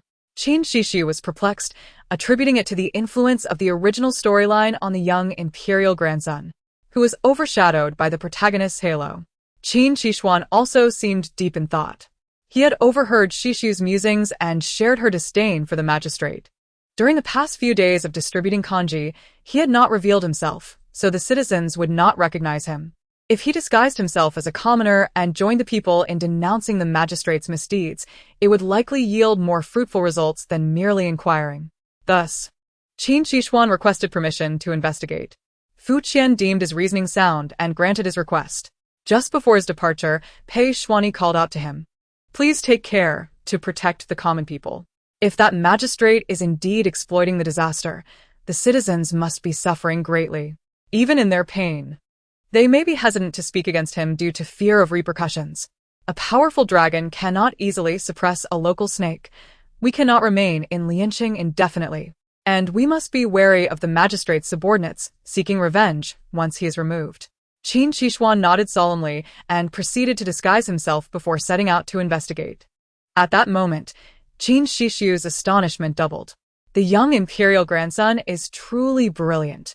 He even knows that the magistrate is threatening the common people. How did he come to that realization? She cast a puzzled glance at him. Pei Xuani, noticing her expression, chuckled. He thought it would be pleasant to spend a little time playing with Xixiu. After searching for a while, he finally found a small piece of meat he had packed from the tavern. The scant amount was due to the citizens' suffering. They could not afford extravagance, and most of the oil and provisions he had brought were given to the emaciated populace. This small portion was motivated by his selfish desire to save something for Xixiu. "Xixiu, call me brother. I have meat for you." Pei Xuani smiled as he watched Qin Xixiu's puzzled expression gradually shift to one of longing. Meat. Aware of the difficulties in disaster relief, Xixiu had been eating very blandly lately, subsisting on porridge. Now, the aroma of meat wafting through the air sparked her appetite. She made every effort to open her mouth, emitting various animal-like sounds, yet the words brother never came forth. She felt a pang of defeat. The once mighty being from the celestial realm could now scarcely utter a word. Who would believe such a tale? Determined to taste the meat, Qin Xixi persevered. Coos. The onlookers had been laughing heartily, but upon hearing Qin Xixi's sound, they quickly leaned in, eager to listen. Dove. They burst into laughter once more, momentarily alleviating the somber atmosphere caused by the disaster. Pei Xuani chuckled as well. "I suppose that counts as a correct answer." With that, he placed a small piece of meat into Xixiu's mouth. How delightful it was to see her as a little bundle of joy. Chapter 45, The Cause of Fu Qian's Death, Your Highness, Sir Fu. Yesterday, I ventured into the local community to investigate. Initially, they were quite cautious, but eventually, they placed their trust in me and began to denounce Zhang Yongkai. The county magistrate's real name is Zhang Yongkai. He is the illegitimate son of the wealthy Zhang Yixian from the capital. Despite being a son of a concubine, Zhang Yixian leveraged his father's connections to secure the position of county magistrate in Lianqing. He assumed office 6 months ago and immediately took 8 concubines, many of whom were initially unwilling but were forcibly taken to his residence. This man is exceedingly audacious. Many beautiful girls in Lianqing dare not venture outside, fearing abduction and violation. Although some have attempted to report him to the authorities, his immense wealth allows him to maintain a network of informants throughout Lianqing. Families that have been driven to desperation and merely whisper of seeking justice are often reported by Zhang Yongkai's sycophants, leading to their annihilation or the women being conscripted. Upon hearing Qin Xixuan's words, Fu Qian and Pei Xuani furrowed their brows. Were it not for the recent flood, the citizens of Lianqing would remain mired in suffering for an indeterminate time. Moreover, we entrusted him with disaster relief, yet he has made no arrangements. Instead, he continues to indulge in debauchery. His previous promises were mere platitudes. Had we not come to Lianqing, any grain sent would likely have been appropriated by the magistrate for his own gain. Qin Xixi was momentarily stunned by this revelation. She suddenly recalled how Fu Qian met his demise in the original text. Zhang Yongkai, Being the son of a wealthy merchant, maintained connections with several affluent individuals in the vicinity. Naturally, he was aware of Fu Qian's procurement of grain from these merchants. In the original narrative, upon Fu Qian's arrival, he first sought out the county magistrate, who feigned concern for the populace, readily agreeing to assist, and even arranging for Fu Qian to stay in his residence. However, he subsequently resold the grain Fu Qian brought, taking the lion's share for himself and distributing the remainder among the merchants. Fu Qian, sensing something amiss, attempted to investigate further, but Zhang Yongcai's men had already surrounded him, leading to his soft imprisonment. A few days later, the last storm of the rainy season would strike. Under the torrential rain, the grain initially intended for relief was soaked, and due to the relentless downpour, there was no opportunity to dry it, preventing the scant provisions from reaching the disaster victims. The starving populace, having hoped for salvation with the arrival of government officials, found their hopes dashed as family members perished one by one, while the promised grain remained undelivered. Their anger erupted, and they concluded that the corrupt magistrate must be in collusion with Zhang Yongcai, leading to widespread outrage. The desperate citizens, unable to endure any longer, revolted, capturing both Fu Qian and Zhang Yongcai, ultimately setting them ablaze. Following this, the citizens looted the magistrate's residence, seizing gold, silver, and stored grain, which was sufficient for the remaining populace to survive the rainy season. It was only later that the court sent troops to suppress the chaos and procure grain, appointing a new magistrate, which quelled the anger of the citizens of Lianqing. These thoughts raced through Qin Xixi's mind, and Pei Xuanyi was acutely aware of them as well. Fu Qian was the husband of the Grand Princess, and thus, in terms of lineage, he was also Pei Xuanyi's granduncle. Upon hearing of Fu Qian's tragic demise in his past life, Pei Xuanyi's complexion turned pale, his gaze towards Fu Qian filled with shock, sorrow, and trepidation. It was unfathomable to consider that had they not discreetly engaged in disaster relief, but instead boldly approached the magistrate with supplies, would they have also met the same fate as Fu Qian, finding themselves imprisoned and perishing in flames? Fu Qian noticed Pei Xuanyi's gaze and felt somewhat bewildered, pondering why Pei Xuanyi looked at him as one would regard a lost soul. This thought sent a shiver down his spine. What an ominous notion! He vigorously shook his head, casting aside the strange feeling. When he looked again, Pei Xuanyi's expression had returned to normal. Qin Xixi's mind was racing, filled with urgency. This magistrate was truly malevolent. With the storm approaching, it was imperative to remove this great scourge before effectively managing the flood and assisting the victims in safeguarding their grain. Little Xixi, in her anxiety, struggled to articulate her thoughts. Bad man. Everyone was taken aback that little Xixi could already articulate such a statement. Only Zhou Fengyu exhibited a flicker of apprehension in her eyes. Pei Xuanyi had already prepared to apprehend Zhang Yongcai, leading his men to the magistrate's residence. Upon their arrival, they found Zhang Yongcai in the courtyard, frolicking with a concubine, showing no signs of distress.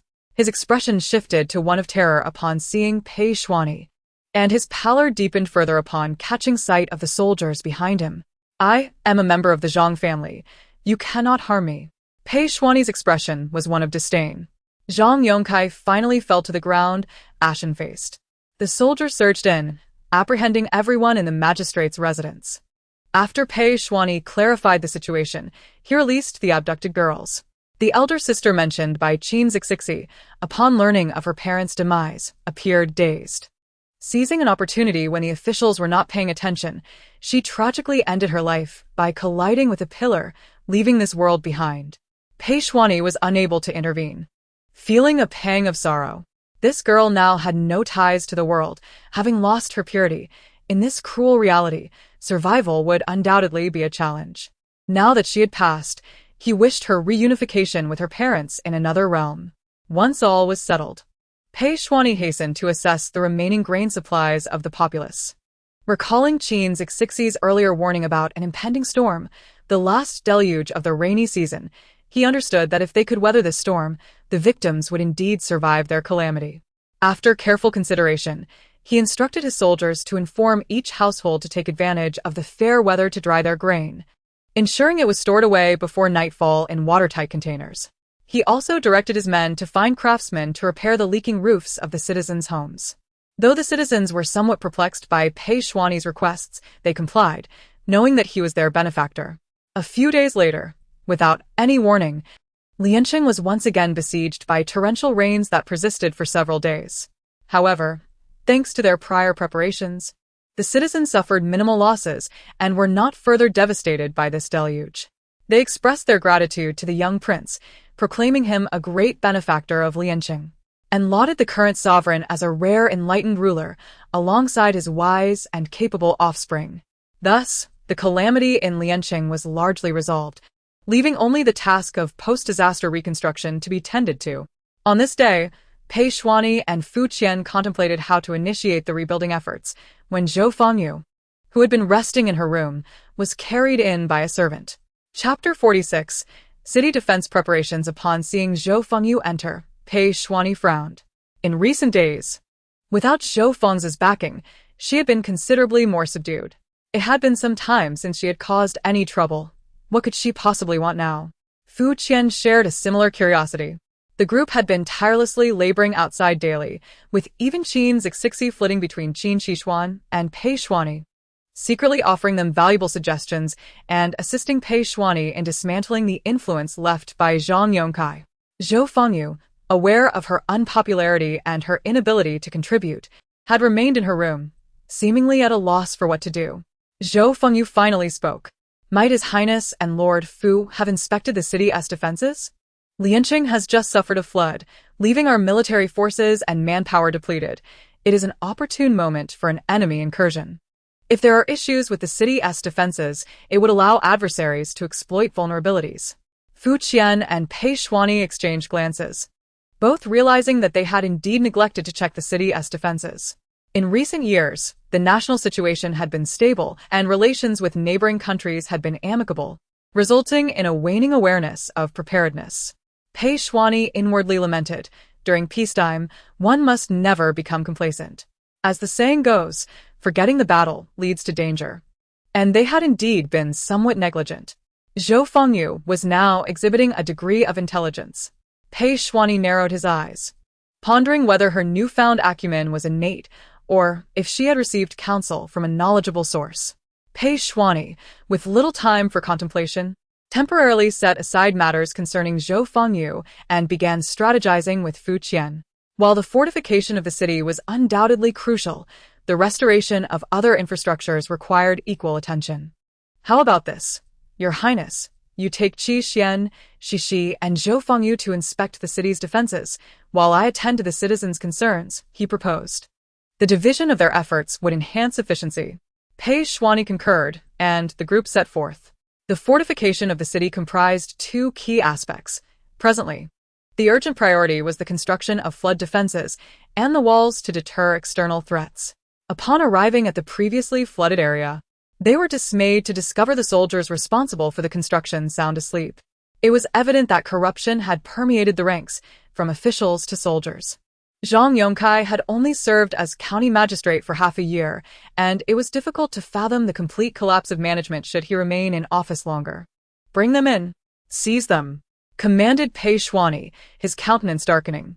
On the day of the torrential rain, the river surged mercilessly from the south, inundating the city. Water pooled across the streets, reaching levels that submerged the calves in lower-lying areas. Consequently, much of the grain stored in jars had become damp and moldy. In their haste to assist flood victims, they had neglected to survey the periphery of the city, relying solely on reports from the soldiers that the dam was under construction. To their astonishment, the dam had made no discernible progress. Qi Xian, go assess the other flood prevention measures. I shall inspect the city as defenses, Pei Xuanyi instructed. Qin Xixi accepted the command, mindful of the river's peril, and chose not to bring Xixi along. He then escorted the apprehended soldiers back to the former county magistrate's office, intending to deal with them collectively after completing the inspections. After a moment of contemplation, he proceeded to another section of the embankment in the south. Lianqing was not encircled by water on all sides, only the southern flank was bordered by a swift river. The damage to this embankment resulted from officials embezzling funds and materials designated for its repair. It was likely that the condition of the other embankment was not much better. While he was deep in thought, a sudden noise erupted behind him. At that moment, Qin Xixi was cradled in Pei Xuani's arms, her heart racing with a sudden jolt. She had never experienced such a sensation before. Her intuition, which she held in high regard, suggested that something had befallen Qin Xixi. Brother is in trouble. How can I tell the little prince to take me to find him? She nearly sobbed, her anxiety palpable. Fortunately, Pei Xuani sensed her distress. What is it, Xixi? Tell me, He urged. Unable to articulate her fears, she pointed urgently in the direction of her brother, signaling him to hurry. With several guards in tow, Pei Xuani swiftly carried Qin Xixi toward the location she indicated. They soon arrived at the riverbank, where they found Qin Xixi struggling to hold his breath. Pei Xuani's expression shifted gravely. quick. Someone who can swim, rescue Brother Xixi. Fortunately, among them was an adept swimmer. Qin Xixi emerged, pale and sputtering water. Thank you, Your Highness, for your assistance. Without you, I fear I would have perished, he gasped. Pei Xuani shook his head somberly. It was Xixi who brought us here. She must have some spiritual connection with you. Investigate who dared to harm a court official. Bring them to me. The soldiers acted swiftly, apprehending a suspicious individual. Upon interrogation, it was revealed that the soldiers responsible for the southeastern embankment had been captured, and those in the southwestern sector were also aware. The official, fearing Qin Xixi would uncover his embezzlement of construction funds, had sent someone to push him into the water, hoping to make off with the assets. The officials of Lianqing were alarmingly corrupt. Qin Xixi's small face remained pale. Is my brother's tribulation not yet over?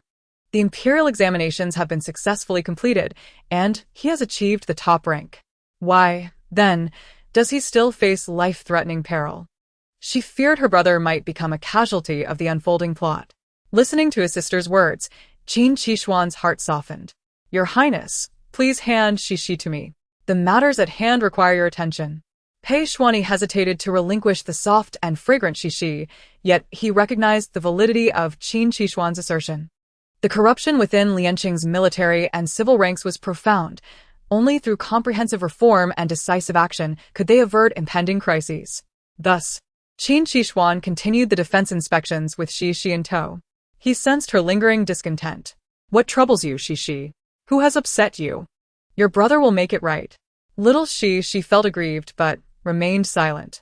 Oh, brother nearly fell into the water. It must be the nefarious machinations of the original plot.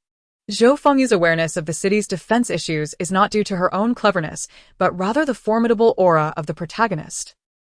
As long as Zhou Fengyu retains her status, our family remains in peril. Xixi's resentment was palpable, yet the protagonist's position was not easily shaken. Qin Xixuan had grown accustomed to Xixi's belief that their world was merely a narrative.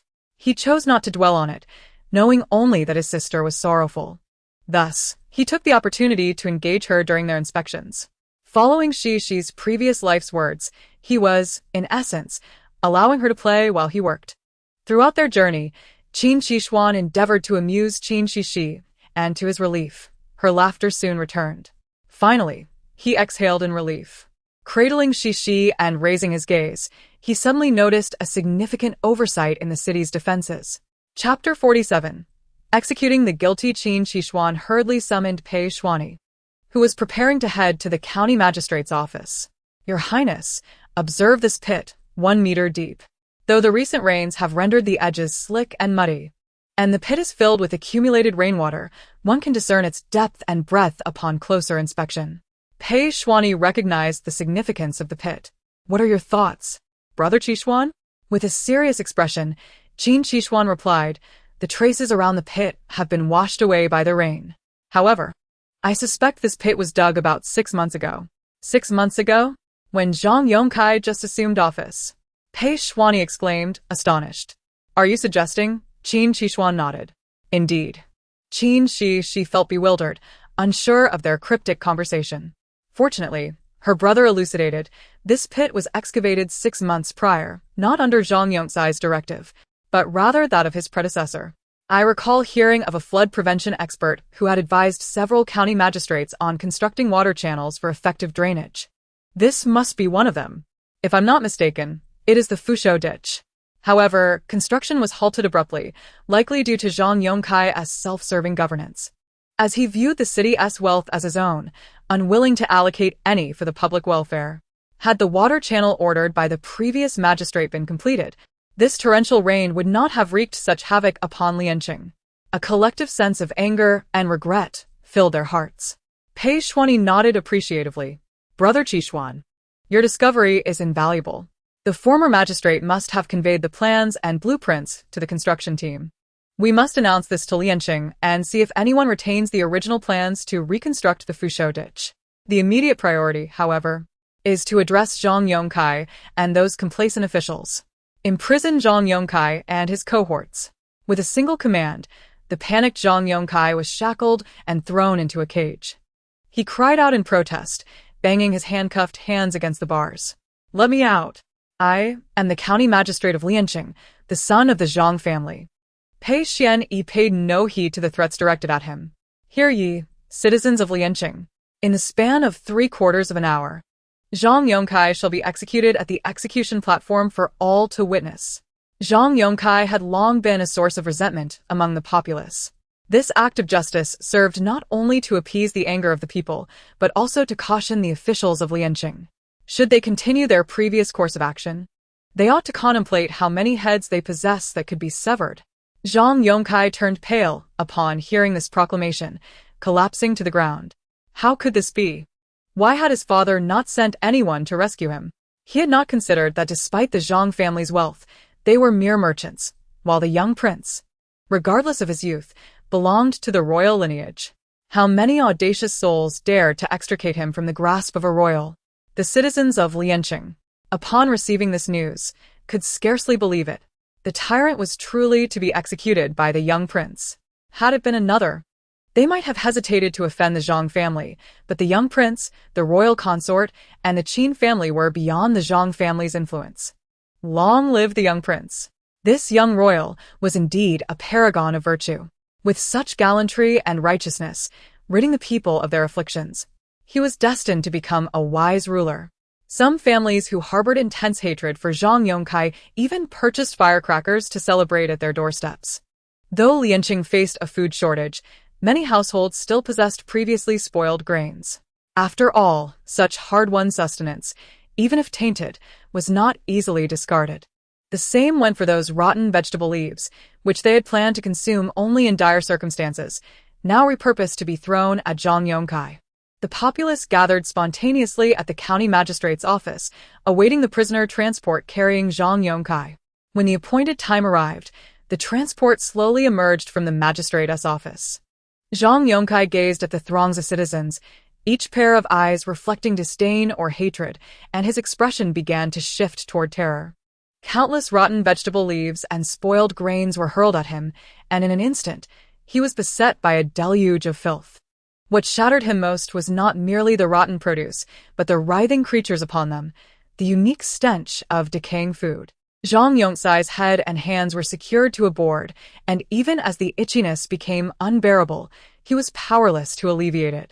The sensation was akin to 1,000 ants crawling over him. For the first time, he wished for a swift demise. Finally, they arrived at the execution site, where the previously jubilant citizens fell silent.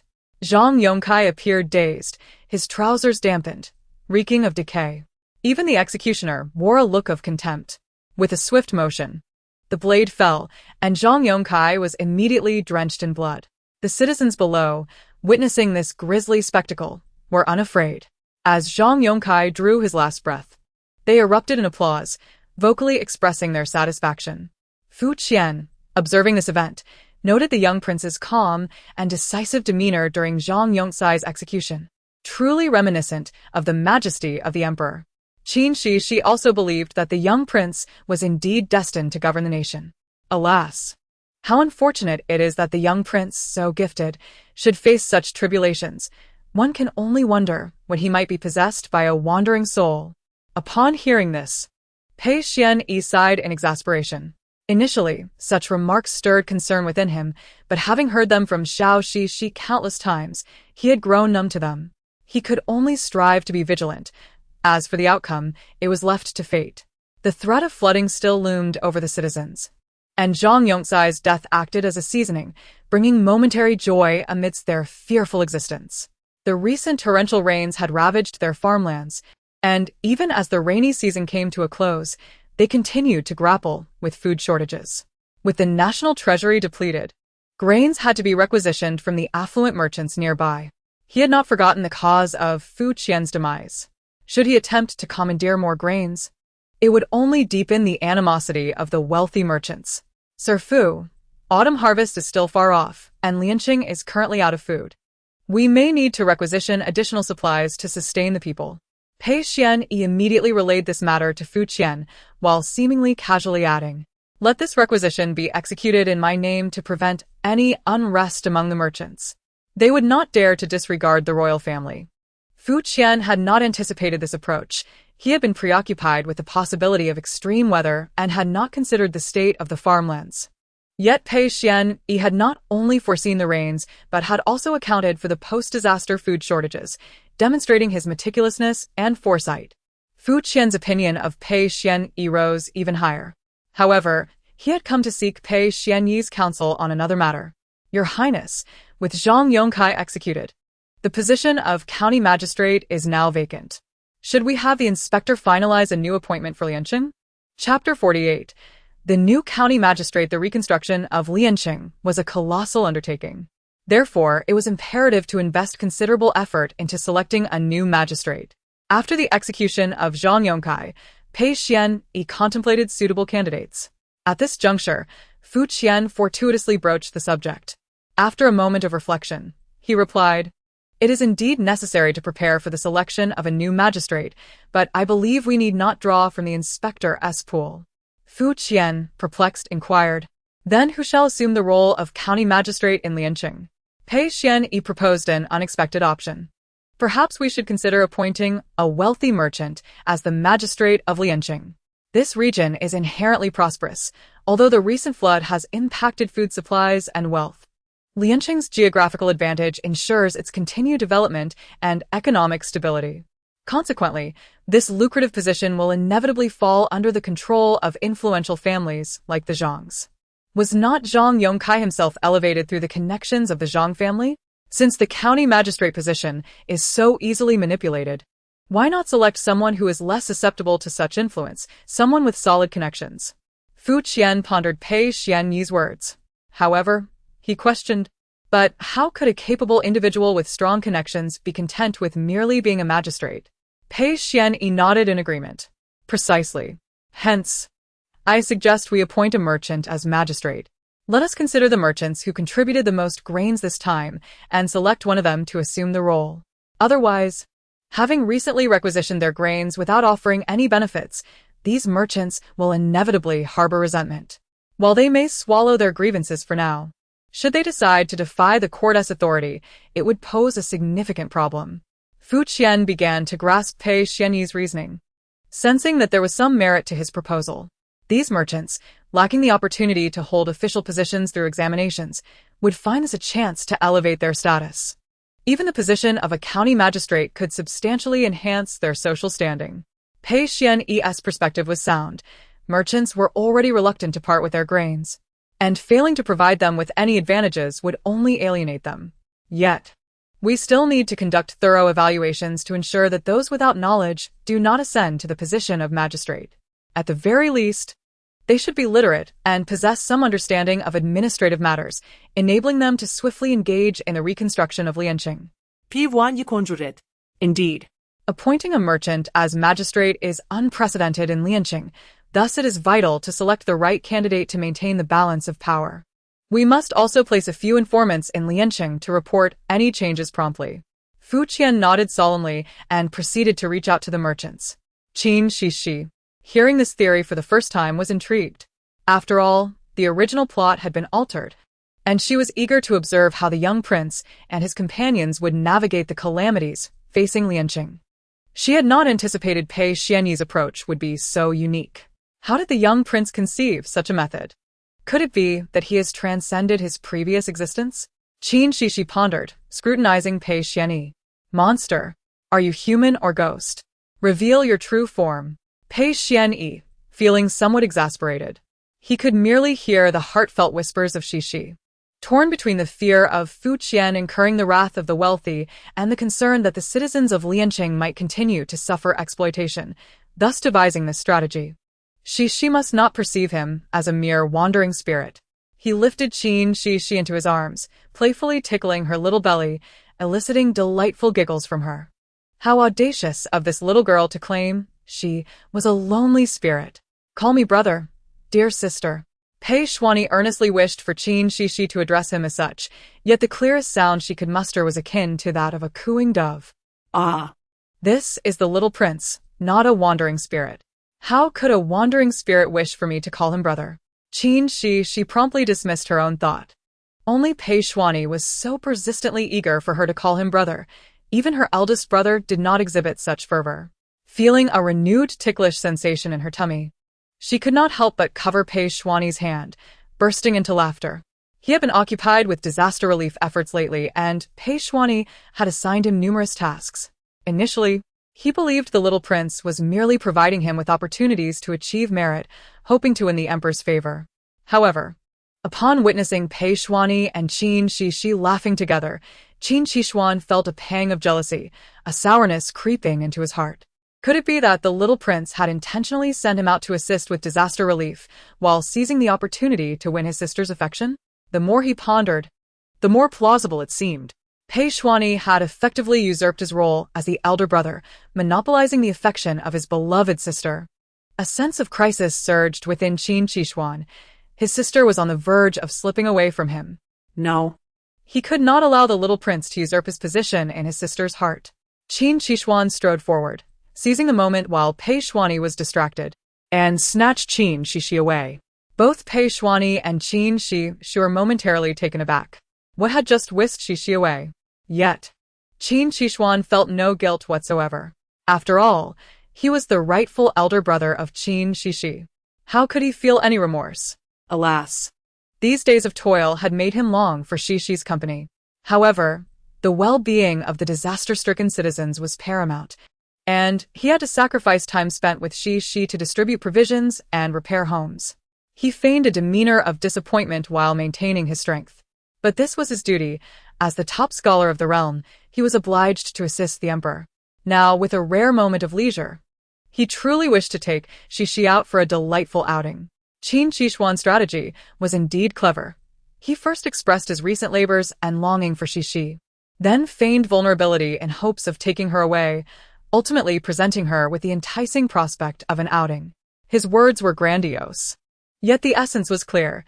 He wished for Pei Xuanyi to cease accompanying Qin Xixi and to assume the responsibility of caring for her himself. Naturally, Pei Xuanyi discerned Qin Xixuan's intentions, his lips twitching in response. Was this still the dignified top scholar he once knew? How had he transformed into a scheming rival? Chapter 49. The selection of the county magistrate. At this moment, Pei Xuanyi and Qin Xixuan were surreptitiously vying against one another, while Qin Xixi remained blissfully unaware. All she heard was her elder brother's invitation to go out and play. Yes, yes. Let's go out and play. Qin Xixi's heart soared at the prospect. Heaven knows how much she longed for an adventure. Ever since her elder brother commenced disaster relief efforts, she had been entrusted to the little prince. Yet, aside from his inspections, Pei Xuanyi had not taken her out for any fun. He even refrained from taking her to distribute porridge and provisions, fearing that amidst the desperate populace, someone might act violently, jeopardizing Qin Xixi's safety.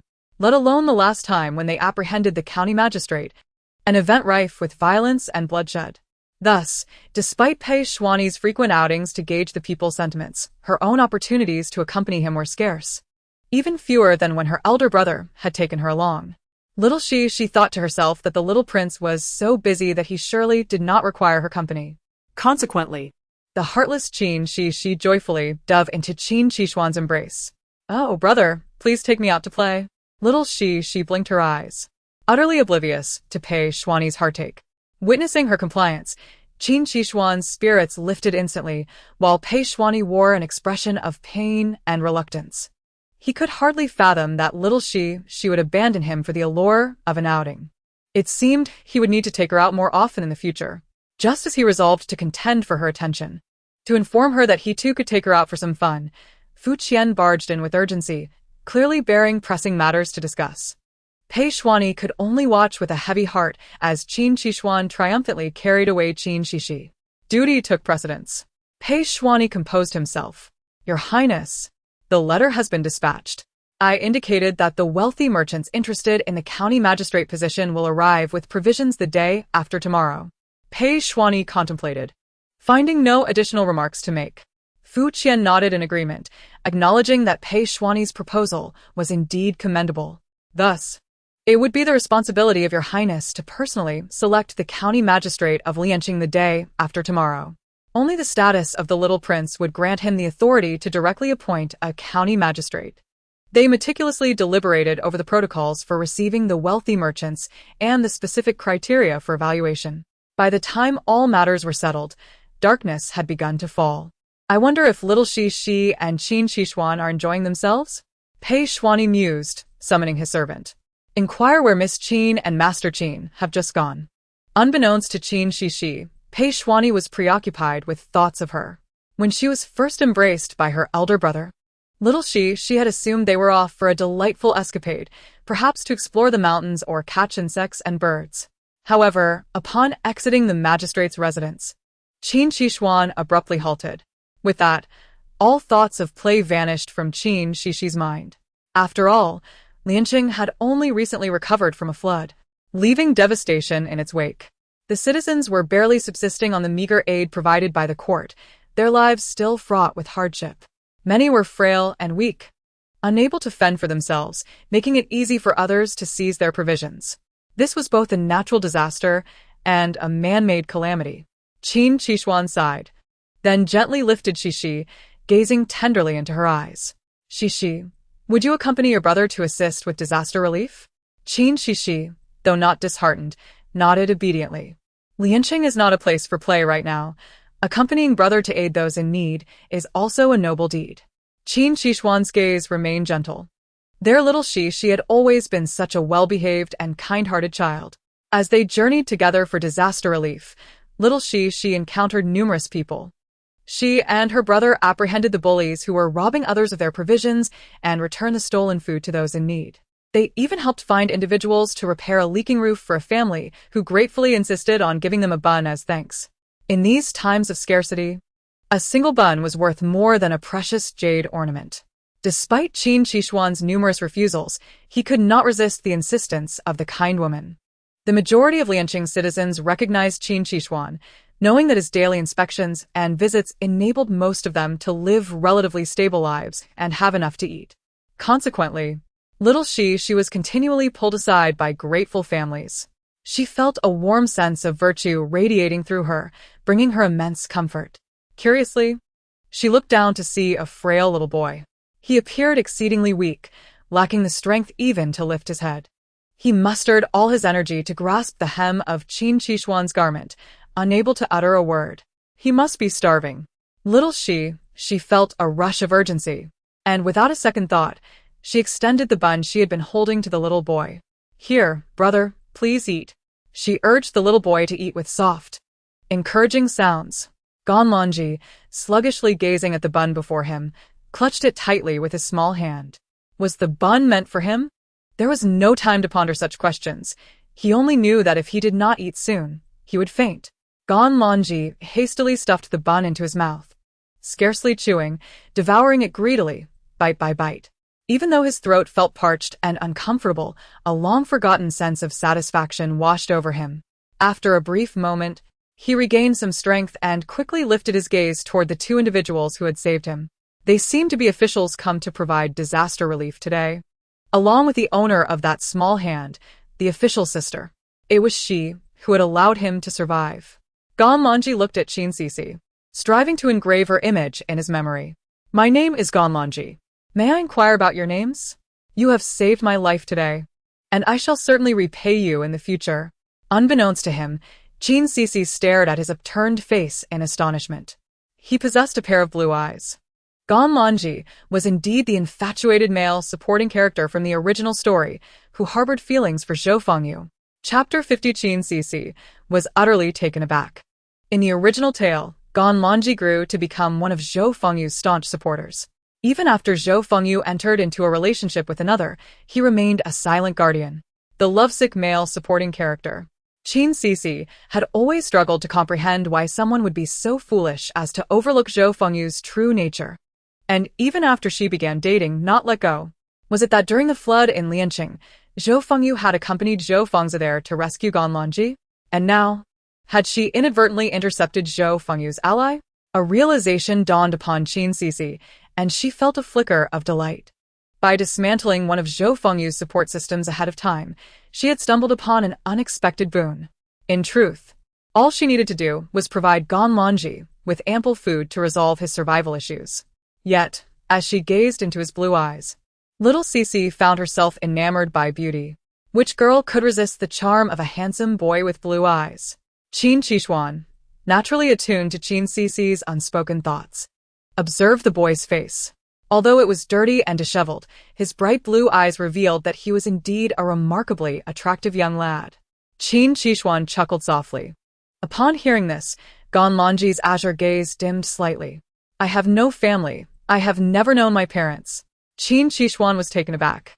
Gan Lonji, so small and clearly malnourished, appeared to have endured a life devoid of consistent meals. He had initially attributed it to the recent flood, but now realized that he had been deprived of stable nourishment since childhood. Forgive me for any unintended offense, Qin Xixi said, feeling a tinge of guilt. Gan Lonji was unfazed, particularly as his savior stood before him.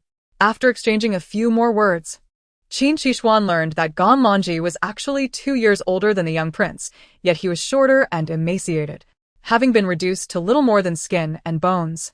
Little Xixi, upon hearing this, felt an overwhelming sense of pity for the young boy. She pointed at Gan Lonji, then at the direction of the county magistrate's office, tugging at Qin Xixi's sleeve. He gently shook his head in response. Little Xixi, undeterred, realized she must employ her own talents. With a loud wail, she began to cry, her voice echoing through the air. Qin Xixi wore a perplexed expression, while Gan Lonji watched her with concern. Xixi is so sad. She just wants to save a poor boy without parents. Qin Xixi sobbed while secretly glancing at Qin Xixi. He found himself at a loss, wholly unprepared for her antics. Seeing her elder brother still hesitating, Qin Xixi grew increasingly frustrated. How can you lack compassion? She exclaimed, waving her little arms and babbling incomprehensibly. Qin Xixi strained to catch her words, which were filled with unintelligible phrases. Yet, even without understanding, he sensed that she was likely scolding him harshly. Amused and exasperated, Qin Xixi nodded in reluctant agreement to his sister's request. After all, Gan Lonji was an orphan, and their actions could hardly be construed as kidnapping. Turning to Gan Lonji, he sought his opinion. It was essential to ascertain whether the boy wished to accompany them. Clearly, Qin Xixi's concerns were unwarranted, as Gan Lonji's eyes widened in disbelief. His mouth agape, struggling to articulate his thoughts. They intended to take him with them? He bore no resentment. This was his fate, and he had no right to compel others to save him. He understood that it was Qin Xixi who had swayed Qin Xixi's decision, and his heart swelled with gratitude towards her. I am willing, he stammered, overwhelmed with emotion. On their way, they fortuitously encountered Pei Xuani, who had just stepped outside in search of Qin Xixi. Pei Xuani, noticing the ragged boy trailing behind them, expressed curiosity. Who is this? Qin Xixi recounted the recent events. Pei Xuani scrutinized Gan Lonji, captivated by his striking blue eyes, and pondered in silence. For reasons he could not quite articulate, he felt an inexplicable aversion to the boy. However, it seemed Gan Lonji was fond of little Xixi, so he likely posed no threat to her. After all, she had previously raised concerns regarding the city's defenses, and the young prince should no longer harbor the same reservations toward her. Meanwhile, Zhou Fengyu smirked in triumph, urging her servants to hasten. Sure enough, upon her entry, she encountered a frail boy covered in dirt and dust. Learning that he was a powerless orphan only deepened her disdain. Your Highness, we are currently in a precarious situation. How can we allow outsiders into the residence? What if it is a ruse, a ploy by hidden forces to assassinate us? Zhou Fengyu's words dripped with scorn for both Qin Xixi and Qin Xixi. Gan Lonji, hearing this, lowered his head in self-reproach, feeling somewhat helpless. Were it anyone else, Pei Xuanyi might have frowned and refused entry to outsiders. Yet, since this boy was brought by little Xixi, whom he trusted, he felt assured that he would not hinder their relief efforts. Irritated, he cast a glance at Zhou Fengyu. This matter does not concern you. Zhou Fengyu seethed. Why does this always happen? What kind of spell has Qin Xixi cast on the young prince? Her teeth clenched in frustration. Little did she know, Qin Xixi found Zhou Fengyu's disdainful attitude toward Gan Lonji rather amusing. Such contempt might lead Zhou Fengyu to regret her misjudgment in the future. Successfully dismantling one of Zhou Fengyu's future supports brought Qin Xixi a peculiar sense of satisfaction. While the original plot and the protagonist's halo were undeniably powerful, with the benefit of her past life's fortune, Qin Xixi was determined to ensure that fate would not follow the original script nor bring harm to her family. Chapter 51. After Zhou Fengyu stormed off, Qin Xixi quietly reassured Gan Lonji. He instructed someone to take Gan Lonji to clean himself up and change into fresh clothes. When the onlookers beheld the transformed Gan Lonji, their eyes widened in astonishment. Even though his garments were somewhat oversized, they could not conceal his striking features. Those blue eyes complemented his visage perfectly. This young man is extraordinarily handsome, Qin Xixi exclaimed with delight. Qin Xixi nodded in agreement, acknowledging that his looks were indeed a match for their family's beauty. Gan Lonji, feeling bashful under their scrutiny, flushed with embarrassment. Qin Xixi glanced around, eager to get a clearer look at the handsome young man, yet she nearly tumbled from Qin Xixi's embrace. After a moment of contemplation, Qin Xixi pondered whether this indicated he was no longer needed. Gan Lonji, upon hearing this, turned pale but managed to muster a faint smile. Well, that's fine. I will be well here. However, Qin Xixi shook his head. Gan Lonji quickly countered, if possible, I would like to accompany you. Fearing they might find him burdensome, he hastily added that he simply felt a connection with them and yearned for a place to belong. Qin Xixi felt a pang of emotion at his words. You need not work, but you must study diligently to secure a position in the future, becoming a pillar for our Qin family. He deliberately framed it this way to convey that their intentions extended beyond mere survival. They desired for him to attain wisdom and a prosperous future. If we were to accept you as our adopted son, would you be willing to change your name? Gan Lonji felt as though he had exhausted his luck in life to receive such a splendid opportunity. He nodded vigorously. This name was merely a whim of mine. Seeing the olive branch fall from the tree, I felt an uncanny kinship with it, hence the homophonic self-reference. If my elder brother is willing to name me, I would be overjoyed. Qin Xixi contemplated for a while before concluding, in that case, we shall call you Qin Qiting. Gan Lonji, now Qin Qiting, sparkled with tears in his eyes as he joyfully accepted his new name. You hold Xixi while I write a letter home.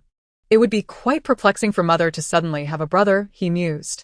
Not to mention, he himself could hardly believe he would so rashly adopt a brother into their family. Yet, this was Xixi's request, and although he was uncertain of the reasons, he would strive to fulfill her wishes. Moreover, everything Xixi had conveyed over the days had been for the benefit of the Qin family. As long as he explained that this was Xixi's desire, he was confident their mother would agree. 2 days later, merchants arrived at the magistrate's office with provisions. It was evident that anyone vying for the position of magistrate had brought a substantial amount of supplies.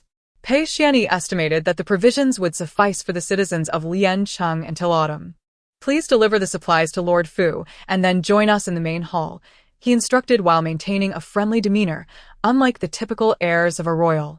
The merchants, somewhat taken aback, found their grievances about the provisions alleviated. Selecting a magistrate was no simple task, and Pei Xuanyi had long prepared questions and criteria tailored for the merchants. Their wealth indicated their intelligence and acumen. Thus, it was crucial to assess their character and knowledge.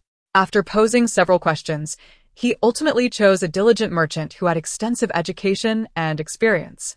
Although others felt slighted, they recognized his superiority. Pei Xuanyi did not belittle their contributions, stating that assisting the disaster-stricken citizens of Liancheng was a commendable act. The court would remember their merits, and should the need arise in the future, it would extend assistance. His words served to maintain their dignity.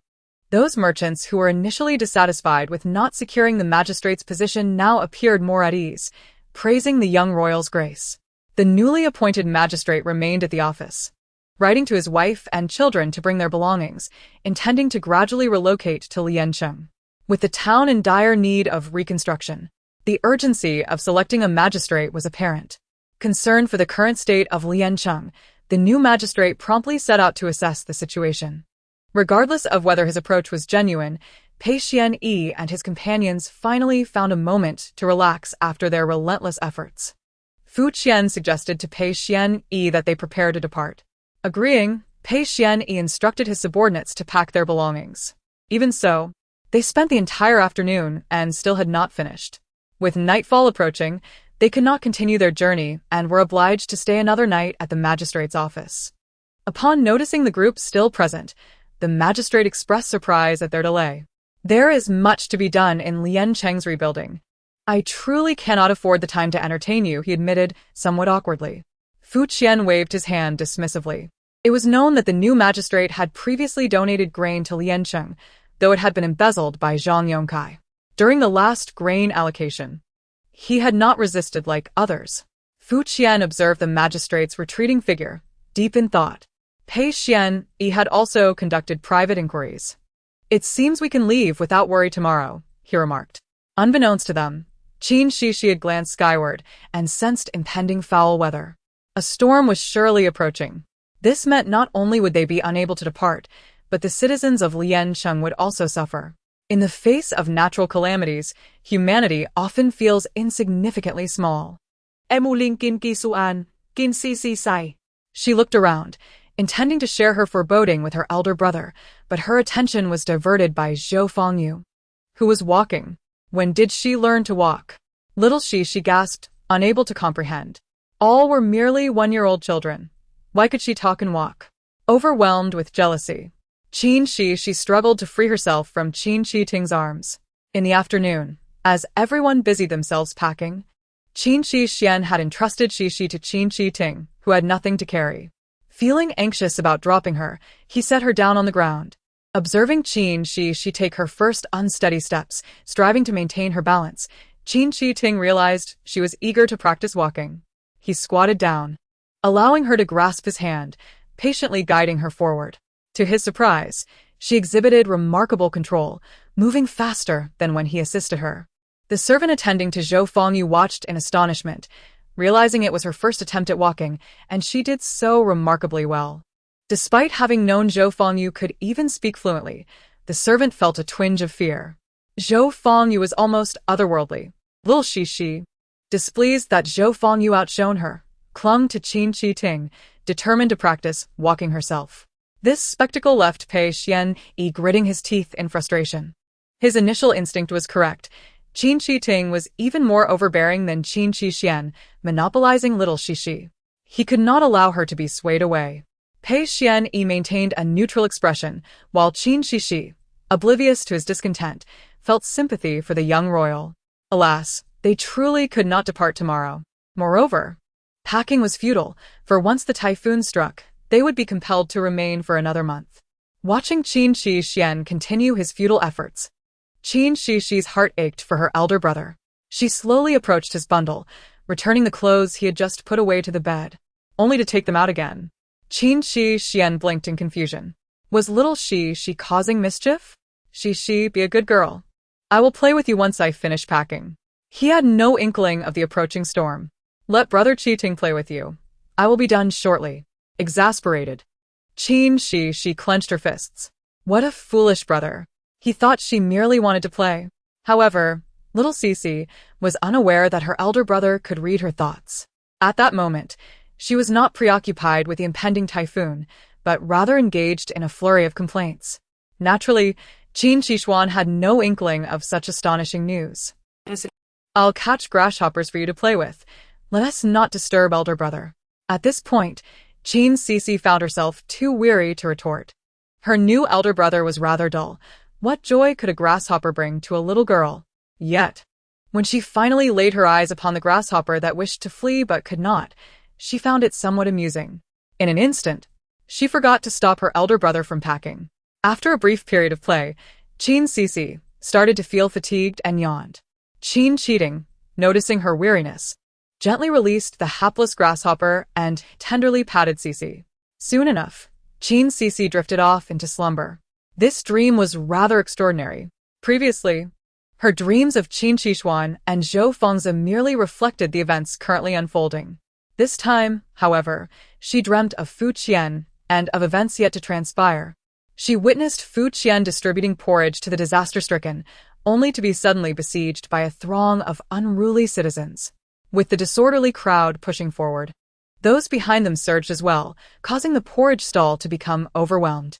The flimsy structure could not withstand such pressure, and as the chaos intensified, it emitted a deafening crack before collapsing entirely. Fu Qian, being at the center, was unable to escape and was buried beneath the wreckage. Although her elder brother was positioned slightly outside and avoided immediate death, he too sustained injuries. Cold sweat beaded on Qin Xixi's forehead, and she jolted awake. Was this a correction of the plot? Because of her butterfly effect, Fu Qian was not consumed by flames at the magistrate's office. Yet he was now destined to perish in the very stall that served the people. Furthermore, an unforeseen typhoon, not mentioned in the original narrative, was poised to strike, delivering yet another blow to the beleaguered citizens of Lianqing. Qin Xixi was furious. Heavenly Tao, how could you be so biased towards Zhou Fengyu? The protagonist's halo was indeed formidable.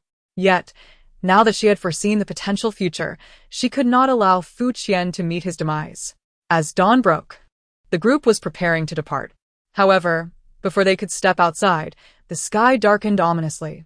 Black clouds loomed over the city, heralding ill omens. Pei Shuani observed intently, and his expression shifted. This is not good.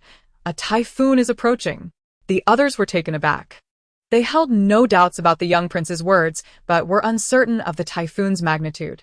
They knew that a fierce wind could sweep people into the sky, posing a threat even within the safety of their homes. Qin Xixi, however, was aware.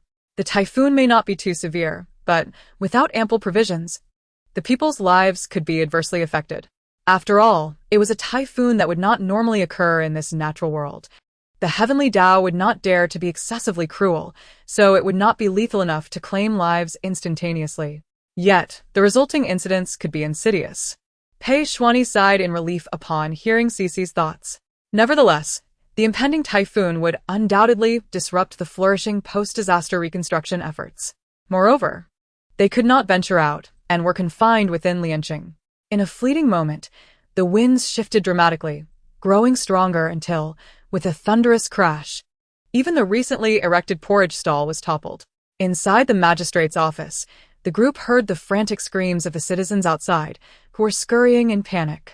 Unsurprisingly, the arrival of the typhoon shattered everyone's expectations and plunged the people of Lianqing back into turmoil. Chapter 53. Rescuing Fu Qian. Pei Shuani promptly resolved to set down his belongings and remain to provide aid until the typhoon had passed. Everyone, except Zhou Fengyu, shared this sentiment. Zhou Fengyu could not comprehend why they would save such lowly people, who might even jeopardize their own lives. However, she found herself isolated and defenseless, a mere 1-year-old unable to leave on her own. Reluctantly, she remained in the residence, unwilling to take a single step outside. At that moment, Qin Xixi suddenly recalled his sister pulling at his hand yesterday, preventing him from packing. He had thought Xixi was merely being troublesome. Could it be that she had foreseen their inability to leave today and was trying to dissuade him from preparing? Realization dawned upon Qin Xixi, and he turned to find Qin Xixi, who was about to change clothes, casting him a somewhat resentful glance, causing him to feel a twinge of guilt. Pei Shuani gazed at the darkened sky and listened to the distressed voices of the citizens outside, his expression grim. He had intended to rush out to provide disaster relief, but was halted by Fu Qian. Your Highness, you are the legitimate grandson of the current emperor and the future of our nation. The typhoon is perilous. It would be prudent for you to remain within the residence. Pei Shuani disagreed vehemently. As the emperor's grandson, I must share the burdens of governance and empathize with the people, aiding the disaster victims. It would be unworthy of me to hide in safety while you face danger on the front lines. Fu Qian was taken aback. The young prince, at such a tender age, understood the principle that a ruler must lead by example and prioritize the well-being of their subjects. His integrity and forthrightness promised a bright future for De Liang. Yet the young prince was still just a child. At the very least, he should be allowed to grow up. Your Highness, this journey is fraught with peril. Should anything happen to you, De Liang would lose a remarkably gifted heir. And our disaster relief efforts in Lianqing would be left without guidance, leading to disarray. In warfare, if the general falls, the entire army collapses. The same principle applies here. Fu Qian's words left Pei Xuanyi in contemplative silence. Reluctantly, he agreed to first arrange for himself to remain in the residence, only venturing out if absolutely necessary. Thus, Fu Qian felt reassured as he and Qin Xixi proceeded to assess the current state of disaster. Cc's vision blurred. No way. I merely went to change my clothes. Where has everyone gone? Had Fu Duran and her elder brother already set off for the porridge stall? Why were they in such a hurry? Remembering the scenes from her dream, Qin Xixi felt an urgent sense of dread. She struggled to extricate herself from Qin Cheating's embrace and wobbled towards Pei Xuanyi. Noticing her approach, Pei Xuanyi quickly opened his arms and gathered little Xixi into his embrace. What is it, Xixi? You look as if you are on the verge of tears. Having suffered the misfortune of being unable to articulate her thoughts, Xixi flailed her arms and babbled incoherently. Her limited vocabulary wholly inadequate to convey her meaning. How do I tell the young prince that Fu Duran is destined to perish in the porridge stall? It was driving her to distraction.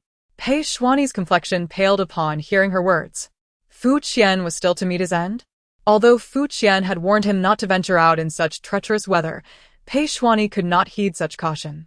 His esteemed uncle was in imminent danger, and he could not remain sheltered in the residence for his own safety.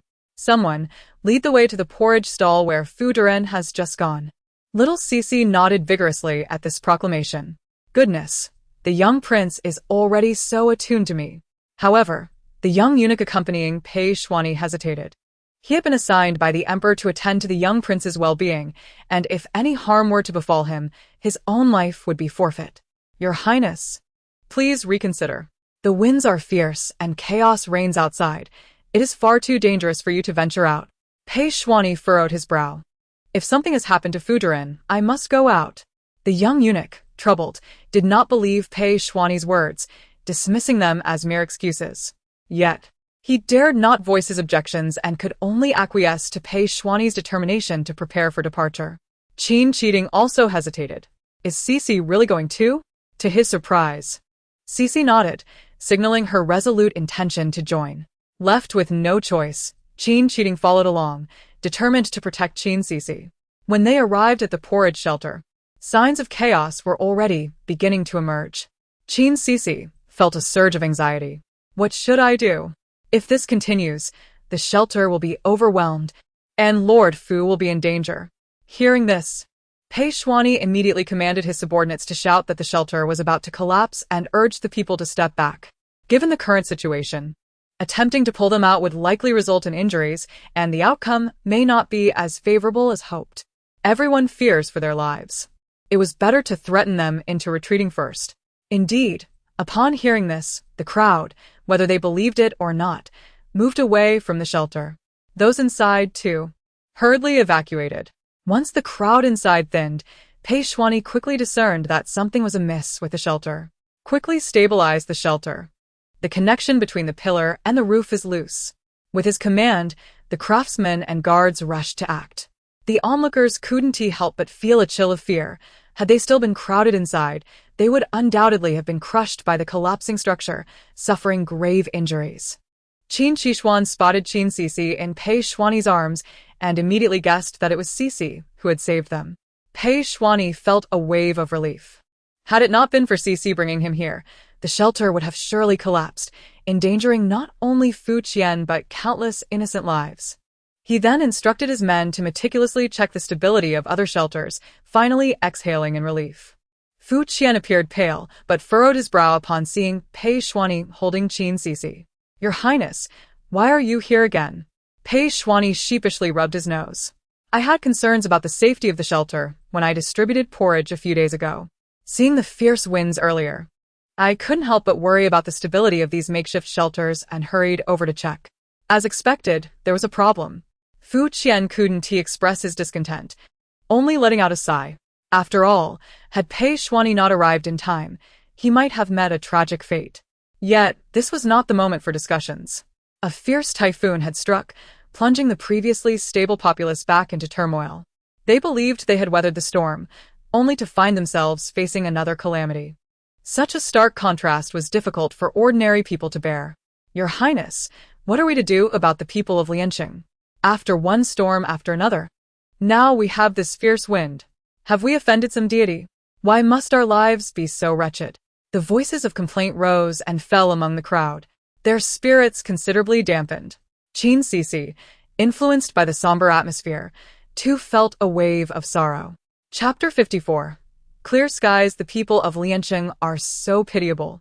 Clearly, the young prince and Lord Fu have provided timely relief, yet heaven seems intent on making them endure further hardships, Qin Xixi pondered, her heart swelling with compassion for the disaster-stricken individuals before her. Pei Shuani, typically not one to empathize easily, found himself swayed by Qin Xixi's emotions. Upon reflection, it was indeed the citizens of Lianqing who were the most unfortunate. Two natural disasters and a man-made calamity, the deceased could not be revived, and the living were left to suffer alone. While natural disasters are beyond human control, the consequences of human actions can be prevented. Observing the despondent populace, the youthful Pei Shuani carried himself with an air of authority beyond his years. Rest assured, the porridge shelter will not be dismantled, and we shall continue to distribute provisions.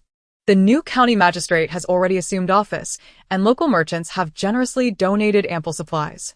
What we must do now is to minimize outdoor activities, avoid unrest, reinforce our homes, and promptly report any relevant issues to the authorities. I assure you, I will do my utmost to resolve any problems.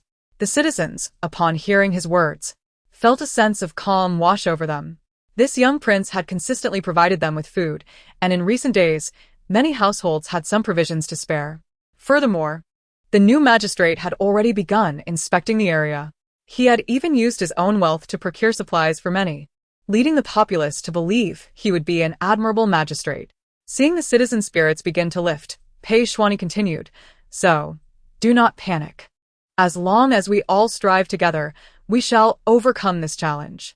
The crowd was inspired by his words, forming an orderly queue once more at the porridge shelter to receive their porridge and provisions. The other shelters, while not experiencing the same level of chaos as the city, still witnessed low spirits among the people. Thus, Pei Shuani later engaged in several motivational talks at those locations as well. Qin Xixi was astonished by Pei Shuani's rhetoric. Although what he said was indeed factual, the inspirational magic of his words was truly remarkable. The young prince must possess some magical talent. Little Xixi exclaimed in admiration. Finally, the typhoon abated, but not without lingering effects for a month thereafter. During this period, although the winds persisted, they did not wreak significant havoc. Thanks to the provisions brought by the merchants earlier, the people of Lianqing had enough to sustain themselves for a month, with some supplies still remaining. The citizens transitioned from initial panic to calmness, even becoming accustomed to the gusts. After enduring this calamity, the houses of Lianqing were now remarkably sturdy. Even if another typhoon were to strike, their homes would withstand the onslaught. In the intervals of distributing provisions, Pei Shuani and his companions closely observed the new magistrate over the course of several days. They discovered that he was not only attentive to the needs of the populace, but also adept at adjusting policies based on their feedback. Additionally, he fervently promoted the development of handicrafts during the typhoon, stockpiling goods for transport to other cities. Fu Qian nodded in approval. This magistrate, once a wealthy merchant, was indeed quick-witted. Pei Shuani also found the magistrate's approach commendable. Since farming was not an option, producing handicrafts and having the local government uniformly purchase them for sale after the storm seemed a prudent strategy. This way, once the typhoon passed, they could procure provisions from outside Lianqing, allowing the people to have the means to buy food until the next harvest, successfully navigating through this crisis. What a brilliant plan! However, Pei Xuanyi understood that this approach would inevitably involve some losses for the magistrate himself. He resolved to report the magistrate's commendable actions to his grandfather, seeking to reward him for his efforts. On the day the skies cleared in Lianqing, Qin Xixi finally learned to walk. She was overjoyed, not knowing whether her happiness stemmed from the clear skies or from walking faster than Zhou Fengyu. The citizens within the city celebrated joyfully, with some even setting off fireworks in jubilation. This marked the end of their calamities and the beginning of a return to normalcy for the people of Lianqing. Just as he had anticipated, his mother would not oppose his actions. A letter also arrived from Zhou Fengzi. Zhou Fengyu had eagerly awaited his arrival, hoping for support. As soon as the letter arrived, she could not resist opening it. However, the content of the letter darkened her expression, and in a fit of anger, she tossed it aside. Unexpectedly, this letter was picked up by Qin Xixi, a servant. Now, everyone was aware that Zhou Fengzi, having fallen into the water and caught a chill, had planned a visit, but the onset of heavy rain delayed him. With the rain subsiding, he was then swept up by the typhoon, landing in a tree and falling ill again. When this news reached Qin Xixi, she could hardly contain her laughter. Ha ha ha. Zhou Fengzi's journey to Lianqing has been thwarted before even arriving, and the only credit he can claim is that he has outdone my brother. How amusing! Qin Xixi, hearing Xixi's thoughts, recalled the letter Zhou Fengzi had secretly shared with him and couldn't he help but chuckle. The only one likely to be vexed was Zhou Fengyu, who had been so eager to climb the social ladder. This time, it seemed Qin Xixi would reap significant rewards while their brother remained absent from the scene. A situation that could hardly be viewed with anything but irritation. Regardless of Zhou Fengyu's distress, the relief efforts in Lianqing had concluded, and Zhou Fengzi had completely lost his opportunity. Before departing, Fu Qian made a special visit to the county magistrate. The contributions made by Lianqing over the past month were evident to all, yet Fu Qian felt it necessary to offer a reminder. Your Excellency, we will report your work this month faithfully to His Majesty. As long as you diligently perform your duties in the future, the magistrate position of Lianqing will remain secure, and the capital will reward you for your effective governance. The magistrate, realizing Fu Qian was imparting advice, nodded eagerly. Rest assured, Sir Fu, my wife's family resides in Lianqing. I have long regarded this place as home. Who would not wish for their home to thrive? Hearing this, Fu Qian felt a sense of relief. Nevertheless, he arranged for 3 unfamiliar individuals within the city to report to him monthly on the situation in Lianqing. At last, the day of their departure arrived. During their time in Lianqing, the group had saved countless citizens, and the people felt a deep reluctance to see them go. Without any prompting, the citizens spontaneously followed the procession of carriages to the city gates. The journey was marked by silence, each person lost in thought. Upon reaching the gates, the citizens knelt and bowed deeply to Pei Xuanyi and his companions. Today, esteemed officials have aided Lianqing. The people will forever be grateful for your kindness. Qin Xixi felt a warm sensation enveloping her, as if invisible golden threads were weaving into her very being. She understood this warmth to be the merit of their good deeds. On the journey back to the capital, they fortuitously encountered Zhou Fengzi, who had just begun to recover and was heading towards Lianqing. Zhou Fengzi was taken aback upon seeing Qin Xixi. You, he stammered. Qin Xixi seized the moment to respond. Strike the snake at its weakest point, a phrase that struck Zhou Fengzi squarely in his vulnerabilities. His face paled, leaving him speechless. Those present noted that Zhou Fengzi appeared even more frail than when he had departed. Qin Xixi, however, understood the reason. Fortune ebbed and flowed. Having saved Fu Qian and Qin Xixi, Zhou Fengzi was bound to face misfortune. Should he fail to escape calamity, the tribulations meant for Fu Qian and Qin Xixi would inevitably befall him. Chapter 55. Return to the capital. The carriage was initially bound for the palace, but after a moment of contemplation, Pei Xuanyi instructed the driver to first take them to the Qin residence.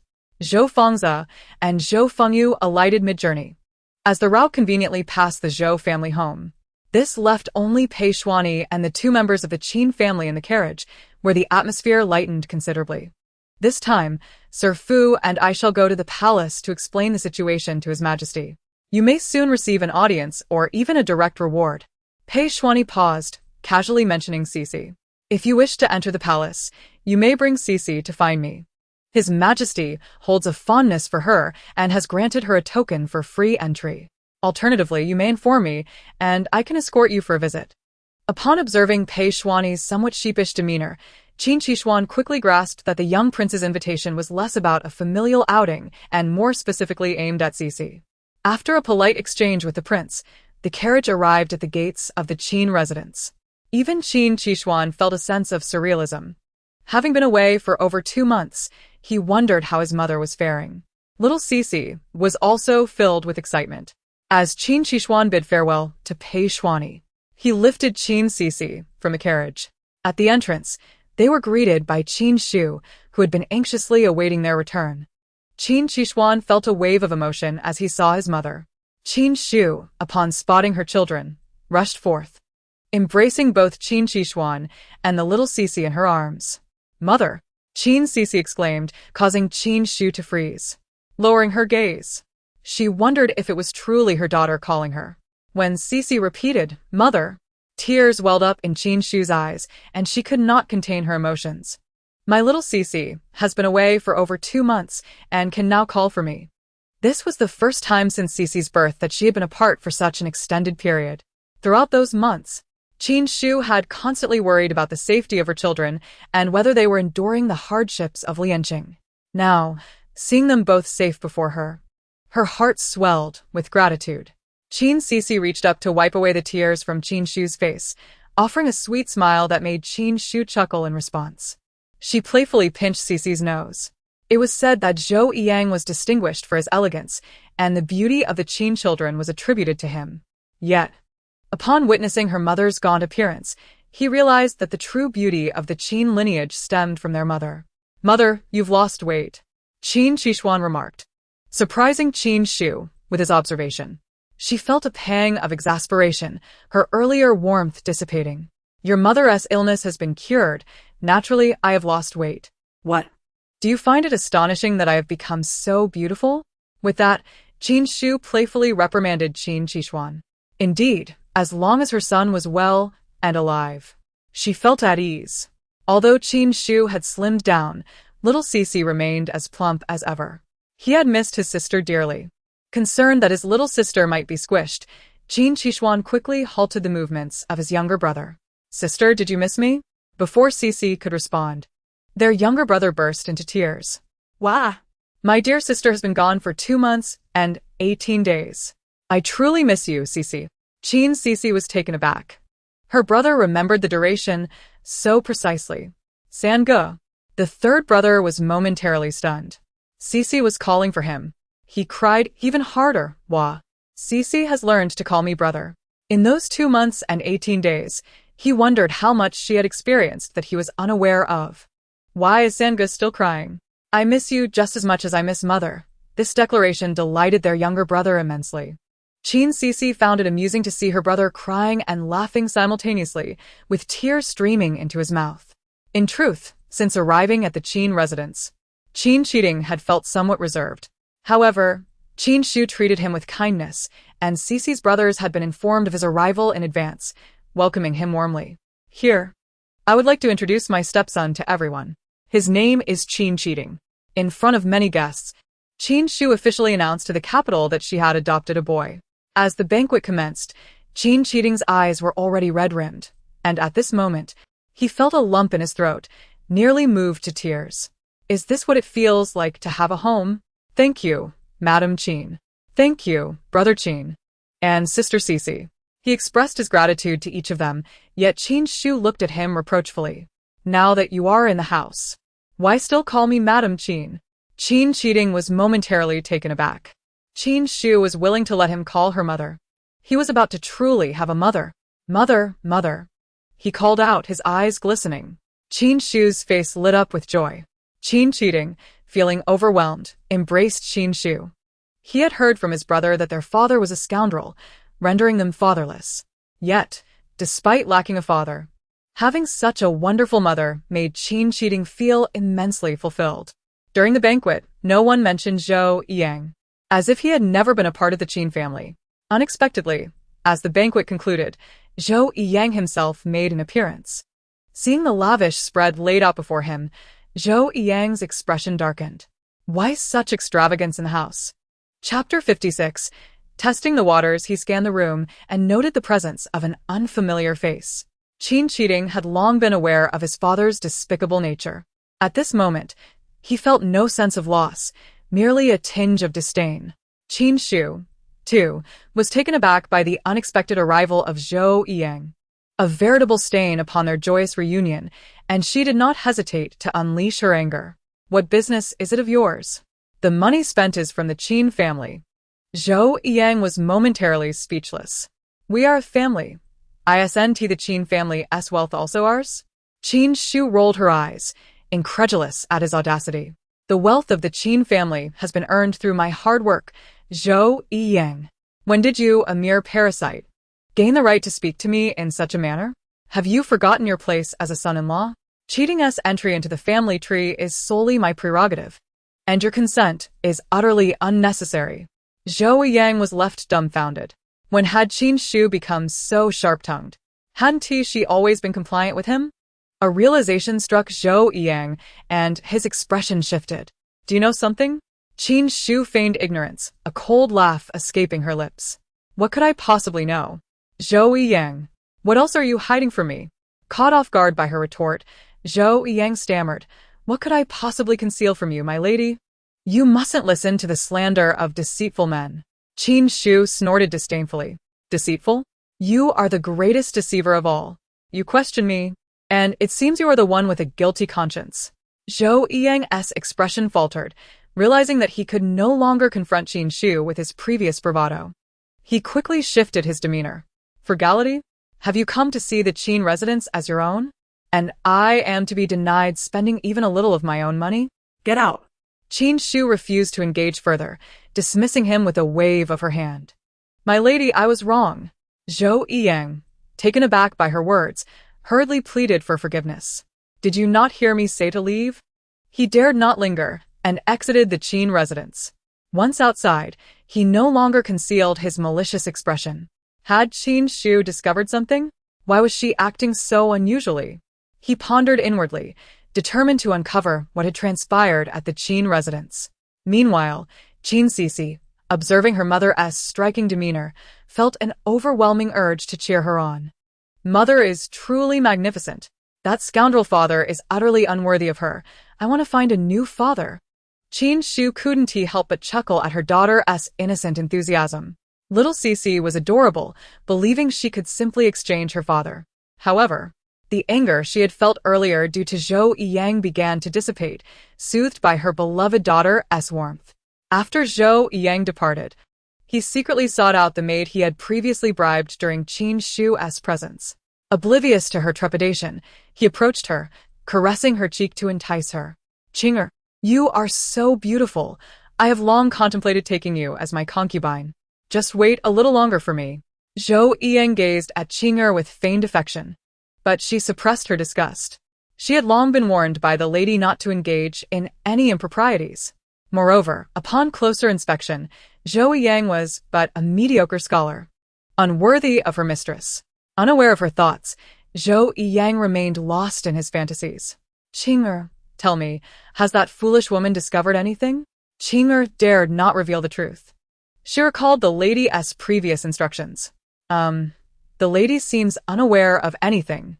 She has been restless lately, fainting frequently and easily angered. So it was.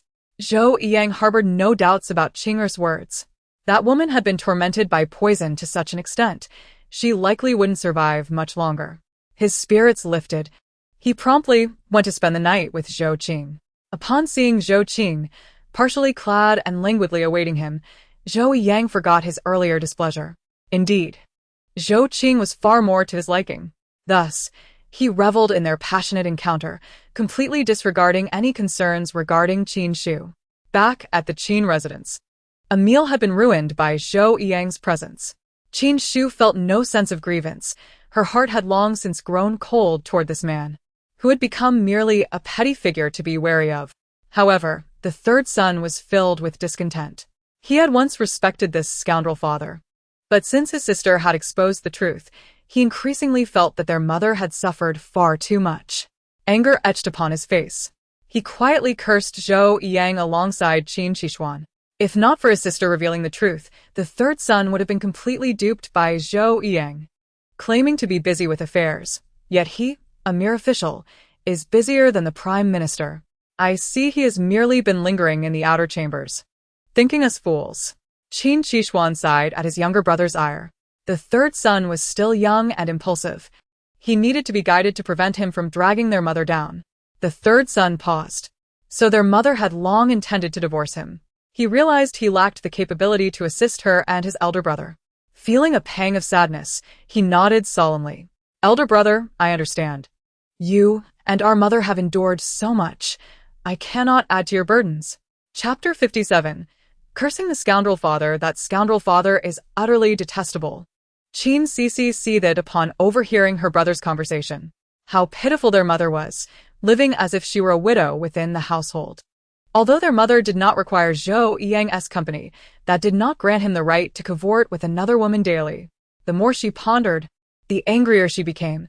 Zhou Yang must think the Qin residents easy to manipulate, believing their mother would soon perish and thus act without fear of discovery.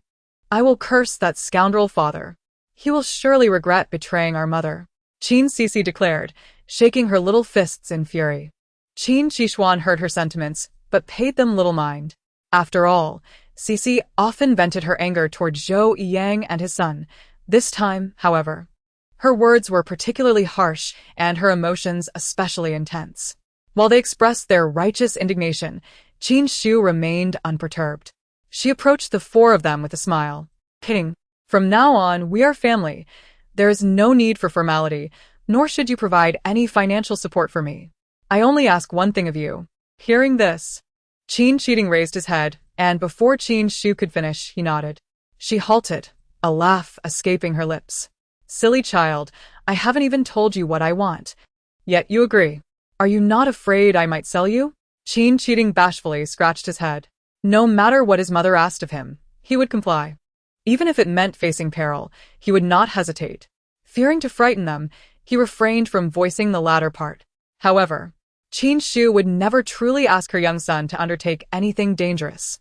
You are of a similar age to the third son. I request that you attend school with him. I do not know your foundational knowledge, and do not expect you to excel. As long as you apply yourself to your studies, you will be a fine son of the Qin family. Qin Xu's words left Qin Xixi in stunned silence. He was no fool. He understood that this was not merely a request, but an opportunity granted to him. Gazing at his mother, who smiled warmly at him, he nearly shed tears of gratitude. Mother, I will study diligently alongside my brother. The Qin family was his lifelong benefactor, and he aspired to learn from his elder brother to rise to a prominent position, one day repaying their kindness. How wonderful, thought little Xixi. In the original story, Zhou Fengyu only saved him once, yet he devoted himself to protecting Zhou Fengyu for many years.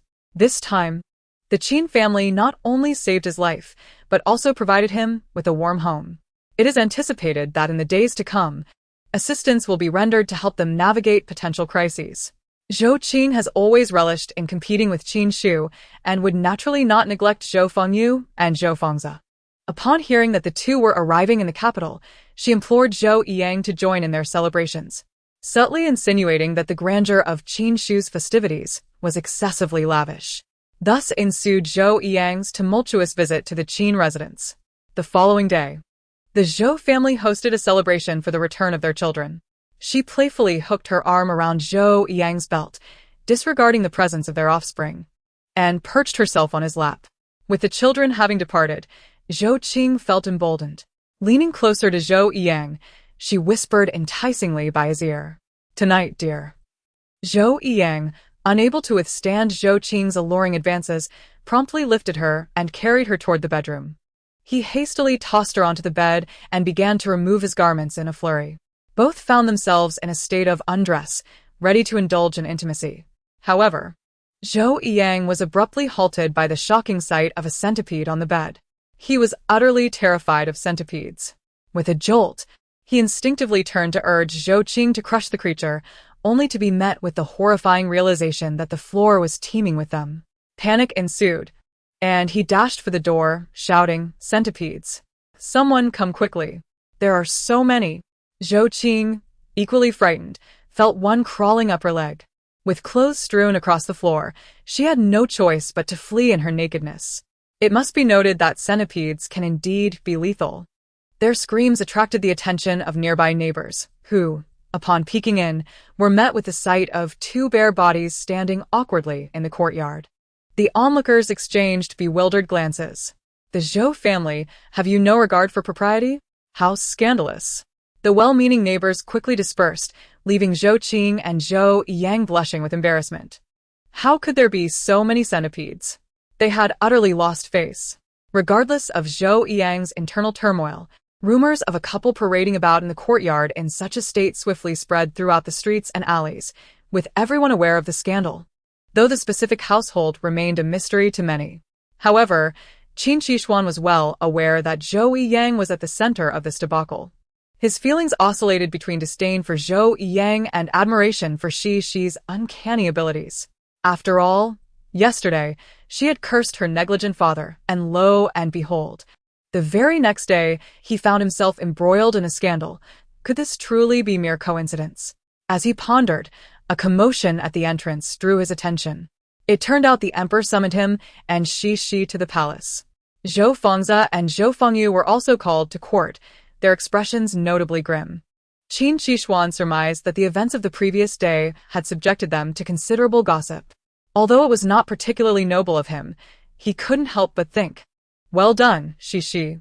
In the palace, not only were the four of them present, but also Fu Qian and Pei Xuani. The emperor had yet to arrive, but Fu Qian wore a broad smile. Pei Xuani leaned in to explain to Qin Xixi, "The Grand Princess is with child." The revelation that the Grand Princess was pregnant took Qin Xixi by surprise. After all, she and the prince consort had been childless for many years, making this news a momentous occasion indeed. "Congratulations, Master Fu, on your forthcoming edition." Qin Xixi promptly extended his felicitations. Pei Xuani, however, understood that Xixi's words had come to fruition. The Grand Princess was indeed expecting. If Fu Qian were to perish in relief efforts. A flicker of relief crossed Pei Xuani's eyes. Their conversation was short-lived, as the emperor soon entered the hall. Chapter 58, Rewards and Recognitions. The attendees quickly bowed in respect, but the emperor, smiling, waved away their formalities. "You have all contributed significantly to disaster relief. Xuani has informed me of your efforts." It was time to confer rewards upon them. Even Qin Xixi felt a twinge of anxiety in this moment. Previously, Pei Xuani and Fu Qian had relayed the details of their relief efforts to the emperor, yet the emperor, having not witnessed their contributions firsthand, was not fully aware of their individual merits. Thus, he gestured to Pei Xuani. "Xuani, in your opinion, how should we bestow rewards?" This was not only a chance to alleviate the emperor's concerns, but also a test of Pei Xuani's judgment. After a moment's contemplation, he spoke. "Your Majesty, both young Master Qin and young Master Zhou have rendered valuable service during the disaster relief efforts. I believe they should be granted official positions." He cast a casual glance at Zhou Fengzi. Though Zhou had not set foot in Lianqing, he had nevertheless inquired about provisions along the way, which could be deemed commendable. Zhou Fengzi's countenance darkened instantly at this remark, yet he refrained from voicing his thoughts, mindful of the royal setting. The emperor's brow furrowed slightly upon hearing this. The timing of Zhou Fengzi's misfortune seemed rather coincidental, suggesting he might have been shirking his duties and feigning illness to rest in the city instead of participating in the relief efforts. Zhou Fengzi felt a deep sense of frustration, unable to comprehend why misfortune had befallen him, squandering his chance for recognition and advancement. Little Xixi nibbled on her fingers, choosing to remain inconspicuous. During his 2 months in Lianqing, young Master Qin had rescued over 800 citizens, repaired more than 100 homes, and personally supervised the distribution of gruel and provisions. He had also identified the auspicious Fusho ditch in Lianqing and advocated for the construction of drainage ditches, which was no small achievement. Though Pei Xuani did not explicitly state it, the contrast between their contributions was stark. The emperor had not had a favorable impression of Zhou Fengzi during the previous banquet, and now he sensed that Zhou Fengzi might struggle to achieve greatness. However, Zhou Fengzi had indeed made some contributions, and failing to reward him might lead to discontent among others. Both have contributed to disaster relief and are fine sons of the great Liang. They shall be rewarded. Upon hearing the emperor's decree, Zhou Fengzi's expression brightened, his heart swelling with delight. Though he had not ventured to Lianqing, safeguarding provisions was still a significant accomplishment, one that he believed placed him above Qin Xixi. Qin Xixi was assigned to the Ministry of Justice, while Zhou Fengzi was appointed to the Historical Archives. The emperor took but a moment to contemplate before announcing the final rewards. Little Xixi's eyes sparkled with delight. Although it seemed that her brother's rank was lower than Zhou Fengzi's, the latter's position in the Historical Archives was merely a powerless clerical role, while her brother's assignment to the Ministry of Justice granted him real power, with ample opportunity for achievement and further advancement. Zhou Fengzi, however, was oblivious to these nuances. Feeling triumphant that Qin Xixi had indeed fallen short, with his official position ranked below his own, Zhou Fengzi's smug expression did not escape Qin Xixi's notice. But he remained unfazed. Zhou Fengzi was short-sighted. Little did he know that it would take him years to ascend to the ranks of the Historical Archives. He still viewed Qin Xixi as a rival, unaware that Qin Xixi had already dismissed him from consideration. Today, your presence in the palace serves another purpose. The emperor's words drew the attention of those present once more. A Taoist priest, accompanied by a eunuch, was ushered into the chamber. Your Majesty, he bowed respectfully, and the emperor smiled, permitting him to rise. The national master is currently in seclusion, so I have invited his senior disciple, Xian Yin, to assess which of these two children is the true noble lady. The emperor wished to expedite matters and had summoned Xian Yin to discern the rightful noblewoman. Upon hearing this, Xian Yin stood still, his hands intricately manipulating something on the astrolabe. Is this Taoist reliable? Little she felt a wave of boredom wash over her, increasingly convinced that he was not a particularly formidable Taoist. Xian Yin wore a perplexed expression, turning to scrutinize the features of Zhou Fengyu and Qin Xixi before finally retracting the astrolabe. He pointed decisively at Zhou Fengyu, seemingly affirming his calculations. I knew this Taoist was unreliable. He must be blind. Little she fumed, her hands flailing in frustration, lamenting the Taoist's lack of skill. Pei Xuanyi knitted his brows. If Xixi was not a noble lady, then Zhou Fengyu certainly was not. All their meticulous planning to alter their fates hinged upon Xixi's heartfelt voice. However, this matter was not easily explained. Once revealed, it would jeopardize Xixi's safety. The optimal solution would have been for the national master to personally declare Qixi as a noblewoman, yet, fortuitously, he had entered seclusion. What could be the reason behind this? Pei Xuanyi could only consult the Taoist priest.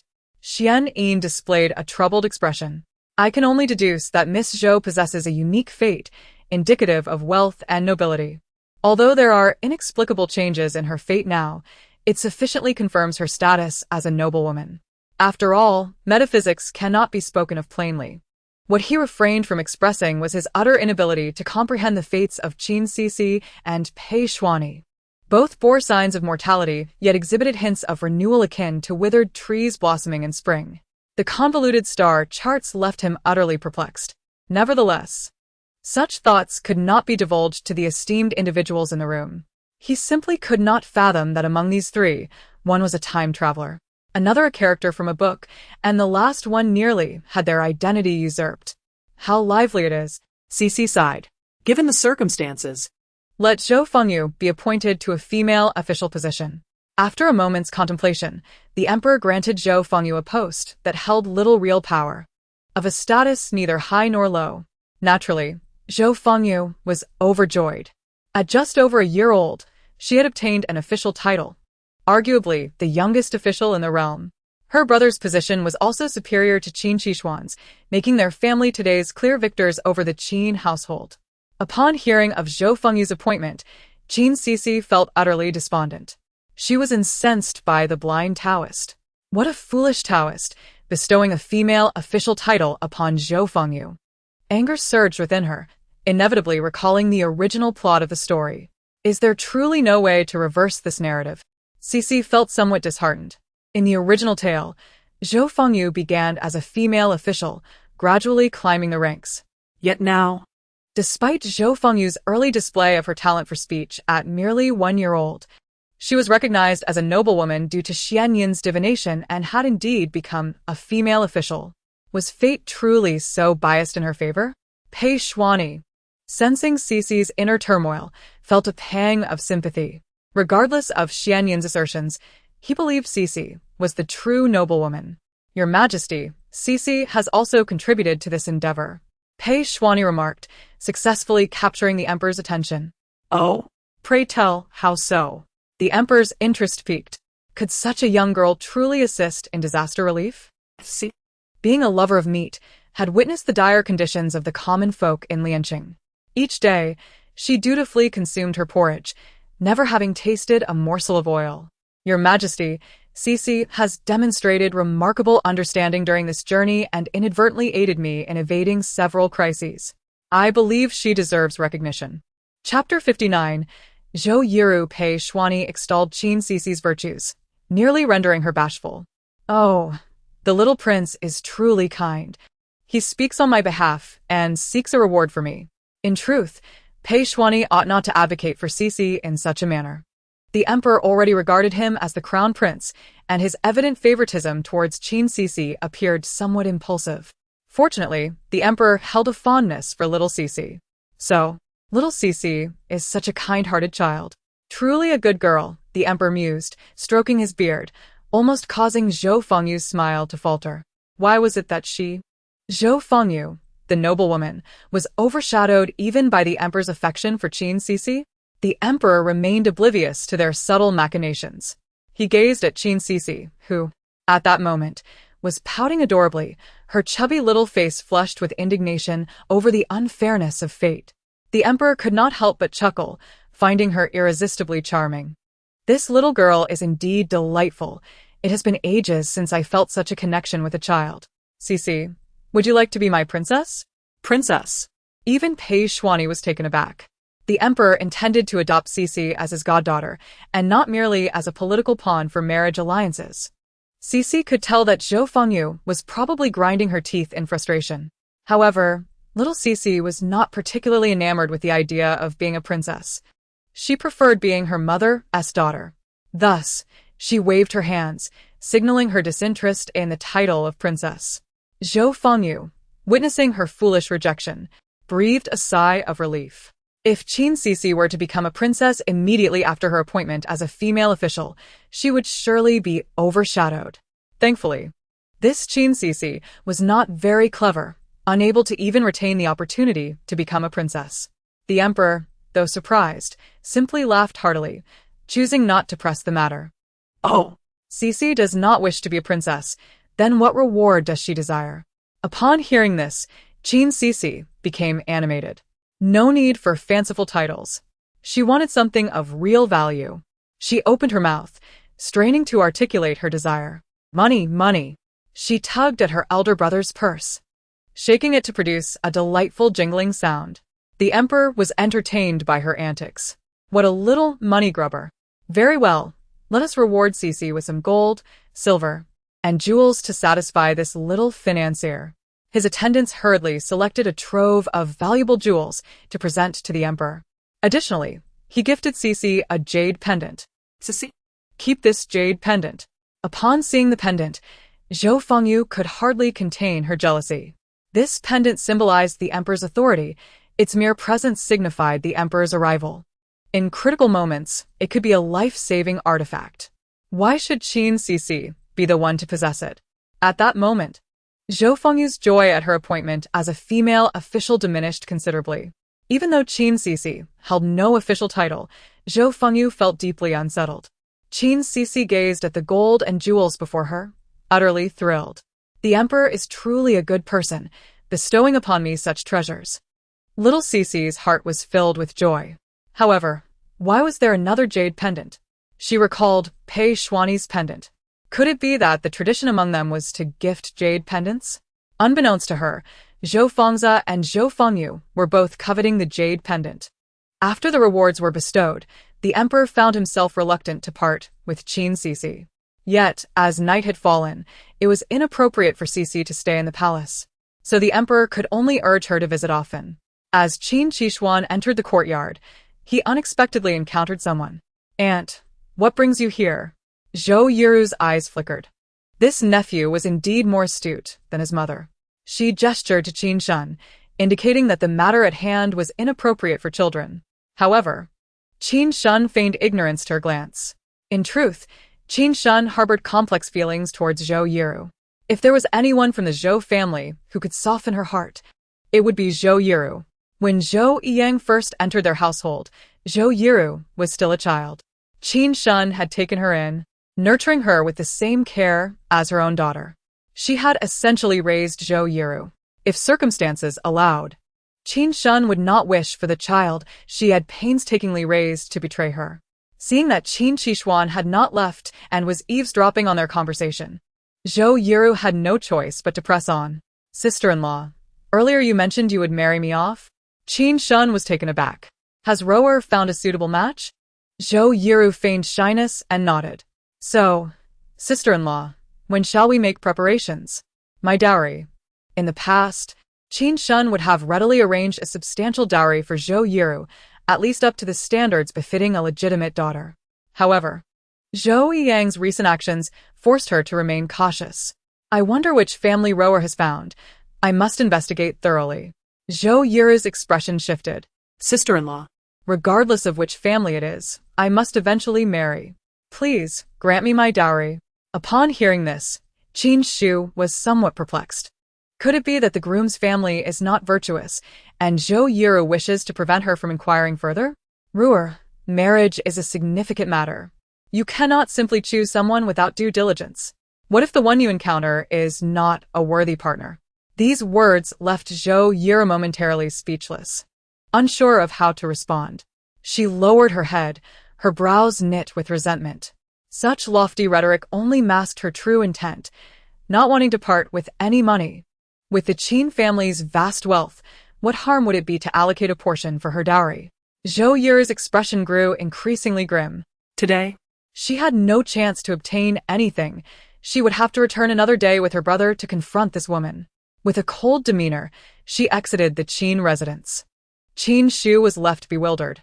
Little Xixi saw through Zhou Yiru's intentions and angrily shook her little fists at her retreating figure. This half-sister of a scoundrel is just as treacherous as her father, a veritable ingrate. Mother has toiled to raise her and has spent so much on her. Yet, she shamelessly seeks to ingratiate herself with Zhou Qing, getting along splendidly with the mistress. Qin Shu was taken aback. Not only was Zhou Yiru aware of the mistress's existence, but she also actively sought contact with her. Qin Shu felt as though the time and resources she had devoted to Zhou Yiru over the years had been squandered. Yet, this was not the end. Xixi continued her tirade. This time, she has come to demand her dowry. She knows the Zhou family cannot provide any substantial funds to enhance her reputation. So, she has turned her attention to Mother, who gave her the audacity. Xixi felt that Mother had devoted her heartfelt efforts to a pack of ingrates. At this moment, Qin Shu's expression darkened. "Jinju, investigate whom Zhou Yiru has been associating with recently, and where she has been." Chapter 60. News of Qin Huai. Upon hearing her mother begin to suspect Zhou Yiru, Qin Xixi felt an overwhelming sense of admiration for her mother's perceptiveness. "My mother is remarkably astute."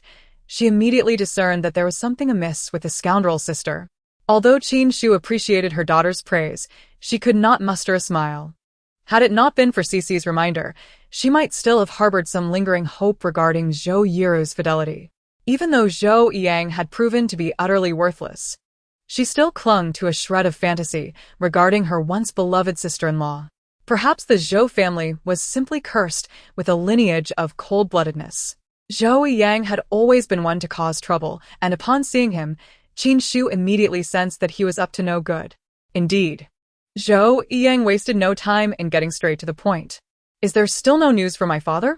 Why has it taken so long for them to arrive?" Qin Shu understood that Zhou Yiyang was growing impatient, though she maintained a composed facade. "Perhaps my father is merely delayed on the journey. Why are you so concerned about their arrival?" Zhou Yiyang felt a pang of guilt at her words. Previously, he had often spoken derisively of her parents in front of Qin Xixi. As an outsider who had been welcomed into the Qin family, he had always sensed their disapproval. In fact, when he first joined the family, Qin Xixi's parents had scolded him on several occasions, which had been a source of great humiliation for him. This resentment had lingered, and Qin Xixi was aware of some of his discontent.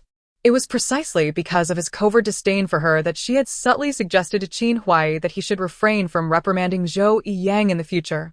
Consequently, Qin Huai had chosen to travel abroad, distancing himself from the affairs of his daughter and son-in-law. Now, Zhou Yiyang's sudden concern for the whereabouts of Qin Xixi's parents raised suspicions. Weren't you frightened of my parents? Why do you seem to be longing for their arrival now? Zhou Yiyang hastily deflected the question, shifting the topic. It's just that we have not received any news from them, and Zhao fell ill and died on the road. We are genuinely worried about their safety.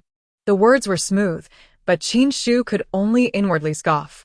The truth was that Zhou Yiyang sought her out precisely because his private inquiries had yielded no results regarding her parents.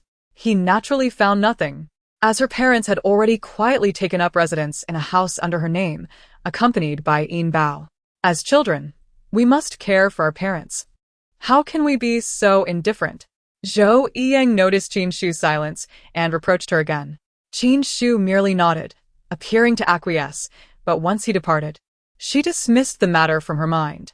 My lady, Zhou Yiru has been frequenting that estate on the outskirts of the city, where she has been developing a close bond with the mistress, almost like sisters. Jinju's expression was filled with indignation. After Zhou Yiru left last night, she returned to the mistress's residence, and I dispatched a skilled spy to eavesdrop on their conversation. She actually told the mistress that you are miserly, unwilling to offer her a single penny for her dowry. In truth, Zhou Yiru's words to Zhou Qing were even more scathing, but Jinju, feeling protective of Qin Xixi, chose to spare her feelings. Qin Xixi could easily surmise that since Zhou Yiru had allied herself with Zhou Qing, the two would hardly speak favorably of her. A chill gripped her heart. Even the sister-in-law she had nurtured could betray her with such ease. At least she could take solace in the fact that Zhou Yiyang's coldness had not been passed down to the children. My lady, Jinju expressed concern. I am fine, Qin Xixi replied, shaking her head. Such behavior by the Zhou family will surely bring about their own retribution. With this thought, recalling her previous schemes, Qin Xixi smirked coldly. She would no longer extend kindness to Zhou Yiyang. Little Xixi, observing her mother's melancholic demeanor, found herself harboring even greater disdain for Zhou Yiru. Oh, mother, please do not be sad. Zhou Yiru was never a good person, and she will surely face consequences for her actions. In the original story, the man she married was a gambler who squandered her entire dowry and often abused her. Little Xixi longed to share this with her mother to alleviate her frustration, yet feared that her mother might still harbor some compassion for Zhou Yiru. However, Qin Xixi was not as fragile as Xixi presumed. Since Zhou Yiru wished her ill, she would not be overwhelmed by sympathy and continue to care for her. Hearing Xixi's sentiments sparked an idea in Qin Xixi regarding how to deal with Zhou Yiru. Since she was so intent on swindling her dowry, then so be it. Whether or not she could claim it would depend entirely on her own fate. As expected, just days later, Zhou Yiru returned to the Qin residence once more. It seemed she had forgotten the disdain she had previously shown Qin Xixi. Entering with an affectionate grasp of Qin Xixi's arm, pleading for her assistance. Sister-in-law, I am about to marry. You must help me. She feigned a pitiful demeanor, recounting her hardships. This was a tactic taught to her by Zhou Qing, who had advised her that Qin Xixi was a naive and benevolent soul, and that by displaying weakness, she would surely elicit sympathy. Indeed, Qin Xixi's face momentarily betrayed a hint of compassion. Of course, I cannot bear to see you suffer in marriage. However, you must be cautious in your choice of a husband.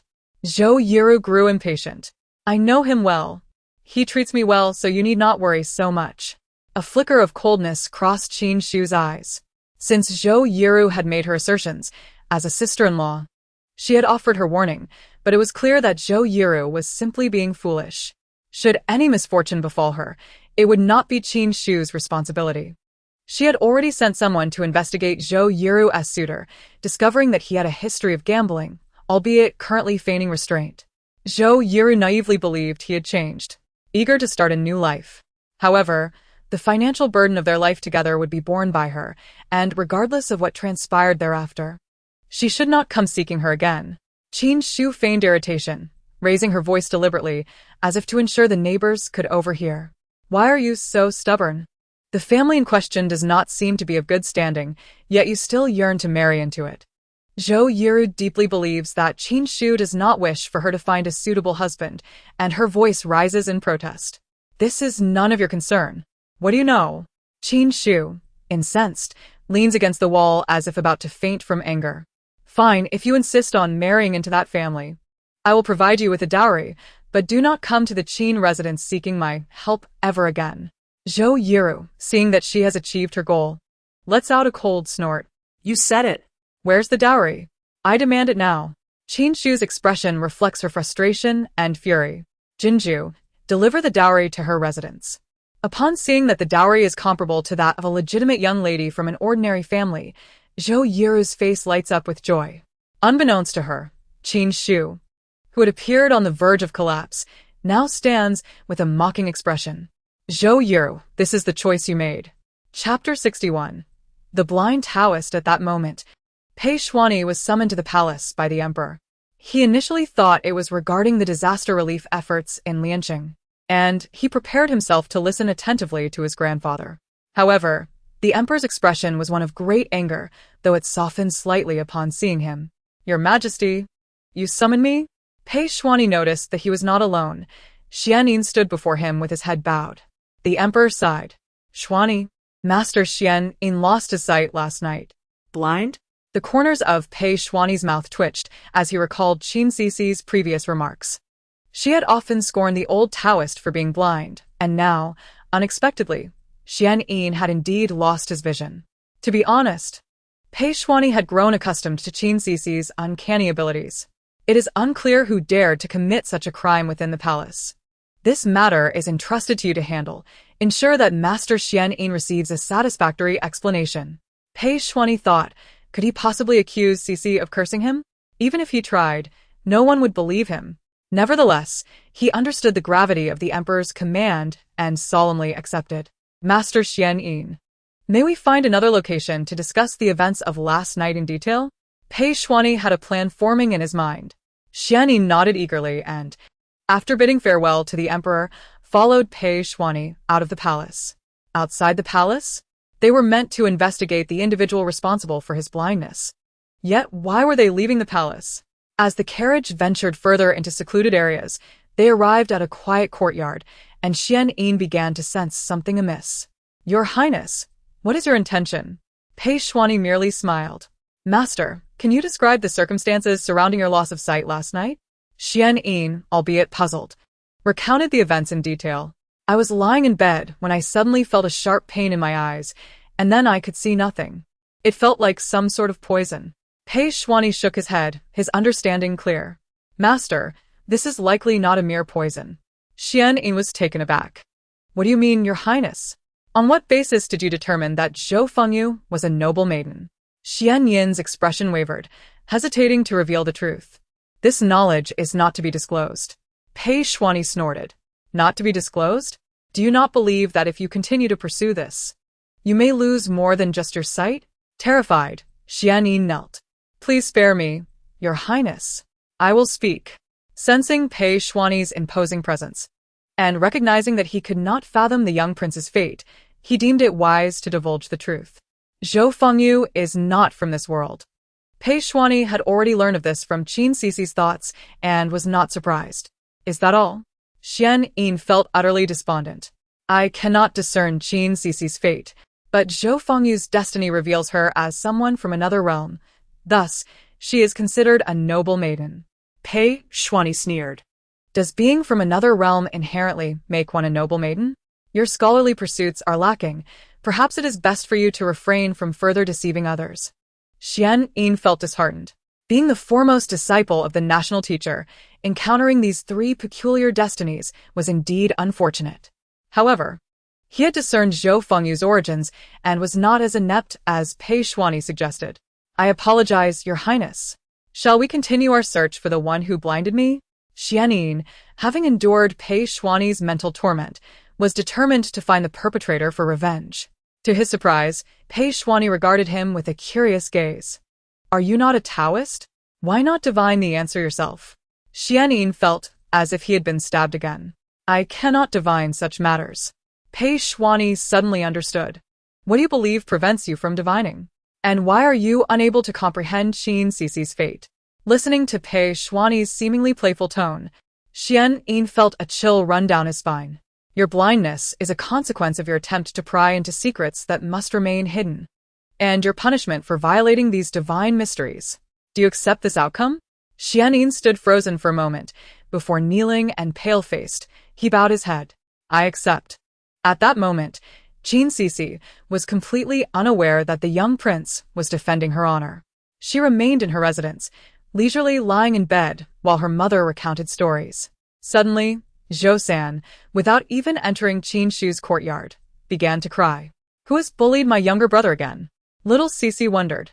Startled, Qin Shu rushed out to see what was amiss. She spotted Zhou San wiping his tears as he approached his own courtyard, followed closely by the innocent-faced Qin Cheating. Could it be that the two children had a disagreement? Qin Shu quickly called out to them. Boys should not cry at the slightest provocation. Zhou San, through his sobs, reported to Qin Shu. Mother, I am so sad. Qin Cheating learns faster than I do. Even though his foundation is so poor, he has surpassed me. Zhou San felt utterly tormented. Was he simply not meant for studies? He thought that if there were a corner nearby, he would surely crouch down and draw circles in despair. In the meantime, Qin Cheating was at a loss for words, his face revealing uncertainty. I didn't mean to, he said, wishing to comfort his brother. But upon hearing him, Zhou San cried even harder. Qin Shu rubbed her temples. Hearing her words, Qin Cheating felt relieved. However, Qin Shu was at a loss, unsure how to console her somewhat amusing yet pitiable son. Little Xixi, in her somewhat clumsy manner, spoke up. Sengo, don't cry. You are quite impressive. Upon hearing his sister's words, Zhou San was immediately moved. Xixi, you are truly the best sister. Little Xixi looked at her brother, who was wiping his snot and tears on her, and, to be honest, felt a bit disgusted. Sengo, you cry quite unattractively. I really want to take you to school. Zhou San recalled his earlier bold idea, feeling a surge of excitement at the thought of bringing his adorable sister to school, where she would surely attract envy from many. School? Little Xixi quickly shook her head. Sango doesn't he like school? How could I possibly like it? Besides, sleeping is so comfortable. I absolutely do not want to go to school. Zhou San felt disappointed but refused to abandon his aspirations. Just as he was about to persuade her, Qin Cheating entered from outside, having brought delicious pastries for Xixi. Upon seeing the treats, Qin Xixi's eyes sparkled. Yummy! Let us eat. Qin Cheating, delighted by her enthusiasm, began to playfully tease her, making her laugh. Zhou San, hearing his sister's joyful giggles from inside the room, felt a pang of sorrow. Did his sister still hold any place for him in her heart? Chapter 62. Qin Huaihao enters the capital. The weather was splendid today, perfect for accompanying Xixi on an outing. Qin Shu gazed at the bright sunshine, sensing that something significant was about to occur. Soon, her premonition would prove true. Madam. However, it was unexpected to see Yin Bao, who should have been accompanying her parents in the other courtyard, hurrying towards her. Qin Shu's expression changed. Why had Yin Bao come? Could it be that her parents were in danger? She rushed forward, asking what had happened. Yin Bao shook her head, signaling Qin Shu not to worry. Madam, the old matriarch caught a chill in the other courtyard and has been coughing persistently. The master decided to stay there with her for treatment. The eldest master, fearing it would delay your matters, chose to come to Jiangnan first. Upon hearing this, Qin Shu sighed in relief, grateful that her parents were not in any grave trouble. In fact, she had been contemplating sending Yin Bao to bring them to the capital for several days, but had been too occupied. Now that Qin Huaihao had arrived directly, it was time to address the matter concerning Zhou Yang without delay, otherwise, it would only fester in her heart. As she pondered, She reached the front hall and was nearly moved to tears upon seeing Qin Huaihao. "Uncle, it has been so long." Though Qin Huaihao often wore a stern expression, he was deeply fond of his niece. Seeing Qin Xu now, he felt a wave of sentimentality. She had truly matured into a capable figure. When they had departed years ago, she had still been a Navi girl. Qin Xu had already prepared a room for Qin Huaihao. "Uncle, please stay at the manor. Once my parents arrive, we shall all reside here together and not leave." Qin Huaihao was taken aback, recalling the contents of his niece's letter. Why the sudden desire to part ways with Zhou Yiyang? Initially, Zhou Yiyang was chosen by Qin Huai after careful consideration. They believed him to be a suitable match for you. Is there a particular reason? Although the current emperor was progressive and women's status had risen significantly compared to previous dynasties, allowing females to hold official positions and manage households, traditional views still held sway in society. If Qin Xu were to divorce Zhou Yiyang, it could inevitably tarnish her reputation. Qin Xu felt a surge of joy at his words. Uncle's tone did not seem entirely unsupportive. If she could present a valid reason, he would surely assist her in the divorce. She decided to inform Qin Huai about Zhou Yiyang's infidelity later, to prevent him from becoming overly agitated. "Uncle, let us discuss this further in the courtyard. I heard from Yin Bao that mother fell ill in the other courtyard." A hint of worry crept into her voice. Her parents had been away for many years and had accumulated various ailments over time. Although Yin Bao had mentioned it was merely a slight chill, Qin Xu remained uneasy. Qin Huaihao nodded in response. "Indeed, your mother has fallen ill, which is why they cannot come at the moment. However, do not fret, little Xu. It is merely a change of seasons, and your mother had been dressed too lightly."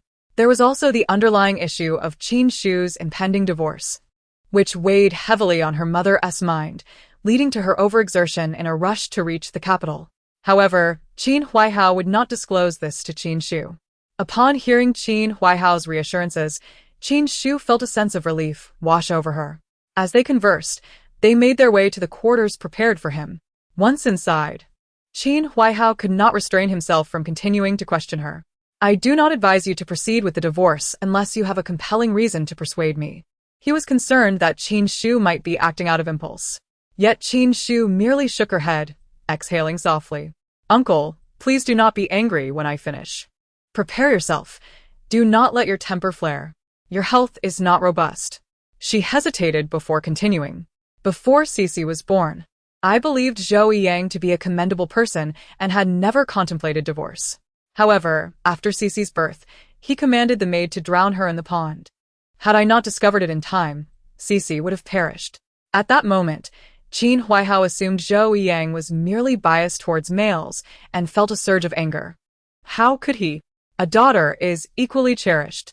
Zhou Yiyang had been eloquent when he entered their family, and they had even allowed the young couple to travel abroad to foster their relationship. How could he treat little Xu in such a manner now? Qin Xu continued, observing the growing distress on Qin Huaihao's face. "That was just one incident. I later learned that Zhou Yiyang intended to have Xixi drowned because he wished to replace her with the daughter of his mistress, making me unknowingly raise his lover's child and allowing that wretched girl to become the legitimate daughter of the Qin family." Qin Huaihao's face turned ashen with fury. "How dare he? When Zhou Yiyang entered our family, he was charming and deceitful. We even allowed the couple to travel abroad early for the sake of their relationship. How dare he treat you this way?" He was further shocked by her next revelation. Moreover, Zhou Yiyang has a son with his mistress, born in the same year as Qixuan. The realization hit hard.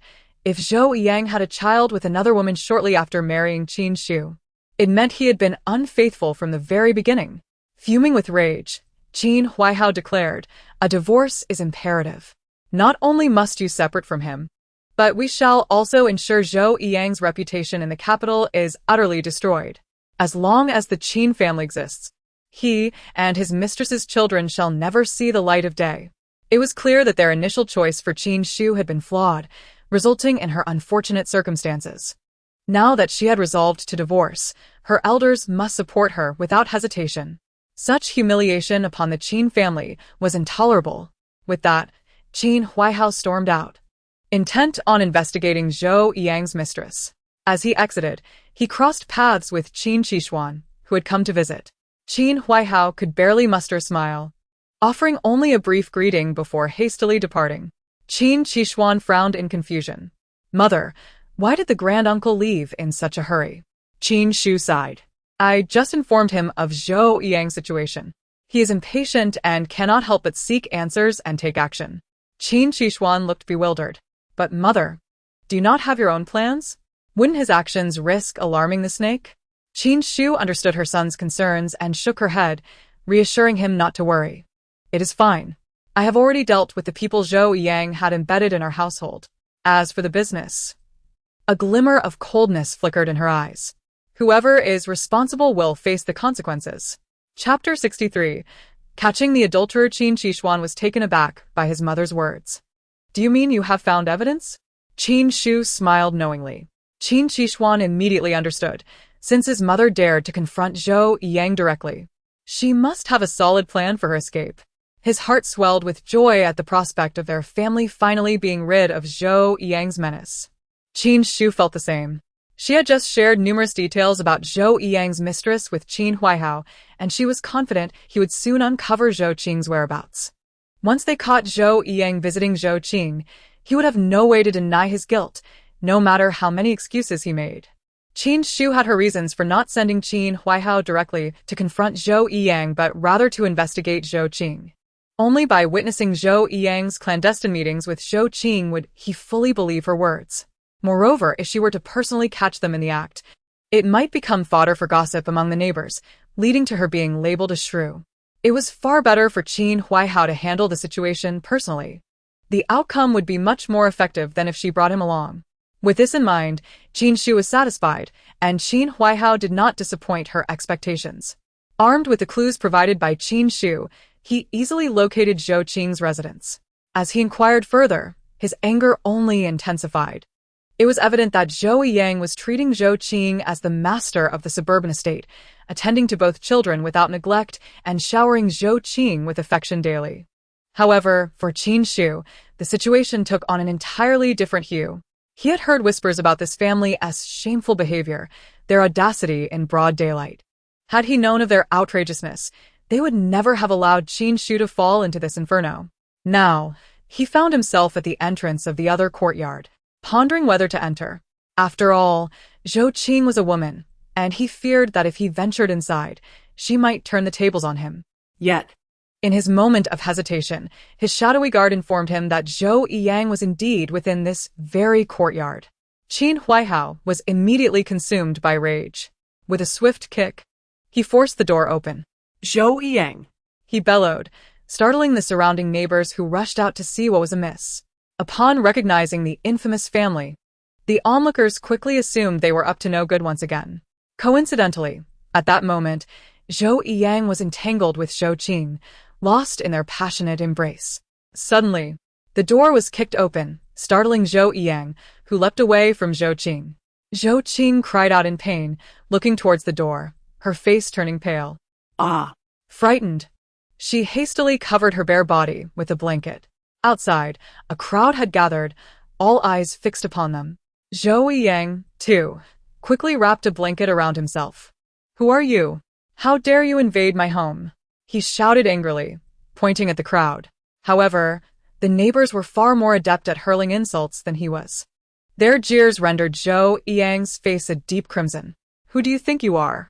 We fear your reputation more than the plague. Ha! We suspected you were up to no good, and now the truth is laid bare. Someone? Zhou Yang recalled the furious shout he had just heard. Who knew his name? Panic gripped him as he caught sight of Qin Huaihao, whose face was a mask of fury. Uncle? Zhou Yang's complexion turned ashen. How could Qin Huaihao be here? Qin Huaihao snorted derisively. Who is your uncle? From this day forth, my niece shall be divorced from you. Zhou Yang was taken aback. Divorced? Qin Shu cannot live without me. Uncle, you jest. He truly believed himself to be invaluable. Without a word, Qin Huaihao seized Zhou Yang by the collar, lifting him effortlessly off the ground. Zhou Yang, lacking physical strength, was no match for the muscular Qin Huaihao, who easily hoisted him and then violently threw him down. One punch followed another, each blow landing with a purpose. This punch is for your entanglement with your mistress before you were taken in as a son-in-law, and for still feasting at both family tables. Another blow for the children you fathered with your mistress, one of whom is of similar age to little Shu. And yet another for your sinister plot to drown little Shu's daughter, wishing to replace her with the offspring of your mistress. Each strike left Zhou Yang seeing stars. The blows not lethal, but deeply discomforting. The onlookers initially feared for Zhou Yang's life and contemplated intervening, but upon hearing Qin Huaihao's words, they gradually halted their advance. They had already deemed this family shameless, and now they were confronted with the reality of their moral depravity. A man who had become a son-in-law yet dared to keep a mistress on the side, and even plot against his own flesh and blood. What kind of man was this? After a lengthy beating, Qin Huaihao finally ceased his assault. Zhou Qing stood by, dumbfounded and too timid to call for help, merely watching as Zhou Yang was punished.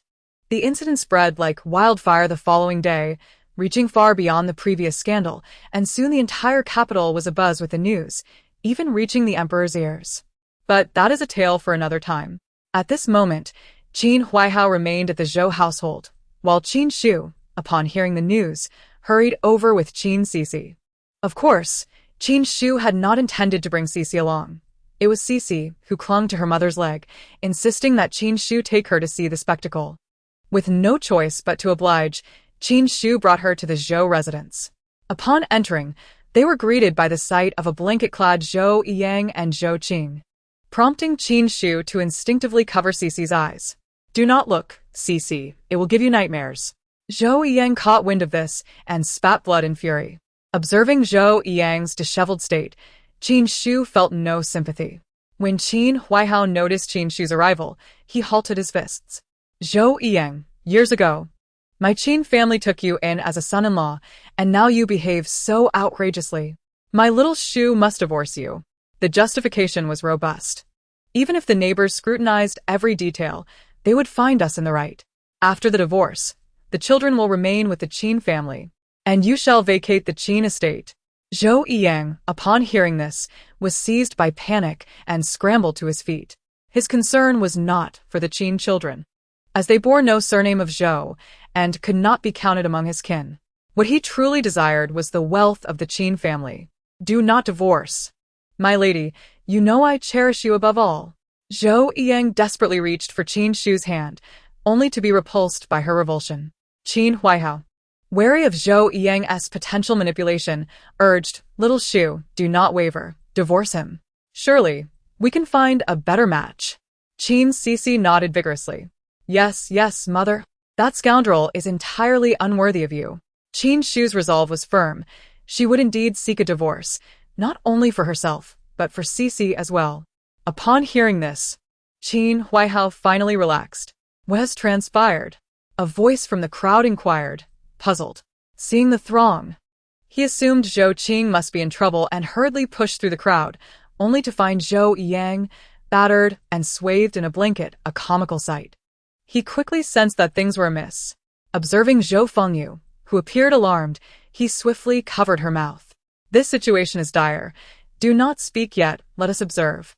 Zhou Fengyu, catching sight of Qin Shu and Qin Xixi within the house, displayed a look of rage. Meanwhile, Zhou Qing on the bed blushed deeply. As a woman, how could she endure such humiliation under the gaze of others? With a quavering voice, she implored the crowd to leave. "This is a misunderstanding. Please do not be upset. Sister, it was merely Lord Zhou tending to my wounds." Qin Shu rolled her eyes. "Tending to wounds on the bed, is it?" Zhou Qing feigned victimhood. "Sister, as the head of the Qin family, how can you so disgracefully demean me? My relationship with Lord Zhou is pure. I implore everyone not to add fuel to the fire and tarnish my reputation." Qin Huaihao would not permit her to weave her web of deceit. He slammed his hand down on the table, startling Zhou Qing. "Reputation is earned. You, who seduce others' husbands, have sullied your own name. And now you dare to turn the tables. With so many servants present, do you think only Zhou Yang is worthy to tend to your wounds? Did your parents not teach you the propriety of male and female interactions?" The crowd, initially anticipating a twist, recognized the validity of his words. To have a servant apply medicine was one thing, but to summon Zhou Yang from home to do so only suggested the truth of their affair. Their gazes towards Zhou Qing turned even more disdainful. Zhou Yang, desperate, attempted to defend himself. She is not my mistress. Qing'er is my cousin, already married, and only came to me for refuge from her abusive husband. He wiped a tear from his eye. My lady, how could I, as her cousin, not assist her in her time of need? Qin Xixi found his sanctimonious demeanor utterly laughable. You claim to pity your cousin and wish to aid her. Yet you do not allow her to stay at the Qin residence, instead hiding her in a secluded villa, fearful that others might discover your illicit affair? Zhou Yang shook his head vigorously. This is not merely a matter of the lady's recent ill health.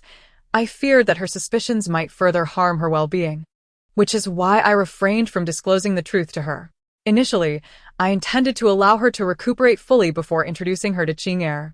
However, Qin Xixi was taken aback by Zhou Yang's audacity, as he lied without so much as a flicker of his eyelids. Do you think me a fool? Are you unaware of the cause of my ailments? If it were not for your poison, how could I have suddenly gained so much weight? With my internal organs suffering damage? Zhou Yang's eyes widened in shock. How could she possibly know? It was at this moment that Zhou Yang realized that Qin Xixi had gradually shed the weight she had gained, returning to a state even slimmer than when they first met. He had previously assumed her frailty was due to a lack of proper nourishment.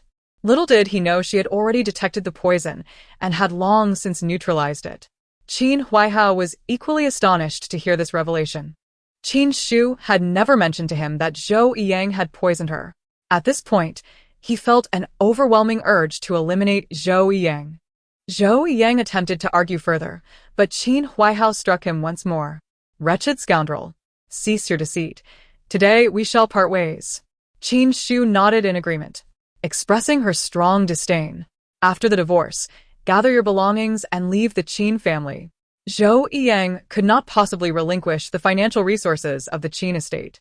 Recognizing that Qin Huaihao was a formidable adversary and that Qin Xixi's resolve was unwavering, he felt a surge of frustration. However, he understood that now was not the time to confront Qin Xixi directly. He needed to secure the Qin family's wealth before retaliating. Suppressing his fury, Zhou Yang humbly apologized to Qin Xixi. My lady, even if I have made countless mistakes in the past, we are still family. Is there nothing that can be discussed privately without airing our family matters in public? After all these years, Qin Xixi was familiar with Zhou Yang's arrogant nature. He likely still believed that her anger stemmed from his entanglements with other women, thinking it merely a matter of jealousy. Qin Xixi scoffed coldly. There is nothing to discuss. I demand a divorce. She thrust the divorce papers into Zhou Yang's face. Sign here, and from this moment on, our ties will be severed. Should you appear before my family again, do not expect my kindness. Zhou Yang attempted to use their children to persuade Qin Xixi. Our 6 children need their father. Have you considered them in your decision to divorce? Little Cece, feeling indignant, was eager to showcase her speaking skills to her negligent father. You harmed mother. You are bad. The surrounding onlookers quickly grasped the meaning of her words and began to hurl accusations at Zhou Yang. Even his own daughter despises him. This speaks volumes about how he treats the children from his first marriage. Is this little girl not the one who nearly drowned? Such a pity. Qin Xixi seized the opportunity to berate Zhou Yang. What right do you have to speak of children?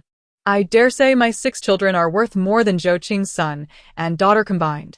Zhou Yang, realizing that Qin Xixi's stance was unyielding, felt an intense rage swell within him. You will not divorce me.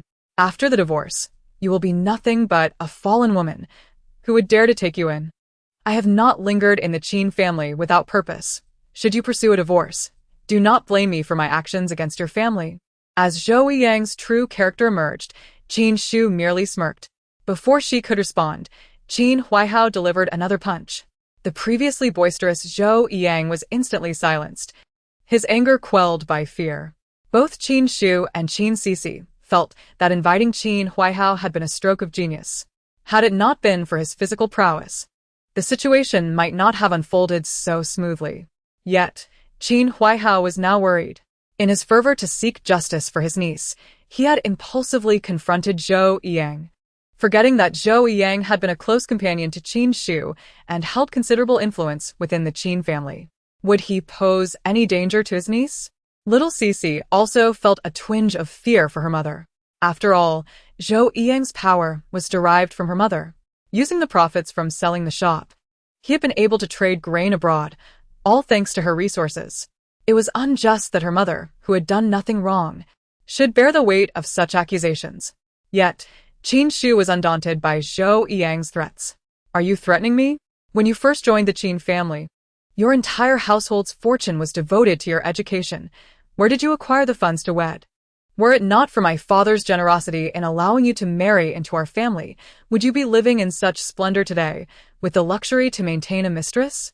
The onlookers began to murmur in agreement, recognizing the truth in her words. He is nothing but an ungrateful wretch. He took advantage of the Qin family's wealth and, having secured his fortune, began to betray them. Look at him. He even dares to threaten Madame Qin. Not only is he ungrateful, but he also seeks revenge. The crowd's sentiments grew increasingly hostile, and Zhou Yang's expression darkened. Chapter 65. The scoundrel's shock. Zhou Yang could no longer contain himself and shouted, "Shut up! Get out of my house!" After scolding the onlookers, he turned his ire towards Qin Xixi. His threats were interrupted when Qin Xixi coldly held up several shop contracts. Zhou Yang choked, realizing the gravity of the situation, and attempted to seize them from her, but was thwarted by Qin Huaihao's intervention. "How do you possess these shop contracts?" Qin Xixi regarded him as if he were a fool. "These are the properties of the Qin family. Why wouldn't I have these contracts?" One by one, she displayed the documents to Zhou Yang. "These shops were entrusted to your management. Recently, I decided to inspect their performance, only to discover that the shopkeepers no longer recognized me as their owner." The crowd, intrigued, leaned in to hear more. Why is that? Could it be that Zhou Yang's management was so abysmal, or had he bribed the shopkeepers? Qin Xixi shook her head. "It's not that simple. He sold these shops outright." The crowd gasped in astonishment. "He sold them just like that." Qin Xixi cast a derisive glance at Zhou Yang before turning to Qin Huaihao with a pleading expression. "Uncle, you must intervene on my behalf and protect the Qin family's interests." Even without her pleas, Qin Huaihao was already seething with anger. Initially, he had feared Zhou Yang's potential retaliatory actions against Qin Xixi, but now he recognized that she was not without her own defenses. Zhou Yang was left dumbfounded. He had indeed sold those shops, but with the vast holdings of the Qin family, how could Qin Xixi have discovered this? He had not sold all of his underling shops. Qin Huaihao advanced and delivered another blow. Zhou Yang was on the verge of losing his mind. "Why are you hitting me?" Qin Huaihao snorted. "You deserve it. The ownership of all Qin family properties rests with the head of the family. Selling them without consent is a violation of family law. If you refuse to divorce, you will face 50 lashes at the Qin estate." Zhou Yang shuddered in disbelief. 50 lashes? That would be the end of him. Yet divorce was an impossibility. Qin Huaihao was not inclined to indulge Zhou Yang's whims. "If you divorce, according to the laws of the Great Liang, you will need to compensate the buyer for the amount paid. If you refuse to pay, prepare to be imprisoned." By law. Zhou Yang had indeed engaged in the illegal sale of properties not registered in his name. However, he had never anticipated that Qin Xixi would one day turn against him. At the time, he had sold several shops at exorbitant prices. However, despite the lucrative grain business, all the profits were spent on maintaining social connections and the expenses of the Zhou family. Where would he find the money to pay the compensation? Yet, the punishment of 50 strikes could very well cost him his life. He couldn't help but cast a resentful glance at Qin Xixi. "You wicked woman! You wish for my demise." Qin Xixi let out a cold laugh, pointing towards the crowd. She had long noticed Zhou Fengzi and Zhou Fengyu sneaking among the onlookers. Until now, she had been disinclined to expose them. But with Zhou Yang entangling her like this, she could not be blamed for her ruthlessness. Ensuring his children lost face as well. "Zhou Fengzi, the eldest son of your mistress. Zhou Fengyu, your youngest daughter. One is of the same age as Qixuan, and the other as Xixi." Before she could finish her sentence, the crowd erupted in astonishment. Zhou Fengzi, the newly crowned top scholar? So, He is an illegitimate child. No wonder no one knew of his identity. I had previously wondered why the family next door did not celebrate the achievement of their scholar. It turns out their situation was too awkward to boast about. Zhou Fengzi felt the eyes of everyone upon him, at a loss for words. His complexion shifting from red to white. Seeing that Qin Xixi was about to say more, Zhou Qing could no longer endure it. Don't ruin my son's future. It's only money. We can give it to you. Zhou Yang's expression changed dramatically. How dare you offer money? This is our family matter. Unfortunately, the onlookers were no longer swayed by his words. The discerning ones had already figured out that Zhou Yang was a heartless man who maintained a mistress outside while refusing to acknowledge her, indulging in debauchery at the expense of his legitimate wife. Qin Xixi, however, merely smirked. Esteemed elders and fellow villagers, you have all witnessed that the Zhou family has promised to compensate our Qin family for the losses incurred. The crowd nodded in agreement. Zhou Yang's face turned ashen. At this moment, maintaining integrity was crucial. If they failed to fulfill their promise, they would surely be subjected to scorn. He even began to view Zhou Qing with contempt. A mere woman, why did she meddle? Since the Zhou family has agreed to compensate, let us hasten to the Qin residence to sign the divorce papers and settle the payment. Zhou Yang, you may now live your life with your beloved children from Zhou Qing. I shall grant you this family of 4. Do not dare to shamelessly approach me again. After Qin Xixi finished speaking, she left, holding on to Qin Xixi. Qin Huaihao followed closely behind, casting a glare at Zhou Yang, causing him to tremble in fear. The farce had concluded, and the crowd, finding it no longer amusing, gradually dispersed, listening to the unpleasant insults around her. Zhou Qing's face turned a deep shade of purple. Zhou Yang, enraged by Zhou Qing's foolishness, angrily swept away. Only Zhou Fengzi remained, standing awkwardly in the courtyard, while Zhou Fengyu appeared pensive. In stark contrast to the Zhou family's mood, Qin Xixi felt a surge of satisfaction. Her heart lightened. Little Xixi thought her mother would be sad and foolishly comforted Qin Xixi. Mother, don't cry. Xixi will protect you. Qin Xixi burst into laughter. Little Xixi is truly adorable. Mother is very happy now, not sad at all. Her gaze softened. Had it not been for Xixi's heartfelt words, she might still have been kept in the dark. She would not have been able to cut her losses in time or have the opportunity to humiliate Zhou Yang as she did now. Mother is happy. Let us go buy something. Unexpectedly, the one who came to offer money was not a servant, but Qin Xixi. In the current situation, he could not appear publicly and was anxiously waiting at home. Upon seeing Qin Xixi, his voice lowered. So, Mother, what will happen to Zhou Yang's grain business? Will he use this to entrap us?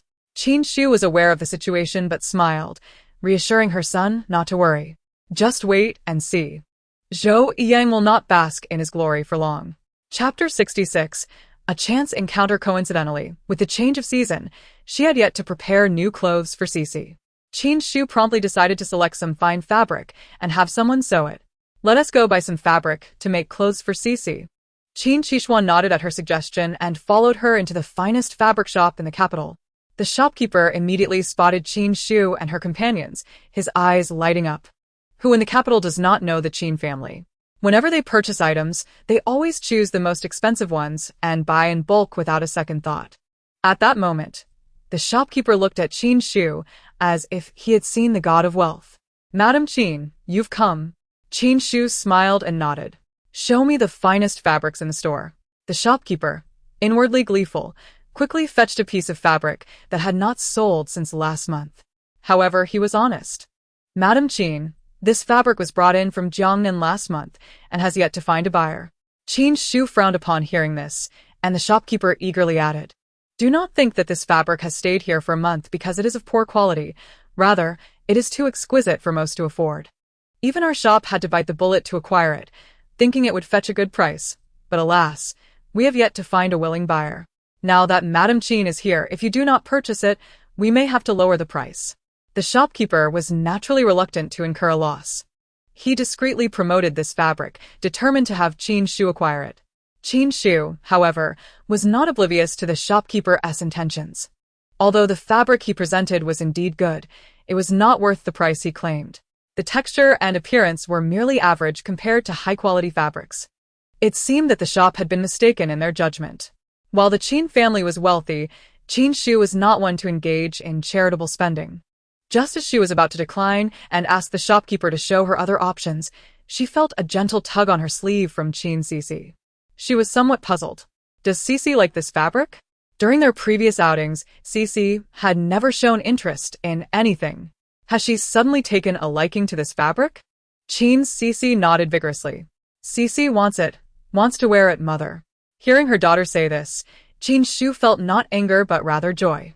Xixi is truly clever, knowing to desire what she likes at such a young age. Qin Xixi had initially thought her daughter liked the fabric. Xixi's preferences mattered more than anything. Regardless of the unreasonable price, Qin Xixi would buy it for her. She immediately signaled the shopkeeper to wrap up the fabric. The shopkeeper beamed with delight, casting a grateful glance at Qin Xixi. He had clearly seen that Qin Xixi was initially hesitant to buy, and it was thanks to the little girl's words that the sale was secured. After all, with Qin Xixi managing the Qin family's business so adeptly, how could she be easily deceived? The shopkeeper awkwardly smiled, then quickly negotiated to offer Qin Xixi the lowest price. Elated, Qin Xixi held the fabric up to Xixi. Qixuan, what style of clothing should we make for Xixi? Qin Xixuan, who had little knowledge of clothing, shook his head with a smile. Mother, shall we buy the whole piece of fabric or cut it to the length needed for Xixi's clothes? Xixi is just a child and wouldn't he require so much fabric?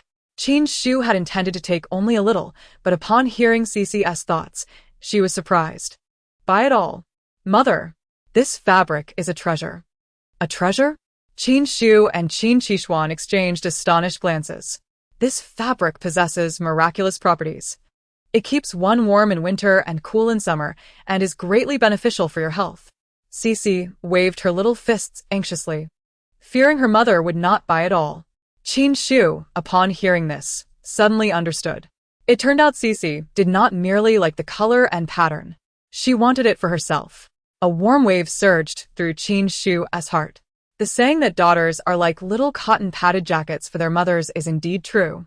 She promptly decided to purchase the entire piece of fabric from the shopkeeper, wrap this piece of fabric entirely, and deliver it to the Qin residence. Upon hearing these words, the shopkeeper's mouth nearly stretched from ear to ear. Truly, the Qin family is affluent beyond measure. This entire piece of fabric could purchase 2 villas. Yet Qin Xixi bought it for her daughter without a second thought.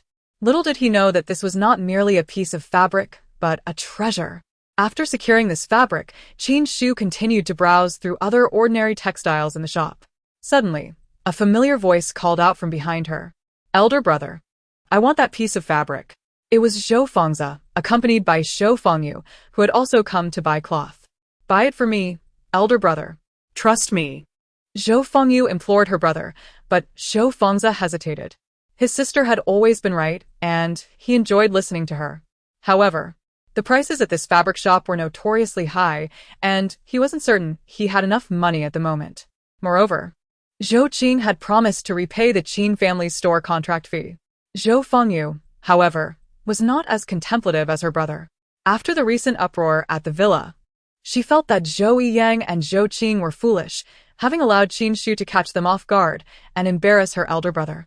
Zhou Yiyang was utterly oblivious to the fact that Qin Huaihao had come to the capital, and he had been caught red-handed without any defenses. Just thinking about it filled Zhou Fengyu with indignation, prompting her to drag the bewildered Zhou Fengzi away from the Zhou residence. Initially, she had only intended to take a leisurely stroll, but upon passing the fabric shop, her innate system detected a treasure. Indeed, not only was she a traveler from another world, but she also possessed a golden finger system from her previous life. It was no wonder Qin Xixi felt that the heavens favored her. Zhou Fengyu truly had the aura of a heroine in this world. System. Does this item truly have remarkable effects? Zhou Fengyu inquired of the system in her mind, gazing at the seemingly mundane fabric before her. The system coldly affirmed her query. Zhou Fengyu then felt a sense of relief. Shopkeeper, how much for this piece of fabric? The shopkeeper appeared troubled. Miss, this fabric has already been reserved by someone else. Would you like to choose another? Zhou Fengyu was unwilling to relinquish the treasure she had so painstakingly discovered and immediately expressed her displeasure, seeking to negotiate further. "We are willing to pay double the price. Please sell it to us." Zhou Fengzi frowned upon hearing this, but felt reluctant to contradict his sister. After all, he was a newly minted scholar, and he did not wish to seem overly thrifty if recognized by others. Qin Xixi, initially disinclined to engage with them, was taken aback by their persistent insistence. "I have my eye on this fabric. What business do you have with it?" Zhou Fengyu's expression soured as both parties recalled the prior incident, feeling somewhat awkward upon encountering Qin Xixi again. Chapter 67. The Emperor's token. Qin Xixi was too weary to engage in a verbal spar with them. There was no need to transfer the blame for Zhou Yang's mistakes onto the two children. Although she held no fondness for them, she did not wish to confront them at this moment. Nevertheless, since Xixia insisted she purchase this fabric, she could not allow it to fall into their hands. She turned to the shopkeeper. "Shopkeeper, I was the first to express interest in this fabric." The shopkeeper immediately smiled apologetically. "Indeed, it was Mrs. Qin and Miss Qin who first expressed interest. I am merely preparing to wrap it for them." Zhou Fengyu was consumed with jealousy over how Qin Xixia and Qin Xu could have whatever they desired. Having already severed ties with Qin Xu, she could not let this treasure fall into their grasp. "This fabric does not suit your complexion, so let it go to me." Zhou Fengyu disdainfully glanced at her. "If you are willing to part with it, I am prepared to offer double the price." Qin Xu found this notion laughable. "Double the price? Your Zhou family still owes me the fees for 7 store contracts." Zhou Fengyu was struck at her sore spot, feeling a mix of shame and anger. How could a piece of fabric be worth so much money that she couldn't possibly afford it? She failed to notice Zhou Fengzi's hesitance. In truth, he felt a pang of regret, as even he only had clothes made from this shop's fabric for public outings. Zhou Fengyu was indeed being a bit headstrong. But she could not afford to lose face before Qin Xu. "Shopkeeper, how much for this fabric?" "Yuru, go fetch some silver to pay Mrs. Qin."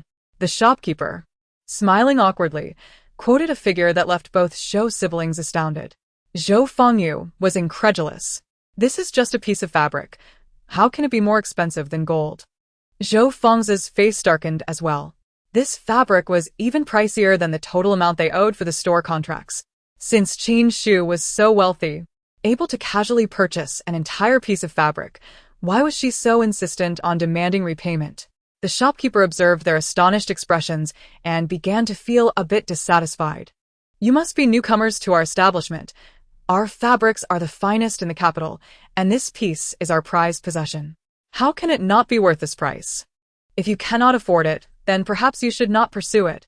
Given their attire, the shopkeeper could easily tell they were not regular patrons, naturally siding with Qin Xu.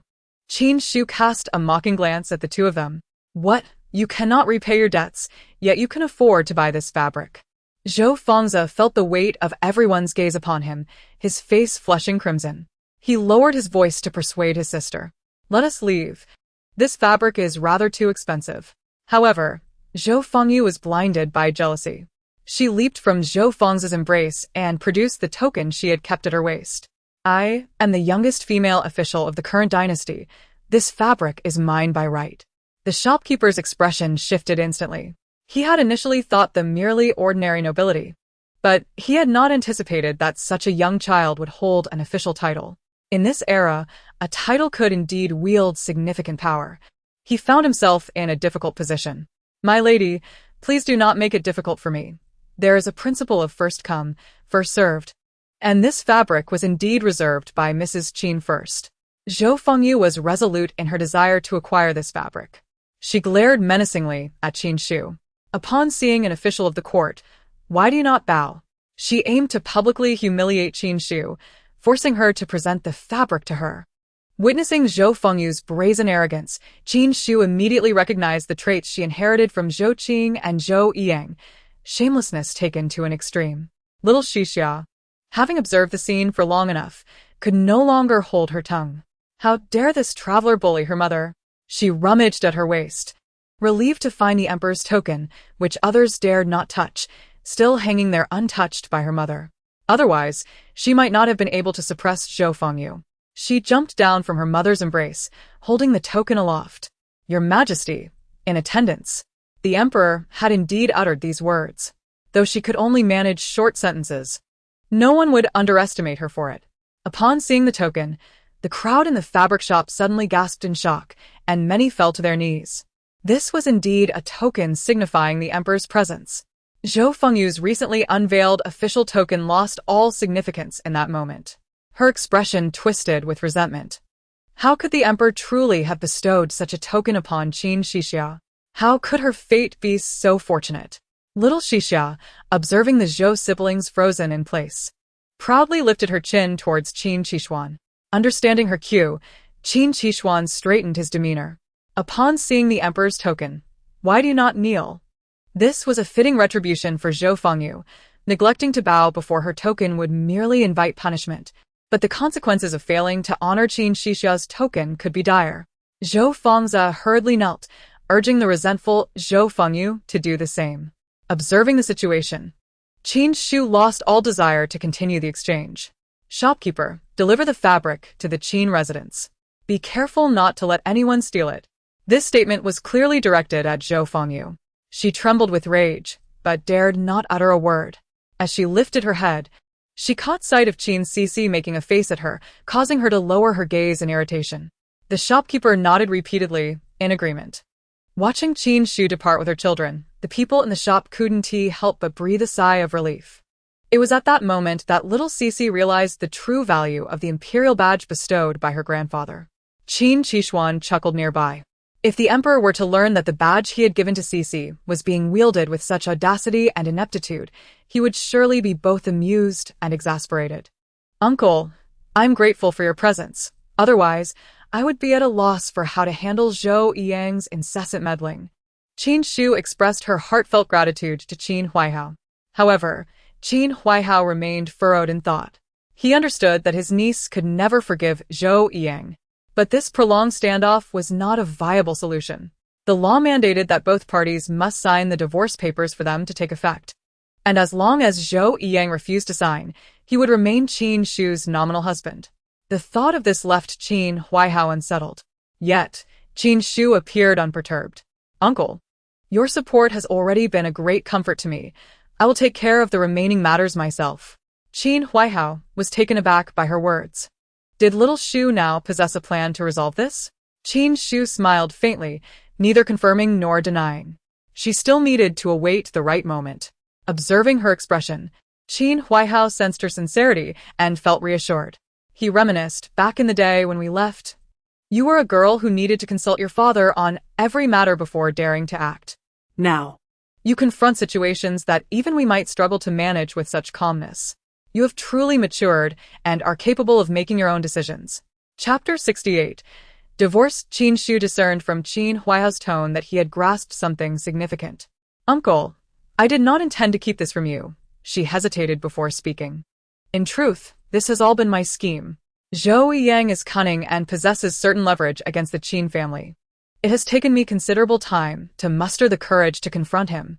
Qin Huaihao waved his hand dismissively. "I am pleased for you. Your grandfather believed my temperament was too impulsive, which is why he entrusted the head of the family to your father. now, Seeing you act with such deliberation is truly commendable." He gazed toward Jiangnan. "In a few days, once your parents learn of this, they will undoubtedly feel proud of you." Warmth filled Qin Shu's heart. Her youngest brother, who usually rushed to her side, seemed unusually subdued today. He and Qin Cheating approached, pausing on either side of her.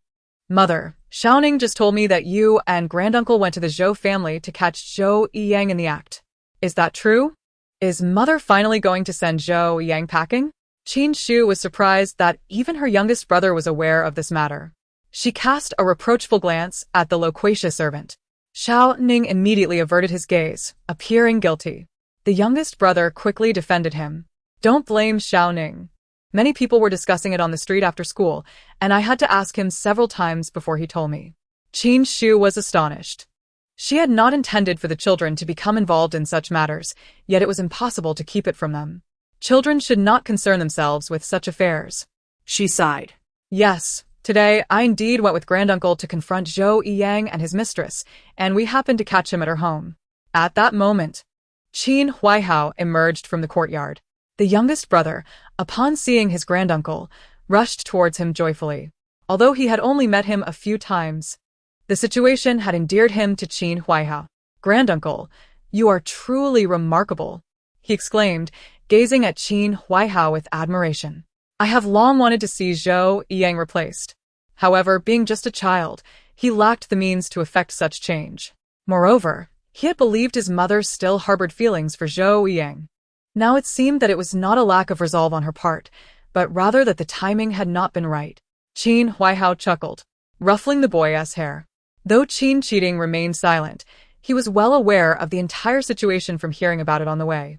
He had previously interacted with the Zhou siblings and held a poor impression of the Zhou family. Just earlier, Xiaoning had mentioned that Zhou Yang had even contemplated drowning Qin Xixi. Had it not been for Qin Xiu's quick thinking, little Xixi might have perished, replaced by that fraud, Zhou Fengyu. The thought ignited a surge of anger within him, and a shadow crossed his eyes. From the moment Xixi had saved him, anyone who mistreated her became his adversary. Now, this foe not only threatened Xixi, but also jeopardized the family he had fought so hard to protect. He had already begun to devise various schemes to ensure the Zhou family's disappearance from this world. At that moment, the youngest brother interrupted his thoughts. "Mother, has Zhou Yiyang still not signed the divorce papers?" Qin Xu nodded. Instantly, the youngest brother felt the weight of responsibility upon his shoulders. If Zhou Yiyang refused to sign, wouldn't he continue to harass their mother? He vowed to protect her and ensure Zhou Yiyang stayed far away. The others couldn't help but laugh at his earnest demeanor. Having grown up in a sheltered environment, he struggled to conceive of ways to retaliate against Zhou Yiyang. However, he had his own thoughts regarding the divorce. Since Zhou Yiyang is unwilling to part ways, why doesn't mother just dismiss him? Divorce requires both parties to sign, but a divorce decree does not. If you write a decree, Zhou Yiyang will lose both status and face. The more he contemplated this plan, the more flawless it seemed. Qin Huaihao, however, could not help but be influenced by traditional views. He instinctively raised a question. Isn't a divorce decree supposed to be written by the man for the woman? Yet, upon reflection, the young boy's words held some merit. After pondering for a moment, he nodded, dismissing his earlier thought. The youngest brother has a point. Zhou Yiyang is indeed a son-in-law. A divorce decree could very well be issued to him. Qin Cheating concurred. "Mother, why not write a divorce decree and deliver it to the authorities for Zhou Yiyang? If he continues to be troublesome, we can publicize the decree throughout the capital. Zhou Yiyang is quite concerned with his reputation. If you were to send him a decree dismissing him outright, he would be utterly devastated." This was indeed a sound strategy. Even little Xixi cast an appreciative glance at her older brother, thinking, who would have thought that my brother, who seems so simple-minded, could be so innovative? Upon hearing her brother's praise, the youngest brother puffed out his chest in pride. Qin Xu smiled at their banter. Regardless of whether it was a divorce or a dismissal, the ultimate goal remained the same, to resolve matters with Zhou Yiyang. As he still held certain leverage, they would wait until he could no longer hold out. That would be the opportune moment for their counterattack. Qin Xixi thought her mother was simply magnificent at that moment. Who would have imagined that mother could single-handedly dismantle Zhou Yiyang's advantages? "I can hardly wait to witness her brilliance." Qin Xu gently stroked her daughter's head. "Just wait and see. Zhou Yiyang's fate will surely be far worse than being dismissed." The others nodded in agreement. With Qin Xu holding the reins, they felt a sense of reassurance. Jinju instructed the kitchen to prepare dinner. After a long day, Qin Xu finally settled down to catch her breath. Once Qin Xixi arrived, they began their evening meal. It was the first night after severing ties with their unworthy father, and the family enjoyed a delightful dinner together. The children chattered animatedly about their grievances against their father while expressing their joy at Qin Xiu's decision to part ways with Zhou Yiyang. For the foreseeable future, Zhou Yiyang would likely not set foot in the Qin estate, and they would no longer need to maintain a polite facade toward him due to familial ties. Qin Xixuan sat beside Qin Xu. Their family did not adhere to the custom of silence during meals, so he quietly discussed their next plan with her while eating. Chapter 69. Childhood Sweethearts. Mother, is there anything I can assist with? Qin Xixi was aware that Zhou Yiyang was engaged in the grain trade, a matter far more serious than any preceding events.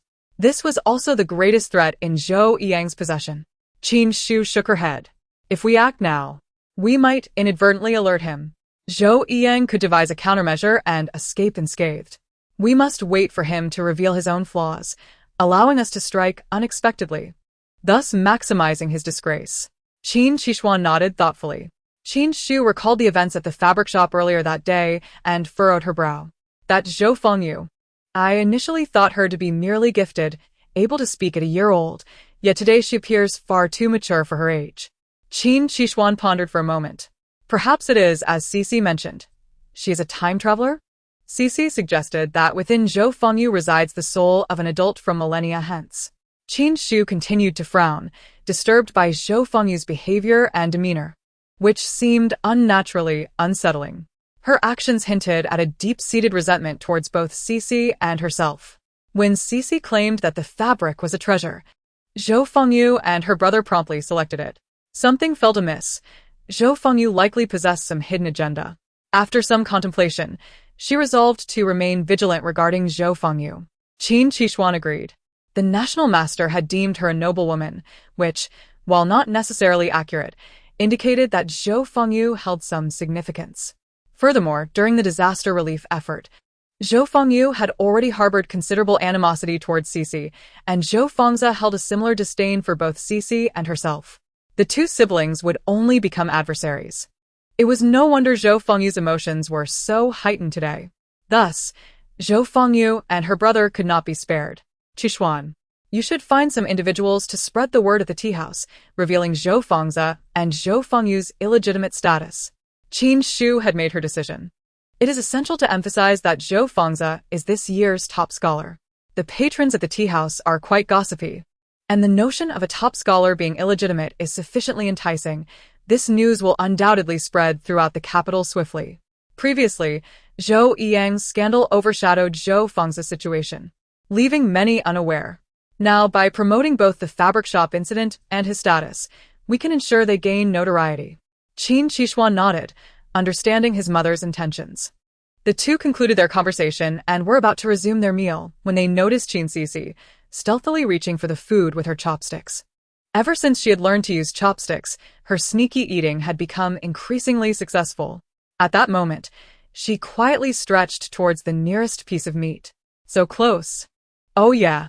Excited, little Xixi did not anticipate that just as her chopsticks were about to seize the meat, they were swatted away.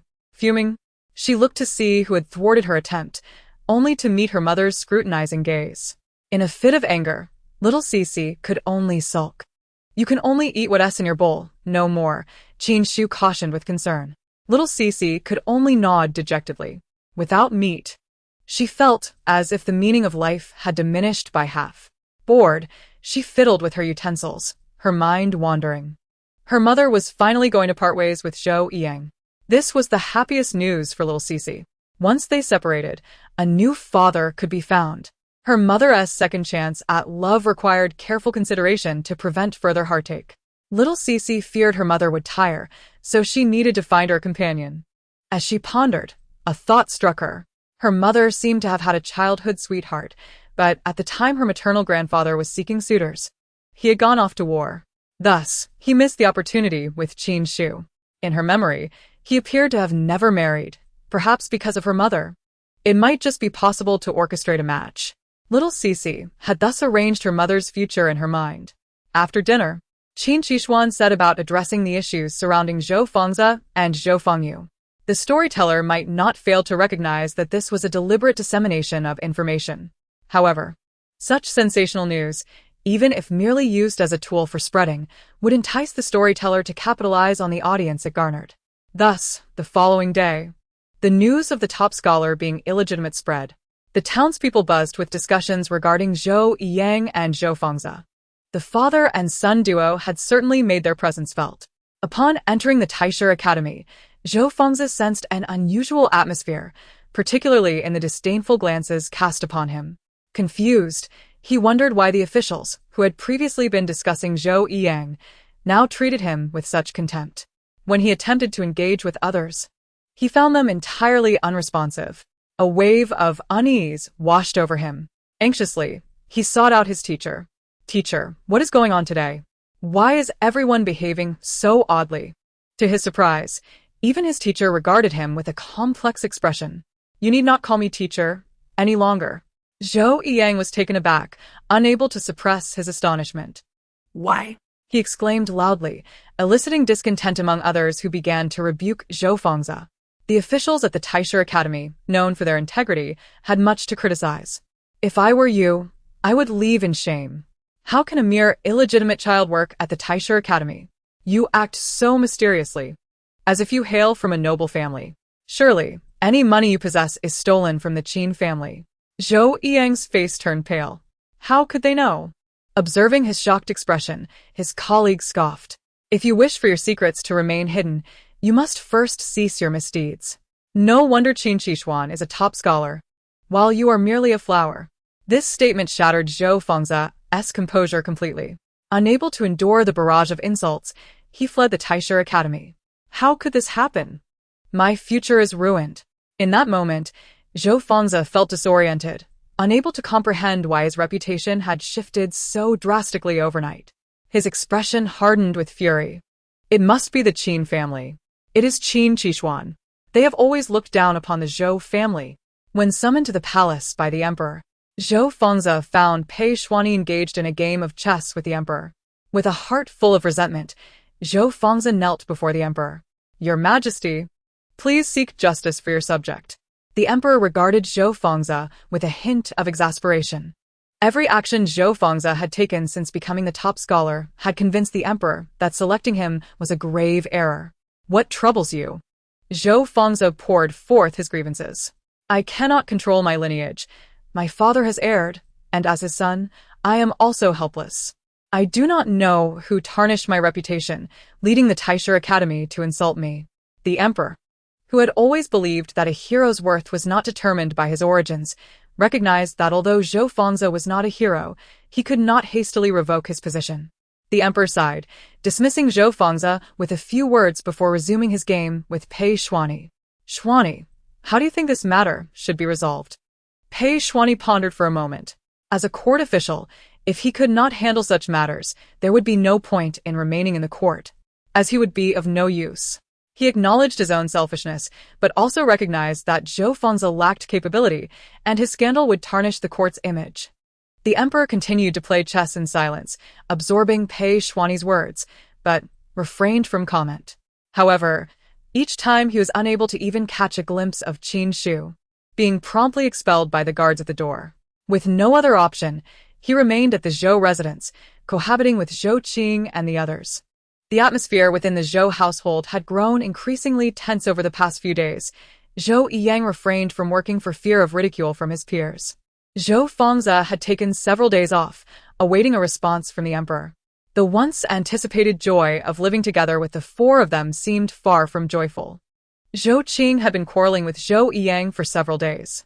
"At that moment, so many people witnessed us. I can no longer show my face outside. Neighbors have been spitting at me. You must give me a proper title." Zhou Yiyang endured in silence, feeling that the woman who had once been gentle was now transformed. No longer caring as she had before, increasingly resembling the former Qin Xixi. No, she was even more relentless than Qin Xixi. Zhou Yiyang felt a haze envelop him. Zhou Qing was nearly driven mad by his inaction. "Speak to me. My entire life is tied to you. You must divorce her and give me a name." As Zhou Yiyang listened to her incessant grievances, his anger peaked. Finally, unable to restrain himself, he slammed his hand on the table, startling Zhou Qing into silence. "Wasn't it you who opposed my divorce to marry you?" Zhou Yiyang laughed bitterly in rage. "You coveted the wealth of the Qin family and forbade me from divorcing. It was your desire for everything from the Qin family that compelled me to scheme to obtain it."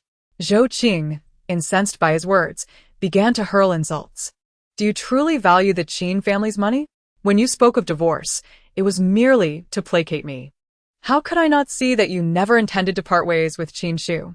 Zhou Yiyang gazed at the woman before him, disappointment filling his eyes. "You now resemble a shrew." Zhou Qing was beside herself with fury. Who transformed me into this shrew? I see through you, Zhou Yang. You are utterly incapable. After leaving the Qin family, you have no means to support us, which is why you have always hesitated to divorce Qin Xixi. Zhou Yang was struck at his core, anger blurring his vision, and he immediately slapped Zhou Qing. Zhou Qing covered her face in disbelief. You struck me? How could you? Is it not true? You, Zhou Yang, are utterly incompetent, relying solely on Qin Xixi's wealth to sustain us. Zhou Yang, infuriated beyond measure, raised his hand to strike her again, but was intercepted by Zhou Fengyu, Who had just arrived. Stop arguing. Zhou Fengyu was equally exasperated with her foolish parents. At such a time, instead of uniting against external threats, they were squabbling amongst themselves. Zhou Yang valued Zhou Qing's family more, and Zhou Fengyu was a significant reason for that. Zhou Fengyu had spoken since birth and had offered them many ideas. Zhou Yang believed wholeheartedly that this daughter was destined for greatness, with a promising future ahead. Thus, when Zhou Fengyu spoke, both Zhou Yang and Zhou Qing fell silent. Only then did Zhou Fengyu turn to Zhou Yang. Father, what do you have in reserve against Qin Xixi? Zhou Yang smiled bitterly. At present, only one final method remains to deal with the Qin family. He hesitated. However, this method was critical.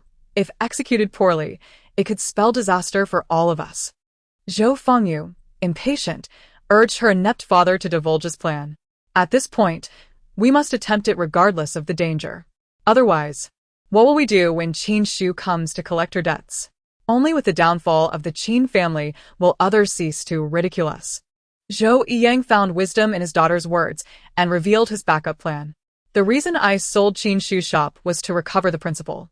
Zhou Fengyu was astonished. You ventured into business? Zhou Yang nodded. Indeed, I used that money to engage in trade, specifically in grain. Grain trade. Even Zhou Qing, as his confidant, was unaware that Zhou Yang had entered the grain business. Yet, why would Zhou Yang need to engage in grain trade when Qin Xixi was already a royal merchant? Zhou Fengyu voiced her curiosity, but Zhou Yang shook his head. Qin Xixi supplies grain to the De Liang royal family, while I supply grain to other nations. Upon hearing this, even Zhou Fengyu gasped in shock. No wonder Zhou Yang was hesitant. If mishandled, it could lead to their family's ruin. However, when I conducted transactions previously, I used Qin Xixi's name and informed them that she was a royal merchant of De Liang. Now that I have gone silent and ceased all contact, should they experience a grain shortage, they will likely send someone to seek out Qin Xixi. This was Zhou Yang's contingency plan. He smirked darkly. At that time, when Qin Xixi is in a panic, she will have no choice but to come to me, pleading that I do not expose her. Zhou Fengyu nodded thoughtfully. Zhou Yang was suddenly alarmed. How can we inform the emperor? If this gets out, not only would Qin Xixi be finished, but we would be as well. Zhou Fengyu, however, held a different view. This is the best opportunity to bring down the Qin family. If you inform the emperor of Qin Xixi's treachery with enemy nations and her grain trafficking, you will be acting for the greater good, and nothing will happen to you. Observing her father's lingering uncertainty, Zhou Fengyu continued to persuade him. Zhou Yang began to waver. But how can we convince the emperor that this truly was Qin Xixi's doing? What if he does not believe me? Over the years, Qin Xixi had maintained close ties with the royal family. Should he approach the emperor without caution, he would surely be met with disbelief and thorough investigation. Zhou Fengyu was exasperated. Of course, we must set a trap to allow the emperor to witness Qin Xixi's treachery firsthand. This way, she cannot escape her guilt. Zhou Yang found merit in Zhou Fengyu's reasoning, and after a moment of contemplation, he devised a plan to ensnare Qin Xixi. Seeing he had finally grasped the concept, a glint of malice flickered in Zhou Fengyu's eyes. Qin Xixi, let us see how you evade this calamity. Just then, Zhou Fengza emerged from his courtyard. What were you discussing just now? He had overheard the heated argument between Zhou Qing and Zhou Yang, and his mood was increasingly irritable, wishing to avoid them. However, when Zhou Fengyu exited, the bickering ceased, prompting him to suspect that she had devised a plan for their resurgence. Zhou Fengyu shared the details of her discussion with Zhou Yang with Zhou Fengza. Upon hearing it, Zhou Fengza was equally taken aback. The matter of Zhou Yang's clandestine grain trafficking was of great significance. Should his plan fail, Zhou Fengzi could lose his position entirely. Though hesitant, he ultimately decided that this course of action was the best for their family. Then let us report the Qin family together. Zhou Fengzi resolved, leading Zhou Fengyu into the palace. Chapter 71. Accusation. They no longer needed to feign civility with Zhou Yang, and everyone felt a refreshing sense of relief. It was an ordinary school day. Qin Xu leisurely sat in the carriage, cradling Qin Xixi. Opposite her were the grim-faced third brother and the slightly smiling Qin Xixi. It was Qin Xu who had brought Xixi to see them off to school. The third brother had recently suffered frequent setbacks at the hands of Qin Xixi. In the blink of an eye, his academic prowess had surpassed that of his elder brother. The third brother, who had never been particularly interested in studies, was now in despair. He gazed longingly at his adorable sister. Sister, only you can understand how I feel as your brother. Yet, Xixi failed to receive his signal. Happily enjoying the scenery in her mother's embrace, the carriage gradually came to a halt. They had arrived at the school. Xixi, your brother will miss you. Qin Xixi sighed as he pulled him towards the school, but the third brother's hand clung tightly to the carriage door. With no choice, Xixi bid him farewell. Third brother, Xixi will miss you too. Only then did the third brother leave, satisfied. Little Xixi felt somewhat speechless. Why does third brother lack any masculinity? At his age, he still requires Xixi's comfort to go to school. Qin Xu, upon hearing the heartfelt words of Xixi, could not help but chuckle. Master. There is an issue with a business that requires your attention, the servant announced. Qin Xixi, perplexed, questioned, what business necessitates my mother's immediate presence? Qin Xu echoed her inquiry to the servant. It is a message from the shopkeeper at the grain store, but I am not privy to the details. How could the shopkeeper summon Qin Xu without clarifying the situation? The grain store was the most significant establishment of the Qin family. If the shopkeeper had such a lack of competence, perhaps it was time for a change in management. Little Xixi pondered this and scrutinized the servant closely, noticing something amiss. Mother, he is not one of our servants. He belongs to Zhou Yang. Surely, our scoundrel father is up to no good. Xixi hurriedly reported to her mother.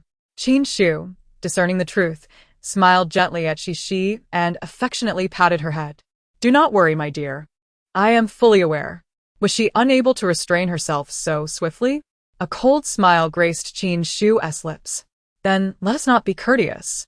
The servant outside the carriage, oblivious to their exchange, inquired, Master? The shopkeeper appears quite anxious. Should we not proceed to the grain store? Qin Xu's voice emerged from within the carriage. Very well. Let us make haste to the grain store. The servant, filled with joy, quickly relayed the direction to the coachman. His sole mission was to lead Qin Xu there. Otherwise, Zhou Yang would ensure dire consequences for his family. Surely, the scoundrel father intends to use grain as leverage against mother. I wonder what scheme he concocts this time. Little Xixi mused, troubled within the carriage.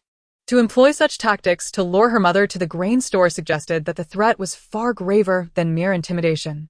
Upon their arrival at the grain store, the servant reported, Madam, the shopkeeper claims there are envoys from the emperor inside. He guided her into the inner chamber.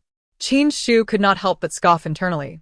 Though the shopkeeper had extended the invitation, it was solely the servant who had led the way. Moreover, what reason would the emperor's envoy have to seek her out in a store? Zhou Yang's plan was riddled with flaws. Nonetheless, Qin Xu maintained a facade of ignorance. The envoy is inside? The servant nodded and opened the door, beckoning Qin Xu to enter. Inside stood a foreigner, who appeared astonished upon seeing her. He quickly inquired of the servant, Why is there a woman this time? Where is your master? Does he refuse to provide the grain? The servant smiled apologetically. Boss. This is our master. The previous individual was merely an agent. You may speak directly with her. Tong scrutinized Qin Xu with confusion. Is that so? We have already paid for the grain, yet it has not arrived. What is the reason for this delay? Qin Xu, maintaining her composure, inquired.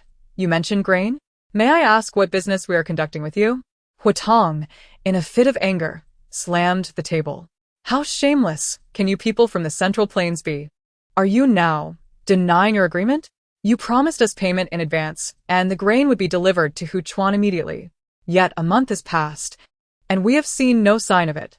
Before Qin Xixi could express her astonishment, a throng burst through the door, led by Zhou Fengzi, who was cradling Zhou Fengyu. The emperor followed closely behind, his expression dark, accompanied by a concerned young prince. Witnessing this scene, little Xixi felt a surge of anxiety for her mother. Can mother handle this? I never anticipated that the scoundrel father would go so far as to summon the emperor, intending to turn the tables and leave mother speechless.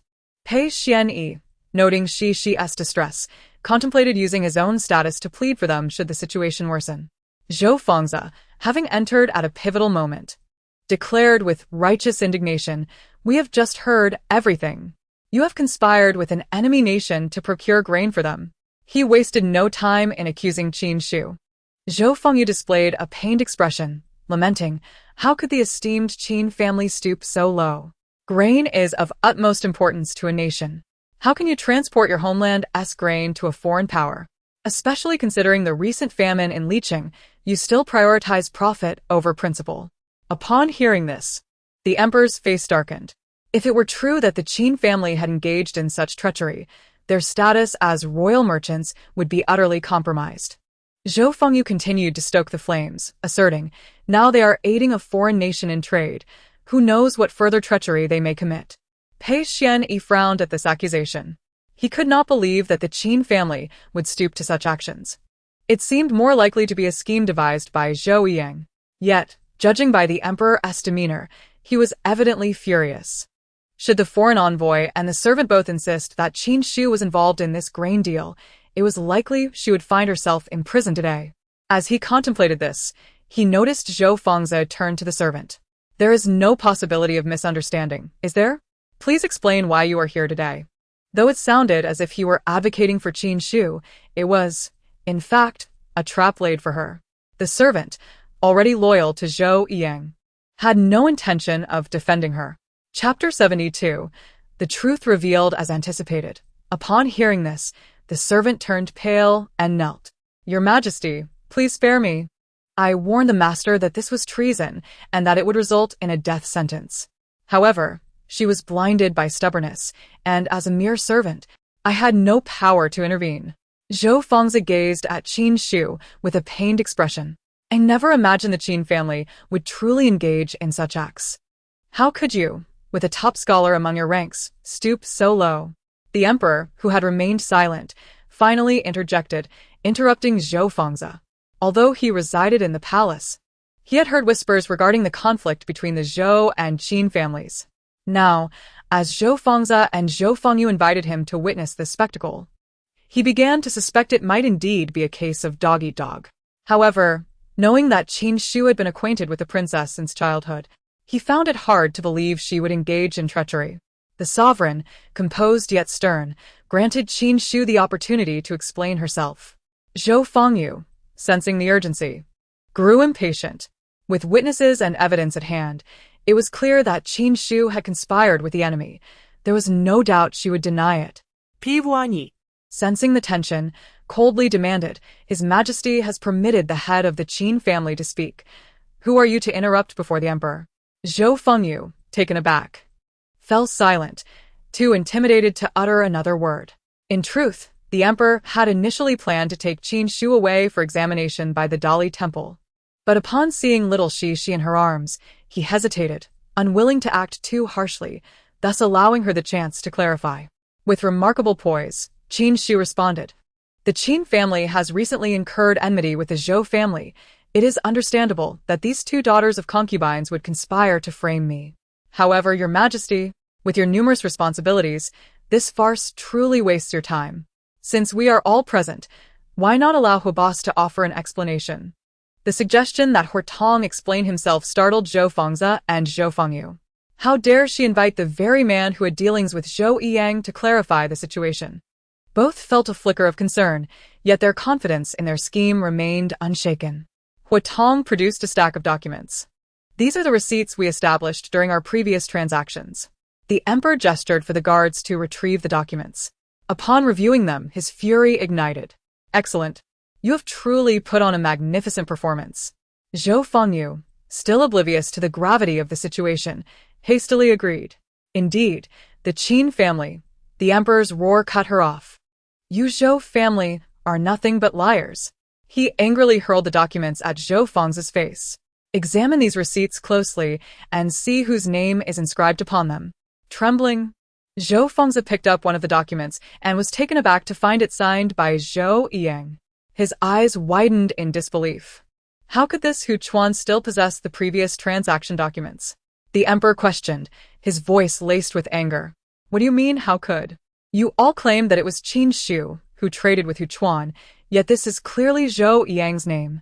Zhou Fengyu cursed inwardly at Zhou Yang for leaving his name on the documents and for not having them destroyed in a timely manner. Zhou Fengzi, eager to seize this opportunity for merit, swiftly redirected the blame to Qin Xixi. Your Majesty, if it weren't for Lord Zhou Yang acting under Qin Xi's orders, how would he have dared to privately sell grain? He still habitually referred to Zhou Yang as Lord Zhou. The emperor frowned at this. Zhou Fengzi intended to convince the emperor that Qin Xixi was the true traitor, a notion the emperor discerned. Although the emperor despised Zhou Fengzi's scheming nature, there was a semblance of truth in his words. After all, Zhou Yang was still Qin Xi's husband. It is said that quarrels at the head of the bed are reconciled at the foot. Moreover, these events transpired before the infidelity was uncovered, suggesting that Qin Xixi might have orchestrated Zhou Yang's involvement in these dealings. Qin Xixi cast a mocking glance at Zhou Fengzi. Do you not recall what transpired that day? Zhou Fengzi, reminded of her words, felt a pang of regret. Zhou Yang and I do not share such a harmonious relationship. Qin Xixi continued to explain to the emperor, Your Majesty, I have been preparing for a divorce from Zhou Yang these past few days. He has consistently refused to sign the divorce papers, and I boldly beseech Your Majesty to grant me permission to dissolve this marriage. The emperor had indeed heard whispers of this matter before. However, the various accounts circulating in the capital left him uncertain about what was true and what was false. Pray, share your tale, he commanded. Upon hearing this, Qin Xixi immediately knelt and began recounting her experiences with Zhou Yang. I have only recently discovered that this so-called husband has colluded with an extramarital partner from the very beginning. Not only is my eldest son of the same age as Zhou Fengzi, but my youngest daughter is also the same age as Zhou Fengyu. Zhou Yang even attempted to drown my child, Xixi, to bring Zhou Fengyu into our household. The emperor, fond of Xixi, felt a surge of anger at this revelation. Wang Shangguan, is this true? The chief eunuch, privy to the kingdom's secrets, nodded affirmatively. With Wang Shangguan's confirmation, the emperor's fury intensified. To think he would attempt to drown Xixi. Unthinkable. Give him 20 lashes. The emperor had initially believed Zhou Yang to merely be keeping a mistress. He was astounded to learn of the attempted murder. Yet, Qin Xixi continued, as for purchasing grain? The emperor caught the gravity of her statement. Are you saying Zhou Yang employed such methods to gather money for grain? Do you have proof? Before Qin Xixi could respond, a voice echoed from outside. There are witnesses. Qin Xixi entered, accompanied by several shopkeepers, with the bruised Zhou Yang trailing behind. After paying his respects to the emperor, Qin Xixi began to testify on behalf of his mother. These shopkeepers are the ones who previously purchased from Zhou Yang. They all nodded in agreement. Indeed, it was he with whom we transacted. Had we known it was Qin's establishment, we would not have made the purchase. One shopkeeper exclaimed indignantly. To oppose the Qin family is tantamount to provoking the local power. No merchant would undertake such a thankless task. Zhou Yang hung his head in guilt, unable to utter a word. Hu Tong, witnessing this, brightened up. Yes, he was the one with whom we dealt previously. At this moment, Qin Xixi ushered in several maids. It was also Zhou Yang who instructed them to drown Xixi. The two maids, realizing their predicament, hastily defended themselves. Your Majesty, we were merely following Zhou Yang's orders. As household servants, we dared not defy our master. Qin Xixi assured them that as long as they spoke the truth, they would be granted their freedom. The maids readily agreed. When Qin Xixi realized it was finally her turn to speak, she pinched her thigh and began to cry. Wah wah. Bad daddy. I've truly suffered. I almost died. I was nearly replaced by Zhou Fengyu, and my mother almost raised the other family's child. Her cries evoked sympathy, painting Zhou Yiyang as a vile creature. The emperor felt a pang of compassion for the child. Children lack such cunning. If even Qin Xixi deems Zhou Yiyang a bad man and an inadequate father, it was evident he had not treated her or the Qin family well. Pei Xuanyi, hearing her sobs, was equally moved. He approached Qin Xixi and gently wiped her tears away. "Do not cry, Xixi. The bad man will be driven away by grandfather the emperor." Having heard her heartfelt sentiments, he regarded Zhou Yiyang as unforgivable. "Grandfather, I believe what the head of the Qin family says is true." He pointed at the two maids. The princess frequently visited the Qin residence. A simple inquiry would reveal if these maids served the head of the Qin family.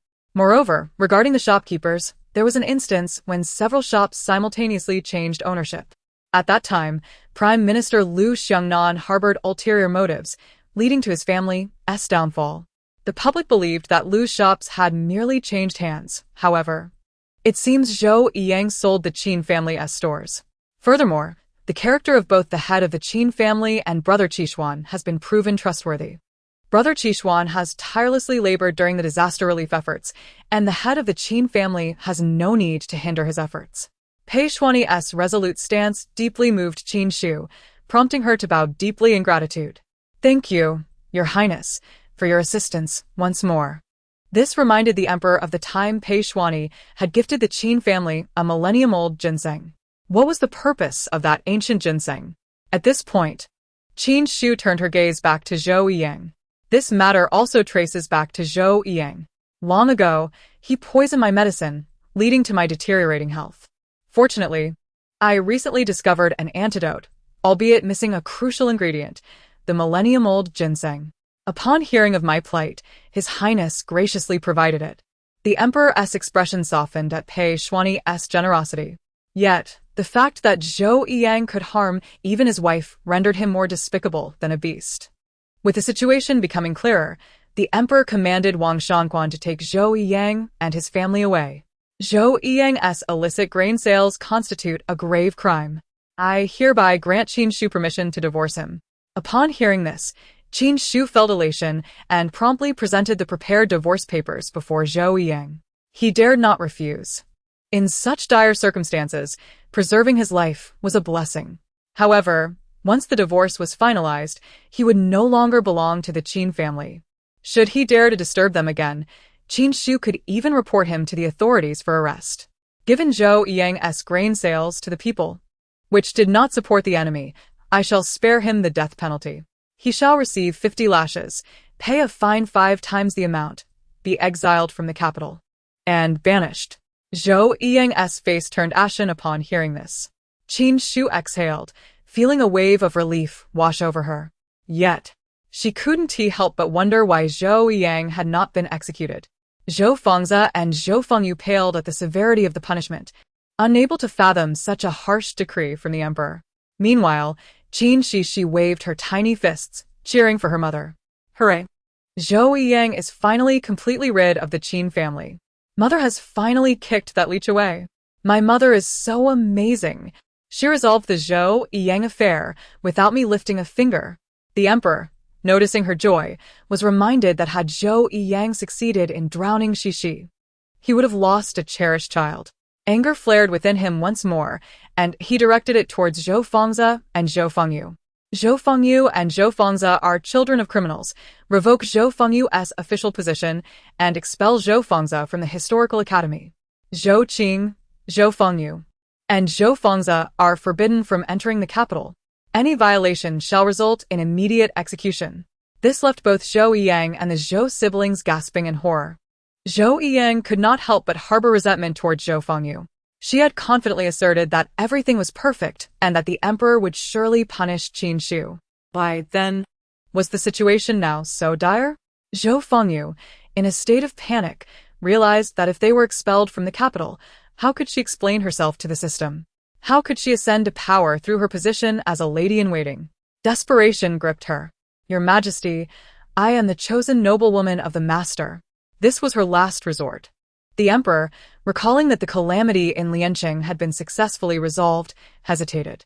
Sensing an opportunity, Zhou Fengyu continued, I do not fear leaving the capital. But I fear that if the noblewoman departs, it may adversely affect the fortunes of the capital. The emperor, a firm believer in metaphysics, began to waver. Pei Shuani discerned the emperor's doubts and promptly advised against trusting Zhou Fengyu's words. He pointed out that Zhou Fengyu was a noblewoman only by virtue of being the master's disciple, not the master herself. Moreover, given that Xian Yin had previously lost his sight due to his poor judgment, it was a punishment from above. Hence, Zhou Fengyu could not truly be the noblewoman. The emperor recalled Xian Yin's blindness, initially attributing it to human misfortune, only to learn later that it was a natural disaster. If Zhou Fengyu was not the noblewoman, then perhaps it was Xixi who truly held that title? Pei Shuani remained non-committal.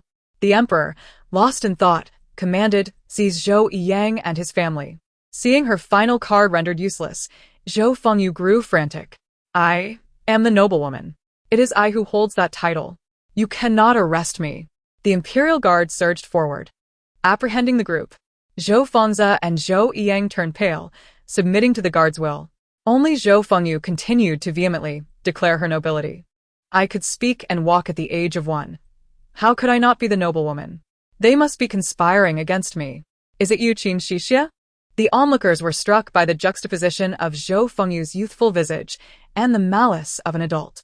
The emperor found her behavior peculiar, noting that she seemed less like a prodigy and more like a fiend. Just as the imperial guard prepared to escort them away, Zhou Fengyu suddenly had a realization. Your Majesty, there is more to this matter. When no one acknowledged her, she pointed accusingly at Qin Xixi, exclaiming, What right does this foreign merchant have to testify for her? Surely she has bribed him. How could Hu Chuan, who was already facing severe shortages, expose his country's plight before the enemy? Such an act of self-destruction was unthinkable. The emperor, recognizing the peculiarities in her assertions, turned his gaze to Qin Xixi. Do you have an explanation for this? Upon hearing the emperor's inquiry, the imperial guard halted their movements. Zhou Fengyu felt a surge of triumph, convinced she had found a chink in Qin Xixi's armor. It must be you who has schemed to bribe him. We are all wronged. Pei Shuani cast a disdainful glance at Zhou Fengyu, concerned for Qin Xixi's ability to handle her accusations. Yet, Qin Xixi remained unfazed. What? Both Pei Shuani and the emperor frowned in confusion. How could Qin Xixi so readily admit to the insinuations?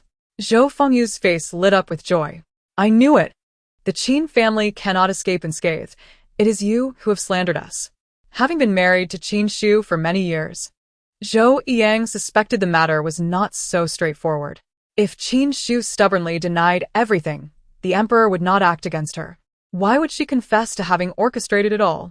Unless, of course, Qin Xixi had a contingency plan. Indeed, Qin Xixi calmly continued, perhaps we should allow this Mr. Hu to elaborate. She relinquished the floor to Hu Tong. Although the emperor was puzzled, he instinctively sensed there was more to the story. Hu Tong laughed heartily. Rest assured, Your Majesty of the Liang dynasty, we of Hu Chuan have no intention of waging war against Liang. Your nation's military prowess is formidable. We would never dare to provoke you. The emperor, heartened by Hu Tong's praise of Liang, felt a sense of relief. A Hu Chuan citizen acknowledging Liang's strength was, without a doubt, a validation of the emperor's governance.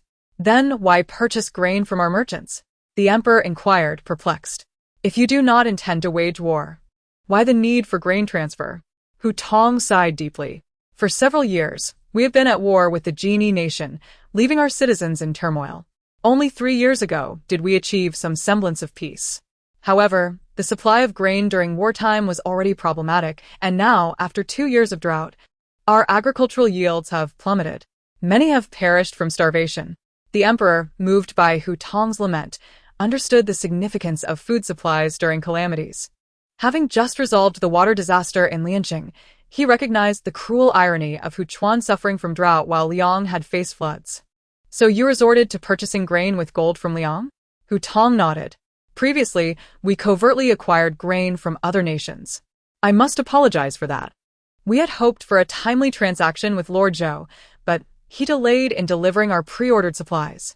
In our desperation, the head of the Qin family approached us. The focus of the conversation shifted to Zhou Yiyang and Qin Xu, and the atmosphere grew tense. The head of the Qin family discovered that Zhou Yiyang was conducting grain transactions with us, which he deemed a violation of Liang's laws, and he resolutely rejected our trade. Yet, the head of the Qin family, with a heart of compassion, did not abandon us to our fate, instead proposing a different arrangement. Another transaction? The emperor's eyes narrowed. The head of the Qin family shared with us a local saying, "It is better to teach a man to fish than to give him a fish." She imparted methods for cultivating grain during droughts. However, this was not a gift to Hu Chuan. Her first stipulation was that we attest to Zhou Yiyang's sole responsibility for the previous transactions, absolving the Qin family of any involvement. The emperor finally grasped why Hu Tong was willing to testify for Qin Xu.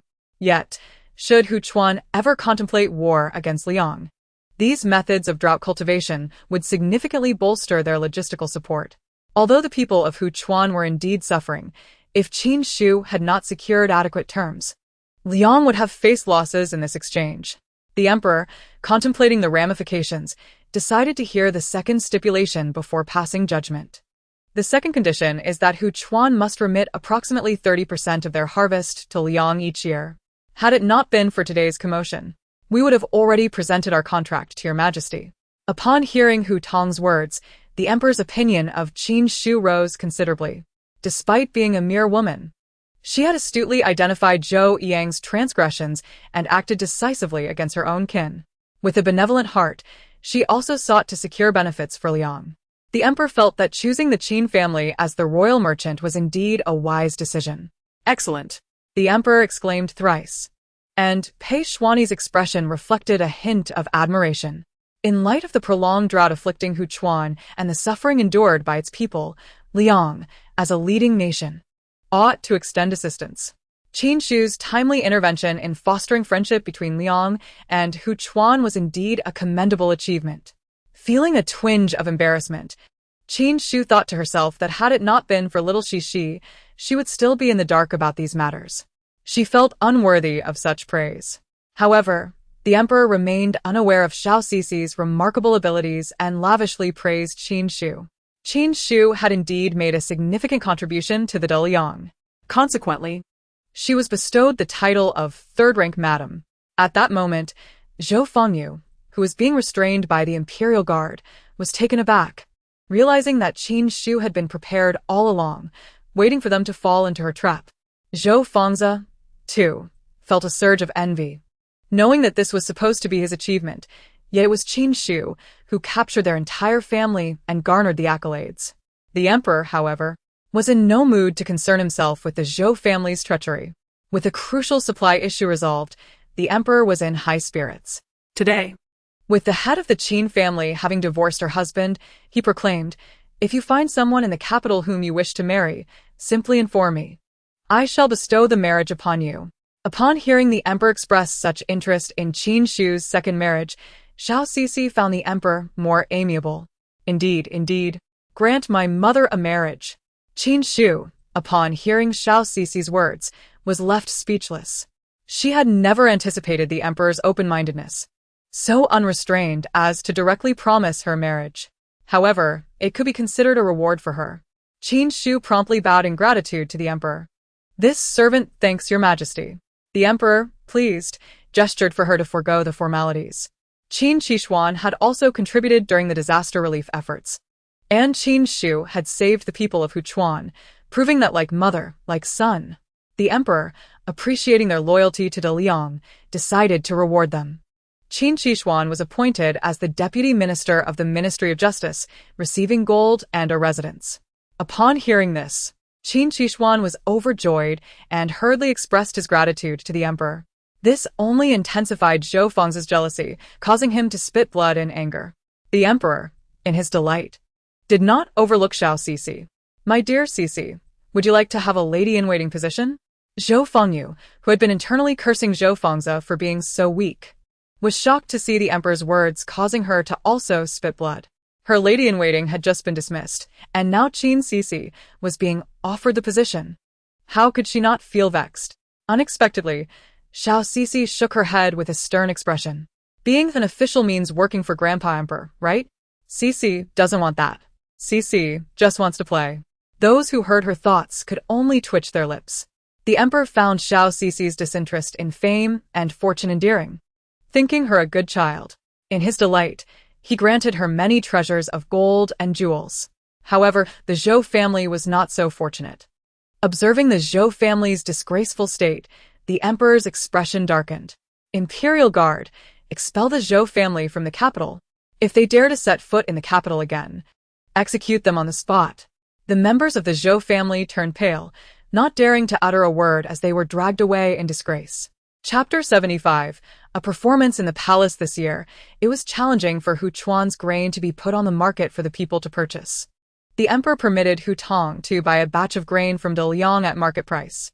To demonstrate Da Liang's sincerity. The emperor reduced the previously agreed-upon tribute from 30% to 25%.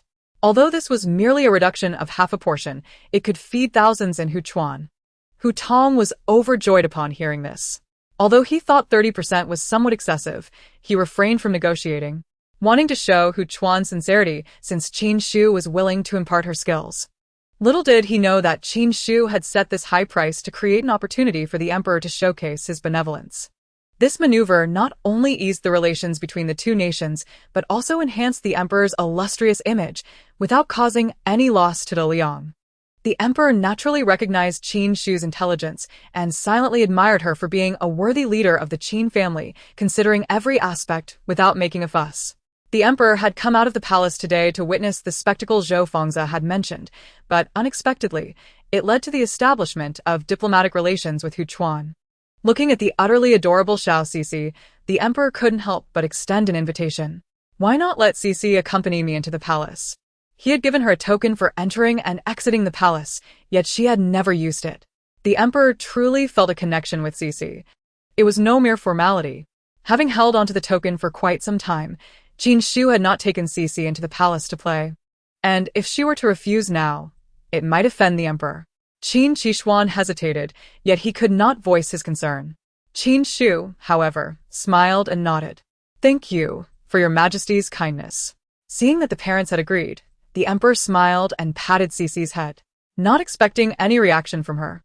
He was pleasantly surprised when Xixi enthusiastically nodded, prompting a laugh from the emperor. "Excellent. Xixi truly shares a bond with me. Come. Let us go into the palace to play."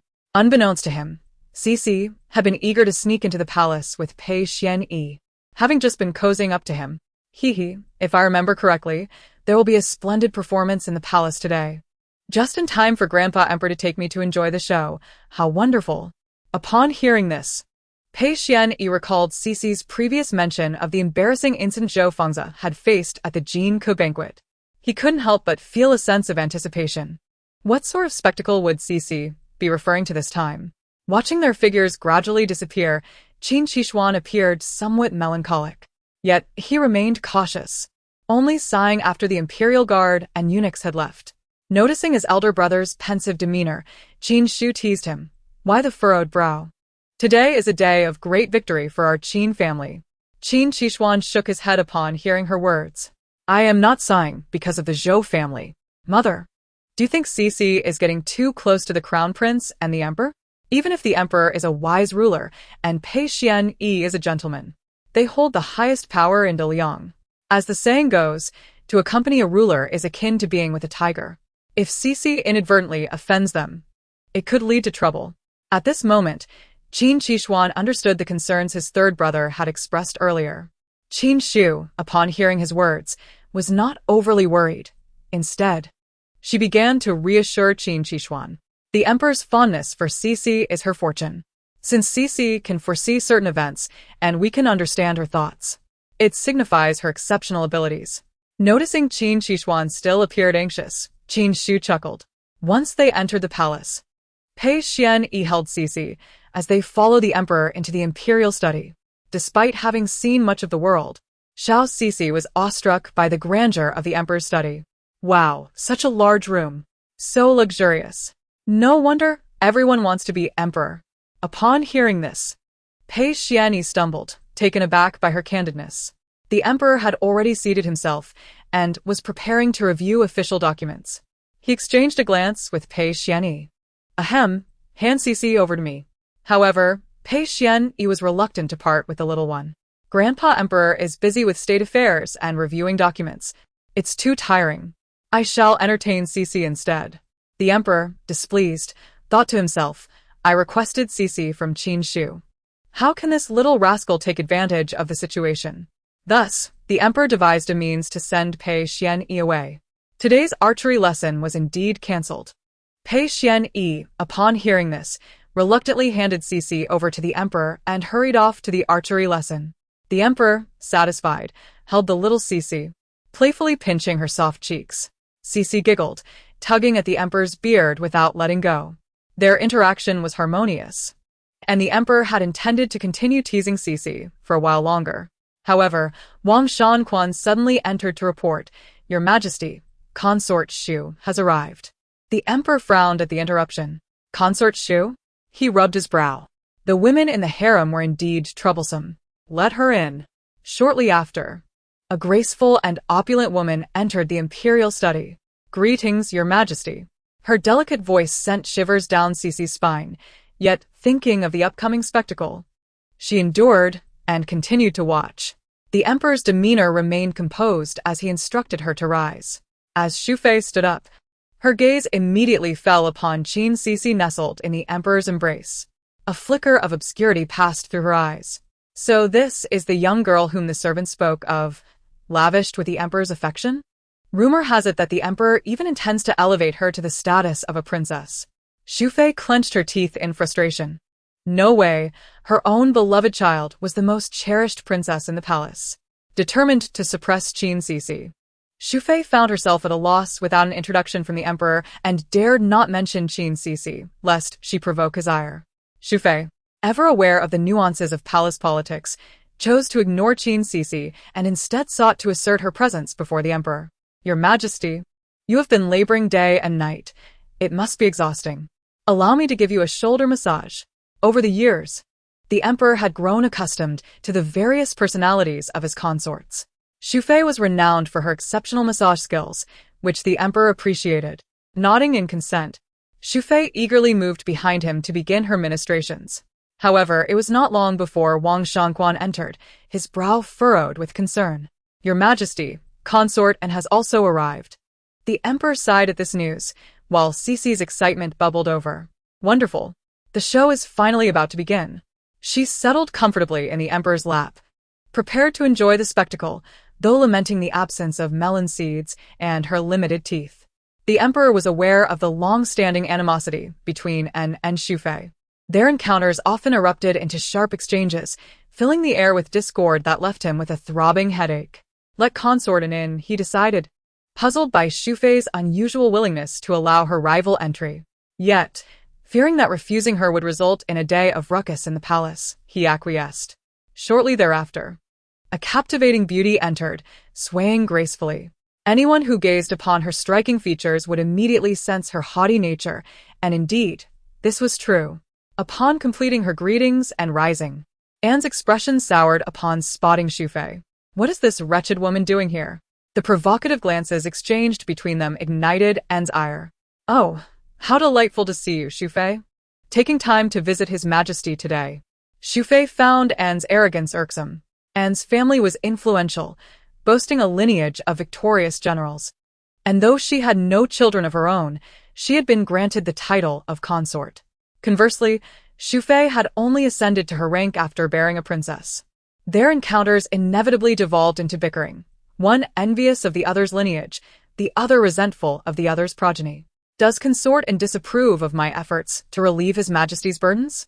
Xufei feigned innocence, but Anne's mind quickly conjured the phrase dead green tea. With a saccharine smile, Anne retorted, Of course not. With you massaging His Majesty, I am overjoyed. However, while your intentions are genuine, perhaps a professional masseuse would be more suitable for the task. I could ask my mother to find a skilled masseur for His Majesty's comfort.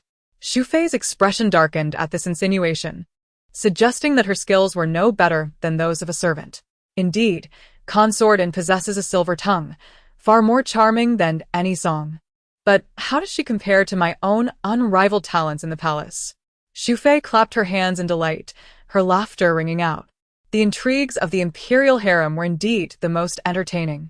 However, her clapping reminded the emperor of Xixi's presence. He was no stranger to the petty squabbles of his consorts, but realized that such an atmosphere was inappropriate for a child. Concerned that exposure to their veiled barbs could corrupt the innocent mind of Xixi, he resolved to end the farce. Disputes in the study are unbecoming. He interrupted their quarrel, tossing a memorial aside in frustration. Xu Fei quickly recognized the emperor's anger and fell silent, dutifully resuming her shoulder massage, while mentally berated Xu Fei for her pretentiousness. However, upon reflection, and realized that the emperor, who usually ignored their bickering, must have a reason for intervening now. Her eyes fell upon Xixi in the emperor's lap, and she recalled the rumors of Qin Xixi winning the emperor's favor and receiving an imperial token. It was this little imp, with her laughter and applause, who had drawn the emperor's ire towards them, and could not help but harbor resentment towards Qin Xixi. With no children of her own, she felt increasingly threatened by the prospect of Qin Xixi potentially becoming a princess, diminishing the prospects for her future offspring.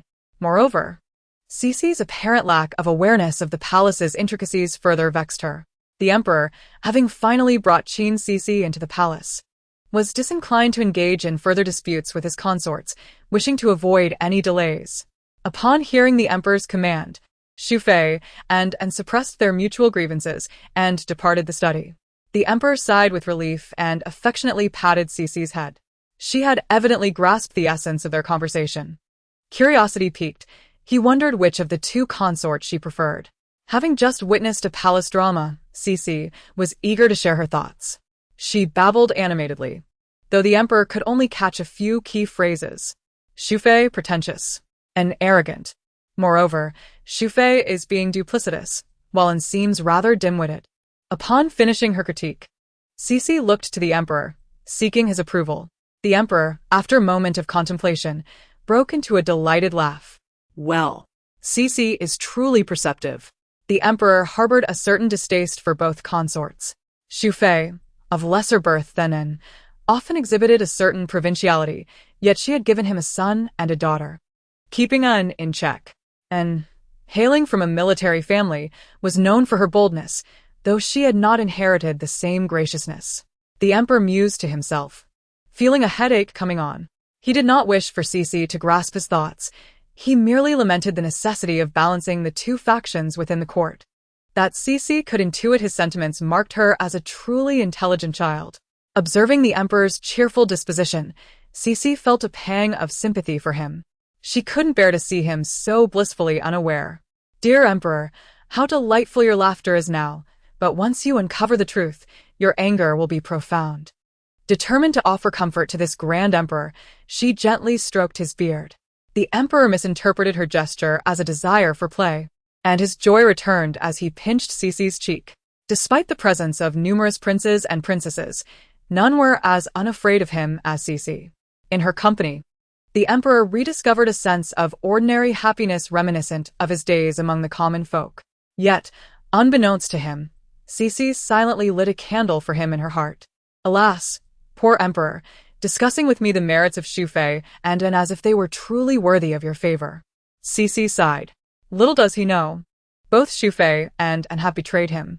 Even Xu Fei's children, and those yet to come from him will not be his. The emperor remained oblivious to Xixi's inner thoughts. But Pei Xuanyi was not. He was still unaware of the shocking events that had unfolded during his archery lesson.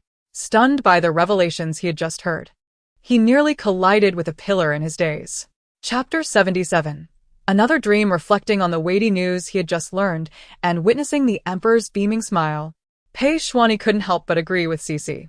Indeed, the emperor was quite pitiable. Unaware of the concubine's changing affections, one might assume they were merely vying for his love.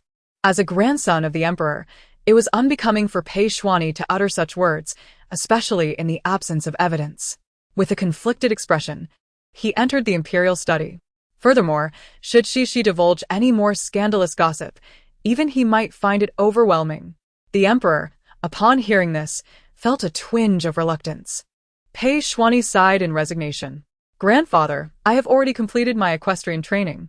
It is indeed rather late. In truth, he did not wish for Xixi to leave. After all, it was her arrival that had prompted him to pursue his lessons in the first place. The emperor glanced outside at the darkening sky.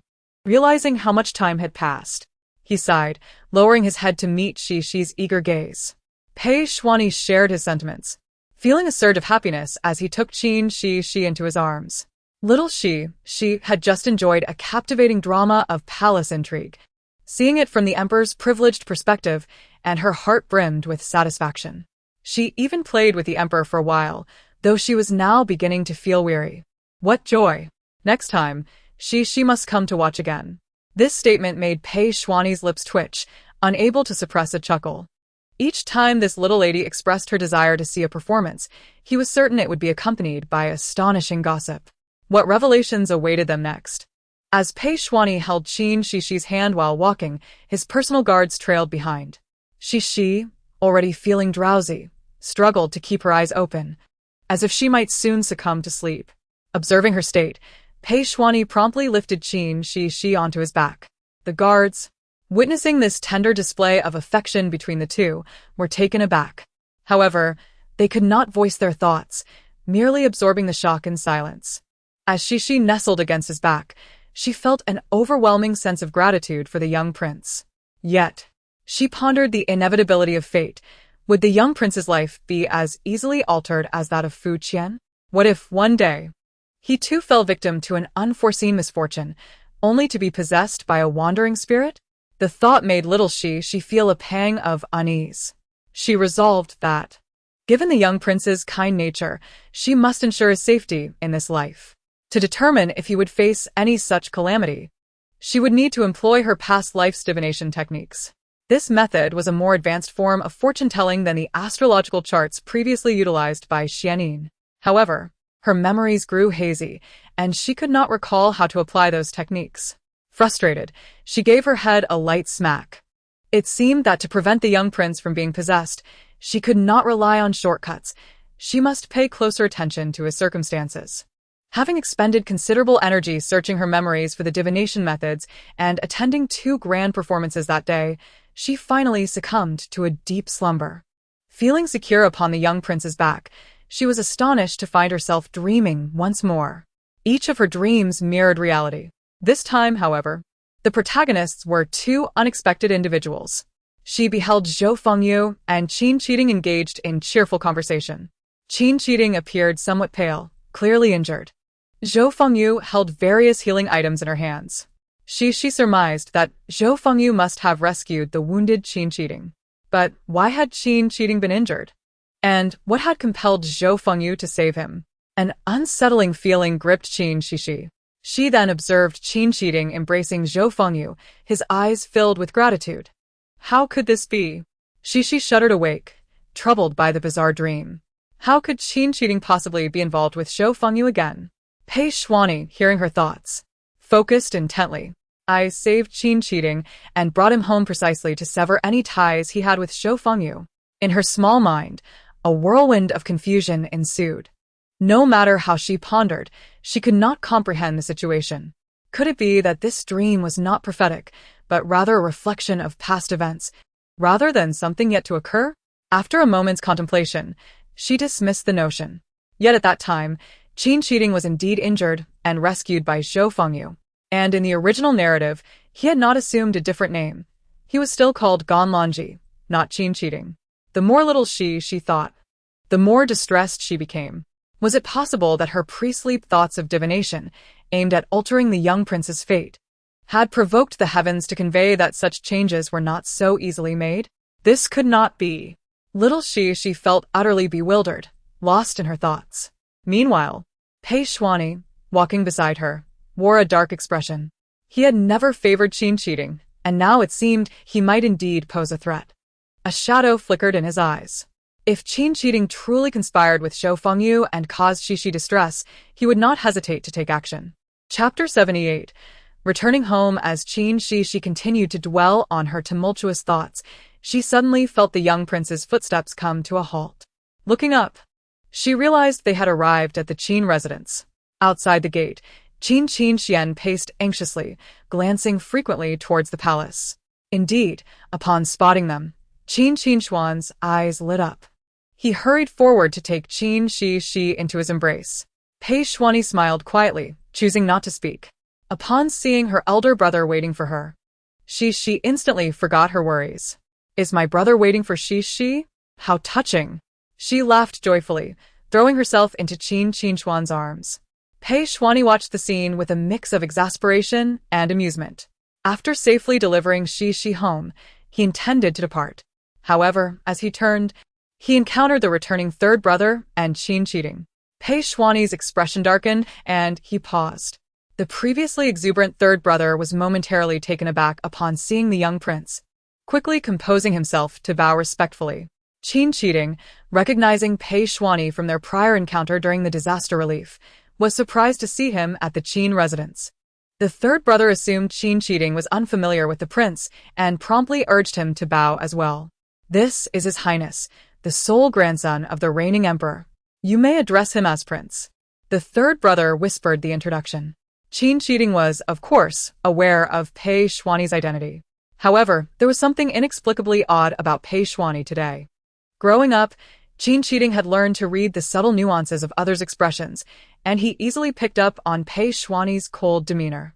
Meanwhile, Pei Xuani scrutinized Qin Xixi closely.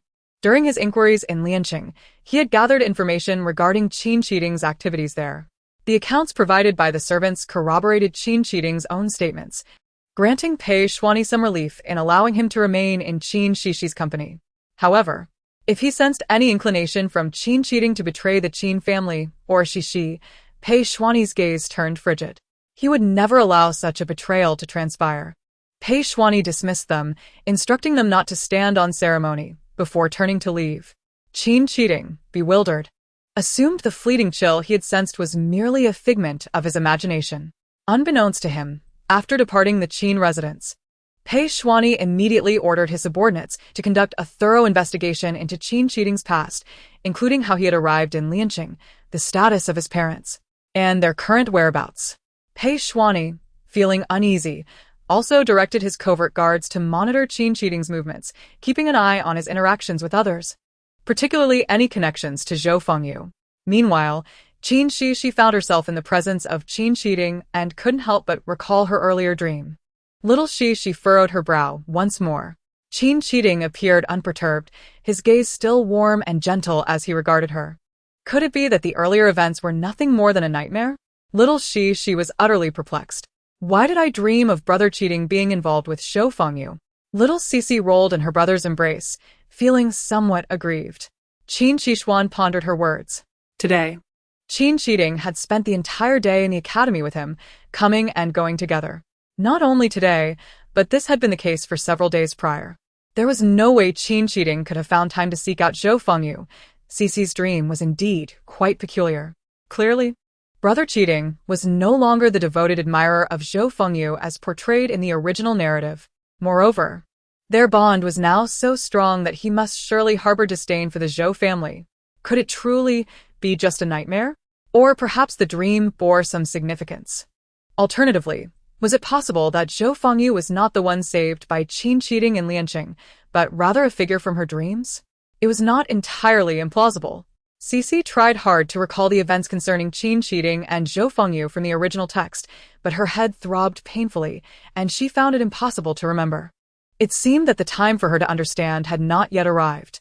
With a sigh, Xixi felt that although the third brother was aware of her distress, he considered her too sensitive. After all, it was merely a dream. Why take it so seriously? He was generally carefree, despite the significant impact Qin Xixi had on him lately. He still sensed a deep affection for the Qin family and deemed it unnecessary to doubt him over Xixi's dream. With these thoughts, the third brother lifted Xixi from his brother's arms. Hearing that her third brother wanted to play with her, Xixi temporarily forgot her worries. Whenever he proposed a game, it seemed more like he was indulging in play while she was merely appeasing him. Pouting, Xixi found that her third brother remained oblivious to her feelings as he dashed toward his courtyard with her in his arms. Qin Xixi hurried to follow. Observing their antics, Qin Xixuan allowed them to go, recalling what the servant had mentioned earlier, and pondered for a moment before heading to their mother's quarters. Upon seeing Qin Xixuan, Qin Shu playfully inquired about his day. He nodded, noting that the third brother had taken Xixi away, likely to play for a bit before returning for a meal. Feeling somewhat embarrassed by their mother's mirth, he was merely concerned for his sister. Shifting his focus, Qin Xixi adopted a serious demeanor. Mother, after the Zhou family was expelled from the city, I arranged for someone to monitor their movements. Qin Shu's smile faded as she listened intently. Qin Xixi continued, somewhat exasperated. They've already left the capital, so they no longer care about their reputation here. Without any evidence, it will be quite difficult to retrieve the money they owe us. Zhou Yang has benefited from this situation. They used that money to purchase a reasonably spacious residence and have settled there with 4 people. Qin Shu nodded, finding this consistent with her thoughts. Although she had previously mentioned that Zhou Yang should compensate for the money, she understood he would never willingly repay her. In truth, having successfully removed Zhou Yang and retained her 6 children, she felt quite satisfied. However, Qin Xixi held a different perspective. While they were currently outside the capital, keeping the Zhou family alive posed a lingering threat. It would be wiser for us to eliminate them entirely to prevent future troubles. Qin Shu, however, shook her head in disagreement. Xixi, regardless, Zhou Yang is still your biological father. The emperor has already punished the Zhou family. If they were to be exterminated now, it would surely be attributed to the Qin family. Wouldn't that imply dissatisfaction with the emperor's punishment? Moreover, you have recently been promoted to Deputy Minister of Justice. Are you truly willing to involve yourself in such matters? Qin Shu felt a tinge of anger, believing her son's words to be impulsive. Upon hearing his mother's reasoning, Qin Xixi felt a wave of guilt wash over him. I understand, mother. With a sigh, Qin Shu concluded. Since we have resolved this matter, let us put aside past grievances. If others do not offend us, we shall not offend them. Only then can we live joyfully. At that moment, the third brother burst into Qin Shu's courtyard. Mother, Xixi, says she misses you. Little Xixi, nestled in her brother's arms, was on the verge of sleep. The day had truly exhausted her. After watching 2 melons, she had to play with her third brother. Had she not suddenly cried for her mother, he would have insisted on continuing their game of eagle catches chickens for much longer. Alas, she was but a solitary little chick. Little Xixi felt a surge of tears. Upon seeing Qin Xixi enter, Qin Shu's joy was boundless. She instinctively overlooked the third brother and embraced Xixi warmly. In her mother's comforting hold, little Xixi finally fell into a deep slumber. The following day, news of Qin Shu's divorce spread throughout the capital. The saga of the Qin and Zhou families had become a hot topic among the citizens in recent weeks. Various accounts of the story circulated in tea houses. Some claimed Qin Shu had endured for years before finally erupting, while others suggested Zhou Yang had conspired against the country, forcing her to sever ties with him. Most believed that Qin Shu's decision to divorce rather than simply separate from Zhou Yang indicated her utter disregard for his reputation. Thus, many were inclined to believe Zhou Yang's previous scandals were true and that Qin Shu had decisively severed their relationship due to his actions. Little Xixi had overheard numerous servants and maids discussing the rumors circulating outside. Alas, the people in the capital truly lack excitement, relying solely on such gossip for amusement. Qin Huaihao, who had been out inspecting shops the day before, missed witnessing the confrontation between Qin Shu and Zhou Yang. Xiao Shu, you divorced Zhou Yang? Qin Shu promptly invited him in to sit and share her account. I never anticipated Zhou Yang would act so rashly. Noting Qin Huaihao's confusion, Qin Shu elaborated. Zhou Yang's trump card was his grain business, which he conducted with the Huchuan people under my name. Qin Huaihao's eyes widened in astonishment. He engaged in such treachery, using our Qin family's name? Qin Shu nodded, causing him to realize just how audacious Zhou Yang truly was. This is treason. How did you handle it, Xiao Shu? Qin Shu proceeded to recount the events of the previous day. Initially furious, Qin Huaihao gradually calmed, feeling a sense of relief. Had this been my situation, I doubt I could have managed it as adeptly as you have. After Qin Shu finished speaking, he sat in a daze for a moment. His expression a mixture of pride and complexity. Xiao Shu has indeed matured. Such poise and strategy, truly a commendable child of the Qin family. Qin Huaihao chuckled with delight, standing up, visibly thrilled. Qin Xixi, however, slightly exasperated, remarked, "Uncle, even if you must leave, at least stay for a meal together first. It has been ages since we've had a family reunion." Realizing he had been overly excited, Qin Huaihao readily agreed to dine with them before departing. For lunch, Qin Xixi personally prepared a variety of dishes. The children sat in a row, with little Xixi perched on a small stool beside her mother. Qin Huaihao, having never closely observed the little girl before, now noticed how much she resembled a young Qin Xixi. However, while Qin Xixi had been graceful as a child, little Xixi was adorably soft and endearing. Qin Huaihao couldn't help but mimic Qin Xixi, pinching little Xixi's cheek. She giggled in response, evoking a peculiar sense of satisfaction in him. No wonder her brothers enjoyed playing with her. She was truly a delightful little girl. "Uncle, I am immensely grateful for your assistance in exposing Zhou Yiyang's true nature." Qin Xixi expressed her thanks before they began their meal. Although the bond between the uncle and his niece is profound, gratitude must still be expressed. "This cup is a toast from the niece to you." A few children, imitating their mother, also offered Qin Huaihao a cup of tea. A smile involuntarily graced Qin Huaihao's face. Hearing this, Qin Xixi felt a pang of nostalgia for her parents and thought she would ask Qin Huaihao to deliver a letter for her later. "Uncle, are you traveling to Jiangnan by water or land?" Little Xixi's eyes instantly sparkled upon hearing this. "Oh, how could I have forgotten about this?" Who is speaking? Qin Huaihao instinctively turned his head, only to find little Xixi closest to him. Uncle must take the water route. If he does, he might encounter the girl who fought desperately for his life. She is his destined one. Little Xixi thought excitedly, unaware that Qin Huaihao gazed at her with skepticism. Could it really be the voice of this little girl?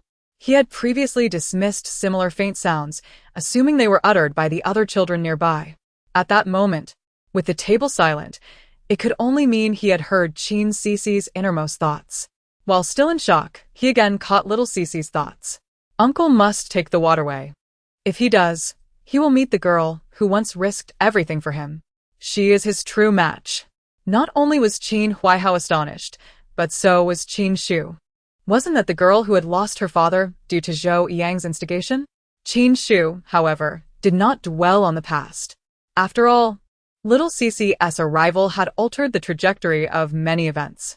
Moreover, that girl was unaware of the truth and had genuinely cared for the uncle. Qin Xixi subtly began to persuade Qin Huaihao. Perhaps it would be best to take the water route. It is more convenient to travel to Jiangnan by water, and the comfort of our own ship would be preferable. Uncle could also observe the passing merchant vessels to alleviate his boredom. After a moment's thought, she added, moreover, Uncle should hurry, as it won't be long before Qi Xian is ready to marry. He must seize his own romantic destiny. Upon hearing this, Qin Huaihao felt a peculiar sensation. How did it align so closely with little Xixi's thoughts? Was it mere coincidence, or could Qin Xixi also perceive Xixi's musings? Filled with doubt, Qin Huaihao left, his heart considerably lighter than when he arrived. Chapter 80. Fu Yan. Shortly after Qin Huaihao's departure, an invitation from the Grand Princess arrived at the Qin residence. The Grand Princess requests your presence, head of the Qin family. Qin Xixi understood that the Grand Princess had likely heard of her divorce and wished to offer her comfort. Thus, she took little Xixi with her to the palace. Upon seeing the Grand Princess, little Xixi joyfully waved at her. The Grand Princess is pregnant, and she seems even gentler. The Grand Princess was equally delighted to see Qin Xixi. However, with her pregnant belly, she could not hold little Xixi as she would have liked. If it weren't for this inconvenient condition, I would have loved to visit you at the Qin residence myself. The Grand Princess looked at Qin Xixi with concern. Hearing this, little Xixi wriggled free from Qin Xixi's embrace and swiftly stepped up to the Grand Princess, gently placing her small ear against her belly. This action startled Qin Xixi, but thankfully, Xixi was generally well behaved. Wow! The baby in the Grand Princess's belly is so lively and full of vitality. Qin Xixi felt a surge of joy at this. She was well aware of the Grand Princess's fondness for children. Judging by Xixi's words, the child would surely be born healthy. And Qin Xixi was naturally elated for her friend. She smiled at the Grand Princess. The child you have longed for has finally arrived. How could I possibly allow you to come to the Qin residence while in such a condition? Please take good care of yourself. Seeing Qin Xiu's expression, the Grand Princess felt somewhat reassured. Yet, knowing how deeply Qin Xiu had cared for Zhou Yang, she was aware that the decision to divorce must have weighed heavily on her heart. Are you all right? The Grand Princess did not articulate her concern explicitly, but Qin Xiu understood. After discovering Zhou Yang's betrayal, she had confided only in Qin Xixi, which led others to believe that her break with Zhou Yang had come quite suddenly. However, Qin Xiu had long contemplated the situation. Initially, I felt a bit hurt, but as time passed, my heart grew colder. I happened to learn that Zhou Yang had been keeping a mistress and had a son the same age as Qi Xian. At that moment, I felt utterly betrayed. I had supported him with a shop, provided him money, and helped him navigate the political landscape. And yet he treated me this way. Qin Xiu sighed. The Grand Princess, upon hearing these words, sensed that Qin Xiu had truly come to terms with her feelings. I told you before that Zhou Yang was unreliable, yet you believed in him, blaming your father for his education. The Grand Princess recalled past events and felt relieved that Qin Xiu had not deceived herself this time. Now that you seem to have moved on, I can finally rest easy. The Grand Princess had feared that Qin Xiu might be harboring resentment and had sought her out for conversation. Seeing Qin Xiu now, she seemed perfectly fine, so the Grand Princess refrained from bringing up Zhou Yang to avoid causing her distress. Have you considered a second spring? Qin Xiu nearly spat out her drink in surprise. Why was everyone so concerned about her happiness? She awkwardly rubbed her forehead. I just divorced. To think of remarrying so soon is quite hasty. The Grand Princess waved her hand dismissively. I have heard that His Majesty intends to grant you a marriage. Even if he does not, I shall be your staunch supporter. No one would dare speak ill of you, behind your back. Qin Xiu thought to herself that it was not merely a matter of gossip. Yet before she could refuse, the Grand Princess shifted the topic. Qin Xiu showed little reaction, but little Xixi perked up her ears. Sensing her thoughts, Qin Xiu's lips twitched, and she understood the Grand Princess's intentions. I and General Fu are merely friends. Upon saying this, she could not help but recall her childhood companion. He had abruptly joined the army back then, and since then, they had lost contact. Over the years, while she idled away her time in the Qin residence, Fu Yan had risen through the ranks from a lowly soldier to become Da Liang's most valiant general. While Qin Xiu regarded him as just a friend, she harbored great admiration for Fu Yan. The Grand Princess felt somewhat disappointed by Qin Xiu's statement. At that time, you and Fu Yan were quite close. I did not sense any indifference on his part toward you. Qin Xiu was taken aback by this remark. Such words should not be uttered lightly, as they could tarnish General Fu's reputation. Moreover, childhood affections were difficult to sustain. They had not seen each other in many years. The Grand Princess, realizing this, decided to abandon her attempts at persuasion.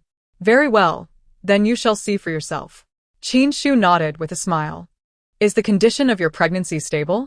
Speaking of the child in her belly, the Grand Princess became even more cheerful. The baby is very well behaved. I have not felt any discomfort, so far. He occasionally kicks, displaying quite a bit of vitality. Qin Xiu felt reassured and chatted with the Grand Princess a little longer before preparing to leave. Take good care of yourself. Little Xixi and I are going to fetch the third one, and Qiting. At that moment, Qin Qiting and the third child were also walking home from school. During these days, Qin Qiting and the third child had grown quite familiar, and the third child was no longer fearful of Qin Qiting. This was due to Qin Qiting's exceptional talent and his willingness to share his knowledge, which greatly improved the third child's studies. They conversed animatedly, and suddenly, the third child recalled his sister's nightmare from the previous day. He was not one to keep secrets, so he promptly told Qin Qiting. Chapter 81. Qin Qiting's family. Qiting, did you know that my sister had a nightmare yesterday? Qin Qiting, unable to read Xixi's mind, was oblivious to the matter. In her dream, Zhou Fengyu unexpectedly saved you, and then you were very grateful to her, which led you to assist the Zhou family in dealing with the Qin family. After she experienced a nightmare, she felt deeply saddened and was afraid to see you.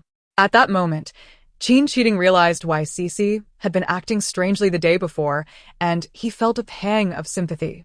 How could I possibly do such a thing? The Zhou family is clearly not composed of good people. The third brother nodded vigorously in agreement. I said that my sister's dream was utterly absurd. We all have complete faith in you. Besides, you are so intelligent. How could you not discern what kind of person Zhou Fengyu truly is? Qin Xixi concurred, noting that Zhou Fengyu exuded a deep cunning. Even if she did rescue me, it would only be to exploit me. However, Xixi genuinely saved me out of pity. They are not the same.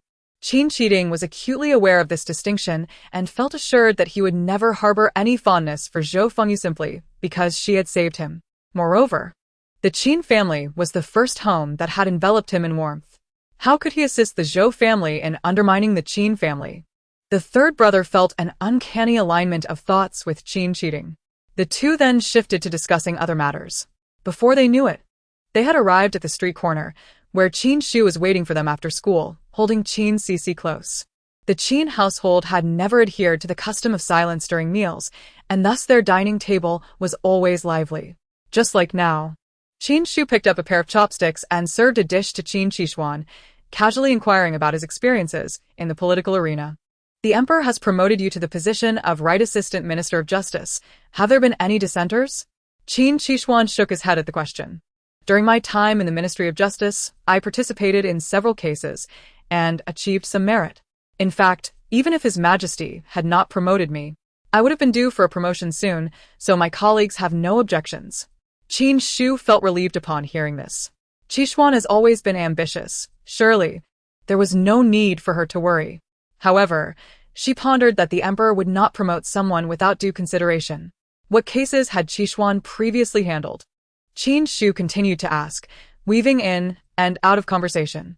Qin Xixi shared a few recent cases, captivating everyone's attention. After dinner, a guard reported, "Head of the family, someone is seeking an audience outside." Qin Xu was puzzled. At this late hour, who could it be? Do they appear familiar? She contemplated whether to invite them in. The guard considered the visitor's words. It is a family seeking the young master cheating. They seem to have a connection with him.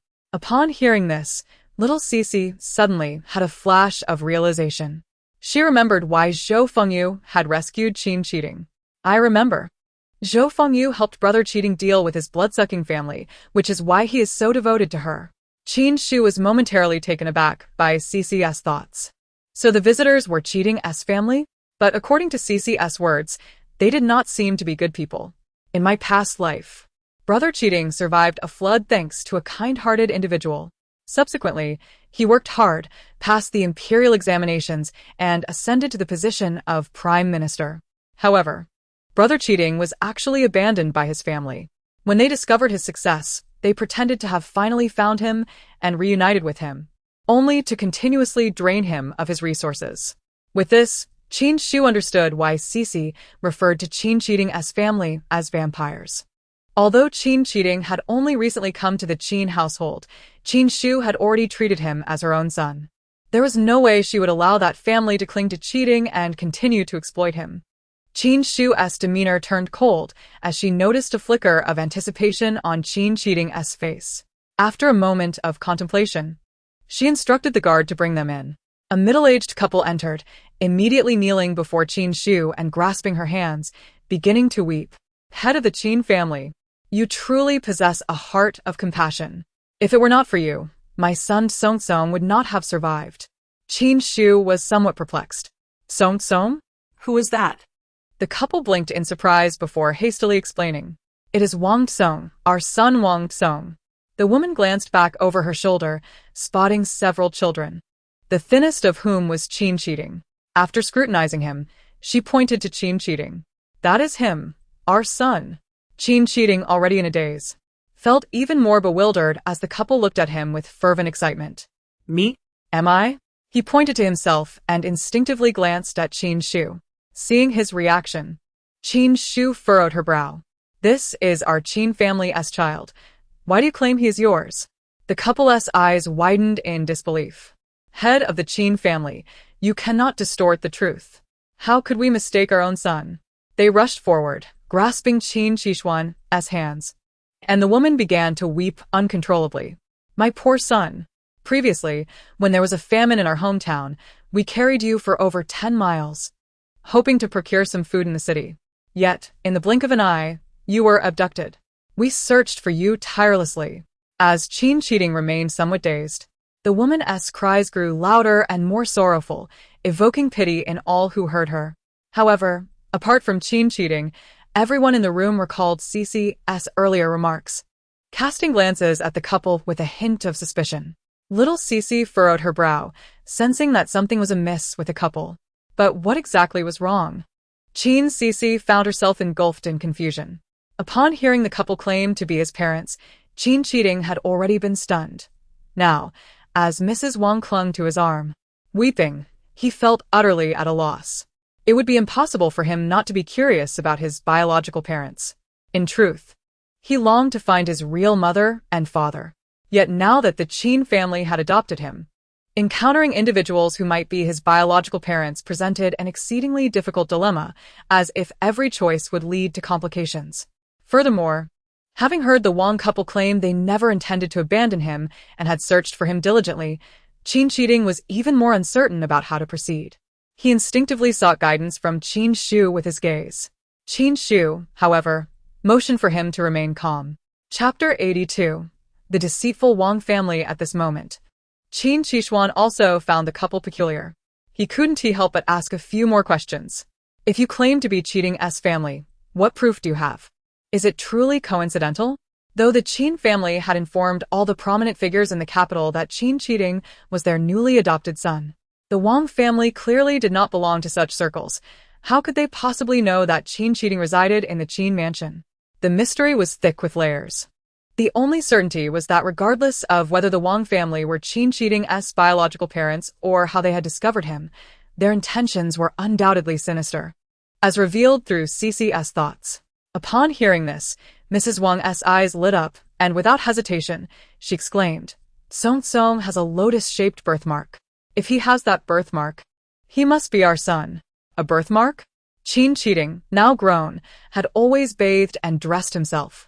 No one in the Qin family had ever noticed whether he bore such a mark. Everyone turned their eyes toward Qin Xixi, observing his astonished expression. The third brother, having the most straightforward disposition, directly asked, "Xixi, do you really have a lotus birthmark?" Qin Xixi, momentarily stunned, managed a hesitant nod. He had always disliked having others attend to him during bathing, so no one had seen his body. However, he indeed bore a lotus-shaped birthmark on his waist. Since no one could have leaked the secret, it must have been seen and remembered by his biological parents many years ago. In that instant, Qin Xixi was overwhelmed with a whirlwind of emotions. So, are they truly his biological parents? Upon suddenly learning that his real parents were right before him, Qin Xixi found himself in a state of disarray. At that moment, he was unsure whether to approach them or how to confront them.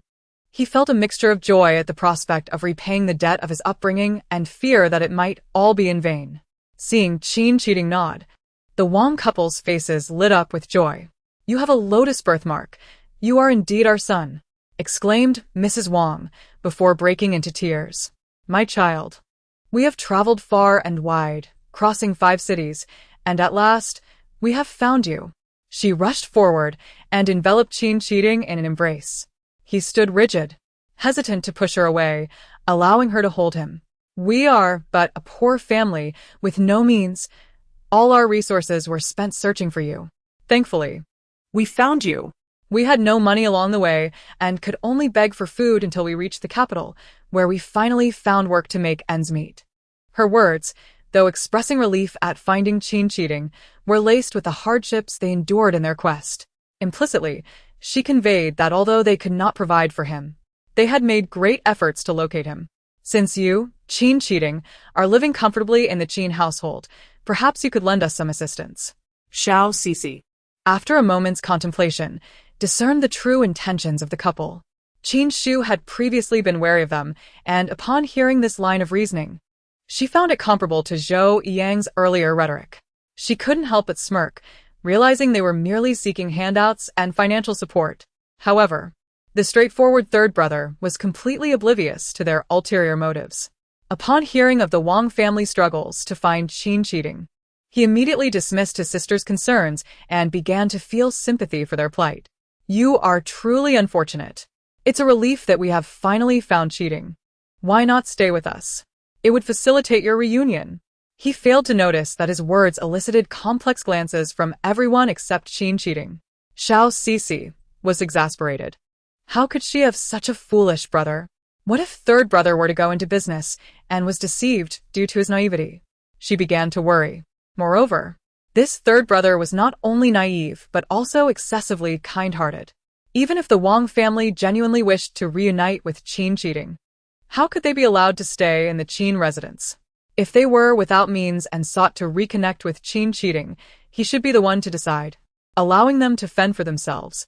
By directly inviting the Wang couple into the household and offering them support, third brother would not only place undue pressure on Qin Xixi but also burden the Qin estate with two useless individuals. While the Qin household could afford to sustain them, it was unjust to let them take advantage of the situation. Yet, third brother clearly lacked such discernment. His eyes sparkled with innocent sincerity as he earnestly invited the Wang family to reside in the Qin estate. The couple exchanged glances, both wearing triumphant smiles. This may not be appropriate, Mrs. Wang feigned reluctance. Third brother shook his head vigorously. I have long considered cheating as my own brother, since you are his biological parents. We at the Qin household must treat you with the utmost respect. But it cannot be in this manner. Qin Xixi sighed, rubbing her forehead. Her foolish son was far too naive. She leaned closer to speak with only Qin Xixi able to hear her. Do we really want to allow third brother to keep them here? Qin Xixi also felt that third brother's actions were rather childish. However, after some contemplation, he nodded. Given that the Wang family's motives were questionable, it would be better to keep them under scrutiny rather than dismiss them, allowing them the opportunity to possibly devise further schemes. Let's keep them close and investigate their true backgrounds. Upon hearing this, Qin Xixi agreed with her son. She then turned to the Wang couple with a smile. I was initially apprehensive that you were not Cheating's parents, fearing he would be left disappointed. However, since you are aware of Cheating's birthmark, it indicates a close relationship with him. Therefore, you may stay in our residence. Jinju, please prepare the eastern guest room. Mrs. Wang's face broke into a broad smile upon hearing this. Thank you, Master Qin. Your kindness is truly a blessing for my son to encounter someone of your stature. Qin Xixi maintained her smile outwardly, but her heart grew cold. While these words appeared to express gratitude, they were actually an attempt to draw Qin Xixi into their fold. Were they hoping to sway him into using the Qin family's wealth to support them? In an instant, Qin Xixi saw through the Wang couple's intentions. However, given that Qin Xixi had just discovered his biological parents, revealing the truth to him might lead to disbelief or even distress. Qin Xixi remained silent, instructing a maid to assist the Wang couple with their luggage and escort them to the eastern guest room for rest. Qin Xixi was now more convinced than ever that the Wang family must be his kin. Otherwise, their words would not have evoked long-buried memories. Hearing Qin Xixi arrange for the couple's stay at the Qin estate filled him with a blend of joy and gratitude. Mother, thank you. Qin Xixi understood his unspoken sentiments and waved her hand. Since you still call me mother, there is no need for formality. Yet she hoped that when the truth finally emerged, Qin Xixi would not be too heartbroken.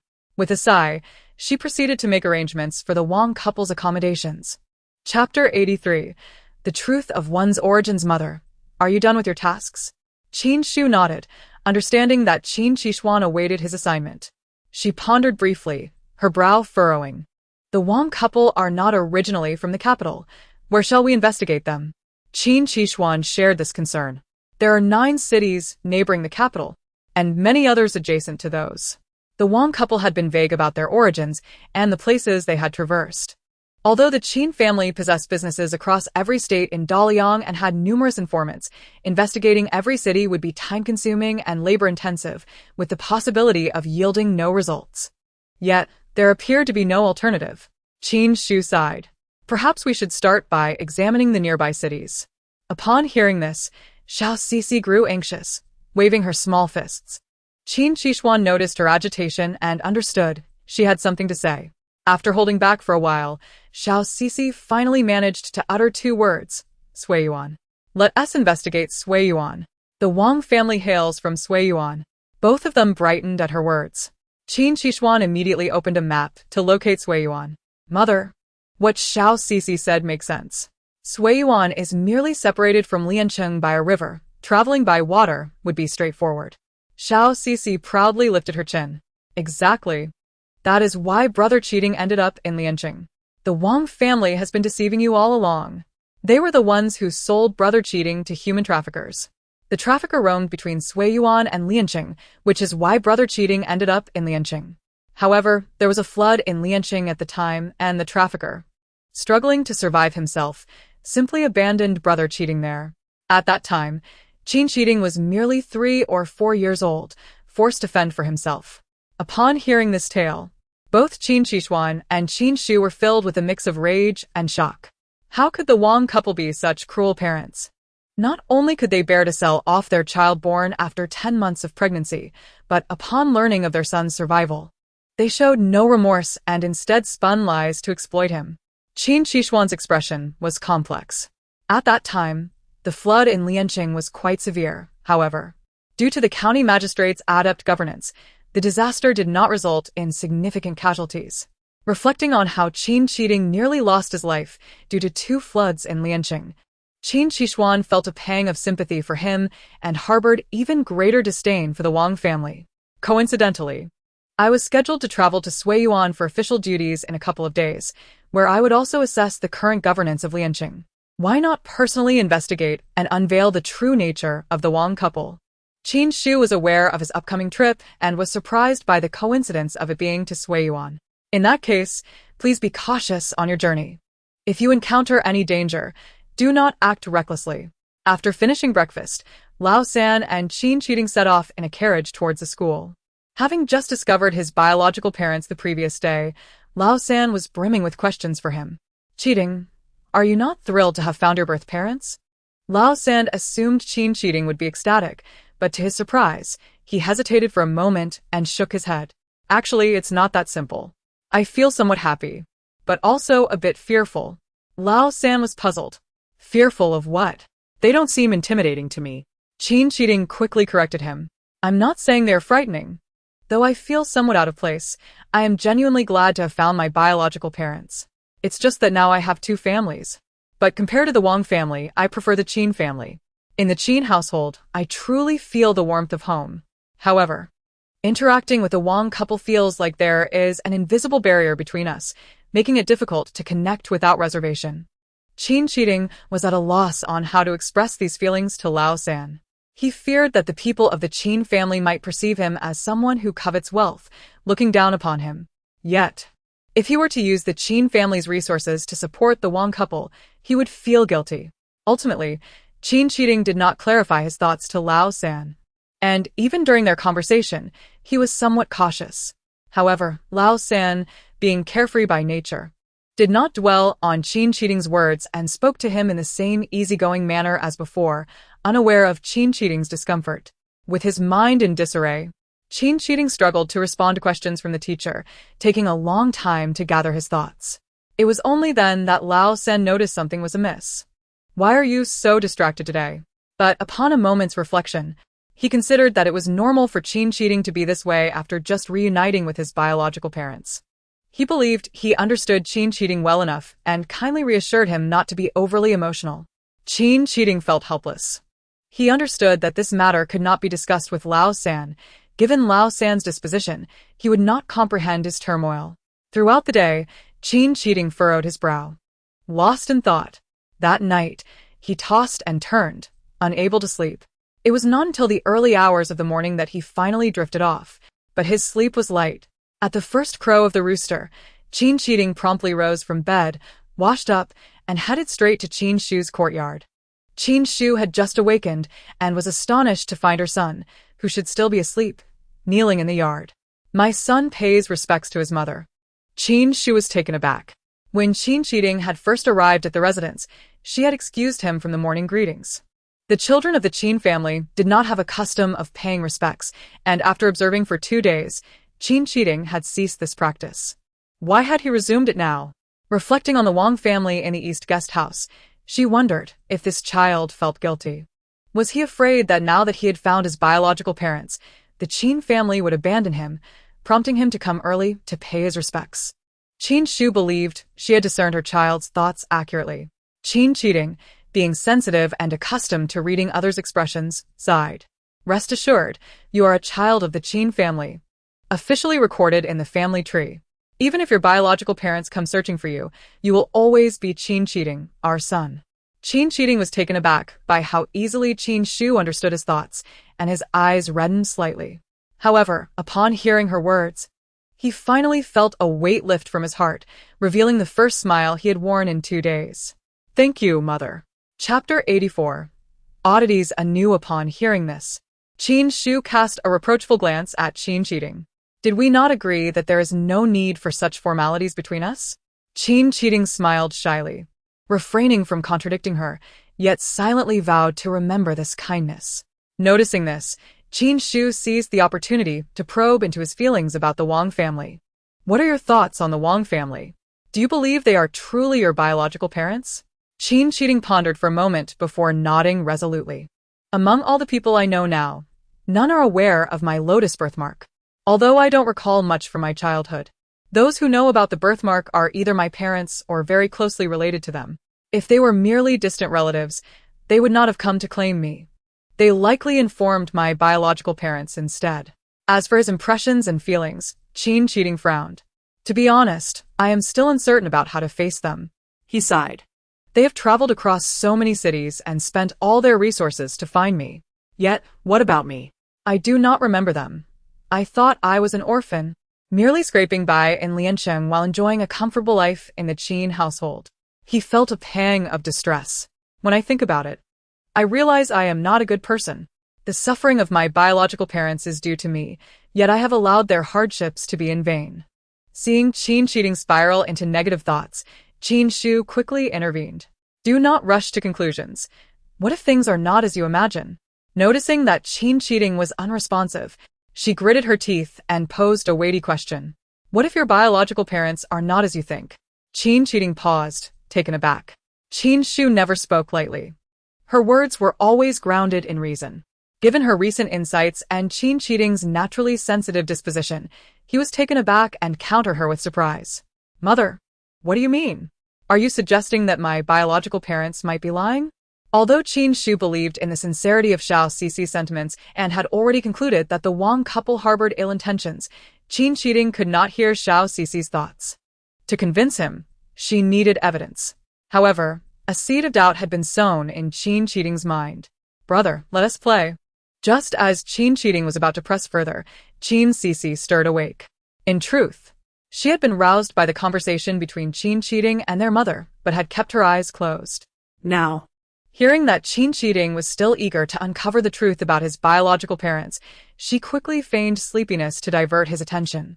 Indeed. Upon seeing Qin Xixi reaching out for a hug, Qin Xixi immediately cast aside his concerns about the Wang family. Qin Xixi, well aware of the child's cunning, chuckled softly and suggested that Qin Xixi take Xixi outside to play. Xixi wriggled free from Qin Xixi's embrace and clung to his leg, waddling forward like a toddler learning to walk. Qin Xixi, somewhat helpless, playfully ruffled Xixi's nose. Have you forgotten how to walk? Let us start from the beginning. Little Xixi pretended to laugh joyfully, but in her heart, she thought, this family cannot function without me. As Qin Xixi guided her step by step, Xixi giggled, causing him to forget his worries and smile happily. Xixi was truly a little bundle of joy, he thought. It was Xixi who had granted him a chance at rebirth, and it was also Xixi who had bestowed upon him the feeling of home. He was reluctant to part with everything belonging to the Qin family, but most of all, he could not bear to be away from Qin Xixi. He gazed tenderly at little Xixi. Qin Xixi sensed his gaze and looked back, her eyes meeting a pair of cerulean ones. Indeed, Qin Xixi smacked her forehead, finally understanding the strange feeling she had when she first encountered the Wang couple. It was because their eyes were black. Having grown accustomed to the blue eyes of Qin Xixi over the past few days, she had completely overlooked this detail. If the Wang couple both had black eyes, how could they possibly have given birth to a child with blue eyes like Qin Xixi? This alone was the greatest anomaly, yet they were entirely oblivious to it. Little Xixi did not perceive it as mere coincidence. This subtle feeling reminded her of the heavenly principles. Though unable to fully control the narrative, they could influence perceptions, causing individuals to subconsciously overlook certain matters and thus alter the course of events. Therefore, the Wang family was not truly related to Qin Xixi. Upon realizing this, little she was filled with confusion. However, in the original story, Zhou Fengyu helped Qin Xixi shake off his vampire parents, which endeared him to her.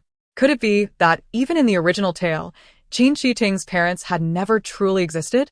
Zhou Fengyu might also have known that the Wang family were not Qin Xiting's biological parents, yet chose not to inform him, gladly accepting his gratitude. Little she did not believe that Zhou Fengyu was unaware of the Wang family's true identity. After all, Zhou Fengyu hailed from a world far into the future, where knowledge was exceptionally advanced. Not to mention, as the heroine of that world, she was most likely to remain true to herself. Little she gritted her teeth, feeling a whirlwind of emotions.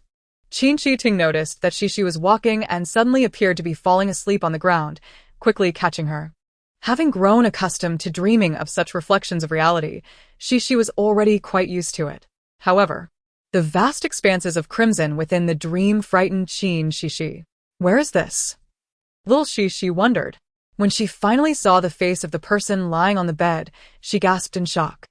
The one who had bled so profusely was none other than the eldest princess. Little she quickly glanced around. A group of maids was anxiously pacing, and Qin Xu was also present, her face filled with worry. Why had the doctor not yet arrived? Qin Xu was on the verge of collapse. What a coincidence.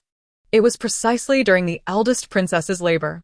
The pale-faced eldest princess grasped Qin Xu's hand. Qin Xu hurriedly comforted her. The eldest princess took a deep breath, but her strength waned. Her arm fell limp, and her head thudded heavily against the bed. The eldest princess had perished due to complications during childbirth. Chapter 85. A visit to the princess's residence. Little she was so frightened that she began to wail loudly. As she wept, she finally awoke from the dream. Upon opening her eyes, she saw Qin Xu's concerned expression. Apparently, Qin Xiting had noticed she was asleep and decided not to disturb her rest, leaving with the third brother to attend the academy. Shortly after Qin Xu laid Qin Xixi on the bed, she started to cry uncontrollably. It was rare for Qin Xixi to cry with such genuine emotion, especially in a dream. Qin Xu was deeply concerned and gently patted little Xixi's back, hoping to soothe her to sleep. However, it had little effect, and little she continued to sob breathlessly. Qin Xu even worried that Xixi might choke on her cries. Thankfully, Xixi had now awakened. Otherwise, Qin Xu would have had to summon a physician. Qin Xixi felt the tear stains on her face and hurriedly wiped her tears, only to smear both tears and snot all over her face. The previously worried Qin Xu couldn't help but smile at the sight. She affectionately patted Xixi's head and instructed a maid to fetch a handkerchief. "You silly child," she said while gently wiping Xixi's tear-streaked face. "Dreams are often reversed. Little Xixi, do not be disheartened." Qin Xu softly patted Xixi's back and directed the maid to tidy up. Qi Xian had already set off early with Lord Fu to Sui Yuan. "Please check if he has forgotten anything. If he is missing any funds or clothing, hurry and catch up with them to deliver it." The maid complied and left respectfully. Qin Xu, unaware of little Xixi's alarm, continued to sew the nearly finished garment. At that moment, little she was terrified. She did not wish for the eldest princess to suffer such a fate as she had seen in her dream, bleeding so much. Nor did she want the eldest princess to succumb to the fate of dying alongside her child, at the mercy of heavenly principles. No wonder she hadn't seen Fu Qian in the dream. It turned out he was on a business trip with her elder brother. Just as in the original plot, Fu Qian had gone out on an errand while the eldest princess met her tragic end at home. Little she felt an overwhelming sense of frustration, but was at a loss on how to alert Qin Xu. Fortunately, Qin Xu spoke gently to Xixi. The eldest princess was alone in the palace, pregnant, and with Lord Fu away on business. She must be feeling quite despondent. "Mother will go check on the eldest princess. Little Xixi, you stay at home, all right?" Upon hearing this, little she could not possibly agree. It was as if someone had offered a pillow just as she was about to doze off. Qin Xixi immediately waved her small fists in protest. "I want to go. I want to go to the princess's residence, mother. Take me with you. Qin Xixi did not expect Xixi to be so insistent this time, clinging to her and refusing to let her leave. Determined to accompany her to the princess's residence. She felt somewhat troubled. Last time, Xixi had practically leaned against the eldest princess's belly, showing great interest in the child. Although Xixi was generally a well-behaved and sensible child, even adults could have their moments of carelessness, let alone a small child. What if Xixi inadvertently bumped into the eldest princess's belly? After all, she was going to chat with the eldest princess to alleviate her boredom and couldn't be too concerned about Xixi. Qin Xixi hesitated greatly. Xixi noticed her mother's indecision and waved her little fists even more vigorously. Mother, let me go. If I don't go, the eldest princess will die in childbirth. What? Qin Xixi gasped in shock. But the physician estimated the eldest princess would not give birth for nearly 2 months. Otherwise, Fu Qian would not have felt so at ease to leave. Qin Xixi recalled that Xixi had been crying out in her sleep. Could it be that she dreamt of the eldest princess dying in childbirth? Qin Xixi's heart ached for her daughter. However, Qin Xixi's dreams had always been remarkably accurate. Perhaps the eldest princess would indeed face complications today. In a flurry, Qin Xixi scooped up little Xixi and boarded the carriage, leaving behind the prepared items, instructing the driver to head straight for the palace. Little Xixi was blissfully unaware of this. She thought her mother couldn't bear to disappoint her, and thus took her along to the palace. Qin Xixi sighed in relief. She must help the eldest princess safeguard this hard-won child. When Qin Xixi arrived with Xixi, the eldest princess was leisurely playing with birds in the courtyard. Upon seeing Qin Xixi, the eldest princess's face lit up with joy.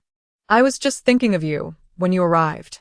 Qin Xixi meticulously examined the eldest princess, and upon finding her well, she released a breath of relief. Although the eldest princess was somewhat puzzled by Qin Xixi's actions, she was nonetheless delighted to have her company, especially with little Xixi in tow. As soon as Qin Xixi arrived, she turned to survey her surroundings. Yes, this was the place. These maids were all quite familiar, and there was her mother.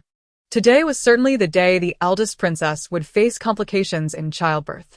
Little Xixi felt a surge of urgency. At that moment, the eldest princess poked little Xixi's cheek. It has been a long while since I last saw you, little Xixi. In my opinion, you should bring Xixi along next time. Do not fear her bumping into me while I am pregnant. Xixi is so well behaved. How could she possibly collide with a pregnant woman like myself? Little Xixi approached the eldest princess directly, and with her somewhat unsteady speech, she began to babble away. Find a forest. It's not good to be too full. Her words were not very clear and came out intermittently. Although the eldest princess could not comprehend what she was saying, she found Xixi utterly adorable and could not help but chuckle. Upon seeing the eldest princess laugh, Xixi grew anxious. She felt that this generation of parents was indeed difficult to manage. Fortunately, even though neither the eldest princess nor Qin Xixi could fully understand Xixi, Qin Xixi had a unique advantage. She heard Xixi's inner thoughts and her expression changed. It turned out that the eldest princess was experiencing difficulties in labor because the doctor was absent. She nervously grasped the eldest princess's hand. You have been in this state for quite some time. Perhaps we should summon the doctor for a checkup? The eldest princess smiled slightly. I had the doctor see me just a few days ago. We cannot have him come to check my pulse every day. However, Qin Xixi was resolute. I was not present when the doctor checked your pulse last time, and I felt uneasy about it. Please send someone to fetch the doctor for another examination. It will bring me peace of mind. The eldest princess found herself unable to refuse and reluctantly agreed. Cui Lan, go fetch a doctor. Just say that I am feeling unwell. Watching Cui Lan hastily depart for the medical office, both Qin Xixi and Qin Xixi breathed a sigh of relief simultaneously. Chapter 86. The birth. Although the eldest princess did not understand why Qin Xixi was so adamant about calling the doctor, she was still concerned for her health. She placed a hand on her belly with a hint of wistfulness. Only after becoming pregnant did I realize how difficult it is to be a mother. I truly wonder how one can endure giving birth to 6 children. Qin Xixi chuckled at her words. Indeed, it is not easy. But my children are all quite exceptional and dutiful. Thus, my years of pregnancy were not in vain. The two continued their leisurely conversation until Cui Lan returned with the doctor. During their chat, Qin Xixi frequently glanced toward the door. Now that the doctor had finally arrived, she instantly felt a sense of relief. The eldest princess, however, found it strange. Why has the doctor taken so long to arrive today? Normally, he is here in no time. Yet this time, he has kept me waiting. The elderly doctor, with a face full of whiskers, wiped the sweat from his brow, appearing somewhat flustered. Please forgive me, Your Highness. Recently, there's been a surge in cases of wind cold, and the doctors at the medical office have been dispatched to various palaces and households for consultations. I did not expect to have delayed Your Highness. The eldest princess waved her hand dismissively. It is of no consequence. My condition remains stable. I merely wish to have you check on me for reassurance. The doctor then carefully took out a piece of white cloth, placing it under the eldest princess's wrist before beginning to take her pulse. He displayed a look of surprise, followed by a frown. Qin Xixi, noticing this, quickly inquired, "Is the eldest princess all right? Is there any issue?" The doctor hastily shook his head. The pulse of the eldest princess is quite stable. The fetus within her is likely still vigorous. However, the pulse does seem somewhat peculiar. I suspect there may be a deficiency of qi and blood. Is it merely a deficiency of qi and blood? Qin Xixi sighed in relief. Fortunately, the troubling events of Xixi's dreams had not come to pass, and the eldest princess was still well. The eldest princess laughed in response. You see how anxious you are. Now that the doctor has assured me there are no significant issues, you can finally relax. She instructed Cui Lan, please escort this doctor out. As the doctor prepared to leave, Qin Xixi felt an overwhelming urgency. She waved her tiny fists, exclaiming, Don't go, wait a moment. The eldest princess may soon face danger. Qin Xixi, hearing Xixi's thoughts, hesitated on whether to call the doctor back. Suddenly, the eldest princess's expression shifted. Xiao Shu. I feel as if I am about to give birth. Qin Xixi was instantly alarmed. The other maids in the room became anxious, quickly helping the eldest princess to lie down on a couch. Seeing the eldest princess's pale face and the beads of sweat forming on her forehead filled Qin Xixi with dread. Had the eldest princess not had the foresight to summon the doctor to check her pulse in advance, her condition could have worsened significantly. The doctor hurriedly spread out his medical kit on the table, retrieving emergency tools. Qin Xixi, with tears in her eyes, commanded the maids in the courtyard to assist quickly.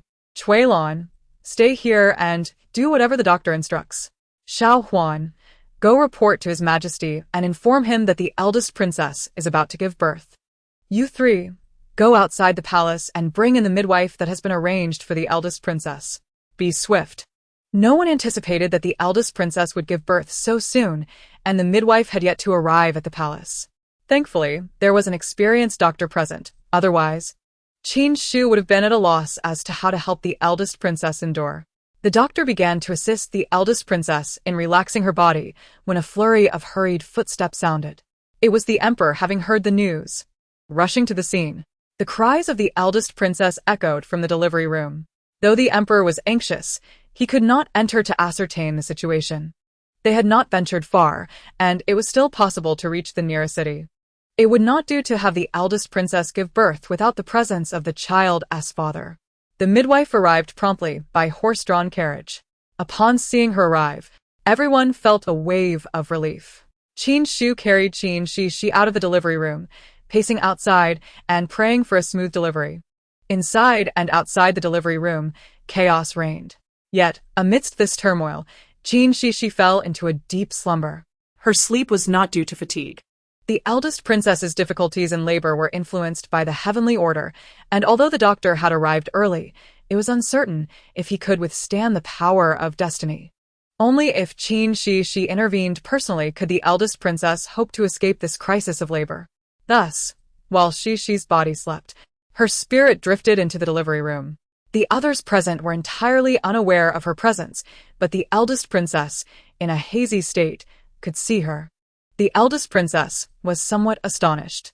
Why does little Xixi have wings and fly above? She solemnly inquired, Your Highness, do you wish to give birth to this child? Hearing this, the eldest princess nodded firmly. She had endured so much during her pregnancy. How could she bear to not bring forth this child?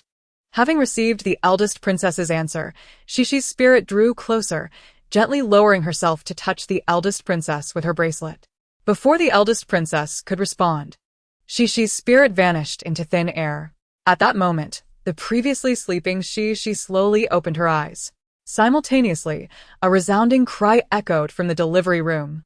Qin Xixi's face lit up with joy upon hearing the sound. As the midwife emerged, she hurried forward to inquire. The midwife beamed with happiness. Rest assured, both mother and child are safe.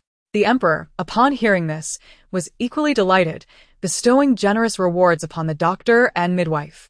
Additionally, Princess Changlu, having finally given birth to a royal heir, also deserved ample rewards.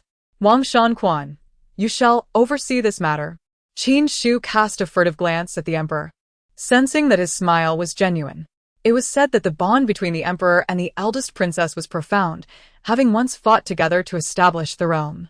Now, the emperor's attitude towards the eldest princess was exceedingly favorable, and he would not turn against her simply because she had given birth to a potentially threatening heir. Qin Xixi could not help but feel a sense of admiration. Their relationship was indeed as harmonious as the rumors suggested. Seeing that both the eldest princess and her child were safe, and knowing that the third child would soon be home from school, Qin Xixi decided to visit in a few days. She bowed to the emperor, cradling Xixi as she departed. Shortly after she left, the eldest princess awakened. The emperor promptly entered the delivery room to check on her condition. Changlu, how do you feel? The princess observed the emperor and offered a faint smile, feeling considerably better than before. Just moments ago, she seemed to recall something, glancing behind the emperor, yet found nothing there, which left her feeling somewhat disappointed. The emperor noticed her movement and was taken aback. What is it? The princess contemplated for a moment and recounted to the emperor the events she encountered in the delivery room. I felt as if I were suffocating. Had it not been for Xixi's actions, I might have, she sighed. The emperor listened thoughtfully, pondering her words. However, Xixi had been asleep in Qin Xixi's arms and had not entered the delivery room at all. Chapter 87.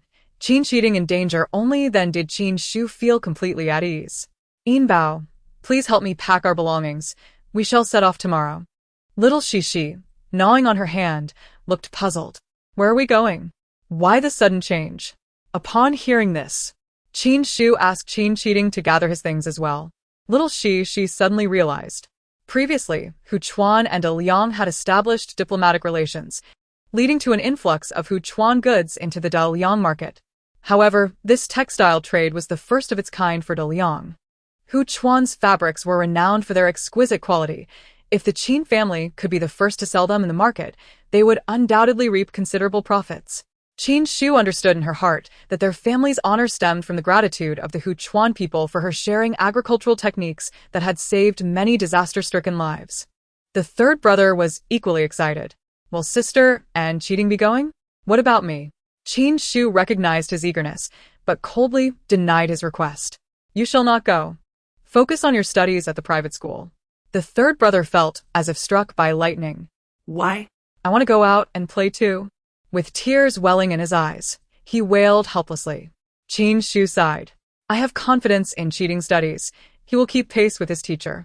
However, if you take a few days off, you will fall far behind your classmates. The third brother, although reluctant to admit it, sadly realized that she spoke the truth. Why is cheating learning so quickly while I'm just a foolish child? He wept bitterly, causing even Qin cheating to hesitate. Perhaps I shouldn't go? Qin Xixi shook her head. I have taken you along for purchases before, but you have never accompanied me on such a trip. The third brother will come to understand. Little Xixi, observing her third brother's disheveled state, sighed inwardly. Still the same old formula. My third brother truly is a crybaby. Upon hearing Xixi's remark, the third brother immediately ceased his loud sobbing, transitioning to quiet sniffles. He aimed to set an example for his sister and could not be so unmanly. Seeing his pitiable state, Qin Xixi gently patted his fluffy head. The third brother felt a mix of gratitude and embarrassment at her consolation. At his age, it was indeed inappropriate to rely on his younger sister for comfort. He endeavored to wipe away his tears. Mother, you go ahead. I will study diligently at home. Little Xixi nodded approvingly, resembling a miniature adult. This gesture elicited laughter from those present. The following day, Qin Shu cradled Qin Xixi and boarded a carriage early in the morning, heading outside the city. After a considerable journey, Qin Xixi expressed surprise. "Mother, did you not say we were heading to and outside the city? Why has it taken so long?" Qin Shu recalled the letter from the previous night. They had traveled south from the inn to a mountain villa. Their convoy should have reached Jiangnan by now, but they had deliberately slowed their pace to wait for their arrival. Qin Xixi understood. It seemed that his mother held a favorable impression among the Huchuan merchants. Even for such a commercial transaction, they would extend their patience for her. After a morning of travel, they finally arrived at the mountain villa around noon.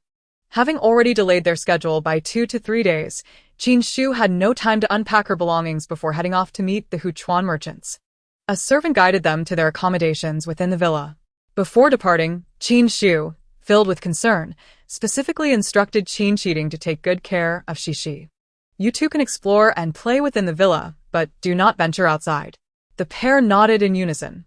Only then did Qin Shu hastily depart with her guards. Little Xixi was brimming with curiosity about the villa. "Let us go play."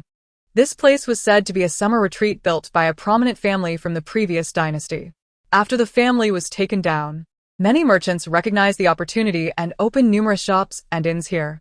It was likely that the convoy chose this location for convenience in the subsequent textile transactions. Qin Xixi strolled around the villa, holding Xixi, who was keenly observing her surroundings and purchasing items from various shops. Suddenly, a black cat dashed swiftly past Qin Xixi and disappeared into the bushes. Her eyes brightened instantly. "A cat! A cat! How can there be such a black cat?" She chuckled inwardly, while Qin Xixi assumed she wanted to play with the feline. After contemplating, he handed Xixi over to Jinju. "You hold Xixi here while I go catch the cat for her." Xixi scratched her head, wishing to spare Qin Xixi the trouble, but to her surprise, he had already vanished from her sight. "I have an uneasy feeling, but the sunlight is so pleasant." With this thought, Xixi unknowingly drifted into slumber beneath the sun. At that moment, Qin Xixi, seeking the cat, had ventured into the forest beyond the bushes. He heard rustling sounds ahead and stepped lightly forward. Suddenly, he heard hurried footsteps behind him. Instantly tense, he wondered, who is it? However, the figure behind him moved faster, swiftly knocking Qin Xixi unconscious. Little Xixi, who had been sleeping soundly, suddenly began to dream. First, Zhou Fengyu appeared in her dream, followed by Qin Xixi. He was injured, bleeding profusely, while Zhou Fengyu tended to his wounds, and they were conversing. Little Xixi rubbed her eyes. Wasn't this just the nightmare she had experienced before? Terrified, she jolted awake. "Master, we still have not found young Master Cheating." Qin Shu was exceedingly anxious. "He must still be in this villa. Cheating listens to me. Continue searching." Little Xixi, upon hearing this, thoughtfully recalled the dream's environment. She waved her small hand vigorously, successfully capturing Qin Shu's attention. Noticing her pointing towards the back of the villa, Qin Shu immediately understood her intent. "All guards, follow me. Let us check the back mountain." Chapter 88. Zhou Fengyu's conspiracy. At that moment on the back mountain, Qin Xixi slowly regained consciousness after some time.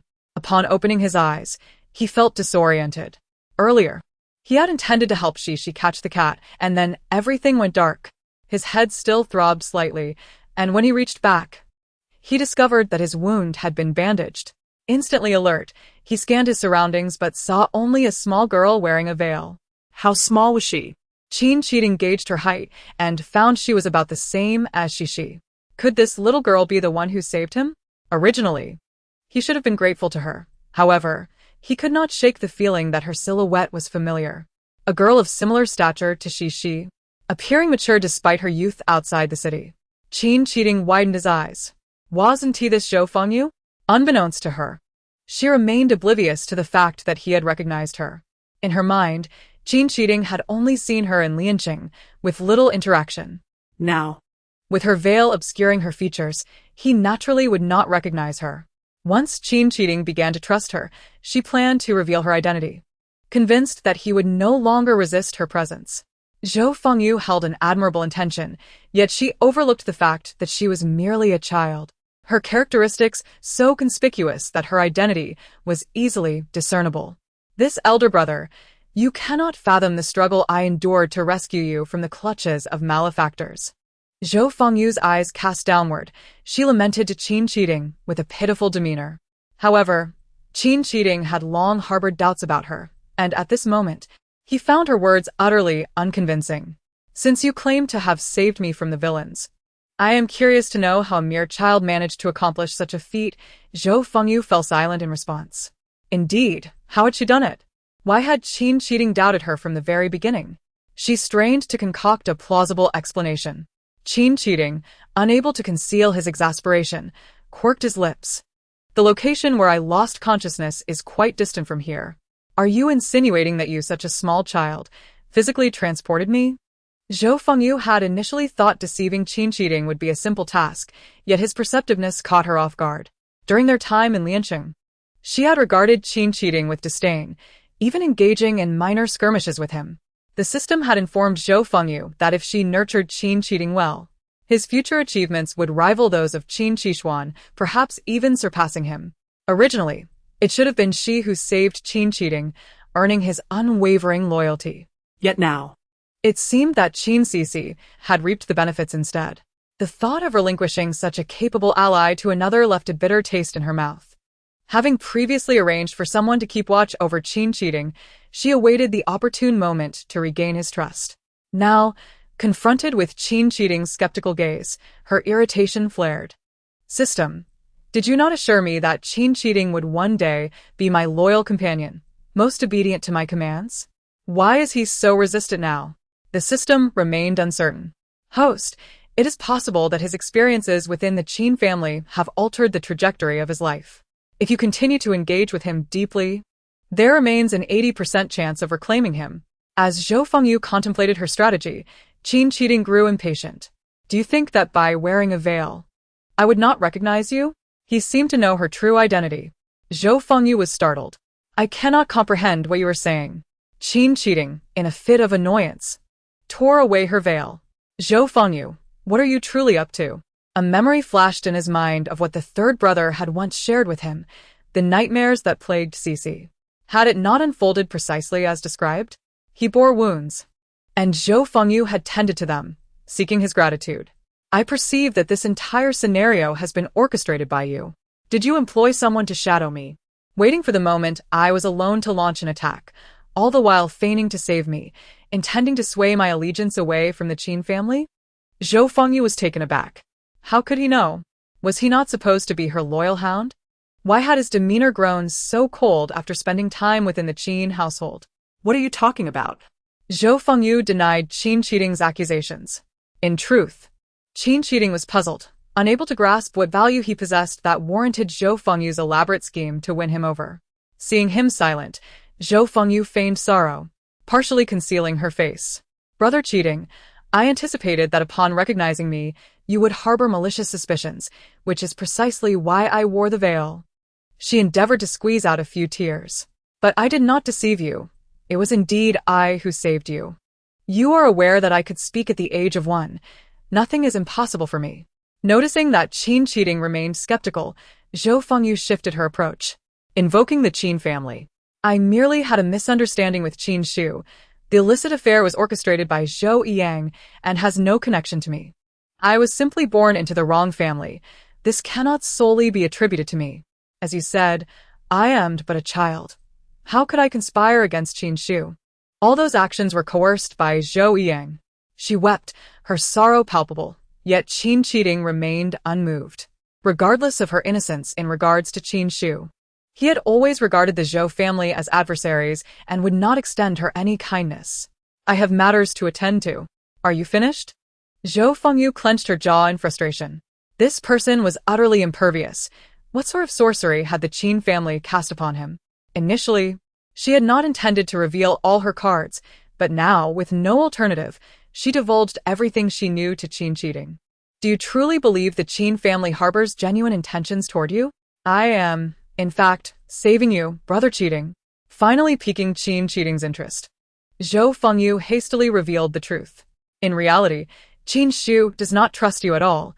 She even dispatched individuals to investigate your family. If you do not believe me, I can take you to see. Qin Xixi paused, taken aback. His mother had actually sent people to probe into the Wang family? Chapter 89. The second act. Although Qin Xixi was indeed surprised that Qin Xixi had sent someone to investigate the Wang family, this revelation alone did not sway him to be swayed by Zhou Fengyu's manipulations.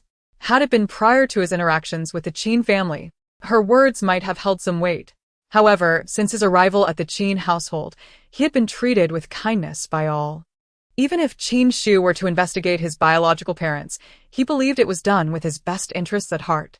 Reflecting on Qin Xixi's subtle guidance in the past, Qin Xixi found himself deep in thought. Zhou Fengyu, sensing urgency, realized that her ambitions extended beyond mere compensation from Qin Xixi. He had no desire to unearth her hidden secrets and began to rise, heading toward the exit. Observing his imminent departure, Zhou Fengyu disregarded all else. She quickly gestured in a manner concealed from Qin Xixi's view. Originally, she had not anticipated resorting to this final tactic, but it seemed fortuitous that she had prepared this act of self-sacrifice. Just as Qin Xixi was about to leave the mountainside, a figure clad in a black mask suddenly emerged, seizing Zhou Fengyu in an embrace. Feigning panic, Zhou Fengyu cried out, "Who are you? What do you want?" The assailant frowned slightly. Could this possibly be another of Zhou Fengyu's tricks? He was merely an ordinary person who had stumbled into good fortune. Surely Zhou Fengyu would not go to such lengths, merely to ensnare him. The assailant grasped Zhou Fengyu's neck with one hand while brandishing a knife at Qin Xixi. "This little girl just saved you. You are in cahoots with her." The assailant's eyes darted around, and a sudden idea struck him. "If you wish to save her, quickly hand over anything of value." Qin Xixi was taken aback. This masked man intended to use Zhou Fengyu as leverage against him? Furrowing his brow, Qin Xixi hesitated, uncertain whether he should intervene. In his previous mindset, he would have walked away without a second glance. After all, Zhou Fengyu's fate was of no consequence to him. However, considering that she may have just saved him, and the moral lessons he had gleaned during his studies forbade him from standing idly by, he felt conflicted. Noticing Qin Xixi's indecision, the assailant grew impatient. He pressed the knife closer to Zhou Fengyu's neck, causing blood to seep forth. Observing this, Qin Xixi began to entertain the possibility that this was no mere act. Zhou Fengyu had not anticipated the assailant's brutality. She dared not move, fearful of inadvertently sealing her own fate. Nevertheless, understanding that one must take risks to achieve their goals, Zhou Fengyu maintained a visage of terror, without calling for the charade to cease. Seeing that this abduction did not seem contrived, Qin Xixi adopted a serious demeanor. "Do not act rashly." He rifled through his pockets, yet found nothing of value. How peculiar! He had possessed a jade ring before leaving home, but now it eluded him. As he continued to search, the assailant assumed he was merely stalling. "Why are you dragging this out? If you do not hand over something valuable soon, I will kill this little rabbit." Yet, in truth, Qin Xixi had nothing of worth on him. Although he maintained a facade of calm, he was still merely a young boy, unaccustomed to such dire situations. As he witnessed the assailant poised to take Zhou Fengyu's life, Qin Xixi's composure faltered. "I truly possess nothing of value, but I can fetch something from elsewhere for you." The assailant scoffed at this. "How can I trust you won't use this opportunity to summon help? Spare me your words. If you have no valuables, I shall slay this little wretch, and then you." Realizing the assailant was driven by greed, Qin Xixi sensed the perilous state they were in. This was likely a desperate criminal who feared nothing. With no means to procure anything, Zhou Fengyu's demise seemed inevitable. Was it wise for him to remain here? Staying could well mean awaiting his own death. Just as Qin Xixi rationally considered fleeing, Zhou Fengyu suddenly called out to him with a quivering voice. "Cheating, you must run. If you delay, you may never escape." Taken aback, Qin Xixi had not anticipated her words. The assailant's anger flared at her defiance. "You little brat. Such deep feelings. Yet, I shall be the one to draw first blood." As he moved menacingly towards her, Zhou Fengyu closed her eyes in despair but insisted that Qin Xixi disregard her. With a tremendous effort, she clung to the assailant's arm, pulling him to the ground. "Cheating, go. I willingly risk my life to save you. Even if I die, it is my choice. Just run. Stunned by Zhou Fengyu's declaration, Qin Xixi felt a surge of emotions. Having wandered alone since childhood, he cherished those who showed him kindness. Zhou Fengyu was the first to offer her life for his sake. Although he could not fathom her motives, he refused to betray her sincerity. Instantly, He felt shame for his earlier desire to escape alone. "Let her go," he exclaimed, lunging forward to rescue Zhou Fengyu from the assailant's grasp. The assailant, seeing this, brandished his knife at Qin Xixi, forbidding his departure. "Do you aspire to be the hero? You must first ascertain if you possess the strength." As the battle ensued, Qin Xixi found himself at a disadvantage. Zhou Fengyu, observing the struggle, rushed to embrace the assailant's arm. "Cheating, go. Do not concern yourself with me." Qin Xixi, anxious, warned her, "Blades are merciless. Let him go. You must flee." As Qin Xixi approached with Qin Xixi, she encountered this chaotic scene. The guards behind her were momentarily stunned. Frowning, Qin Xixi understood that the situation was precarious, yet she could not allow Qin Xixi to remain in danger. "Go save the young master," she commanded, and several guards sprang into action. Zhou Fengyu's eyes flickered with malice. Her plan was on the verge of success, yet this bothersome group had returned. The assailant, sensing the tide turning, cursed under his breath and escaped, shaking off Qin Xixi's grip. Zhou Fengyu whispered urgently, "Cheating, do not pursue. It is too dangerous." In the blink of an eye, the assailant vanished. The guard stepped forward to assist Qin Xixi, who hesitated, glancing at Zhou Fengyu. Qin Xixi, understanding him well, recognized his thoughts. She sighed in exasperation. "Help Zhou Fengyu up and bring her here." Initially feeling guilty in their presence, Zhou Fengyu recalled that Qin Xixi stood by her side, filling her with a sense of triumph. She feigned caution, refusing assistance from the guards, and walked over, kneeling before Qin Xixi. "Madam Qin, it was merely a coincidence. We did not intend any malice. I implore you, please show mercy and spare Fengyu." Even someone as worldly as Qin Xixi was taken aback by Zhou Fengyu's performance. Qin Xixi straightened in her mother's embrace, bewildered by the scene. What is this charade Zhou Fengyu is playing? If one were unaware of the truth, they might believe she was being bullied by the group. While the two remained perplexed, Qin Xixi spoke first. "Mother, this is not Zhou's fault." Qin Xixi clenched her teeth in frustration. Indeed, her dream has come true. This foolish brother still believes Zhou Fengyu. Qin Xixi raised an eyebrow. Even calling her Miss Zhou? What has he endured during his absence? As Qin Xixi helped Zhou Fengyu to her feet, he began to explain. "I acted alone and attracted the attention of a criminal. It was Miss Zhou who rescued me." He gestured to the injury on his head. "She also bandaged my wound. The assailant threatened me with a knife, yet she risked her life to save me. Do we not have misunderstandings regarding her?" Upon hearing his words, the mountains fell silent. Qin Xixi, aghast, thought, "What foolishness! This brother is truly naive." She had intervened significantly, yet Qin Xixi still trusted Zhou Fengyu. Her irritation surged. Does he not see this as all a performance by Zhou Fengyu? The henchmen were hired by her, and she even orchestrated my brother's injury and subsequent care. How could she possibly risk her life for a stranger? Qin Xixi's expression shifted to one of astonishment. She had never believed Zhou Fengyu to be virtuous enough to sacrifice herself for others. Yet, she was taken aback to discover that the Zhou family, who prided themselves on their integrity, would resort to thievery. Unaware of Qin Xixi's thoughts, Qin Xixi, noticing the silence, assumed they were displeased with Zhou Fengyu and had nothing to say. He felt awkward but recalled her selfless act and pleaded, "Mother, please." Qin Xixi, her temples throbbing, realized her son was not as clever as she had hoped. Regardless, she would never take Zhou Fengyu with them, especially given the machinations behind this situation. Frustrated, she shook her head decisively. As Qin Xixi prepared to continue his request, Qin Xixi could no longer contain herself. "This Zhou Fengyu is cunning. I must expose her schemes." Zhou Fengyu aimed to sow discord among her family, and she would not allow her to succeed. With a sudden glint in her eye, Qin Xixi wriggled out of Qin Xixi's grasp and lunged at Zhou Fengyu. Taken by surprise, Zhou Fengyu could not evade and fell, becoming a cushion for Qin Xixi. The guise she had maintained crumbled, and she erupted in rage. Are you insane, Qin Xixi? Qin Cheating, witnessing her outburst, felt a flicker of displeasure. He rushed over, intending to help his sister up, yet Qin Xixi evaded his grasp, instead exploring Zhou Fengyu's person, inciting further exclamations from her. Qin Xixi, puzzled, cautioned, Xixi. The ground is dirty, do not lie on it. Zhou Fengyu nearly choked on her indignation. Xixi is not soiled by this, rather. I am the one serving as her carpet. Unaccustomed to such treatment, Zhou Fengyu, believing Qin Xixi sought to confront her, retaliated fiercely.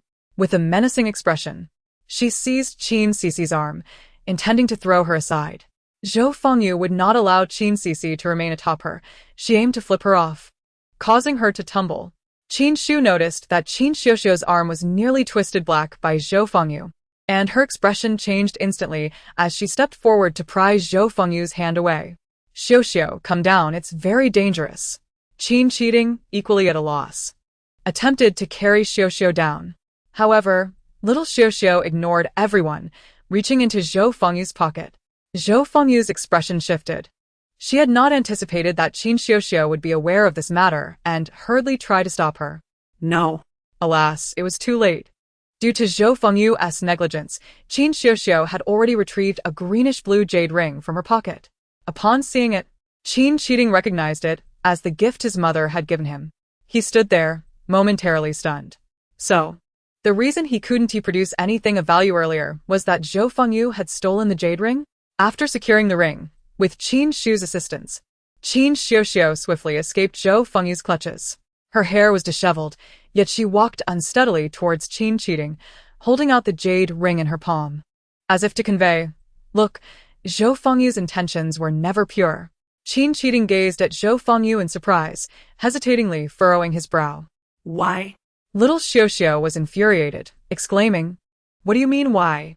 She angrily pointed at Zhou Fengyu. She is bad.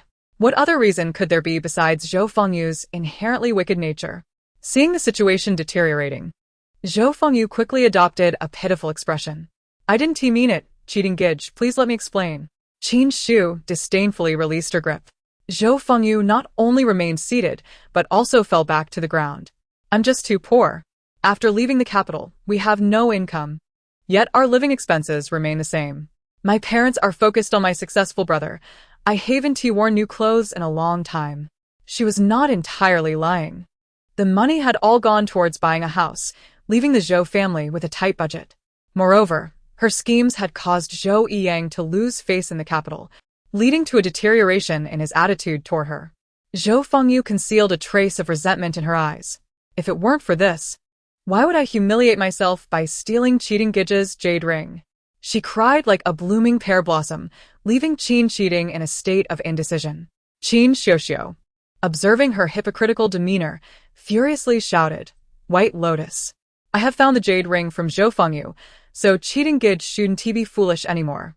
Qin Xiuxiu looked at Qin Cheating, only to find that this foolish brother still wore a conflicted expression.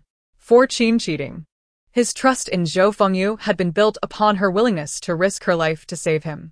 Regardless of whether she had stolen his jade ring, her choice to endanger herself for his sake was genuine. In that moment, Qin Cheating found himself ensnared in an anxiety of choice. Little Xiuxiu, unable to grasp what Qin Cheating was contemplating, realized that she could not change his mind at that moment. Frustrated, she walked over to her mother and allowed Qin Shu to embrace her. Though Qin Shu did not possess the same insight as Qin Xiuxiu, she was after all the head of the Qin family. A schemer like Zhou Fengyu could scarcely compare to the cunning foxes of the business world. However, thinking of her stubborn son gave Qin Shu a headache. Fine, I might as well engage Zhou Fengyu in a few words. Jinju, give Miss Zhou 2 taels of silver. Upon hearing this, Jinju immediately retrieved some loose silver from her bosom and tossed it onto the ground. Zhou Fengyu's eyes widened at the sight. Did she think of her as a beggar? Ignoring Zhou Fengyu's indignation, Qin Shu continued, I am unsure how you, Miss Zhou, managed to come to this villa alone. As I understand, your courtyard is over 10 miles away from here. She casually glanced around Zhou Fengyu. Perhaps you are exceptionally gifted, having ventured out for leisure. fortuitously saving cheating and magically producing bandaging tools to tend to him. As Zhou Fengyu's expression darkened, Qin Xixi squatted down to pick up a piece of silver from the ground. Even if we assume you are exceptionally gifted and creatively idle, you came to this villa and did not keep your hands clean, stealing cheating's jade ring. I can empathize with the beggars by the roadside. You are even more pitiable and familiar to me. This 2 taels of loose silver shall be my gift to you as a token of gratitude for saving cheating. With that, she took Zhou Fengyu's hand, cheerfully placing the silver into her palm. At this moment, Qin Xixi, who had just received the silver from her mother via Jinju, felt a surge of excitement. Mother is truly formidable. She cleverly questioned how a little girl could possibly come here alone, implying that this was all Zhou Fengyu's scheme, while expressing the Qin family's gratitude, subtly suggesting that Zhou Fengyu is akin to a beggar. My mother is simply amazing. Little Xiaoxiao felt that speaking was indeed an art, and her mother was a master of it. Zhou Fengyu, however, was not as pleased. Her face turned ashen, her words caught in her throat. Zhou Fengyu could offer no rebuttal, adamantly denying any premeditated intent. She lowered her head, her eyes filled with resentment. This Qin Xixi. I truly wish to tear her mouth apart. Noticing this, Qin Xixi lost interest. She stood up and waved her hand. After that, she took Xiaoxiao and headed towards their residence.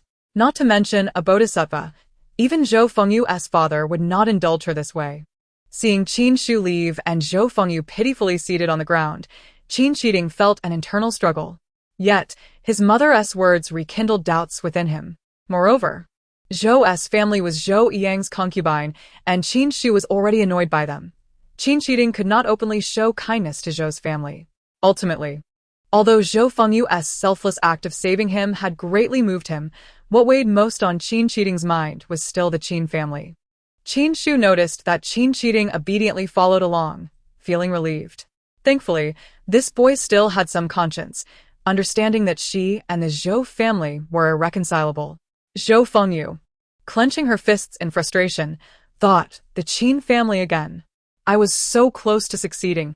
From behind a tree came mocking laughter as a man slowly stepped forward, unmistakably resembling Zhou Fengzi. Normally, Qin Xiaoxiao would be cheerful along the way, but today, she wore a stern face, not smiling even once, especially upon seeing Qin Xiting. Even when he tried to make faces at her, little Xiaoxiao pouted her lips and turned her head away, pretending not to see him. Do not think to comfort her this way. Until they reached the bedroom, Qin Xiting did not receive any favorable expression from Qin Xiaoxiao. He was well aware that little Xiaoxiao was upset due to Zhou Fengyu's matter. He felt a sense of frustration he could not articulate. Nevertheless, little Xiaoxiao must have her reasons for being angry. Qin Xiting hurriedly took out toys to amuse Xiaoxiao. Gidge will teach you to speak, or teach you to walk. You can already walk slowly. Let me teach you to run. Regardless of how much Qin Xiting coaxed little Xiaoxiao, she remained unmoved. She simply sat quietly on the couch, lost in thought. Suddenly, Xiaoxiao seemed to recall something and jumped down from the couch. Qin Xiting was startled and rushed over to hold her. He realized that little Xiaoxiao intended to go somewhere and exhaled a resigned, humble sigh. Xiaoxiao, I'll carry you there. Just point the way for me, and we'll get there faster. Although little Xiaoxiao still resisted Qin Xiting's proximity, she found some merit in his words and pouted before allowing him to carry her. Xixi guided the way, and to Qin Xiting's astonishment, they were heading towards the back mountain. Filled with confusion, Qin Xiting was met with a shushing gesture from Qin Xixi. A voice resonated ahead, prompting Qin Xiting to hurriedly shield Xixi behind a tree. Peering forward, he was surprised to see Zhou Fengyu in conversation with Zhou Fengzi. Could it be that Zhou Fengyu hadn't come alone, but rather with Zhou Fengzi?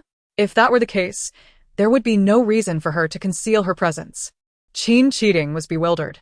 Zhou Fengzi mockingly remarked, the thug you hired claims he will no longer collaborate with you. With so many coming to rescue Qin Xiting, you only employed him? Zhou Fengyu, slightly irritated, replied, how was I to know the Qin family has such a keen sense of smell? They followed the scent right to me. Otherwise, I would have nearly brought Qin Xiting under my wing. Zhou Fengzi, perplexed, questioned, why go through so much trouble to recruit someone like Qin Xiting?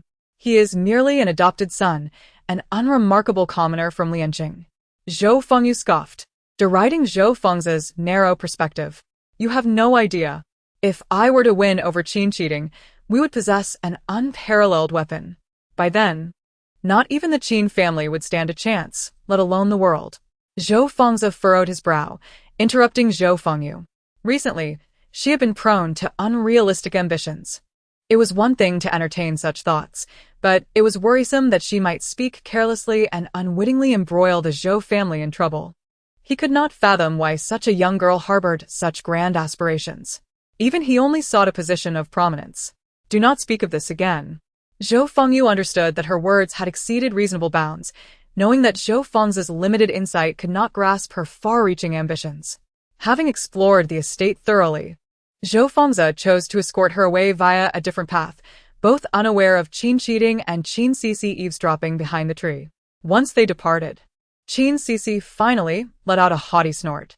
At last, this foolish brother realizes that the thug was hired by Zhou Fengyu solely to deceive him. With a proud flourish of her fist, she reveled in her cleverness. Qin Cheating stood frozen in place, realizing that Zhou Fengyu's willingness to risk herself for him stemmed from the fact that the thug was indeed her hireling, though he had previously suspected this. The confirmation left him feeling somewhat disheartened, not due to Zhou Fengyu's betrayal, but rather from the realization that he had lost someone who genuinely cared for him.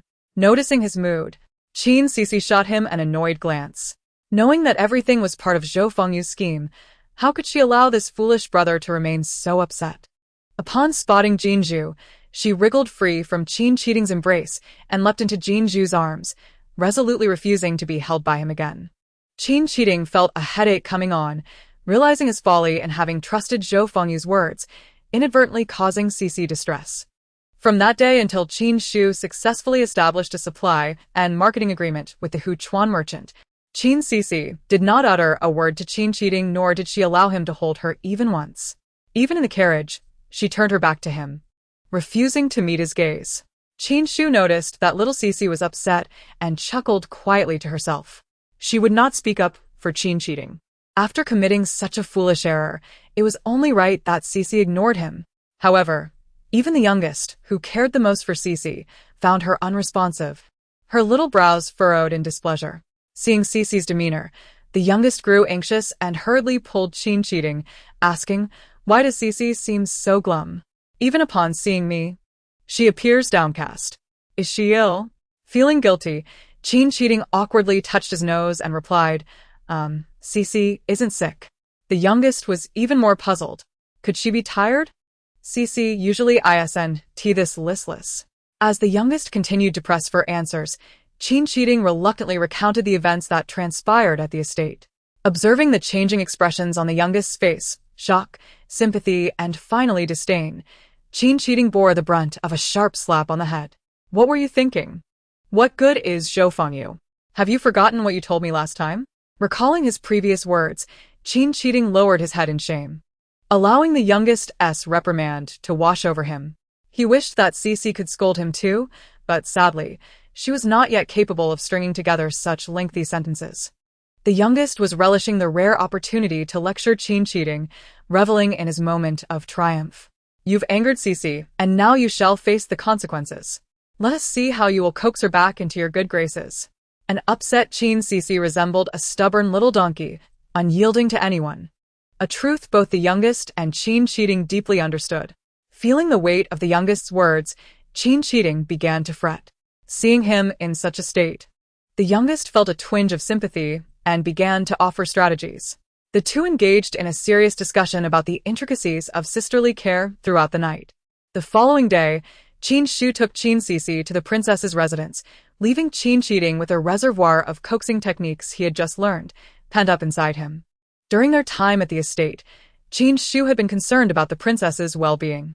She understood the significance of the postpartum period and feared that the princess might feel lonely without companionship. Thus, she had brought Xixi along to alleviate the princess's boredom. The princess received this visit as a delightful surprise, bringing genuine joy to Qin Xu. Fu Qian was exceptionally attentive to the princess, unlike Zhou Yang. Realizing her thoughts had wandered into inappropriate comparisons, Qin Xu quickly dismissed them with a few hasty sounds. As the carriage continued its journey, they soon arrived at the palace. It was said that this year, the emperor intended to grant the princess a residence, especially since they had welcomed a son. It was time to establish their own household.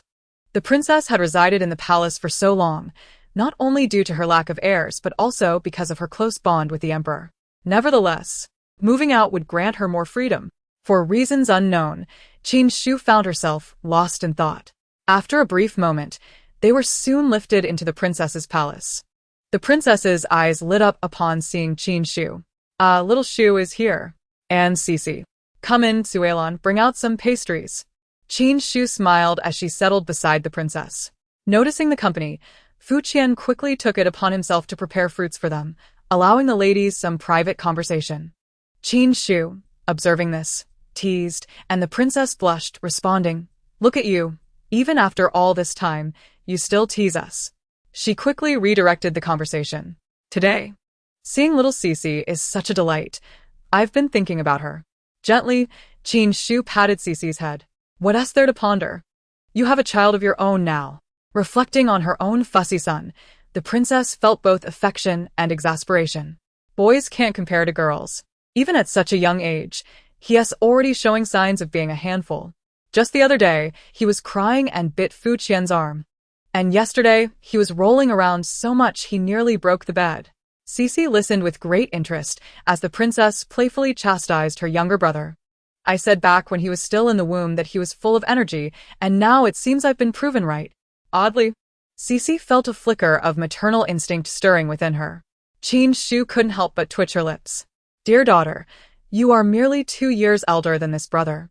The princess, watching Xixi's joyful demeanor, was reminded of the day she gave birth. To this day, she couldn't discern whether it had been a dream. Regardless, she firmly believed that Xixi must have done something to bring her the peace she needed to deliver her son safely. At this moment, the princess found herself increasingly fond of Xixi. How delightful she was. Perhaps I should arrange a betrothal between her and my mischievous son. Although I do not have a daughter like Xixi, having a daughter-in-law of such charm would certainly be a blessing. Chapter 93. Resentment. Fu Qian paused in his actions, placing the fruit before Qin Xixi while helplessly holding the princess's hand. "Chanle, though Xixi is indeed a good child, what if she shows no interest in our son? It might be premature to speak of such matters. We wouldn't want to discomfort the children." While this thought reflected his genuine feelings, it was not the entirety of his reasoning. In truth, Fu Qian harbored a fondness for Qin Xixi. If she were to agree to the betrothal, he would be positively elated. However, the topic of engagement reminded him of a jest he had made during the time in Liancheng. Observing Pei Xian's unusual demeanor towards Qin Xixi, regardless of any underlying intentions, it was better for them not to interject. Fortunately, the princess merely spoke in jest. Upon hearing Fu Qian's words, she nodded in agreement. "You have a point. That mischievous rascal, full of youthful exuberance, is likely to be a nuisance to girls. We must ensure she is not led astray by such a rogue." Qin Xixi, feeling somewhat helpless, pondered whether it was truly wise for these two to praise Xixi while disparaging her own son. Fu Qian, however, saw no issue with this. He bowed deeply to Qin Xixi, who quickly stepped aside, waving her hand, expressing her unworthiness to receive such gratitude. "I truly ought to thank the head of the Qin family. Had you not summoned the physician in time, Chanle might have been in peril." He sighed, recalling that day when he had heard from Cui Lan that the Imperial Medical Bureau had no one available. Had it not been for Qin Xixi's foresight, both the princess and the child might have been lost. Therefore, as a husband and a father, he felt it his duty to express his gratitude to Qin Xixi. Yet, Qin Xixi was taken aback by his sudden formality. "There is no need for such courtesy, Fu Darren. The princess and I have shared a close bond since childhood. This was merely my responsibility." Recently, news had arrived from Sui Yuan that Qi Xian had achieved merit there. Qin Xixi was pleasantly surprised. "I was unaware of this." The princess smiled as she presented the good tidings to her. "It seems Qi Xian's letter is still on its way. The official correspondence has only just been dispatched. There is no need to rush." Fu Qian smiled in congratulations. He couldn't help but feel a bit sentimental. while Zhou Fengzi of the same era had been relegated to commoner status, and Du Wenxuan had only managed a minor official position in a small town. Qin Xixi had continued to ascend, soon to be promoted from right Vice Minister of Justice to left Vice Minister. In a few years, should others retire, he would undoubtedly become the youngest minister. Qin Shu was overjoyed. This is largely thanks to Fu Darren. Although Fu Qian was not Qi Xian's mentor, he had always held him in high regard, frequently offering guidance and substantial support. While Qi Xian possessed innate talent for governance, without Fu Qian's mentorship, he would not have navigated his path so smoothly. Fu Qian waved dismissively. Qi Xian is my student, but his own understanding is the true factor. I cannot claim much credit. The group then shifted their conversation to other matters. Qin Xixi, exhilarated by her brother's news, was about to take a moment to rest and prepare for more gossip when she sensed an unusual atmosphere in the hall. It was not a human-induced disturbance, but rather a malevolent spirit. Little Xixi immediately focused her attention. She quietly used her spiritual energy to probe the corners of the hall, but found no trace of the apparition. However, when her spiritual energy brushed against Fu Qian, she detected a faint residue of resentment. Was the discontent in the hall brought about by Fu Qian? Little Xixi felt a twinge of fear. Fortunately, the presence of this resentment was minimal. Only her heightened sensitivity allowed her to perceive it. Otherwise, in her weakened state, the princess might have been adversely affected. No wonder her younger brother had been biting Fu Qian and kicking the bed recently. Children, being attuned to such energies, naturally sensed that Fu Qian was not entirely clean. This faint trace of resentment did not seem to originate from Fu Qian himself. Rather, it appeared to be something lingering from those around him. Little Xixi was startled. Could it be the young prince? To her knowledge, Fu Qian was the only one in his vicinity likely to attract such spirits. And it could only be the young prince. Qin Xixi, she felt a pang of regret. Just a few days of neglecting Pei Xian, he had allowed a wandering spirit to take advantage. She hoped he could hold out and not fall prey to fate. At that moment, Qin Shu inquired of Fu Qian, and Qin Xixi perked up her ears. Fu Qian considered for a moment before replying, in about 3 days. 3 days? Little Xixi quietly noted this down. The mission to save the young prince would have to be undertaken by her. While on her way, Qin Xixi remained lost in thought, yet she did not forget to stop at a vendor selling candied hawthorn skewers. I promised third brother I would bring him some candied hawthorns. Qin Shu recalled Xixi comforting words to her younger brother before leaving and couldn't help but smile. Initially intending to buy 2, she saw Xixi shake her head and signal for just 1. This left Qin Shu puzzled. When had this little girl changed her preferences and lost her taste for treats? Unbeknownst to her, little she had already anticipated that someone would be eager to curry favor. With calm confidence, little she approached her third brother, handing him the skewer that her mother held. 3 doves, candied hawthorn. Third brother, having forgotten that she had promised him the treat, was instantly charmed by her wide-eyed gesture of offering. Xixi, you are the best. Third brother loves you the most. Qin Xixi watched with envy as third brother received such affection. Why could he only buy candied hawthorn skewers for Xixi while third brother received one from her? Ting Ting felt aggrieved but said nothing. Chapter 94. The truth of the Wang family. Qin Xixi, mustering his courage, approached Qin Xixi once more. Little Xixi, however, did not shy away but proudly held her head high. Xixi, I bought you some candied hawthorn. Will you forgive me? Of course not. Qin Xixi, was not so easily appeased. Though she thought this, she nonetheless accepted the candied hawthorn from Qin Xixi. As she walked away, licking the sugary coating, she still did not utter a word to him. Not until she had completely exited third brother's courtyard did she bestow him a single glance. Third brother, happily enjoying his candied hawthorn, saw Qin Xixi walking away, dejected. He habitually offered a word of comfort. Xixi is hard to please.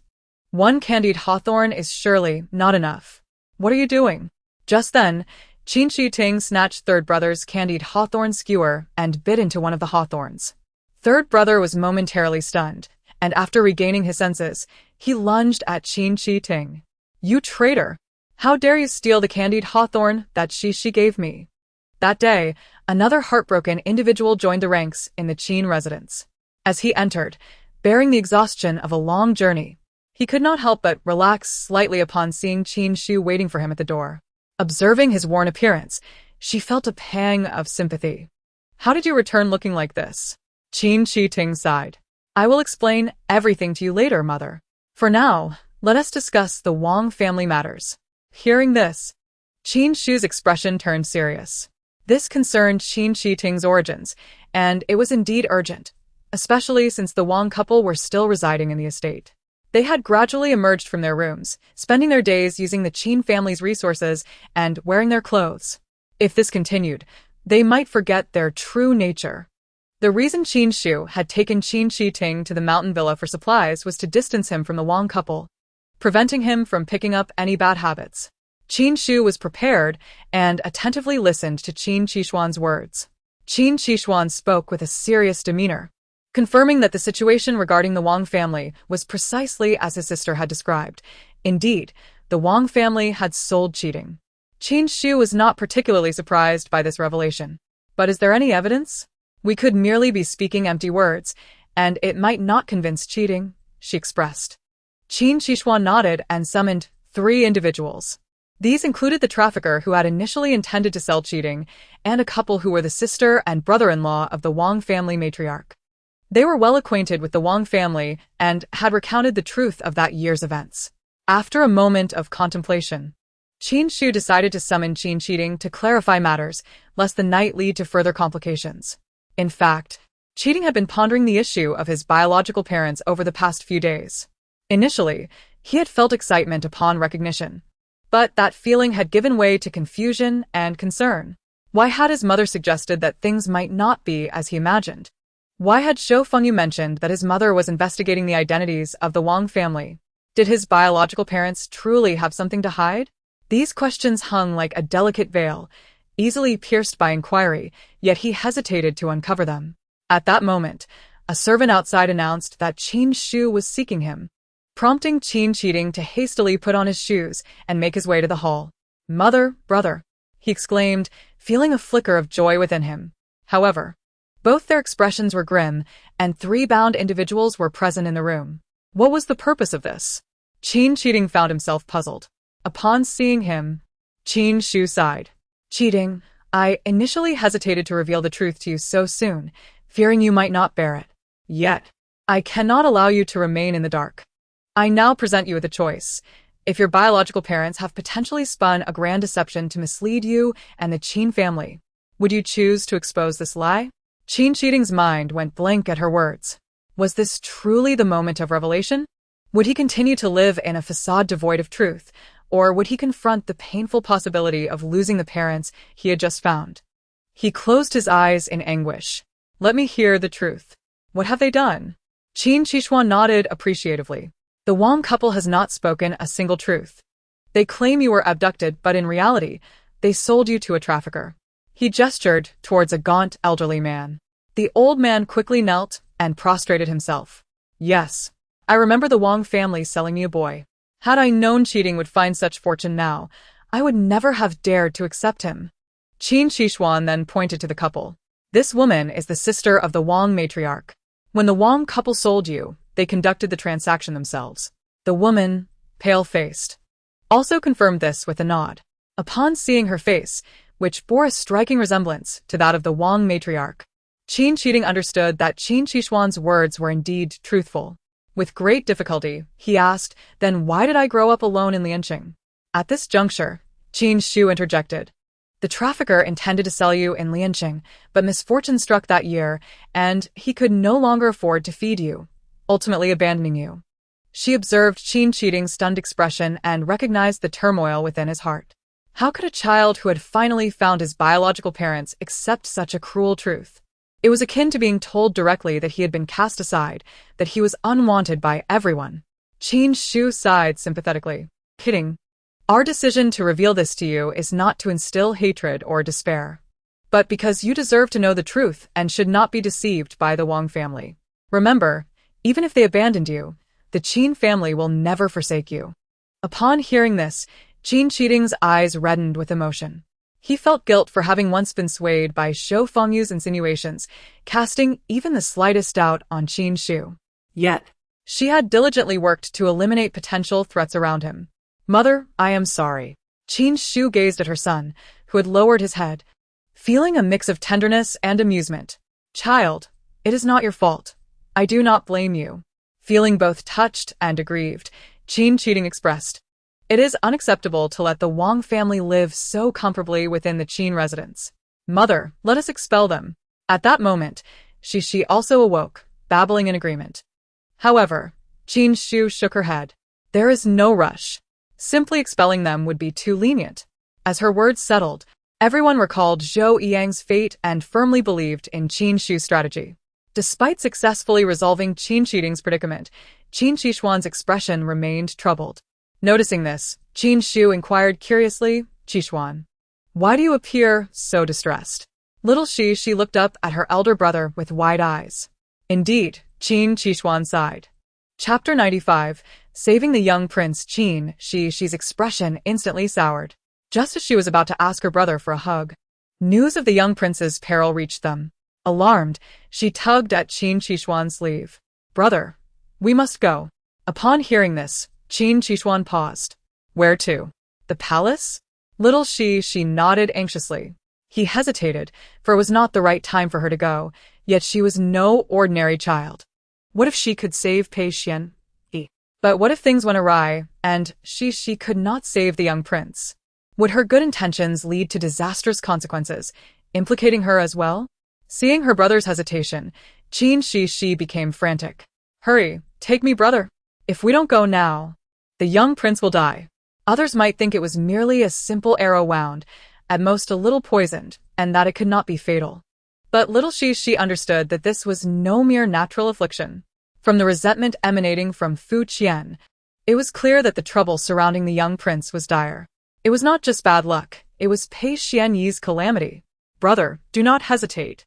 I am the only one who can save the young prince." Qin Xixi grasped Qin Xixuan's hand, determined to head to the palace. Seeing this, Qin Xixuan gritted his teeth and scooped up his little sister. The young prince was the future of the De Liang dynasty, destined to become a wise ruler. He cannot perish at this moment. Xixi's abilities had always been extraordinary. Perhaps she could indeed make a difference this time. "Prepare the horses." Disdaining the speed of the carriage, Qin Xixuan mounted a horse, holding his sister tightly, and galloped towards the palace. Report. Qin Xixi and Qin Xixuan from the Qin family request an audience. Meanwhile, within the chambers of Pei Xianyi, a room full of imperial physicians surrounded his bed, all wearing worried expressions. "Physician He, you mentioned that the poison on the arrow was 7 steps to madness, and we have administered the antidote. Why is His Highness still burning with fever?" Physician He was drenched in cold sweat. Perhaps the antidote has yet to take effect? However, His Highness exhibits symptoms consistent with 7 steps to madness: high temperature, weakness in limbs, excessive eye whiteness. Physician Li retorted impatiently. But 7 steps to madness should result in immediate fever relief once the antidote is taken. Why is His Highness still burning? Physician, he fell silent, standing by with cold sweat trickling down his back. Although they harbored grievances against him, even the entire assembly of imperial physicians could not ascertain the nature of the young prince's illness. It was worth noting that the young prince was the most favored amongst the emperor's descendants. His injury had prompted the mobilization of the entire imperial medical establishment to save him. If they failed to save a young prince injured by an arrow, it could cost them their heads. Just as their brows were furrowed in despair, Qin Xixi arrived. Meanwhile, Pei Xianyi, suffering in agony upon the bed, faintly heard the name Qin Xixi. Physician Li, impatient, intended to dismiss them. "Why are you still requesting to see His Highness the young prince? Let them come back another day." Wait. The young prince on the bed managed to utter a few words. "Let Xixi and the others in." Pei Xianyi chuckled self-deprecatingly. He had not missed the words of the imperial doctors just moments ago. Perhaps this would be their last meeting. He wanted to take a good look at little Xixi. The doctors exchanged glances, and soon Qin Xixi entered, carrying a small girl. "Doctor," he frowned again. "Your Highness, why have you allowed a little girl to come in and cause chaos?" Hearing this, Xixi snorted in dissatisfaction. Cause chaos? I think it's this group of old doctors who are the real troublemakers. She struggled to climb down from Qin Xixian's arms and rushed to the young prince's bed. Huang Ling by Fu Dan? Do you want to treat the seven-step sway? But the young prince does not have the seven-step sway. The doctors, seeing her reckless behavior, quickly lifted her up. You must adhere to the rules. His Highness is still ill and cannot be delayed. Qin Xixi puffed her cheeks in anger. I already said you are the ones delaying. Let me treat him. Little Xixi babbled a great deal, leaving the doctors utterly confused. At that moment, Qin Xixian hesitantly explained, she means she will treat His Highness the young prince. The group of doctors instantly seemed to have heard something amusing, but could not muster a laugh. Do not cause any more trouble. Our group of doctors has made no progress here. What can a little child do? Qin Xixian translated again. She said you are using Huang Ling by Fu Dan. But the young prince does not have the seven-step sway. Doctor, he turned red with embarrassment. Who told you all this? Regardless, you must leave immediately. Do not disturb His Highness's rest. Little she was about to burst with anger. At that moment, Pei Xianyi struggled to raise his hand. You all, cease this rudeness. He looked at Qin Xixi. Everyone leave. Let Xixi treat me. The other doctors were taken aback. Your Highness, think carefully. This is not a child's play. However, Pei Xianyi had no intention of explaining and directly commanded the guards to escort them out. Although the guards were puzzled by his request, they could not disregard their master's words. The doctors were all grumbling as they were ushered out, and Qin Xixian left under pressure, leaving only Qin Xixi and Pei Xianyi in the room. Pei Xianyi inexplicably believed that Qin Xixi could save him. He blinked painfully, pleading with her. Xixi, save me. I feel so unwell. Qin Xixi hurriedly examined the young prince from head to toe, feeling an overwhelming sense of resentment around him. Oh dear, she thought. Pei Xianyi must have offended someone's grave, thus attracting such heavy resentment. Perhaps a vengeful spirit is already lurking, waiting for him to die and take over his body. Seeing Pei Xianyi curled up in pain, little she felt a pang of sympathy. She bit her hand, but with so few teeth, she could not break the skin. Looking around, she managed to shatter a vase and picked up a shard of porcelain. Outside. The doctors heard the noise and desperately tried to squeeze in to check on the young prince, but were firmly blocked by the guards. With the shard of porcelain, Xixi cut her fingertip and blood immediately oozed out. Cautiously, she took off her jade bracelet and let the blood drip onto it. The once dull jade bracelet suddenly gleamed, radiating golden light. A cold sweat broke out on Qin Xixi's forehead.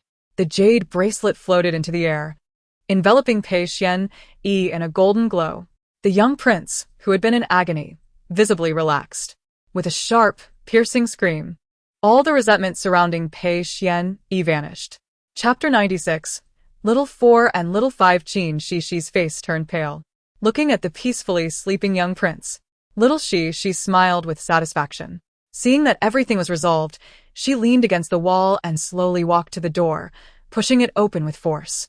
The doctors outside, seeing the door finally open, rushed in. Oh dear, I hope that little rascal hasn't harmed His Highness. They fretted, fearing the Emperor's wrath. They hurried inside, while Qin Xixian quickly picked up the drowsy little Xixi, ready to flee at a moment's notice. The doctors fell silent upon seeing Pei Xianyi. One of the doctors asked, what happened? To which doctor, he incredulously replied, the young prince's fever has subsided. Dr. Li was equally astonished. Is there anything else wrong? Has the fever truly retreated? Doctor, he shook his head, his expression complex. Not only has the fever retreated, but all other symptoms have also vanished. From the pulse, His Highness's condition is even better than before. Qin Xixi slept for an entire day and night. When she finally opened her eyes, she was greeted by the beaming face of Jin Zhu. Mistress, you're awake. Qin Xu, who had been reading a letter, immediately set it aside and rushed to the bed. She anxiously checked on Xixi. Finally awake. You're all right? Once she confirmed that her daughter was fine, Qin Xu sighed in relief and hugged little Xixi tightly. Oh, dear, Xixi, why did you sleep for so long? I only dared to feed you porridge, fearing you might go hungry. Little Xixi blinked innocently. I used up a lot of energy saving the young prince. I needed a good sleep to replenish. Qin Shu had also heard from Qin Xixi about how Xixi had cured the young prince, filling her with both pride and concern. However, she said nothing and instead asked Jinju to bring out the letter so she could read it with Xixi. Your fourth and fifth brothers have sent a letter. Do you wish to see your brothers? You will be able to meet them soon. Qin Shu unfolded the letter and read it aloud to Xixi, word by word. The content was simple, lacking the usual length and depth of their correspondence. After reading it, Qin Shu understood why it was so brief. Little she could sense her mother's immense joy. Your fourth and fifth brothers have always been weak, even though they are triplets with a third brother. The third brother is robust, while the other two are quite frail. We always said the third brother took all the nutrients, leaving little for the others. Though they spoke of it lightly, the two children had nearly not survived, and Qin Shu must have felt anxious at the time. Fortunately, two extraordinary individuals came forward, claiming they had their own destinies and talents, willing to take the boys away.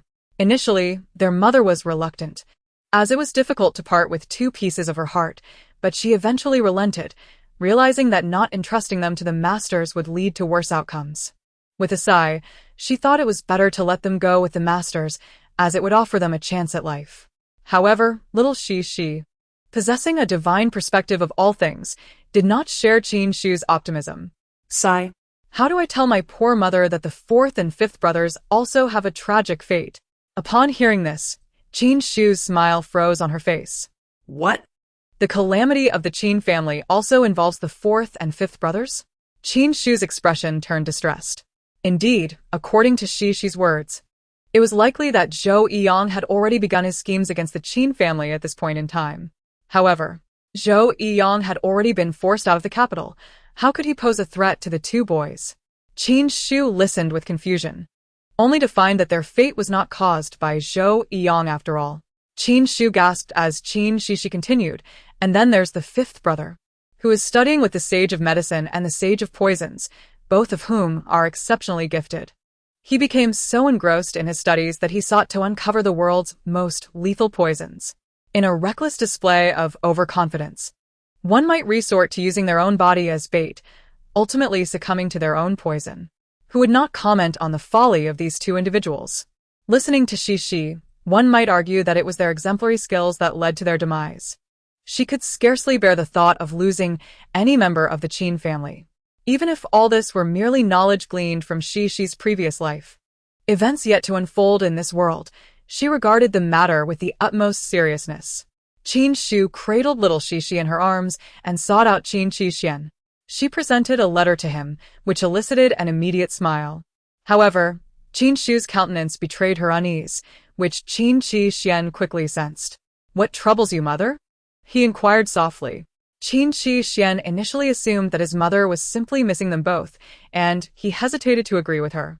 After all, the younger brothers had been away for years, and it might not be prudent to keep them in the estate without letting them demonstrate their skills.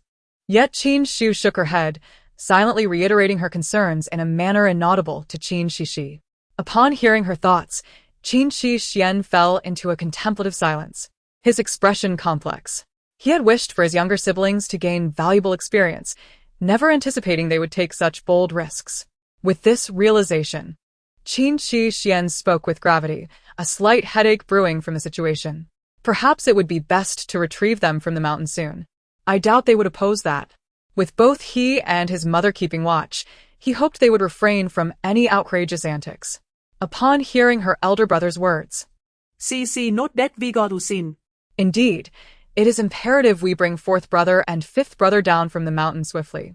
She pondered the appearances of her brothers, recalling that although they were triplets, each bore distinct features. Though fourth brother and fifth brother are handsome, they lack a certain wit. Qin Xixian and Qin Shu exchanged knowing glances, both agreeing that those who could be undone by their own poison were indeed lacking in intellect. As they conversed, a servant approached with news. Master, His Highness the Crown Prince has invited Miss to the palace. Qin Xixian recognized the kindly matron behind the servant as the wet nurse from Pei Xianyi's quarters. It was evident that Pei Xianyi had sent her to fetch Qin Xixi out of concern. Qin Shu greeted the matron warmly, inquiring, "How is His Highness faring today?" The matron expressed her gratitude, stating, "Thanks to Miss Xixi, His Highness finally awakened this morning. Upon regaining some energy, he sent me to summon her." After confirming that Xixi was available, she took the little girl into her arms. Comfortable in the matron's embrace, little she felt a sense of trust and quickly dozed off. Recently, Qin Xixi found herself needing frequent naps to replenish her energy. When she awoke, she discovered she had been laid upon Pei Xianyi's bed. Upon seeing her open her eyes, Pei Xianyi's face lit up with joy. "Xixi, you are awake." He was seated on a luxurious couch, perusing a poem he had not finished earlier. As soon as he noticed Xixi rubbing her eyes and sitting up, he closed the scroll and warmly inquired about her well-being. "I had planned to visit you directly, but the servants and the matron prevented me, fearing I had not yet fully recovered." In truth, he felt an abundance of strength coursing through him, far surpassing his condition before his encounter with Sui Yuan. He even sensed a comforting warmth within his meridians, as if something were protecting him. Pei Xianyi dared not dwell on what it might be. Yet he understood that she must have played a role in his recovery. Little she beamed at the sight of Pei Xianyi, now fully restored. "It seems my efforts were not in vain. The crown prince appears quite well." Pei Xianyi vaguely recalled Xixi injuring her own hand with shards of porcelain. Though her fingers were now intact, he felt a pang of heartache and guilt. The little girl, known to fear pain, must have valued their friendship dearly to sacrifice her own well-being for him. With utmost sincerity, he declared to Qin Xixi, "You saved my life, so from now on, I shall be your loyal younger brother. I will do whatever you ask of me." Realizing his words could be misinterpreted, he quickly added in his heart, "Except for eating meat." Unfortunately, Xixi did not hear this last part and was filled with delight. She too felt the thrill of being an elder sibling. With pride swelling within her, Qin Xixi issued her first command to her devoted little brother. "Let us go play." Pei Xianyi, hearing the sweet command, could not contain his glee. "Very well, I shall take you out for some fun." It seemed that, perhaps due to Xixi's presence, the outing was not hindered this time, although the matron still insisted on sending a few guards to accompany them. Their first destination was a pastry shop, a choice entirely made by Qin Xixi.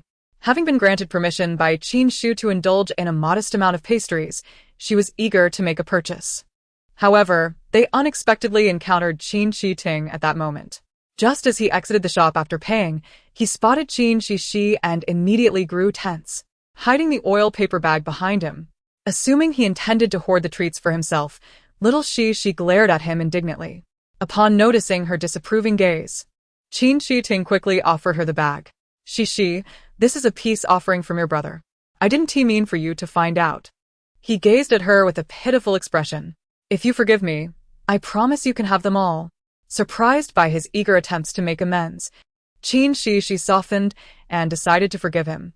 Seeing her expression warm, Qin Xixi felt a wave of relief wash over him. Meanwhile, Pei Xianyi, recalling the troubling reports regarding the Qin family and events at the villa, could not help but snort inwardly. It was no wonder she was upset with him for believing Zhou Fengyu's words, since Qin Xixi had already forgiven him and considered herself magnanimous. She boldly invited Qin Xixi to join their outing. "Let us go play." Hearing this, Qin Xixi was overjoyed.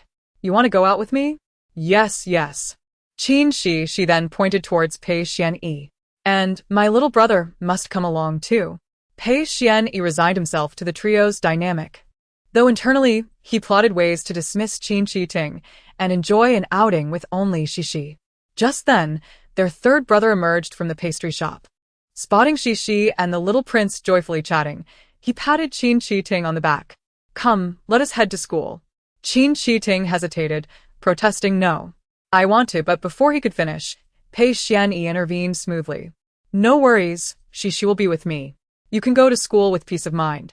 Little Xixi, interpreting Qin Xixi's reluctance as a refusal to attend school, became serious and admonished him. "You must go to school. If you do not, you will become a great fool." Whether Qin Xixi understood her words or not, he followed their third brother away, visibly discontent. Pei Xianyi felt a sense of triumph. This time, it was he who was taking Xixi out for fun. However, as Xixi glanced at the pastries in her hands, she felt a bit lost. We have pastries now, but where shall we go next? Noticing her indecision, Pei Xianyi suggested, "Come, I will take you somewhere wonderful." Wonderful place? Little Xixi perked up at the prospect and waved her arms in enthusiasm. The two made their way south and soon arrived at a location not far from the palace. To her surprise, Pei Xianyi brought her to a horse-riding arena. Horses, horses. The horses galloped swiftly, and her heart brimmed with delight. Previously, when her elder brother had taken her riding, she had found it exhilarating. Yet, during that moment, her anxiety for the young prince had overshadowed her enjoyment, preventing her from fully savoring the experience. She had longed for another opportunity to ride, and now, to her astonishment, the young prince had taken the initiative to bring her to the horse ranch. How wonderful! Little pony, here I come. Pei Xianyi smiled at her exuberance, drawing her closer for a better view. Little she was not satisfied merely to observe. She insisted on riding herself. Understanding her wishes, Pei Xianyi reluctantly requested a pony from the steward. After a brief wait, the steward returned with a pristine white pony, its round eyes sparkling with innocence. Xixi instantly fell in love with the charming creature, as if it had been reserved just for her. However, the steward hesitated, explaining that this was the only pony available, as the others had been borrowed. Its name was Baifeng, beautiful yet known for its fiery temperament. Pei Xianyi, recognizing the pony's unruly nature, noticed its flaring nostrils and occasional snorts. Just as he was about to suggest they wait to ride, he saw she gently placing her hand on Baifeng's head. Remarkably, the once temperamental pony transformed into a docile companion, nuzzling Xixi's hand affectionately. The ranch owner, witnessing this transformation, marveled, declaring that only this young lady could tame Baifeng, hinting at a peculiar bond between them. Pei Xianyi chuckled, realizing that Xixi often defied his expectations. It was no surprise that extraordinary events unfolded around her. Although he trusted her, he still hurriedly prevented her from mounting the horse, deeming it too dangerous for someone so young. Reluctantly, Xixi played with Baifeng for a short while before turning her attention to the other horses racing nearby. Suddenly, her gaze was drawn to a majestic stallion. Surprised, Pei Xianyi wondered if she wished to approach that horse. Xixi nodded fervently, exclaiming, "Take me to it. I want to go." The ranch owner led them over, and Xixi, with a beaming smile, embraced the horse's leg, her eyes glistening with joy. It appeared that she possessed an innate affinity for animals, as the seemingly fierce horse did not retaliate. Pei Xianyi felt reassured, no longer worried for her safety. The ranch owner assumed that Xixi was cultivating a bond with the horse, while Pei Xianyi distinctly heard her thoughts. Such plump horse legs. I want to taste them, hee hee. Pei Xianyi realized that this little foodie was only thinking about food. Just then, Qin Xixi, having finished her inspection of the shops, found the sky growing darker. She wondered if Xixi was still in the palace. Coincidentally, Qin Xixi and the third brother had just returned from school and shook their heads at her inquiry. When we left for school, we saw the young prince taking Xixi out to play. Panic surged through Qin Xixi. The young prince's health was still fragile. How could he take Xixi out? Unbeknownst to her, she was deeply concerned about their safety. Where did they go? The third brother pondered for a moment before recalling the direction they had departed. They must be at the horse ranch. The young prince carried Xixi southward. Years ago, her elder brother often took him to that same ranch for riding practice. The realization that they were at such a perilous place intensified Qin Xixi's fear. Prepare the carriage. We are going to the ranch. By the time she arrived, dusk had settled. As she disembarked, her eyes fell upon Xixi clinging to the horse's leg, and her heart raced with alarm. Xixi, move away. You cannot cling to the horse's leg. If it moves suddenly, you could be in grave danger. Yet, Xixi looked at her mother in confusion. The horses are so lovely. How could there be danger? Qin Xixi paused, realizing the peculiar nature of the scene. The surrounding people were not as anxious as she was, looking at Xixi with bemused expressions, while the horse stood placidly, its front hoof unmoving. However, what astounded her most was the thought that crossed Xixi's mind. The horse's legs are so plump. I love them. I want to take a bite. Qin Shu's eyes widened in disbelief as she witnessed Xixi opening her mouth, seemingly ready to sink her teeth into the horse's leg, only to be lifted away by Pei Xianyi, who had heard her mother's call and noticed the encroaching twilight. He approached Qin Shu, greeting her with a solemn expression. Pei Xianyi felt a pang of guilt. Qin Shu thanked him, noticing the unusual look on his face. After a moment of hesitation, he pointed at Xixi. At her age, I believe she can have a bit of meat now. Perhaps we should let her have some regularly? Qin Shu felt a wave of embarrassment at having given birth to such a little glutton. Oh, little Xixi, you have caused your mother great shame today. Chapter 99. The Tale of the Sale. Qin Shu, holding Xixi, sat in the carriage with a complex expression. Xixi, oblivious to the concerns, simply felt disappointed that she could not have horse meat, while her mother seemed inexplicably persuaded by the young prince to allow her more meat. Although she did not understand why the young prince had said that, she was nonetheless delighted. Truly, the young prince, her newly acquired little brother, was swiftly working in her favor. After settling into the carriage, Qin Shu sighed, pressing her forehead in exasperation. She could not help but poke Xixi's head. You little glutton, why do you love food so much? Little Xixi blinked innocently, her cheeks puffed out adorably, evoking the urge to pinch them. Seeing her daughter's endearing demeanor, Qin Shu found it hard to scold her. Instead, she chuckled, poking Xixi's head and laughing aloud. Oh, What am I to do with you? Xixi, puzzled by her mother's remarks, speculated that perhaps the young prince had spoken on her behalf, leading her mother to deny her meat. If Qin Shu had heard this thought, she might have fainted from embarrassment. Moments later, a servant approached with news. Madam, the Wang couple has indeed been at the tea house all afternoon. The storyteller has just recounted the tale of the Wang family sale of their son, as per your instructions. At this, Xixi perked up her ears. Is mother going to take action against the Wang family? Indeed, Qin Shu nodded in agreement. What was their reaction? The servant held a disdainful opinion of the Wang couple. Perhaps out of guilt, they appeared restless upon hearing the tale. When the storyteller mentioned the matter of recognition, they frantically engaged him in a scuffle. However, the storyteller was no weak scholar. Despite their combined efforts, they could not prevail, and ended up receiving a few slaps and losing quite a bit of hair. Listening to the Wang couple's disgraceful predicament, Qin Shu frowned in distaste. The two of them are indeed amusing. They dare to act yet cannot bear to be spoken of.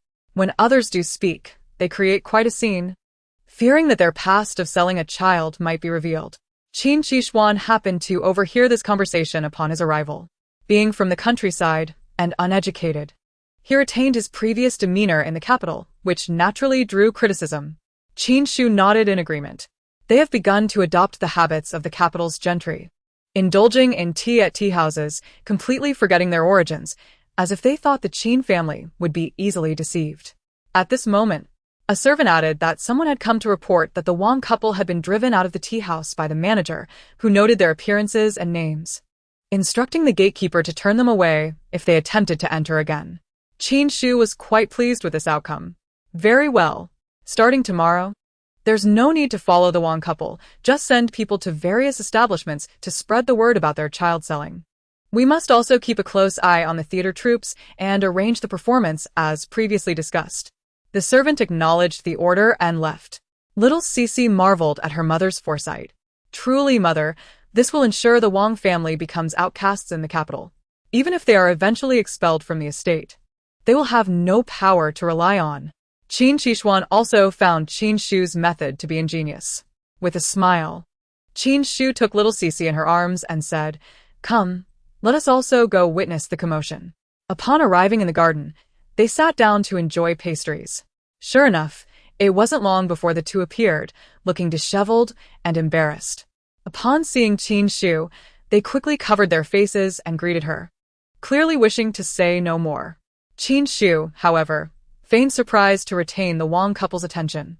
What has happened to you both? Despite their attempts to conceal it, their torn clothing, disheveled hair, and faint traces of blood on their faces testified to their tumultuous day.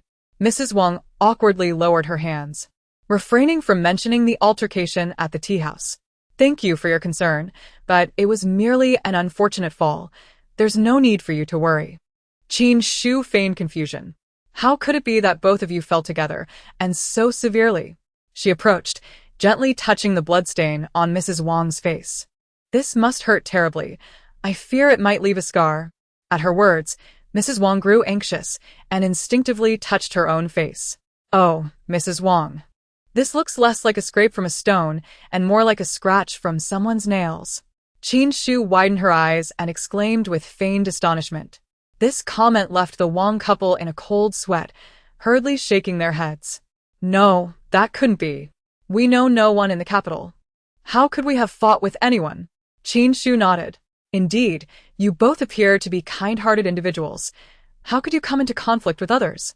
Seeing that she had momentarily deflected their scrutiny, Mrs. Wang felt a surge of relief. Yet, unexpectedly, Qin Xixi shifted the conversation to Qin cheating. Recently, the Qin household's finances have been quite strained. I have always known you two to be good-hearted. After all, you have been dining and drinking with us. And your son has been under our care. Qin Xixi sighed. Even with our family's vast estate, we cannot support so many. At this point, even the dim-witted Mrs. Wang sensed the underlying message in Qin Xixi's words and felt an ominous premonition. Are you suggesting that we should be expelled? Qin Xixi quickly shook her head with a smile. Before the Wang couple could breathe a sigh of relief, Qin Xixi continued. Mrs. Wang's eyes widened in alarm. Lord Wang rarely speaks, yet he cannot help but agree. What do you mean by saying the Qin family cannot support us? Mrs. Wang seized upon Qin Xixi's words, her eyes growing fierce. You despise us, do not? You wish to withdraw your support. If this were during the day, she would insist that the onlookers witness how the Qin family bullies their benefactors. Mrs. Wang's voice rose dramatically, as if she wished for all of the capital to hear her. Yet Qin Xixi appeared genuinely astonished. Benefactors? When did you develop such a delusion that you consider yourselves benefactors of the Qin family? Upon hearing Qin Xixi's words, Mrs. Wang placed her hands on her hips and began to berate her for being ungrateful. We bore Qin cheating, allowing you to raise him. Is that not a favor? He is our son. With that, Mrs. Wang broke into tears. You Qin family has many children. How could you understand our plight as a family with only one heir? Song Song is my only child, my treasure. Yet he has ended up in your care. As she wept, Mrs. Wang's eyes darted around, suddenly accusing. Perhaps it was your Qin family who abducted my Song Song, deceiving us into thinking you merely found him. Lord Wang appeared to have an epiphany. Little Xixi, while licking a candied hawthorn stick, watched the Wang couple's performance with great admiration. I told you staying up at night can teach you real skills. The Wang couple truly has an unparalleled thick skin. Qin Xixi's lips twitched. She must not allow little Xixi to learn such unscrupulous ways. Oh, are you suggesting that the Qin family should bear the burden of supporting you without recompense?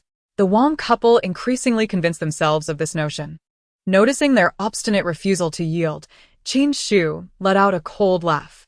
Yet I have heard tales in this very tea house about a couple who became enraged when their child was sold and confronted the storyteller in a fight. Upon hearing this, Mrs. Wang's eyes widened, cold sweat breaking out on her forehead. The child in that story happened to be a boy sold in misfortune, and the protagonists were a Mrs. Wang and a Lord Wang. Qin Xixi leisurely patted little Xixi's head, her words laced with menace. Tell me, is it truly possible for such coincidences to occur? For such a story to manifest? You cannot truly suspect us based on a mere tale, can you? A glint of coldness flashed in Qin Xixi's eyes, yet her demeanor remained impassive. Oh, but this story is so familiar that it has kept me awake at night. She scrutinized Mrs. Wang's attire. Could it be that the Wang couple's garments were torn during a struggle with the storyteller? Realizing they could no longer conceal the truth, Mrs. Wang quickly knelt. My lord, I had no intention of deceiving you, but if we revealed the truth, you would surely suspect us, just as you do now. Lord Wang, quick to follow suit, joined her in kneeling. Indeed, my lord. We were simply enjoying the storytelling at the tea house, unaware of who concocted such a ridiculous tale to frame us. We are but simple folk from a small place. Perhaps upon arriving at the Qin estate, we became targets of envy, leading to this unfortunate situation. Qin Xixi raised an eyebrow. So you are claiming you have been wronged? The Wang family nodded vigorously. Qin Xixi let out a cold laugh and turned to Qin Xixi. Upon hearing her words, Mrs. Wang turned pale and screamed, "How do you know it was Sui Yuan?" Before any witnesses could be brought forth, they had already revealed their guilt. Qin Xixi remained silent, merely observing them. The couple, under her gaze, felt their resolve falter, teeth gritting in frustration. It became clear to them that Qin Xixi had known their secrets all along and had orchestrated this entire charade to witness their downfall. A flicker of resentment flashed in Mrs. Wang's eyes. Yet, knowing they still needed to rely on the Qin family for their livelihood, They could not afford to sever ties just yet. "We had no choice, my lord." As the truth began to unravel, Mrs. Wang swiftly changed her act. This time, "It is a tale of hardship," little Cece commented astutely. Indeed, Madame Wang lamented through tears and sniffles, recounting their hardships. "In the past, our family was impoverished, barely affording our next meal. When Song was born, he was frail and delicate. Fearing that he would suffer as we did, we made the heart-wrenching decision to sell him, hoping he would lead a better life." She sighed. "Little did we know that the person who took him would be so shameless, abandoning him in Lianqing, allowing him to endure years of suffering." Both Mr. Wang and Madame Wang wore expressions of deep sympathy. "Yet now, we find ourselves in a pitiful predicament. Song has been estranged from us since childhood, lacking any closeness to us. You ensure Song lives well, yet you do not provide for us, his biological parents. In our old age, we are now like drifting weeds, utterly alone, unloved, and unsupported." They painted themselves as tragic figures, as if selling their child was not their fault, but rather a desperate act. In their pretentiousness, they claimed to wish for Qin Xixi to lead a good life, only to turn around and demand support from him after others had raised him. Truly, this is a blatant form of exploitation. Xiao Cixi felt an immense discomfort. "You are truly insatiable.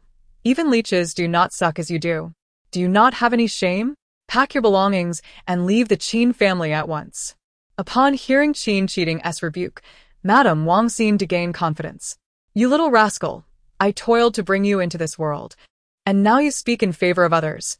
You are indeed ungrateful." Qin Xixi retorted with disdain. "How long did you care for me? You were eager to sell me the moment I was born, and now you dare claim to be my parents?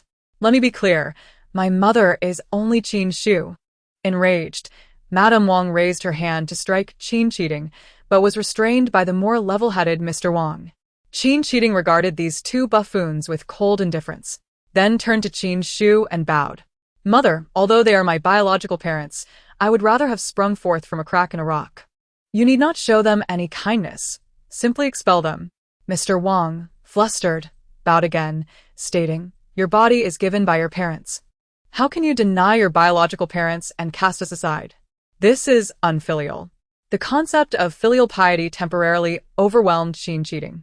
Qin Xixi, however, responded in a calm manner. "Alas, cheating, Mr. Wang has a point. It is paramount for a person to be filial. They are your biological parents, and you ought to be grateful for them, treating them with the same respect you show me. Would you not agree?" Qin Xixi muttered a reluctant agreement. The Wang couple immediately beamed with joy. "Indeed, it is the head of the Qin family who understands reason. We shall not hold a grudge against cheating this time. After all, he is a piece of flesh from my body, and I feel pain to scold him." Xiao Cixi, having observed this farce, began to feel drowsy. Yet her mind lingered on earlier questions. Why does brother cheating have blue eyes, while the Wang couple has black ones? Qin Xixi was momentarily taken aback. Yes. Why would the Wang family give birth to a blue-eyed Qin Xixi? This question, previously overlooked, ignited her suspicion. Chapter 101. Zhou Fengzi's rise to fame. After pondering for a moment, Qin Xixi directly inquired of Qin Cheating, you mentioned having memories of interacting with the Wang couple. Can you recall any specific scenes? He could not summon any memories and shook his head. Qin Xixi frowned. The limited information available suggested that the Wang couple had little true interaction with Qin Xixi. For now, it was essential to distance themselves from them. Other matters could be investigated later. Surely, his current mood was not favorable, and he needed to regain his composure. The following day, the Wang family dared not venture out.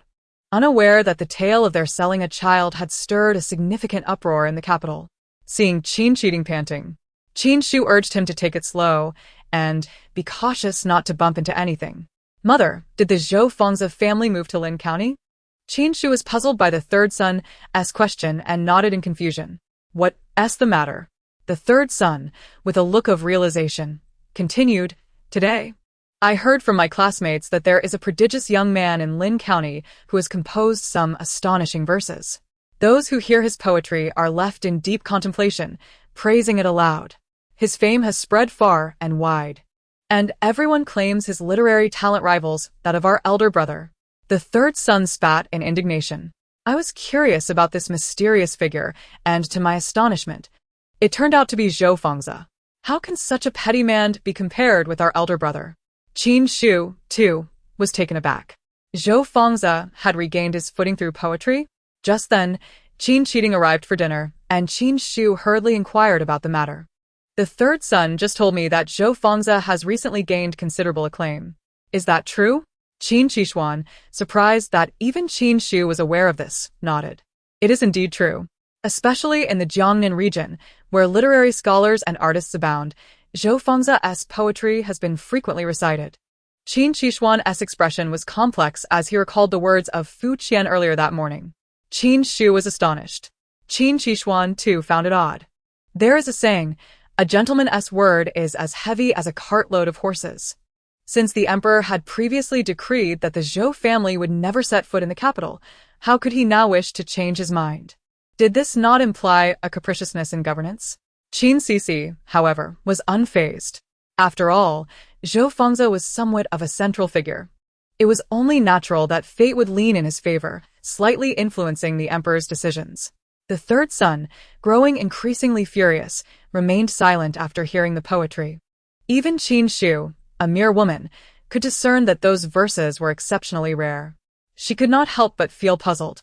If Zhou Fengzi possessed such talent, why had he not revealed it before, only to do so after being cast out? Qin Xixi, having listened for a while, was quite anxious. How could he possibly create such fine poetry? It was Zhou Fengyu who gave him the idea. Zhou Fengyu? Qin Xixi was perplexed. Zhou Fengyu, being a figure from millennia in the future, must have composed timeless masterpieces that have endured through the ages. Any verse she casually provides to Zhou Fengzi would be an unparalleled triumph. Qin Xixi patted her elder brother's head sympathetically. Brother, you need not feel inferior.